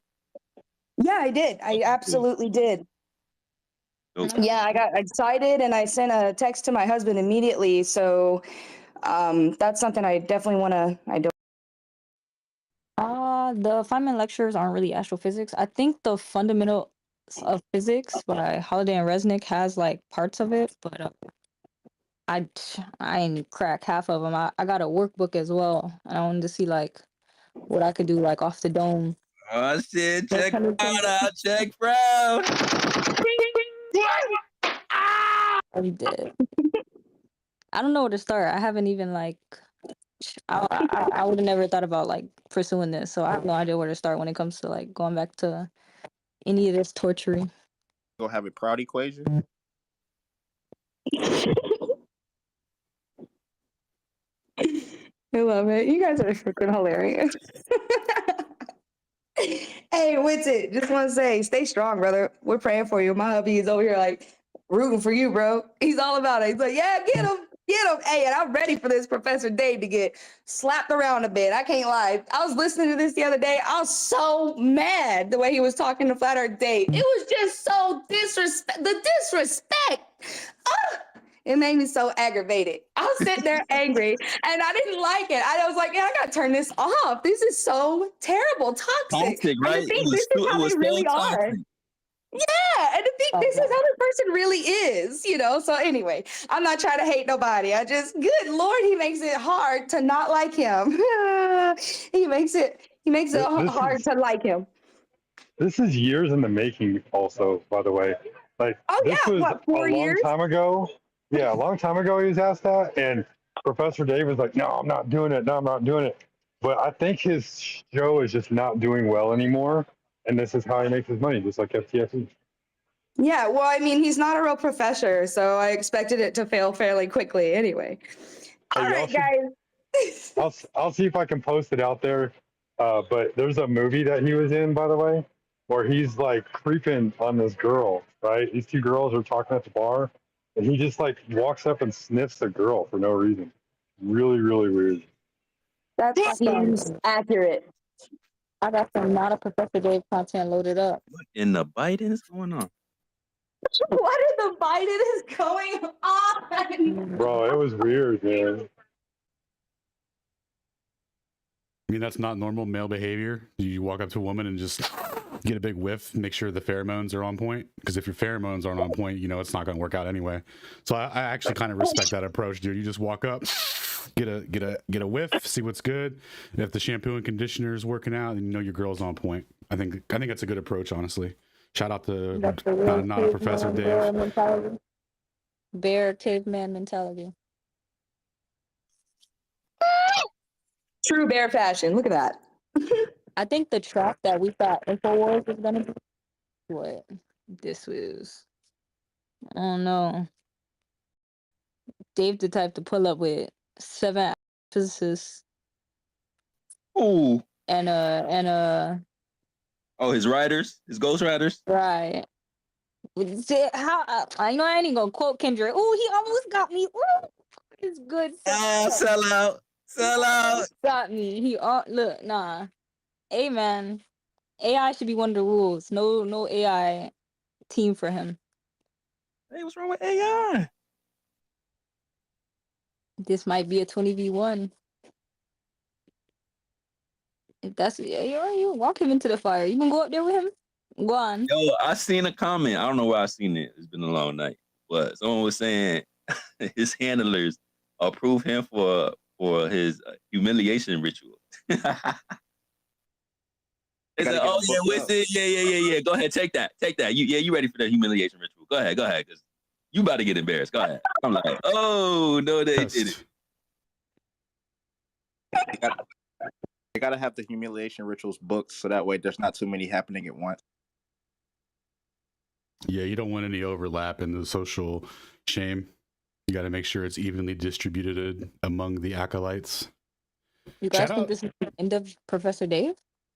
Nah, man, shout out to the initiates. He's going to show up to the debate with a black eye, you know, like all that rigmarole. Like, oh, dude, I just walked into a door. Anyway, what's up?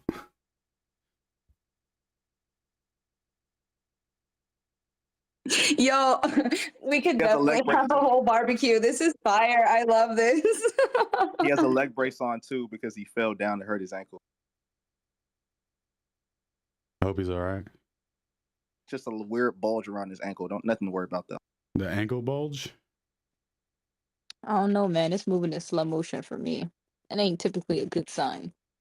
Is that similar to the Michelle Obama bulge, or am I missing something? Well, that's a different type of bulge, but equally the same. So, we rotate within the bulge. Like in terms of size and shape.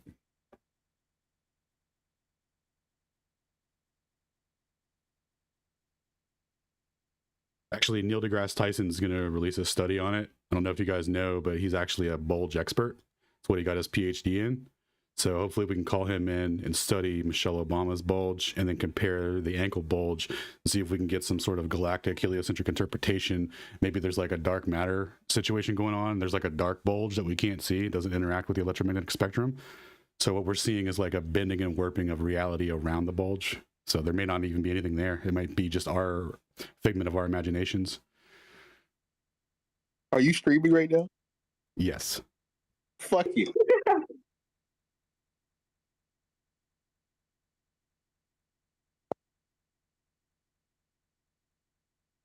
But anyway, bulge physics is a very important part of science, and shout out to those who undertake that field, because it's, you know, there's obviously a lot of ridicule around it because it's a lot of low-hanging fruit. You can make easy jokes about the bulge studies, but they're doing good work. They're getting to the bottom of it, or, you know, around it or whatever. So I wish I had a chef's kiss emoji because that would have been appropriate. Well, Alan's studying smokatrons right now, right?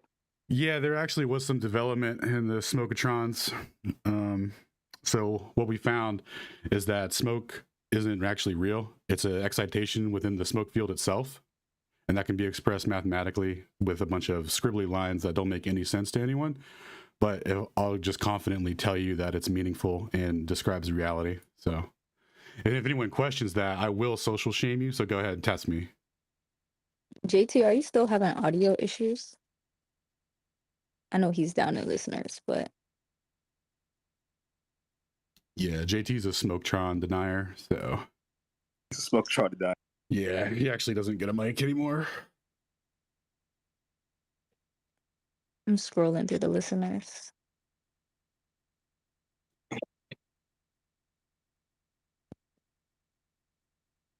But yeah, Simpu, I had some people trying to tell me that, oh, smoke is, you can't delete energy when fire and all this stuff. It's just a convert. Nah, dude, it's an excitation of the smoke field, dummy.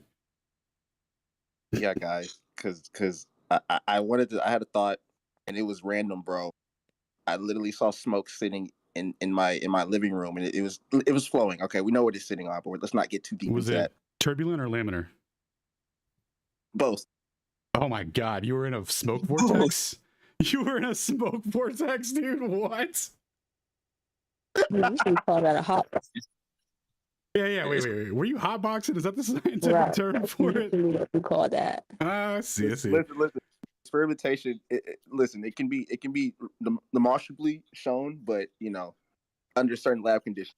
But I was able to determine that smoke has water molecules in it, and this struck me as odd. Water molecules from what? What else has water molecules and has a smoky appearance? Steam. So if steam comes from water, and we're seeing smoke, and we know we're in water, what would be smoke? Yeah, so when the smoke field gets excited, it gets there's an elastic collision that happens with another particle that may or may not have physicality depending on your consciousness at the time. So what's happening is if you're not paying attention, that smoke particle gets hit with the elastic collision, which creates an excitation, which elevates its valence level. Once that valence level is activated, it then becomes water for your perceptible reality. And if you disagree with that, then like I said earlier, I'm gonna have to really start getting aggressive with the shaming. Does it do anything? It seems like you're trying to attribute physical properties to my abstract mathematics, and I will not have that. Does it do anything when you look at it? So if you look at it, you collapse the super smoke position, and you won't get any smoke. So you'll actually do a big inhale, and you'll exhale, and because you're thinking about it, smoke will come out, and everyone will think that you didn't inhale or smoke properly. You don't know how to smoke. You'll get clowned. It's a temporal pocket. Yeah, dude, yes, that's exactly what it is. It's a temporal pocket. I love that. That was beautiful. Temporal pocket. Sacred Wow, that went up quick. What a banger. Like the banger I took to hit the temporal pocket. Yeah, I'm about to do some lab experiments real quick. I'll get back to you and let you know the results of the vortex situation going on over here. If I get caught in a hemp pocket, call Domino's. Alan, you just in time for the outro. Nice. Hold on, Bill got his hand up. Yeah. Howdy, Bill. How's it going? Can you hear me? Yeah. Good to see you, brother. I just wanted to say I ain't worried about Whitsitt. I mean, he's pretty intelligent and he knows who they are and what they are, and that he's going to be pretty wise when he goes in there. He's not going to take any bribes or anything like that. He's already turned down $1 million freaking job, so I ain't worried about him. Who's the guy at the back? So that's all I wanted to say. I just don't trust the opposition. You gotta keep your third eye open, Bill. That's me too, man. That's where I struggle. I was like, it's not it with it. I have an issue. It's them. It's them. Don't send them away with him. No. Because once he gets there, and then if it's some bullshit, like he's not gonna just turn around and be like, "Oh no, fuck that." Like he's gonna go in 1v7. So I don't know. All right, y'all. Real quick, I just posted the 2 videos up at the top. They should pop up in your nest here soon. of Professor Dave. Oh yeah, speaking of the nest, and I want to hear from Mila too. Mila, you ain't getting out here safe. So look, I put Proud did like an all-star. What do you call this? Upgrade type Lineup. lineup. Store lineup. If y'all want y'all spirit animal feature with your cybernetic upgrade, tap in with us because we're gonna get some V2s, some V3s. If you rocking with it, it's up top there. Hello, sacred, proud, sheepdog, everybody else. This space is absolutely electrifying. I love it so much. I'm so passionate about this topic.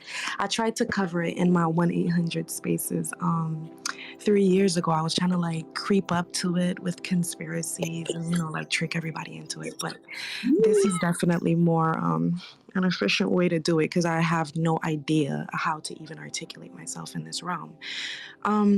I was basically just trying to figure it out at that time. But I really want to understand Terrence Howard. And I'm dying to hear somebody flesh out his theories and see what it changes for Flat Earth. Thank you. Are you talking about the thing he did a couple of years ago? It's kind of been circulating around recently. I caught a little bit of it where he's talking about the, I think it's basically on fractal geometry or something like that.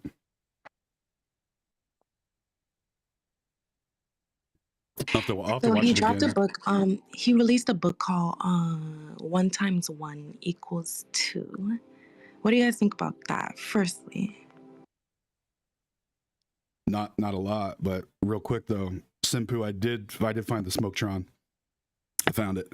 I weighed it, and we've quantified it, and we know its momentum. We know its location. We even know its. Bringing it to you? What's that? Toby's down there. Is he gonna bring it to you? Yep. Is that a lung contraction? There is some lung contraction and expansion right now. It's going in both. It's going in both directions. So there's like a gravitational well kind of thing. It's like an omnidirectional force pressing in on me. Contain it. so he's saying that because of his discoveries, quote unquote, it changes the periodic table. He's saying that gravity does not exist. He's created a tangential flight, like all these things. So I'm saying this is really important. I'm thinking, so I really want to hear you guys because I don't know the level of importance because I don't understand the same things as you guys, at least in depth. So I want to hear you guys talk about this. Yo, that's so. Well, you so serene over there. Like, what you got going on? Mystical. You hear the sulfate? Like what? Oh, calm and shit over there. Anyway, I know every time she speaks, I feel more in touch with myself. I'm like, what the hell's going on? Are you a witch? Like, what is that? Like, what frequency are you on right now? Frequency of 430. But yeah, I mean, nah, you it's funny that you bring up the periodic table because we was talking to Piezo the other day. He was breaking down like how the whole periodic table is already messed up. So it would be interesting to see what Terrence Howard got to say. If they're already saying that the periodic table in its current form is incomplete at best. And my man Fifth was the first one to put me on to the 1 × 1 = 2 and all that stuff. I didn't fully dive into that, but that just kind of blew me at first. I was like, whoa, what's going on here? And then there's like hella like patents that this man got. I don't know what he did. Like he left the what's that hip hop movie he was in? He's like, I gotta change the world after this. I'm like, damn, T, what you on? He is literally Aren't those him on Spiral? Aren't those mathematical anomalies referencing like atoms and whatnot? Like 2 + 2 = 5, but it's like in atoms, like if you combine 4 sets of atoms together, they would make a 5th atom. So like, is that like not the correlation with that, or am I just tweaking? They have like an ideal number, and then they have a measured number that's not correct, and they say that, well, actually, in reality, their measurements are so precise that the that the air or whatever, like that's the imperfection of it is like the real thing. It's insane. It's like so backwards. Stone can break it down really well, but it's So he's, yeah. I'm sorry. Yeah, you're good. He's claiming 1 times 1 equals 2 because if 4 divided by 2 is the inverse operation of 2 times 2 equals 4, then it would naturally follow that 2 divided by 1 is the inverse of 1 times 1 equals 2. Is that sensible? So you kind of broke that down. You kind of smooth. Like, what the hell? It makes sense, but it's just like Wait, can you repeat that again? Right? Hold on. Let me get my pen and Okay, paper. so he's claiming that 1 times 1 equals 2 because 4 divided by 2 is the inverse operation of 2 times 2 equals 4. So then that would naturally follow that 2 divided by 1 is the inverse of 1 times 1 equals 2. Yeah, okay. I'd like to see his rigorous mathematical proofs on that. I could tell you. I could tell it to you. Well, I could have like 2 people do a calculation. This is one that I've seen him do. I'm like looking at it now. I just want to say this real quick, Toby. Like, we all know what the math rules are and everything like that, but the way that Fifth presents it, it's super weird. Like, how does 1 times 0 equal 0 when you can't multiply 1 by nothing? exactly, because that completely violates the thermodynamics. And oh no, I put a video from Terrence Howard that he did a couple of years ago where he goes over a bunch of stuff from this. It's pretty Somebody else interesting. is in here arguing that 1 times 1 is 5. Not just Stone or Fifth. We got us all clipped up. Like, yo, them silly flirts. 1 times 4 equals 0 and 1 times 2 equals 9. They already did. That's why I remember. I'm never going back Yeah, on there again. they're making him look really bad. Like, I think they started from like the first time he ever mentioned it. I think he was on like the red carpet or something, and he was so excited, like it was literally seeping out of his pores, and he just had to say it, and he said it, and yeah, since then they've been making memes, you know how they move, but yeah, it's when you really look at it, it's pretty logical, but I don't know. I need y'all's help. I mean, I didn't see any like that was a very weak proof in my opinion, right? Like that when the logic to deduce the idea that 1 times 1 equals 2 should go a lot further than what you just laid out. Okay, so it is a lot. I have something. So he's basically exploring the square root of 2, right? So he's saying the square root of 2 is 1.414 whatever else, right? Yeah, irrational. If the square root of 2 is that, I'm trying to like think about it, okay? I'm sorry guys. If the first person times that number by 2, and then the second person cube that number, it gives you the same number.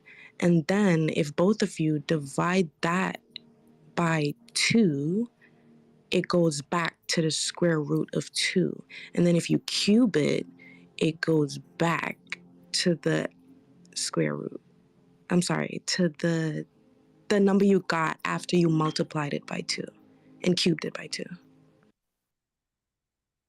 Teriology. I'm sorry. Did you guys understand that? Over here with the calculation gift.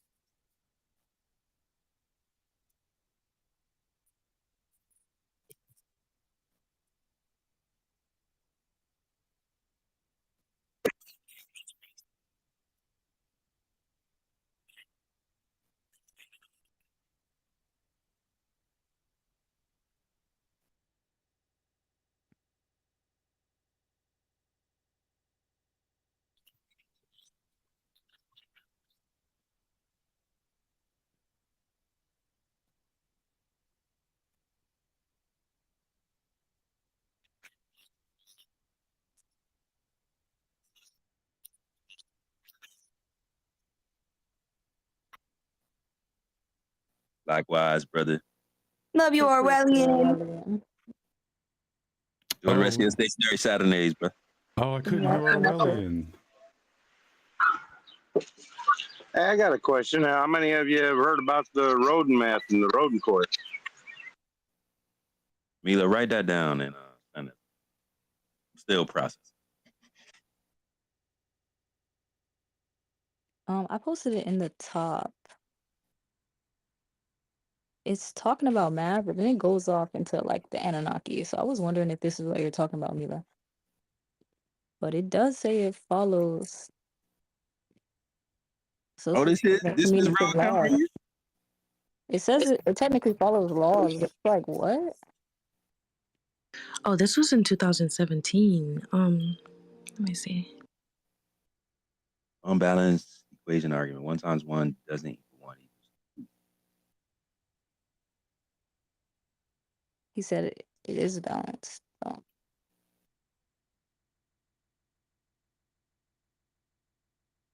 In his logic, but I don't understand where the Anunnaki come in. This guy, people took me out.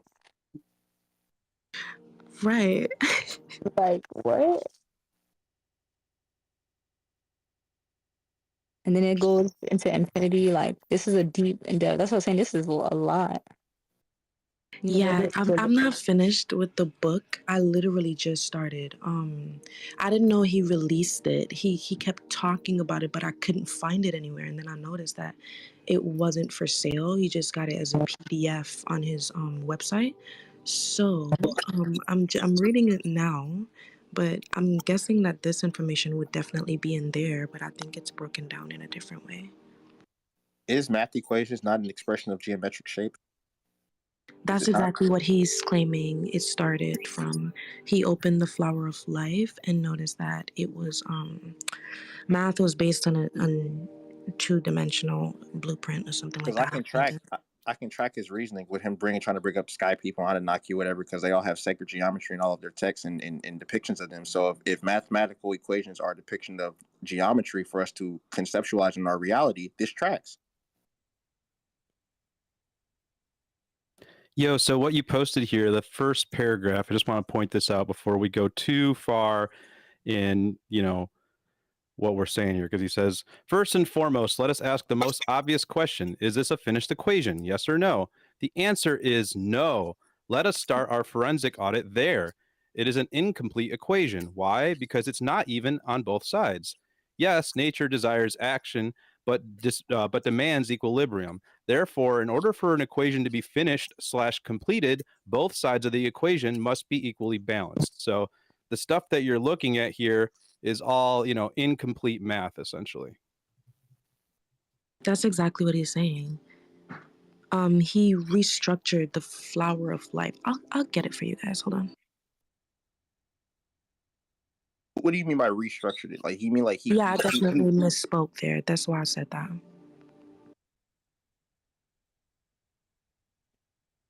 Because he's been working on this for years.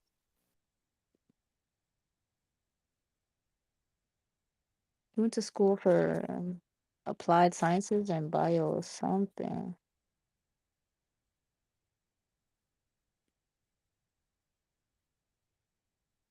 Yeah, he's been given the one video that kind of got me to dive into that hole was his presentation at Oxford. And he really challenged them students. I was moved. Yeah, I put a link to the Oxford video in the jumbo. Fun fact, guys. I used to be terrified of this guy. I don't know what it was, but it's a movie he played in when I was a child, and I saw it, and he scared the shit out of me, and I never forgot him as a character. Like, Wait, what? Don't not too much on me now. Was it? I just could never. Oh, sorry. You guys are gonna laugh at me. I can't tell you the movie. I'm sorry. Dude, was it the one where he's like a rapper? You know what I'm talking about? Not Hustle and Flow. Don't do it, y'all. Hustle and Flow. Dude, Hustle and Flow. That's right. Dude, good movie. That's the first Terrence Howard movie I've seen. Yeah. Did y'all look at the last portion of that post where he talks about energy being lost? Like the number being lost? that was kind of my correlation with the bonding energy, because there's still energy loss whenever atoms come together. So like I feel like that's what he's trying to correlate here, is that there's still like there's an energy loss in the numbers that we're not getting. Yes.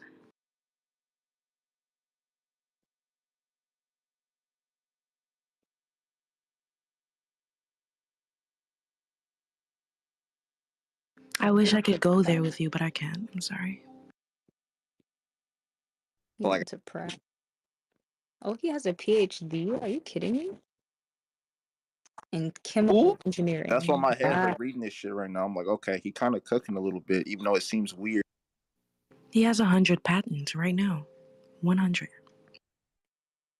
I'm exaggerating. It's 90 something, but it's close. His patents utilize the ether too. His I'm looking for PhD is in chemical engineering from South Carolina State. You said they utilize the ether? albeit smallly, but yeah, because he's trying to have like energy for the people he's trying to give it to, sustainable free energy that you wouldn't even necessarily have to replenish. Right. You better tap into the ether. Get this party started. I'm ready for my I think he's... He invented hydrogen what?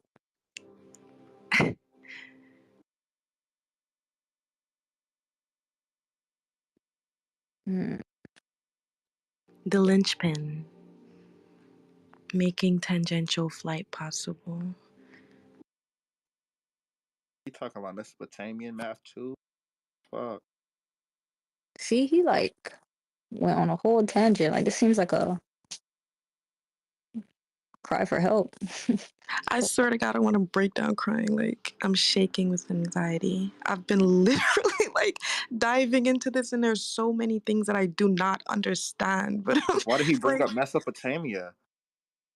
That's the cradle of civilization. Why did he bring that up? He said he's made discoveries in his personal life in science that Pythagoras was searching for. What the fuck was he doing after these roll calls? Shit was reading lines and reading formulas. All energy in the universe is expressed in motion. All motion is expressed in waves. All waves are curves. Where does the straight line come from? Oh no. That's partially true. But then he denounces gravity, so I'm thinking he's secretly a flat earther and he did make a joke about it as well. I'm thinking he is a flat earther. Let's go. Oh no, this is given relativity. There are no straight lines in the physical world that we see and experience around us. There isn't. He's right. I see what he's saying here because everything's moving straight. Always be moving. Right. Always give off a wave. I see what he's saying. Nothing would ever be straight. What is a straight line? But this has very little to do with wave curvature or Howard's false claim that all energy is expressed in motion. He might be coming from like the Fibonacci floor of So you life. just agreed with him and he just said, nah, fuck all that. Mila, no, we've been up for like 30 hours. She's trying to change all of math right now. I promise, like, I didn't want to mention it. And I'm not trying to... I'm like, come say something. She's like, oh, you want me to change mathematics for you? Oh, I got you. Hold up. Hold my beer. All right. Even this literally haunts me at night. Like, my hands are sweating right now. Some of the stuff he's saying, cooking, I have to... a little bit. The straight line thing messing with me right now. Linearly now? Bruh, we can't say there ain't no straight lines, Flat Earth Fridays. We need straight numbers.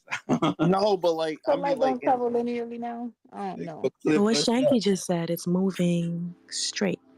The transfer of energy, like, even if you were to transfer an energy wave straight, it would still have to wave. Because we're in a medium that constantly has to wave in order for anything to exist. So what would be a straight line? Damn, he fucking me right now. Yes. Pause. No, do it. Yes. It's too early for this.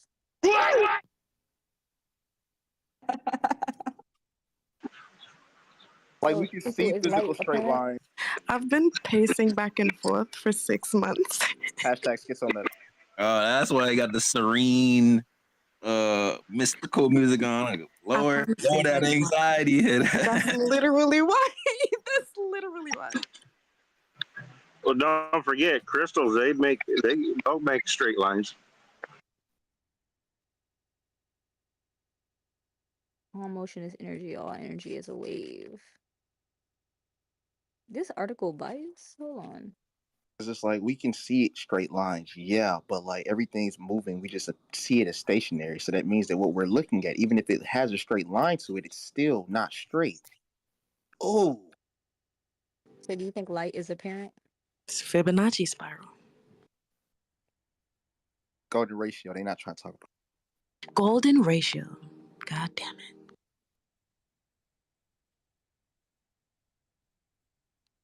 Oh, I lost my place. Mila, why you do this? Now I'm over here like, fuck. I promise I've been saying that for 6 months.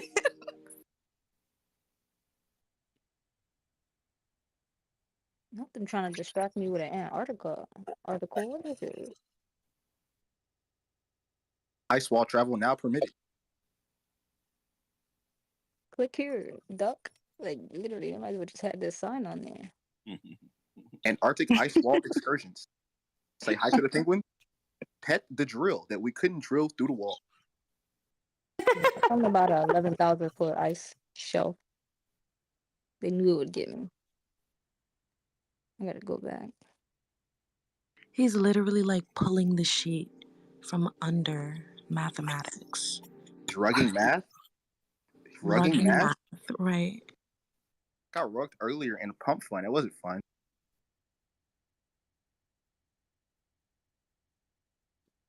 Consent is definitely key. Did Run Boss one come back up here?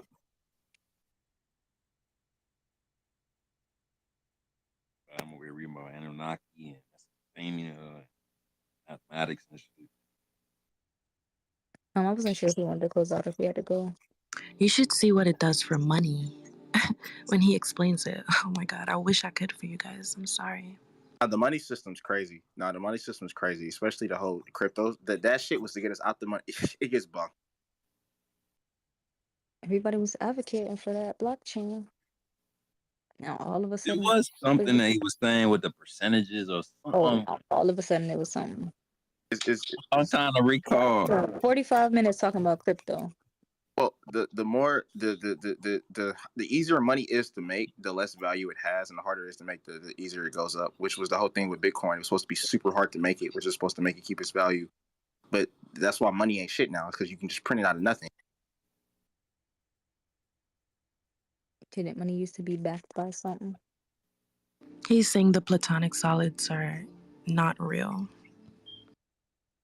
What do you mean by that? You mean like incorrect? I think it's all bullshit. I think the federal banking system is further proof that they literally just go over the ice wall, get resources, and come back, and they don't really give a fuck what's going on in the circle. like everything that Orwellian was talking about earlier, and it's funny to think about, they're literally trying to put a firmament over us while telling us there's not one over us. Trying to put another one over us. Freedom is of the mind, Shinku. What's up?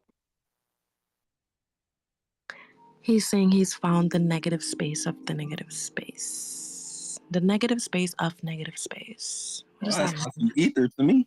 That's the ether. They gotta dress it up for Hollywood. Sorry, Hollywood. See, I don't even know. I don't know if I like that term negative though. Yeah. It's suggestive. Bad. It's just like no negatives in nature. So it's like, maybe it's just like an easy concept to grasp, just to think about it. I was able to visualize it when she said it. Like, I don't know if that's the best description. It's easy to grasp because you already know what the minus sign is, right? So like when you got like 5 minus 1, well, you could also say -1 plus 5 and get the same answer. And then there's your negative correlation. Right. But that's different. There's no negatives in nature. Like, Right. Well, it's Oh, so now negative parallax ain't shit. All right. well with well doesn't All right. They gonna clip us up. No, like not like that. Not like isn't electromagnetism negative and positive or no? Neutral. More like it's a description of the flow, rather like a high potential to a low potential. It's the same thing like a vacuum, right? There's no negative air pressure. You just get closer and closer to zero. You could have negatives in terms of direction, like negative and positive charge that's relative to a direction, as well as magnitude. Like people owing you, like, they say a lot, well, I don't have -4 apples, but I can owe you 4 apples. So they can flip it that way. But somebody was saying something about numbers correlating with geometry. Not necessarily. There's a thing called Zenu's paradox, and I'll shorten one of the paradoxes really quick. A distance from A to B, right? You can go a distance from A to B, but in logic, they says you can divide that, right? So there can be half the distance from A to B, and there could be half the distance from half the distance, and there could be half the distance from half the, et cetera, meaning you could never really get to A to B. But we get to A to B all the time. So just because you can divide that number between these distances infinitely, that doesn't mean there's an infinite number of distancing between A and B. So that Zeno paradox telling you that you can solve it geometrically, where A and B is a finite distance in reality, and you can get from A to B, and those numbers are pretty much imaginary. So that's just one of the paradoxes to think about. Math doesn't necessarily correlate with geometry, sorry. Dude, that's exactly what he's saying. I'm sorry. I was gonna say that's a great explanation for like a singularity, for how they say a black hole works. So like in the math, right, it like trends to zero infinitely. Like it just collapses in on itself essentially, like infinitesimally. And so it just never quite reaches. But like as Xavier just pointed out, that's retarded. That doesn't exist in reality. And then to say that, correct. And then to say that within that there's I think it's a infinite volume of finite density or something like that. It's insane. And then that's anyway, just really good way to conceptualize that, Xavier. It's awesome. Yeah, so just be careful out there, because a lot of people want to throw that geometry. I'm not to say that there's not something there, but just careful. They'll get you into some woo lands, and we're off of reality. Just be careful. So would that mean that math, trying to measure geometry with mathematics is just a guesstimate, right? Essentially. Well, no, numbers are quantified. Numbers quantify, right? I could quantify the height of an object, or I could quantify the speed of the Starship Enterprise. One of them is real, one of them is not. So it's about what you're quantifying, if that's real. Start with reality first, like we always say. But what came first? Was it the numbers or the shapes? That's what I'm trying to. That's fuck. Oh, I think numbers are a convention that we invented. I mean, we could always come up with the names. Uno, dos, tres, un, deux, trois, 1, 2, 3. I mean, that's something that the quantification is what exists, not the number itself. That's what people always say. Math is reality. Red's rhetoric. And some of the people in the truth community, no, math quantifies reality. We give names to that. It's a convention. Math never comes first. But I'm kind of leaning toward more like geometry would then be the true representation of math, and then the numbers that we have as math is not actual math. Yes. The shape. Yeah, I hear you. Geometry is a good place to start, because geometry is a very accurate way to measure reality. But like you said, there's just because the shortest distance between 2 points is a straight line. In reality, we know there's no finite straight line. There's no absolute straight line. It's relatively straight, right? But it doesn't matter. We can still measure with it. I'm still trying to understand the negative spacing in reality. Can you please break that down for me? My phone's on 3%. I'm going to try to get my charger. Hopefully I don't drop before you're done. Quickest way, negative energy. We observe what we observe. You can say we observe energy. So if there's something here that we can't observe, then you could technically classify it as negative energy. You could also do something with negative energy or negative anything by arbitrarily placing a central point, kind of like a Cartesian coordinate system. If you placed 0 somewhere else in nature, then you could make your own little like negative sector. And an example of that would be like the pH scale. 7 is neutrally buoyant, or actually 7.5 would be neutrally buoyant. But, no, it's 7, right? 7's neutrally buoyant. I think so. It was between 6.5, 7.5. Then you got, what, 1 to 14? Do they even classify 0 as a acidic? But just as an example, like you place 7 as 0, now you got pH negative and pH positive. Are numbers even numbers? Can you classify numbers to geometric shapes too? What? That's what he said. Hey, I did see something out there that showed angles, like the numbers, like the way the numbers are drawn, create that many angles, and so that's where the first 9 numbers came. Like a 0 is just a circle, and a 1's just a straight line, a quotation mark straight line. Right. And it continues. Well, it has that little tick at the top. Sorry. 9 is just the circle and the 1. Here's a good analogy to break it down for these numbers. The reason, okay, so negative and positive numbers, right? So we know the boiling point of water is 100 degrees in Celsius, though. Fahrenheit, it's 212. So which one is more akin to reality? It's a measuring system, right? Just like coordinate systems get transformed, both of these can be used in reality. You just have to keep in mind what the negative and positive temperatures are. So it's a quantification system, but don't let the quantification be the reality, is what I'm saying. But both of those numbers wouldn't necessarily be 100% accurate. Even if you are using 2 different ways to measure them, they wouldn't be like, to the finite. So it's just like, is it still not, it's still not the truth? Accurate according to what? What's your threshold of accuracy? Like, because numbers can go on pretty much infinitely. So it's like, if we can. No, in terms of that, in terms of that example, how could you get more accurate for 100% per 100 degrees Celsius? Because numbers can go down to the decimal point. So it can be 100 degrees Celsius. Like, yeah, we can look at it at 100 degrees Celsius, but let's say the temperature that actually starts is 100 degrees Celsius, 0.000, and like you can just go from there. So it's like, it can never really be 100%. So a more accurate system of measuring is kelvins. They use it in scientific measuring all the time with Kelvin. So what I'm saying is there's 3 different systems: Kelvin, Celsius, Fahrenheit. One of them get more decimals points, but you could still use a different system as long as you keep the range the same, right? It can transform to one over the other. So that's why Alan and Toby points out something that's meaningful with Galilean transformation with reality all the time, right? Time is transformed, position is transformed, but with these Lorentz transformation, it needs to warp time all over the place. It needs to warp length all over the place. That doesn't happen. When did you see something warped? You have to keep that in mind that it does happen presupposedly.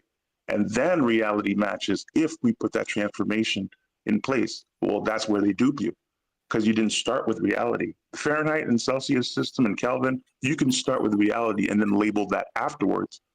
But what if you start with the coordinate system first, or measuring system, before you implement reality? You could screw yourself all over the place. You could get all types of woo-woo that would quote unquote work with reality.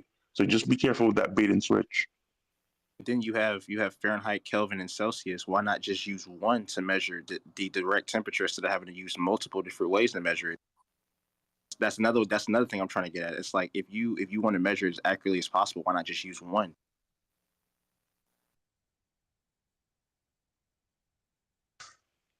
The Kelvin would be more accurate between Celsius and Fahrenheit.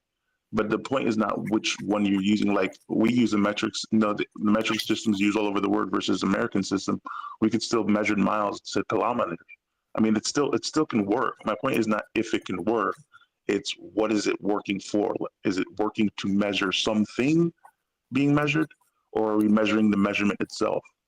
Maybe I'm not communicating properly, but that's what I'm saying. Be careful not to be measuring the measurement itself, because we all could have decided what 1 foot it was. Foot could have been something different, but we decided what a foot was. Your tongue could have been your foot.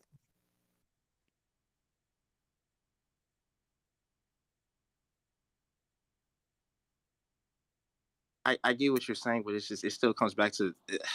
I'm sorry. It's just we understand what a foot was because a foot was measured, but we determined what a foot was.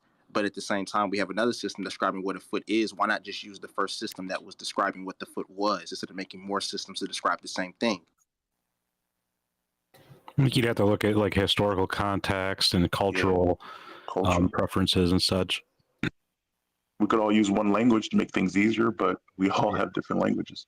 Perfect example. One currency, etc. In case y'all were wondering about those numbers, I went ahead and put them at the top. I'll be honest with you, it makes more sense to make us all feel like we're different. It gives the appearance of a larger place. Like, I guess you kind of have languages of mathematics, right? Like the language that most of us are familiar with is using, you know, rational numbers with ratios. So if you go below, you know, 1 foot, you can take a ratio of a foot, and that will tell you, you know, how much of that quantity you're going to have. Versus you could go into discrete mathematics where you can't take ratios like that. Everything is based on integers. And so you'd have to, you know, you have to start dealing with remainders and such, and that gets into a whole different kind of, you could almost call it like a whole different language of mathematics where everything is being dealt with. Everything that's being dealt with is like a discrete, singular, you know, bit essentially.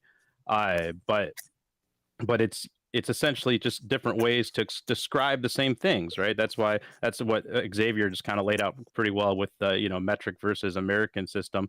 Just because they're two different sets of units, the absolute value remains the same no matter which you know, unit system you try to apply it to.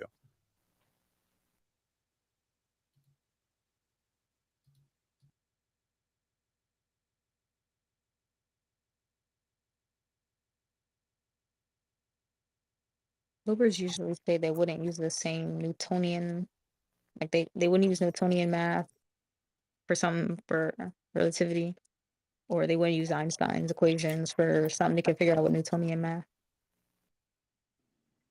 You know, that's funny too, Proud. Like when you get to the intricacies of the globe, you know, they're always telling us, oh, flat earthers can't even agree on the map.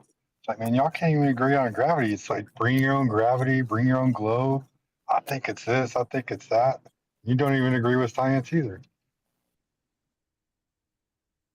I'll tell you this much. I'm over here thinking I need a floaty because this is deep.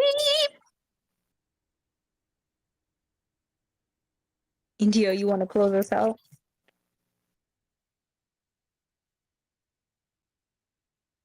I think JT gave up. Yeah. I've been listening for about, I don't know, about 30 minutes, something like that. So I'm going to post something in the Jumbotron. It's called, so let me start off by saying not everything in arithmetic is equivalent in geometry and vice versa. And not everything in reality is expressible mathematically, as was pointed out in Zeno's paradox. So when a Glober asks me usually like, where's the edge? I bring up Zeno's paradox because that paradox shows that you can't prove where an edge is, right? Where some boundary, because that's what it technically is. Just the paradox of like, if I go halfway to a wall and then another halfway and then another halfway and another halfway, I'll never reach the wall. And Zeno used these paradoxes as proof that mathematics was flawed. So the point is that it doesn't, that logically, geometrically, arithmetically, you can't prove that you can actually ever interact with an object. You can't prove that you could ever reach it. So when they say things like, where's the edge? Like, that's almost a nonsensical question, because even if we knew where the edge was, we couldn't prove that we could ever reach it without ever actually like going there and demonstrating it, right? So they'll say things like the universe is 90 billion, you know, light years in diameter or in radius, and okay, yeah, prove it. They can't prove it. They never could prove it, and nobody can prove it. Like, where the boundary of reality is. And anyone that says that they know where that is just, they're full of crap. where the universe or all reality ends and what's outside of it, right? This infinite regression fallacy. But but that being what it is, so maybe you've heard of the infinite staircase. So this, like, if you take the square root of 2 arithmetically, it's an irrational number and it extends forever, right? So it's an infinite decimal series that never ends. But you can actually construct the square root of 2 geometrically, and the square root of 2 actually equals 2 in geometry, right? So if you draw a square, and then within that square, the diagonal, that's supposed to be the square root of 2, that diagonal, right? So you have the square 1 by 1 square. The square root of that is the diagonal length of that square. Well, geometrically, you can actually construct that diagonal length using like an infinite staircase, right? But if you measure each segment and sum the segments of the staircase, it always equals 2 no matter what. So we know in geometry, it equals 2. In arithmetic, it equals 1.6, blah, blah, blah, blah, blah, forever and ever and ever. And then there's another one that maybe people don't know about. It's called the coastline problem. So the coastline problem is if you try to measure the coastline of, say, an island, right? And then, like, okay, we're going to measure it in miles, right? We're going to take a bunch of mile lengths, align it to the coastline all the way around, and then we're going to add up all the lengths, and then they're going to come out to some value, say 100 miles, right? Coastline's 100 miles. I added up all the 100-mile, increments. Well, if you use a smaller increment, say I use a half a mile, that will sum to a larger number. In every unit of measure that you go down, so say I go down to inches, it's going to sum to a larger number. And if I go down to millimeters, it's going to sum to a larger number. And if I use larger ones, it's going to sum to a lesser number. So these are like paradoxes within mathematics that don't actually, people think math is reality, and we found some useful mathematics to describe reality good enough for practical purposes, but that's pretty much it. It's not. People try to take the Platonic viewpoint where like this mathematical reality is physical reality, and like, but they're really just cherry picking. They're saying this set of mathematics emulates reality, but this other set over here, all these other types of mathematics, they have nothing to do with that, and they're all wrong. But we're gonna just ignore that. So that's really just what I want to comment on. I'll post like the video of the infinite staircase in the jumbotron, and anybody wants to check it out. It's pretty obvious once he starts doing it what it, because he actually just draws it out on a piece of paper. It's pretty obvious that this paradox is kind of funny. I typically throw it in the Globers that promote math as reality. I just throw it in their face. I just explain this then. And then they just, what they do. They just spiral and start name calling and all that stuff. So yeah, that's just my 2 cents on that. Is it supposed to reflect reality though? Yeah, arithmetic and geometry just isn't equivalent. Like we think it is, and arithmetic comes from geometry, but that doesn't mean it's equivalent in all instances. It is in most instances, but not all instances. So I'll also bring up something else, which a lot of people don't know. A lot of people, even mathematicians, don't know, is that perspective is a subset of projective geometry, and it's never been proven that it's actually equivalent to Euclidean geometry. There's no mathematical proof of that, and there's a guy that invented something called Clifford algebra. 2 guys, Grassman and Clifford. Clifford died young, so that's kind of a shame. So he didn't really get to extend his mathematical ideas farther. But he tried to prove that Euclidean geometry is equivalent to perspective geometry, and he could not do so because there's instances where they don't actually add up, right? So I'll give you an instance. If I draw a parabola onto a plane, right, and put it in projective geometry, that parabola looks like an ellipse, right? But if I look at the formula for an ellipse and I look at the formula for a parabola in Euclidean geometry, they're completely different. I mean, they don't even look similar, even remotely. So you have these paradoxes. There's paradoxes all over in mathematics that, the math is reality people just want to ignore. Nature has no paradoxes. Nature is what it is. It doesn't have flaws or paradoxes. You don't walk outside one day and it's like the Matrix where you see a glitching cat, right? There are no glitches. It just is what it is. I don't know. I done seen a couple glitches in y'all. Have you? You never seen animals like behave weird? Yo, what was the guy? Yeah. You said They ain't Clifford? natural. What was the guy's name? Clifford? Is that what you said, Indio? Clifford. Thank you. So something cool you should check out. It's really cool. Is a system of mathematics called algebra. It's called geometric algebra. So it's basically it encapsulates all of linear algebra, quaternion spinners, like whole crazy subsets of mathematics that Clifford and Grassman discovered. And there's no coordinate system. There's no Cartesian coordinates. It's a coordinate-free system, and you can do computer graphics. You can emulate special relativity. You can do all these weird things, right? That regular mathematics does in a coordinate-free system, just using the relationship between geometric objects, which is crazy, right? So when I say geometric algebra, that means like the variables in the equations aren't numbers. They're geometric objects, right? So this is a line. Instead of the line being, instead of you saying a line is, some a formula, you say a line is, A, and a vector, which is like the meet of two lines, that's B, right? And you can actually do mathematics using the geometric algebra objects as the variables with no numbers involved whatsoever. And you can draw stuff with it and make computer graphics. And so in this, like the horizon itself is it's like a line, but it's a line at infinity. And if you assume this line is at infinity, you can actually do rotations, translations, move stuff around, bounce stuff, spin stuff, rotate stuff, because this line at infinity, if you like mathematically rotate something around it, because it's at infinity, it looks like the object is just like moving up or down.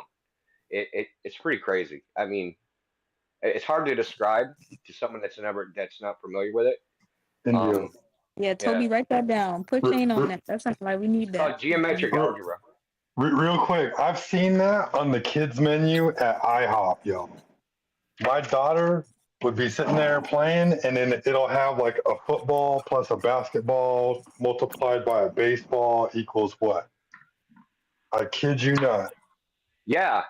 That's exactly the idea. That's exactly the idea. You understood it well. That's the idea. So in this case, like you have a point, you have a line, and then you have two lines, but they're like vectors, right? And from those two lines, you can make a You're hot, Mikey. you can make a parallelogram. In the formula for a parallelogram is like A plus C plus B plus D is the area of a parallelogram, and from that you can construct every fucking possible thing, boxes, you know what I mean? Because once you have the wall, right? So it's one wall, one two-dimensional object, then you can create three-dimensional objects, four-dimensional objects, and then you can create relationships between them. You can reflect them, rotate them, do all sorts of things, and there's no numbers involved. That's the crazy part to me, is that there's no numbers involved whatsoever. Cymatics, bro. Everything we see is cymatics. That's why they tried to tell us our reality was shaped. Thank you. Yeah, so I'll post some stuff. I'll post the infinite staircase in the jumbotron. If you want, I can post a good tutorial on geometric algebra. So there's a couple versions. Geometric algebra is a broad thing, and there's like they call them subspaces of geometric algebra. So there's like conformal geometric algebra. There's called projective, 2D projective geometric algebra, 3D projective geometric algebra. So these are like subsets, and they have their like own rule set, but they're self-consistent so that you can do all these things. You can figure out exactly like where a line intersects, say, a plane, or or where a sphere intersects another sphere, things like that, with no numbers whatsoever. And these are exact solutions, right? They're not Like, so all these other methods, the mathematical methods, because you have these infinities, they have flaws, right? They're approximations. There's no approximations in this. They're all exact solutions, which is it's pretty cool. When you're doing it in a computer program, your limit actually is the floating point error of the computer chip, and that's it.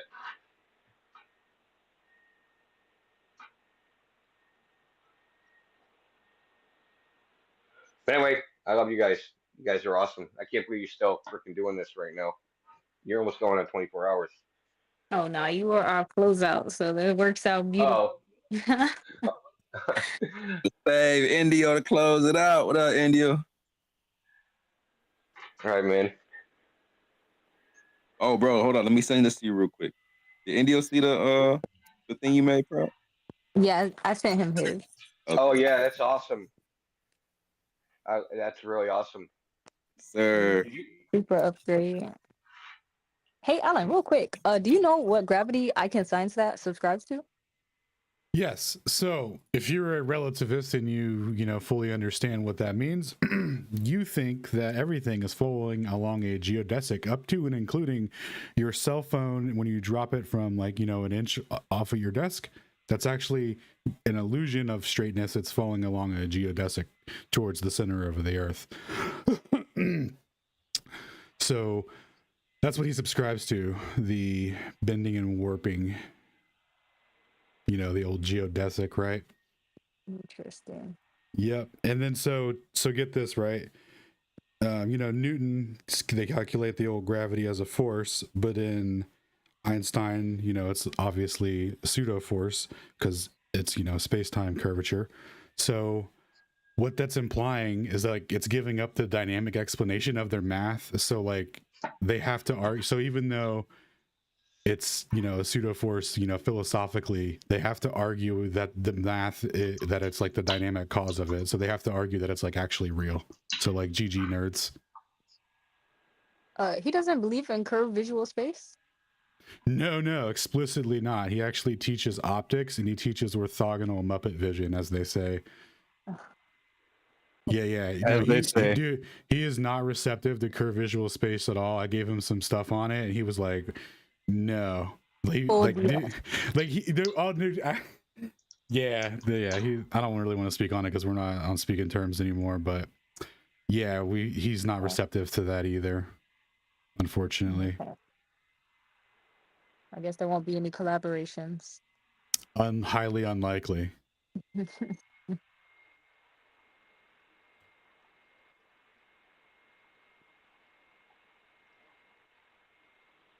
feel like we covered a lot, even though we didn't get too deep into the expansion gravy. Well, good space.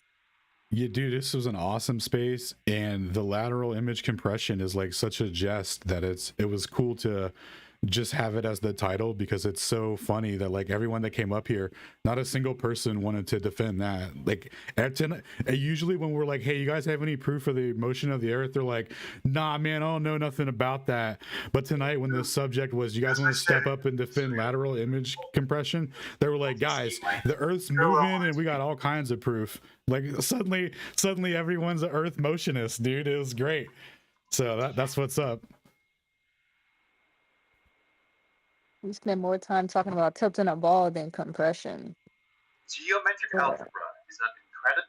Yeah, you're hot mic in India, brother. Oh, sorry. You sure, dude?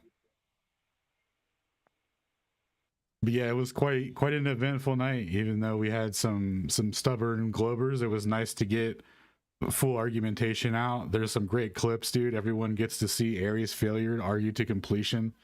Like that, dude, that was great, dude. We even got to bring Fresnel into it. Like you can't, dude. It was like Christmas, honestly, for me tonight. So what that happened last night? Yeah, dude. It was beautiful. I'm gonna clip it up as soon as we're done. It was great. Third. So Alan, I said, yo, cue up them slides, brother. I already knew it was coming. Dude, it was and you perfect. actually got all the way through it without a spiral? Oh, dude. And not only that, so earlier in the day, my boy Samuel hit me up and was like, hey,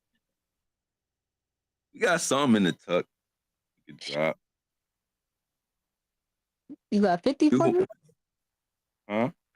Yeah. Drop.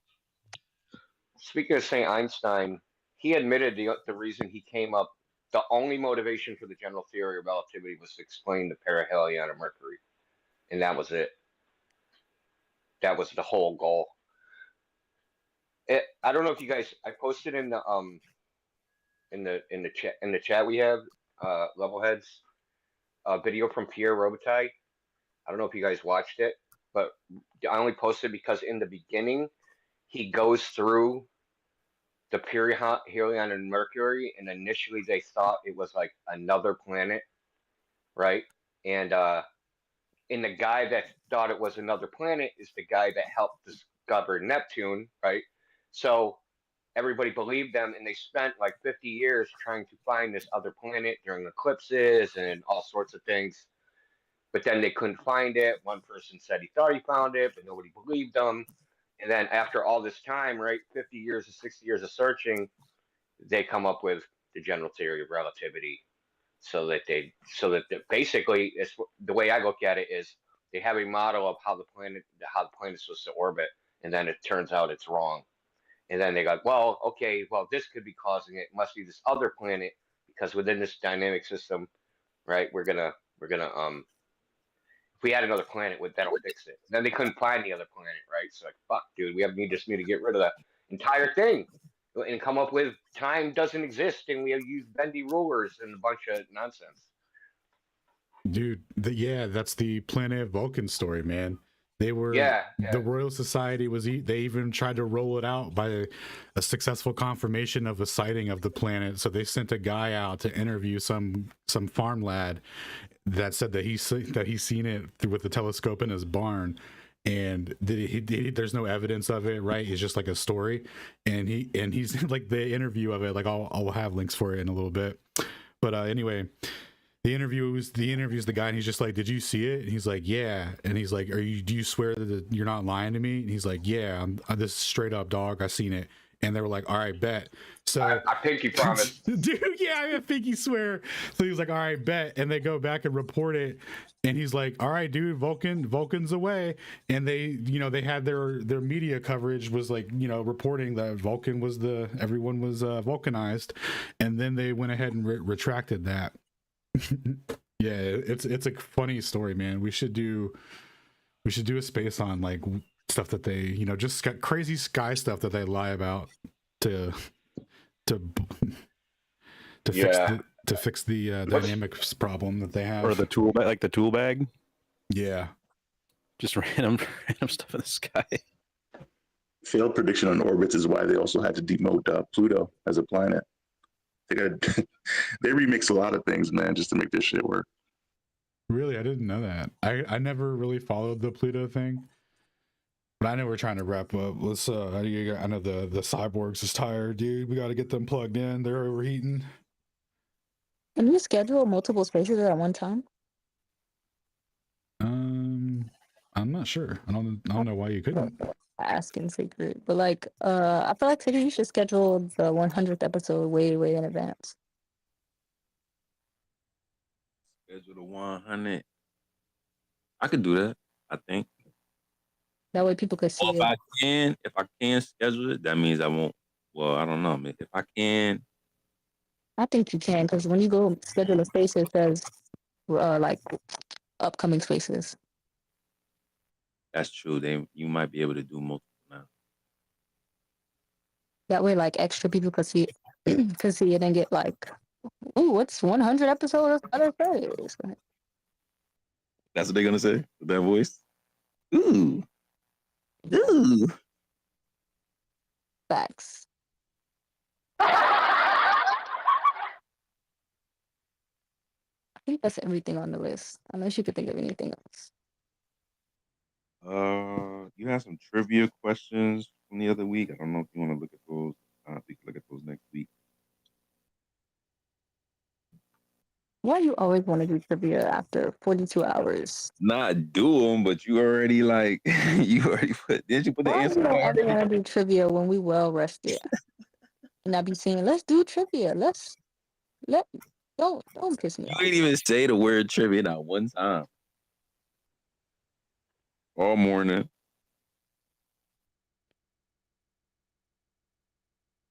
Charging the car or something? Mila, I'm upset with you. Why is that? Because you got me over here thinking about fucking lines not being straight. I promise you, just please DM me about it. Because it'll curb my anxiety. What, do we want curves in her anxiety? You know what? I'm going to leave that shit straight flat.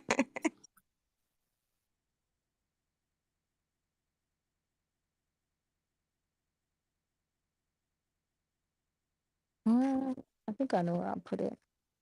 It's going straight in my anxiety out because it's spiraling. Still not a straight line. Yeah, Devin be like, Hey, if you're looking for filler on the Glover Awards show, you can always do trivia questions then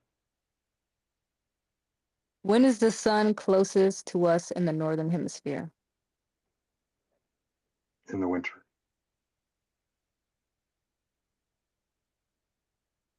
Winter equinox. I found them. These are so easy, Secret. Didn't you make them? I did. Was this for like a bring a Glover day or something? Like bring a newbie or something? This was for something. Hold on now. What force causes an object to float or sink in a fluid? density and buoyancy. These are so easy. My husband started to learn the distances of the sun and moon. And he's the one who introduced me to flat Earth. Now I know more than he does. I'm having to encourage him. Tell him to come grab a mic, Space Ghost. I tell him, hey, say what's up, babe. What's up, babe? What is an astronomical unit? Shout out to Mr. Space Ghost. He says, what's up, man? If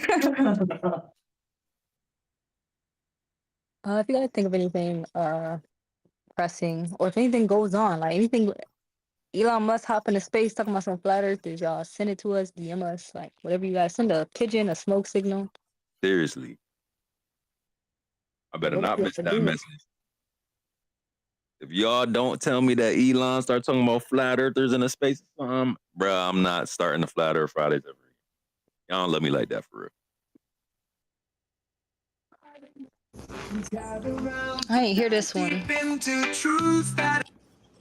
I ain't get to hear this one.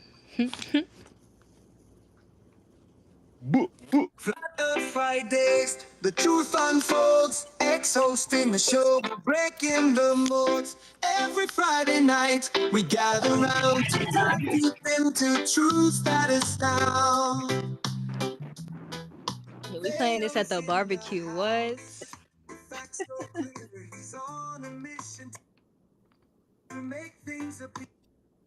That's that island shit right there. That's so pretty. I wonder what the effects of listening to AI music over time will do to your consciousness, guys. Not to freak you out or anything before we close out, but No cybernetic slander, man. I thought y'all was bots. I gotta warn the humans, Sacred. You know the mortals don't know no better. It would be very disingenuous of us to Are they in fourth? not warn them ahead of time.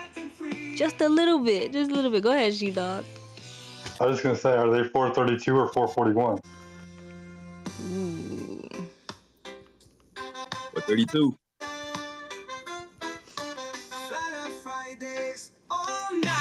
Like, this sounds so real. We are real.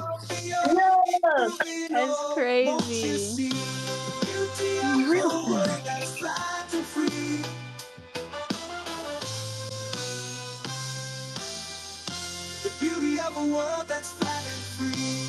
Damn, I'm gonna have fun with this app. Yo, that's fire. Wait, this is AI. God. You said? Shout out to Flat Earth Dave, for real. Yeah, that's an AI app that makes music. Hey, speaking of, somebody hit me up with how to get in contact with him. I'm not quite sure how. So, for real though, I want to get that book going. Yeah, DM him. Did you follow him? Oh shit. Yeah, man, but I can't DM him. So, Ooh, Telegram or I'll get you in Discord. touch, Space Ghost. I'll get you in touch. I got all it. right, appreciate you, fam. Yeah, we'll definitely see him again. Yeah, I want to second that shout out to Flat Earth Dave. I don't know if you guys did you see his little thing on Jeranism? He did like a couple days ago. Oh, I didn't see Dave he was on there on journalism. Yeah, they had like speakers corner or something like that. To be honest, I wasn't a big fan of Dave, but his presentations are so good now for like people unfamiliar with this topic and like just the normie Globers. Right. They're really good. They're idiot proof, and they can keep making better idiots, but I still think they're idiot proof. Like they're really good. By the way, if you don't have the app, look into it. Definitely do it. It's worth the money because the information that you get is so much more invaluable than the cost of the app. Seriously. Appreciate you, Dave. Is he still up here? In spirit. Motherfucker, I've been on my flat earth shit. Trolls in the side chat, getting tight ratchet. Well, the only reason I brought it up because I was sorry to interrupt your music. Because I was so funny.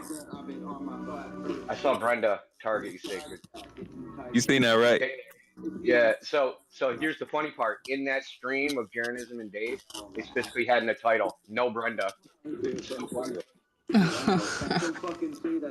don't know why Brenda behavior not better. When Brenda know they want to be a part of this conversation, like Brenda telling us about flat earth debates with it having like, aren't we the flat earthers? Like it don't make no sense why. Yes. Bro, he was in here earlier. He was in here earlier and he hit me up. He tried to make an example out of me anyway. Who did? Brenda did not reply to my tweet. Yeah, Brenda, they reposted something that I put up and they were like, I'm all, wow. Okay, show me you're a boomer without telling me you're a boomer. Back. Oh, by the way, shout out to Sean Hibbler for pulling up. Facts, that was cool. Yeah, shout out to Hibbs. I think that was his first space too. That was his first space. First Flat Earth Friday. To Justin for putting that through for us. That's the squad, man. That's love for real. That was a dope appearance. Yeah. I wasn't sure that he was gonna come through, so I ain't say nothing. So I'm like, I don't really know. I tried to like hit him a couple times before, like he ain't really see me. I think Terrence will see one of my 5,000 DMs, and he'll be here soon. Yeah, we need another 5. Keep working out of Mila. You got it. They will just spam them. Well, we did that with Elon. It didn't really work out so well, but at all. I'm still scarred. But yeah, we'll keep you guys updated if we do anything interesting during the week. After 100 episodes, we're probably gonna start like doing other spaces, branching out, talking about other things. You know, we do like flat Earth, but we could get down with the get down. So y'all catch Debate Gate coming soon. Oh, I've been telling Proud too. I don't know if she's fucking with it, but I want to start doing listening parties. I actually think that we should do a watch party for that new movie that's coming out. A watch party for the new Fly Me to the Moon or something. Oh, we're definitely doing that for sure. Get your account banned for listen. You crashing out. Get on my hacker shit, man. I had that thing about 12 hours later before by the time it dropped. Like,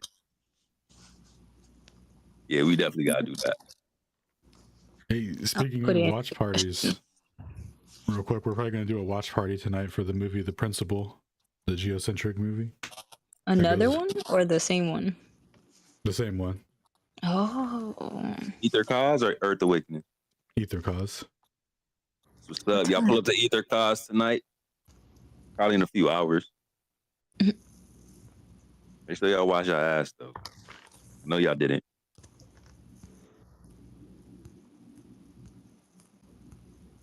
Look at y'all. Nobody spamming emojis. No, let me stop. They all sleep. Don't act like you guys didn't put litter boxes in your room so you could marathon Flat Friday.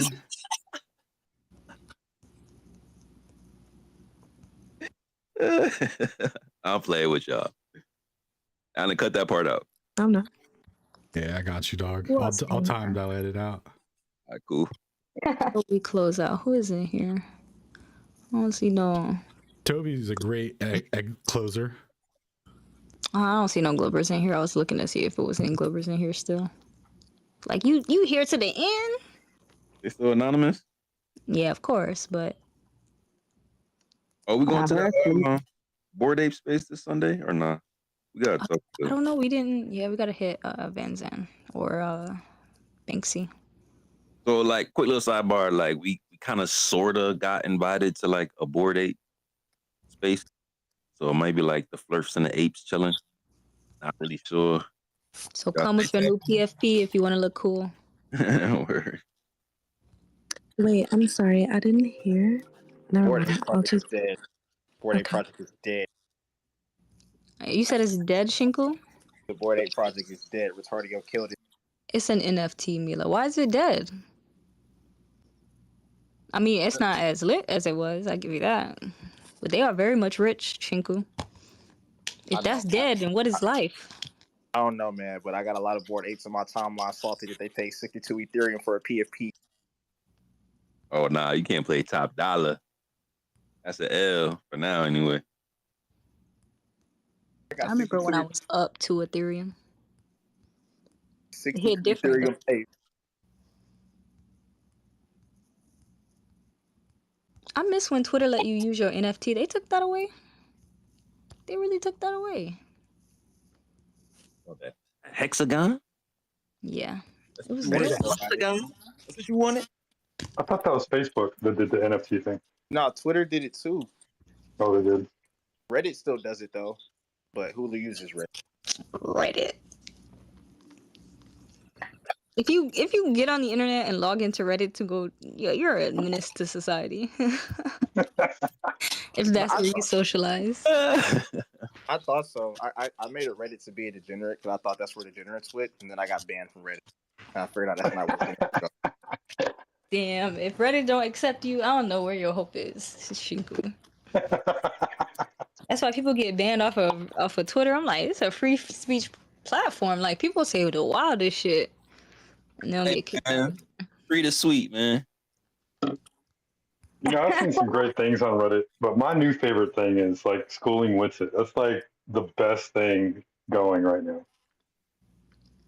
Glober's dedicated to refuting him indirectly. Dedicated, dude. After Dedicated to all the Globers out there. Direct attempts. A lot of derivatives out there. There'll be a lot more coming, and they'll all just be a sea in the same sea. Oh wait. Toby's over here. We can't talk about crypto. abort. Oh, we can talk about crypto. Oh. Yeah, I could say a lot about that. I thought it was Shane that crashed out about crypto earlier. Hell it was nah. Toby. It's a wrath of Toby when it comes to this crypto. Stop playing with it. I remember that conversation. I muted them like 20 minutes in. Just be aware that everything you do on a blockchain will be tracked. And you have dirty money that if it comes from a criminal or something and it makes its way to you, people can say, oh, why do you have money from a criminal?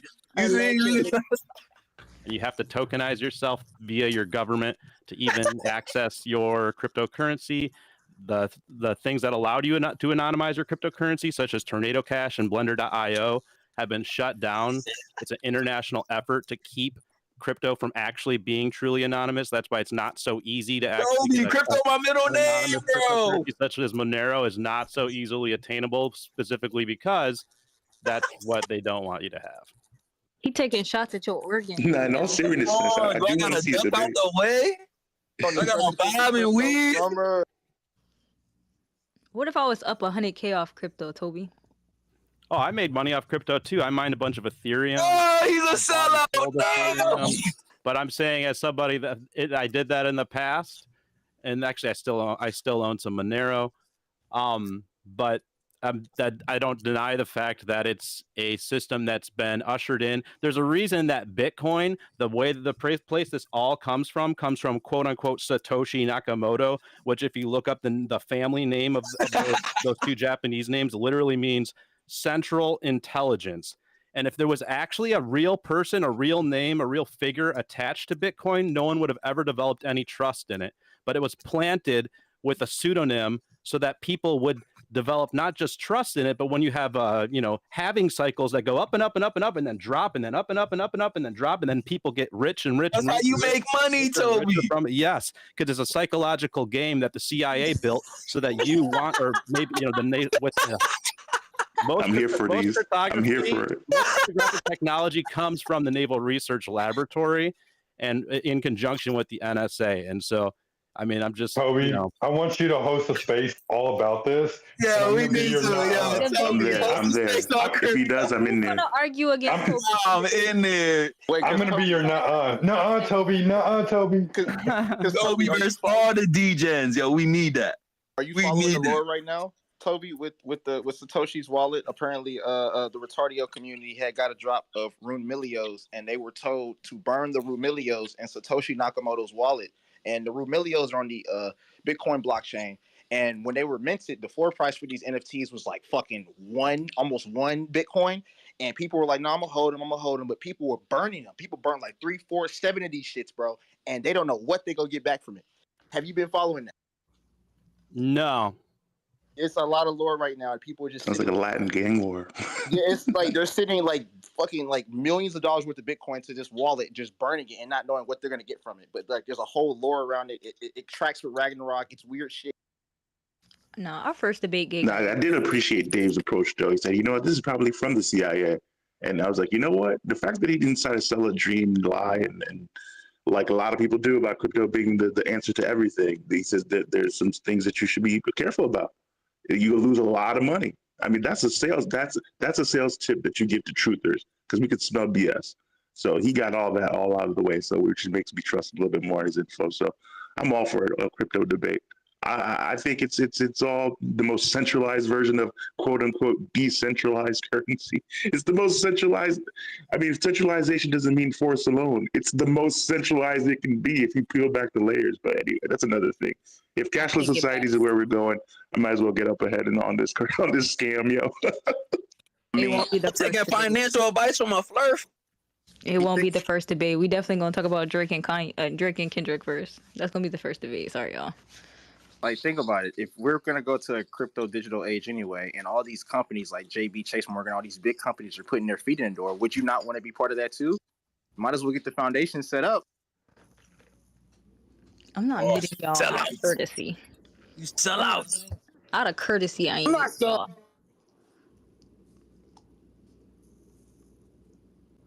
Out of courtesy, I ain't muting y'all. Yeah, there's a lot I could say. I will refrain from going into the discussion about governance and tokenization, because that's really but that really is probably the most important part of the whole thing.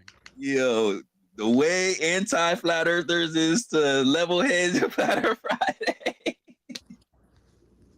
Toby is the crypto, yo. I'm telling you, he on the head, man. Shout out, bro. Hell yeah. I like a challenge, bro. I like a challenge, man. If you can't answer his questions and you getting all emotional, calling him idiot. I see a lot of people. I try to ask questions and they call me idiot. That's not selling me. That's not selling me. I'll tell you that much. Toby will be #1 public enemy on Twitter if he open up spaces like trying to get crypto out of here. You know how many DJs is up here? You gotta find 4 other people to argue it with you, Toby. The halving cycle breeds maximalists because they get rich from it. You know, and people chase the greed. And it's funny, they'll talk about when they made money. A lot of them will talk about when they made money and they were rich and then they reinvested it back into crypto. They won't talk about their losses in a lot of cases, right? When the halving cycle rug pull always inevitably happens, when it always drops off, right?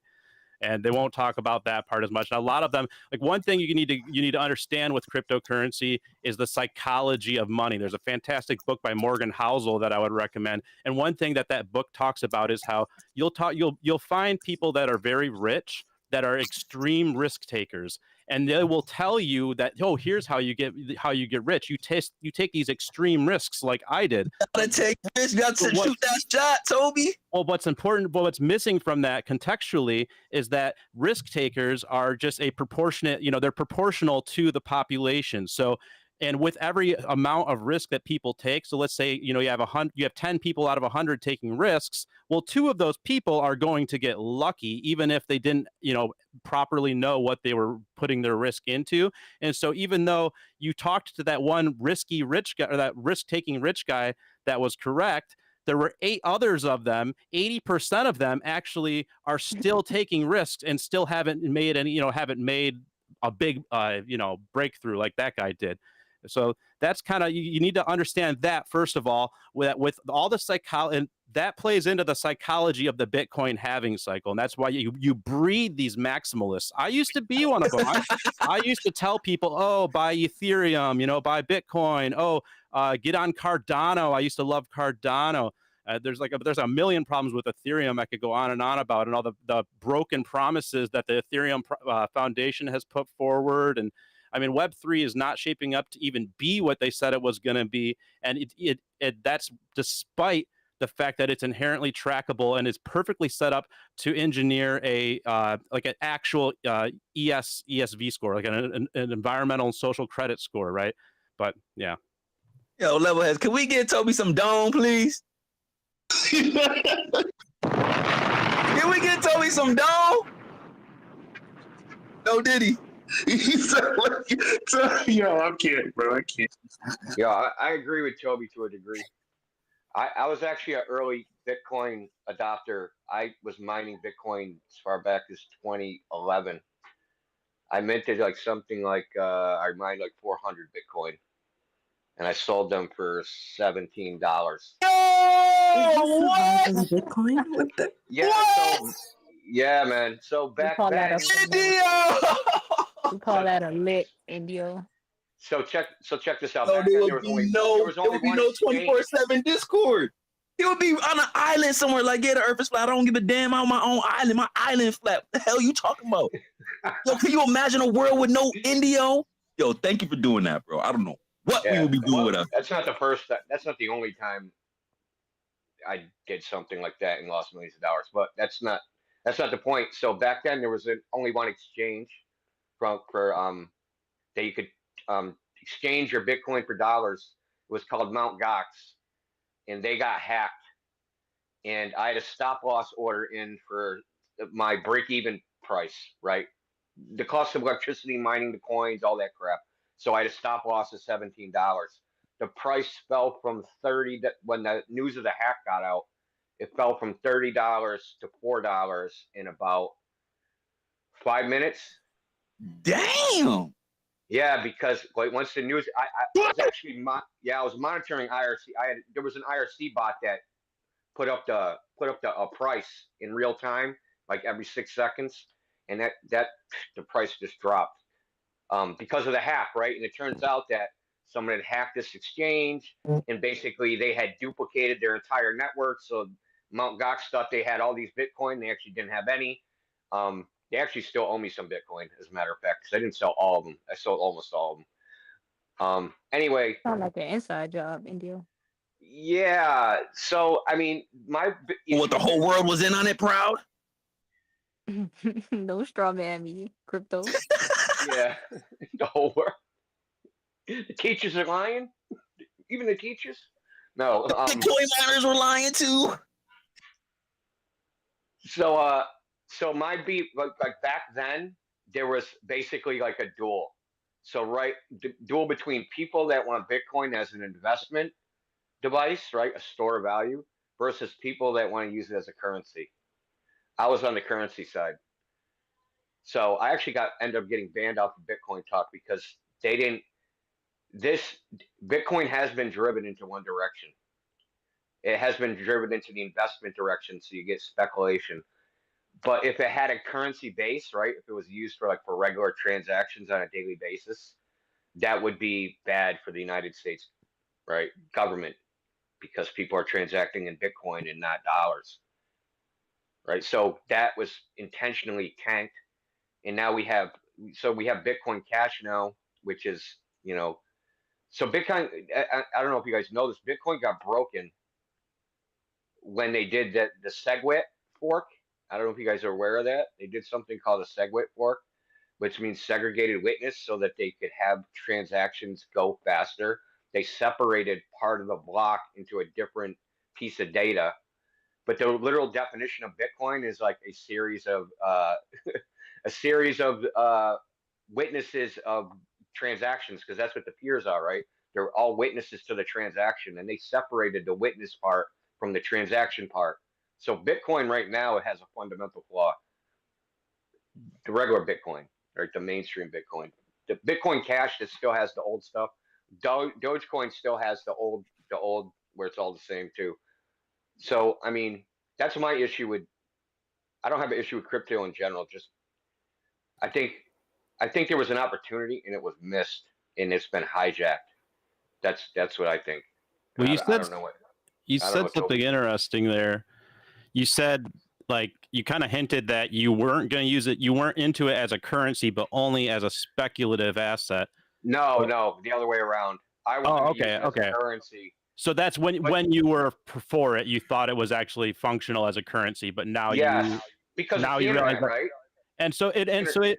if it's only speculative, I'll just put this out there. If it's only speculative, and maybe I guess this is the point you were trying to make, kind of, but or maybe you would agree, I don't know, but if it's only speculative, if it's not being used as a currency, if we're just talking about it, like you can only the speculation is based on it being a currency. So if there's no current going through it, if it's not being used as a currency, then that means it has essentially no function other than to put money in and pull money out. It is quite literally a Ponzi scheme in that case. It's a fugazi, man. It's a bunch of bullcrap because it needs something underneath, right?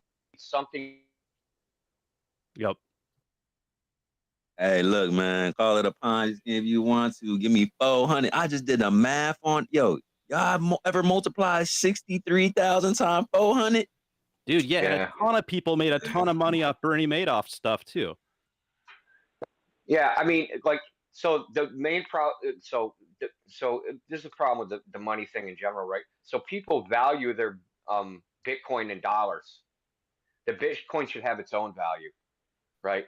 So that I if agree have like with. $3, yeah. So if I have like $3, I can buy a gallon of milk with that. A gallon of milk is worth $3.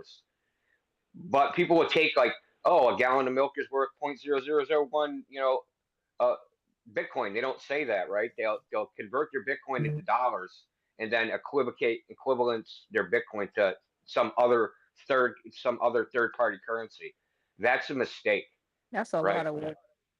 Well, I mean, that's how much Bitcoin do you have? They don't like. It's always like, sorry, crypto, you just did it, but you're like, this is how much money in U.S. dollars it would be. Yeah, who cares, right? Because if the Bitcoin has Indio calling me out, y'all. Indio calling me out. Yeah, because if it had its own intrinsic value, why even convert it? Like, why when you say I have $100, that's worth freaking 200 francs, right? Like, nobody does that, right? Because the dollars represent a value in and of itself. No one just says that Bitcoin has a value in and of itself, because you need a whole manufacturing base, right? So you need, like, say you're selling milk, right? And you have a farm, right? I'm gonna sell my right from go, right? I'm gonna take my cows. I'm gonna sell my milk for Bitcoin. I'm never gonna convert into dollars or any other currency. It's all, the whole supply chain is gonna be Bitcoin. That will give it the foundation to make the speculation justified. I just don't think it's justified at this point. No, I get what you're saying, Indio. If you went to buy a gallon of milk, you're like, oh, it only costs one Bitcoin. Well, what does that equivocate to dollars? It doesn't. It's one Bitcoin. Like, I get what you're saying on that. Yeah, exactly. Like, we're pegged to the U.S. dollar, or Bitcoin's pegged to the U.S. dollar, right? The same way like the Chinese peg their currency to the U.S. dollar, right? We're gonna say that even though it's market driven a little bit, right, through the exchanges, it's still pegged where people are getting their Bitcoin value from the US dollar. They're not giving it its own value, which I would suggest is actually, it does have an intrinsic value as far as it's uncounterfeitable. Like Bitcoin is the only money that you can't counterfeit. You can't, like, every other money can be counterfeited and what do they call it? Debased. Well, there was a debate about the non-fungibility being not intrinsic if it's not tied into anything. A lot of people were saying that Bitcoin would have more worth if they tied it into gold. Like each Bitcoin would be worth a certain amount of sound money, which I thought was interesting because that would be an intrinsic material gain. Well, I think it has an intrinsic value in the sense that the blockchain is incorruptible, right? So that information set, that has value. But like other than that, it has no intrinsic value. Bitcoin is just access to the blockchain. That's all it is. I have a Bitcoin. It represents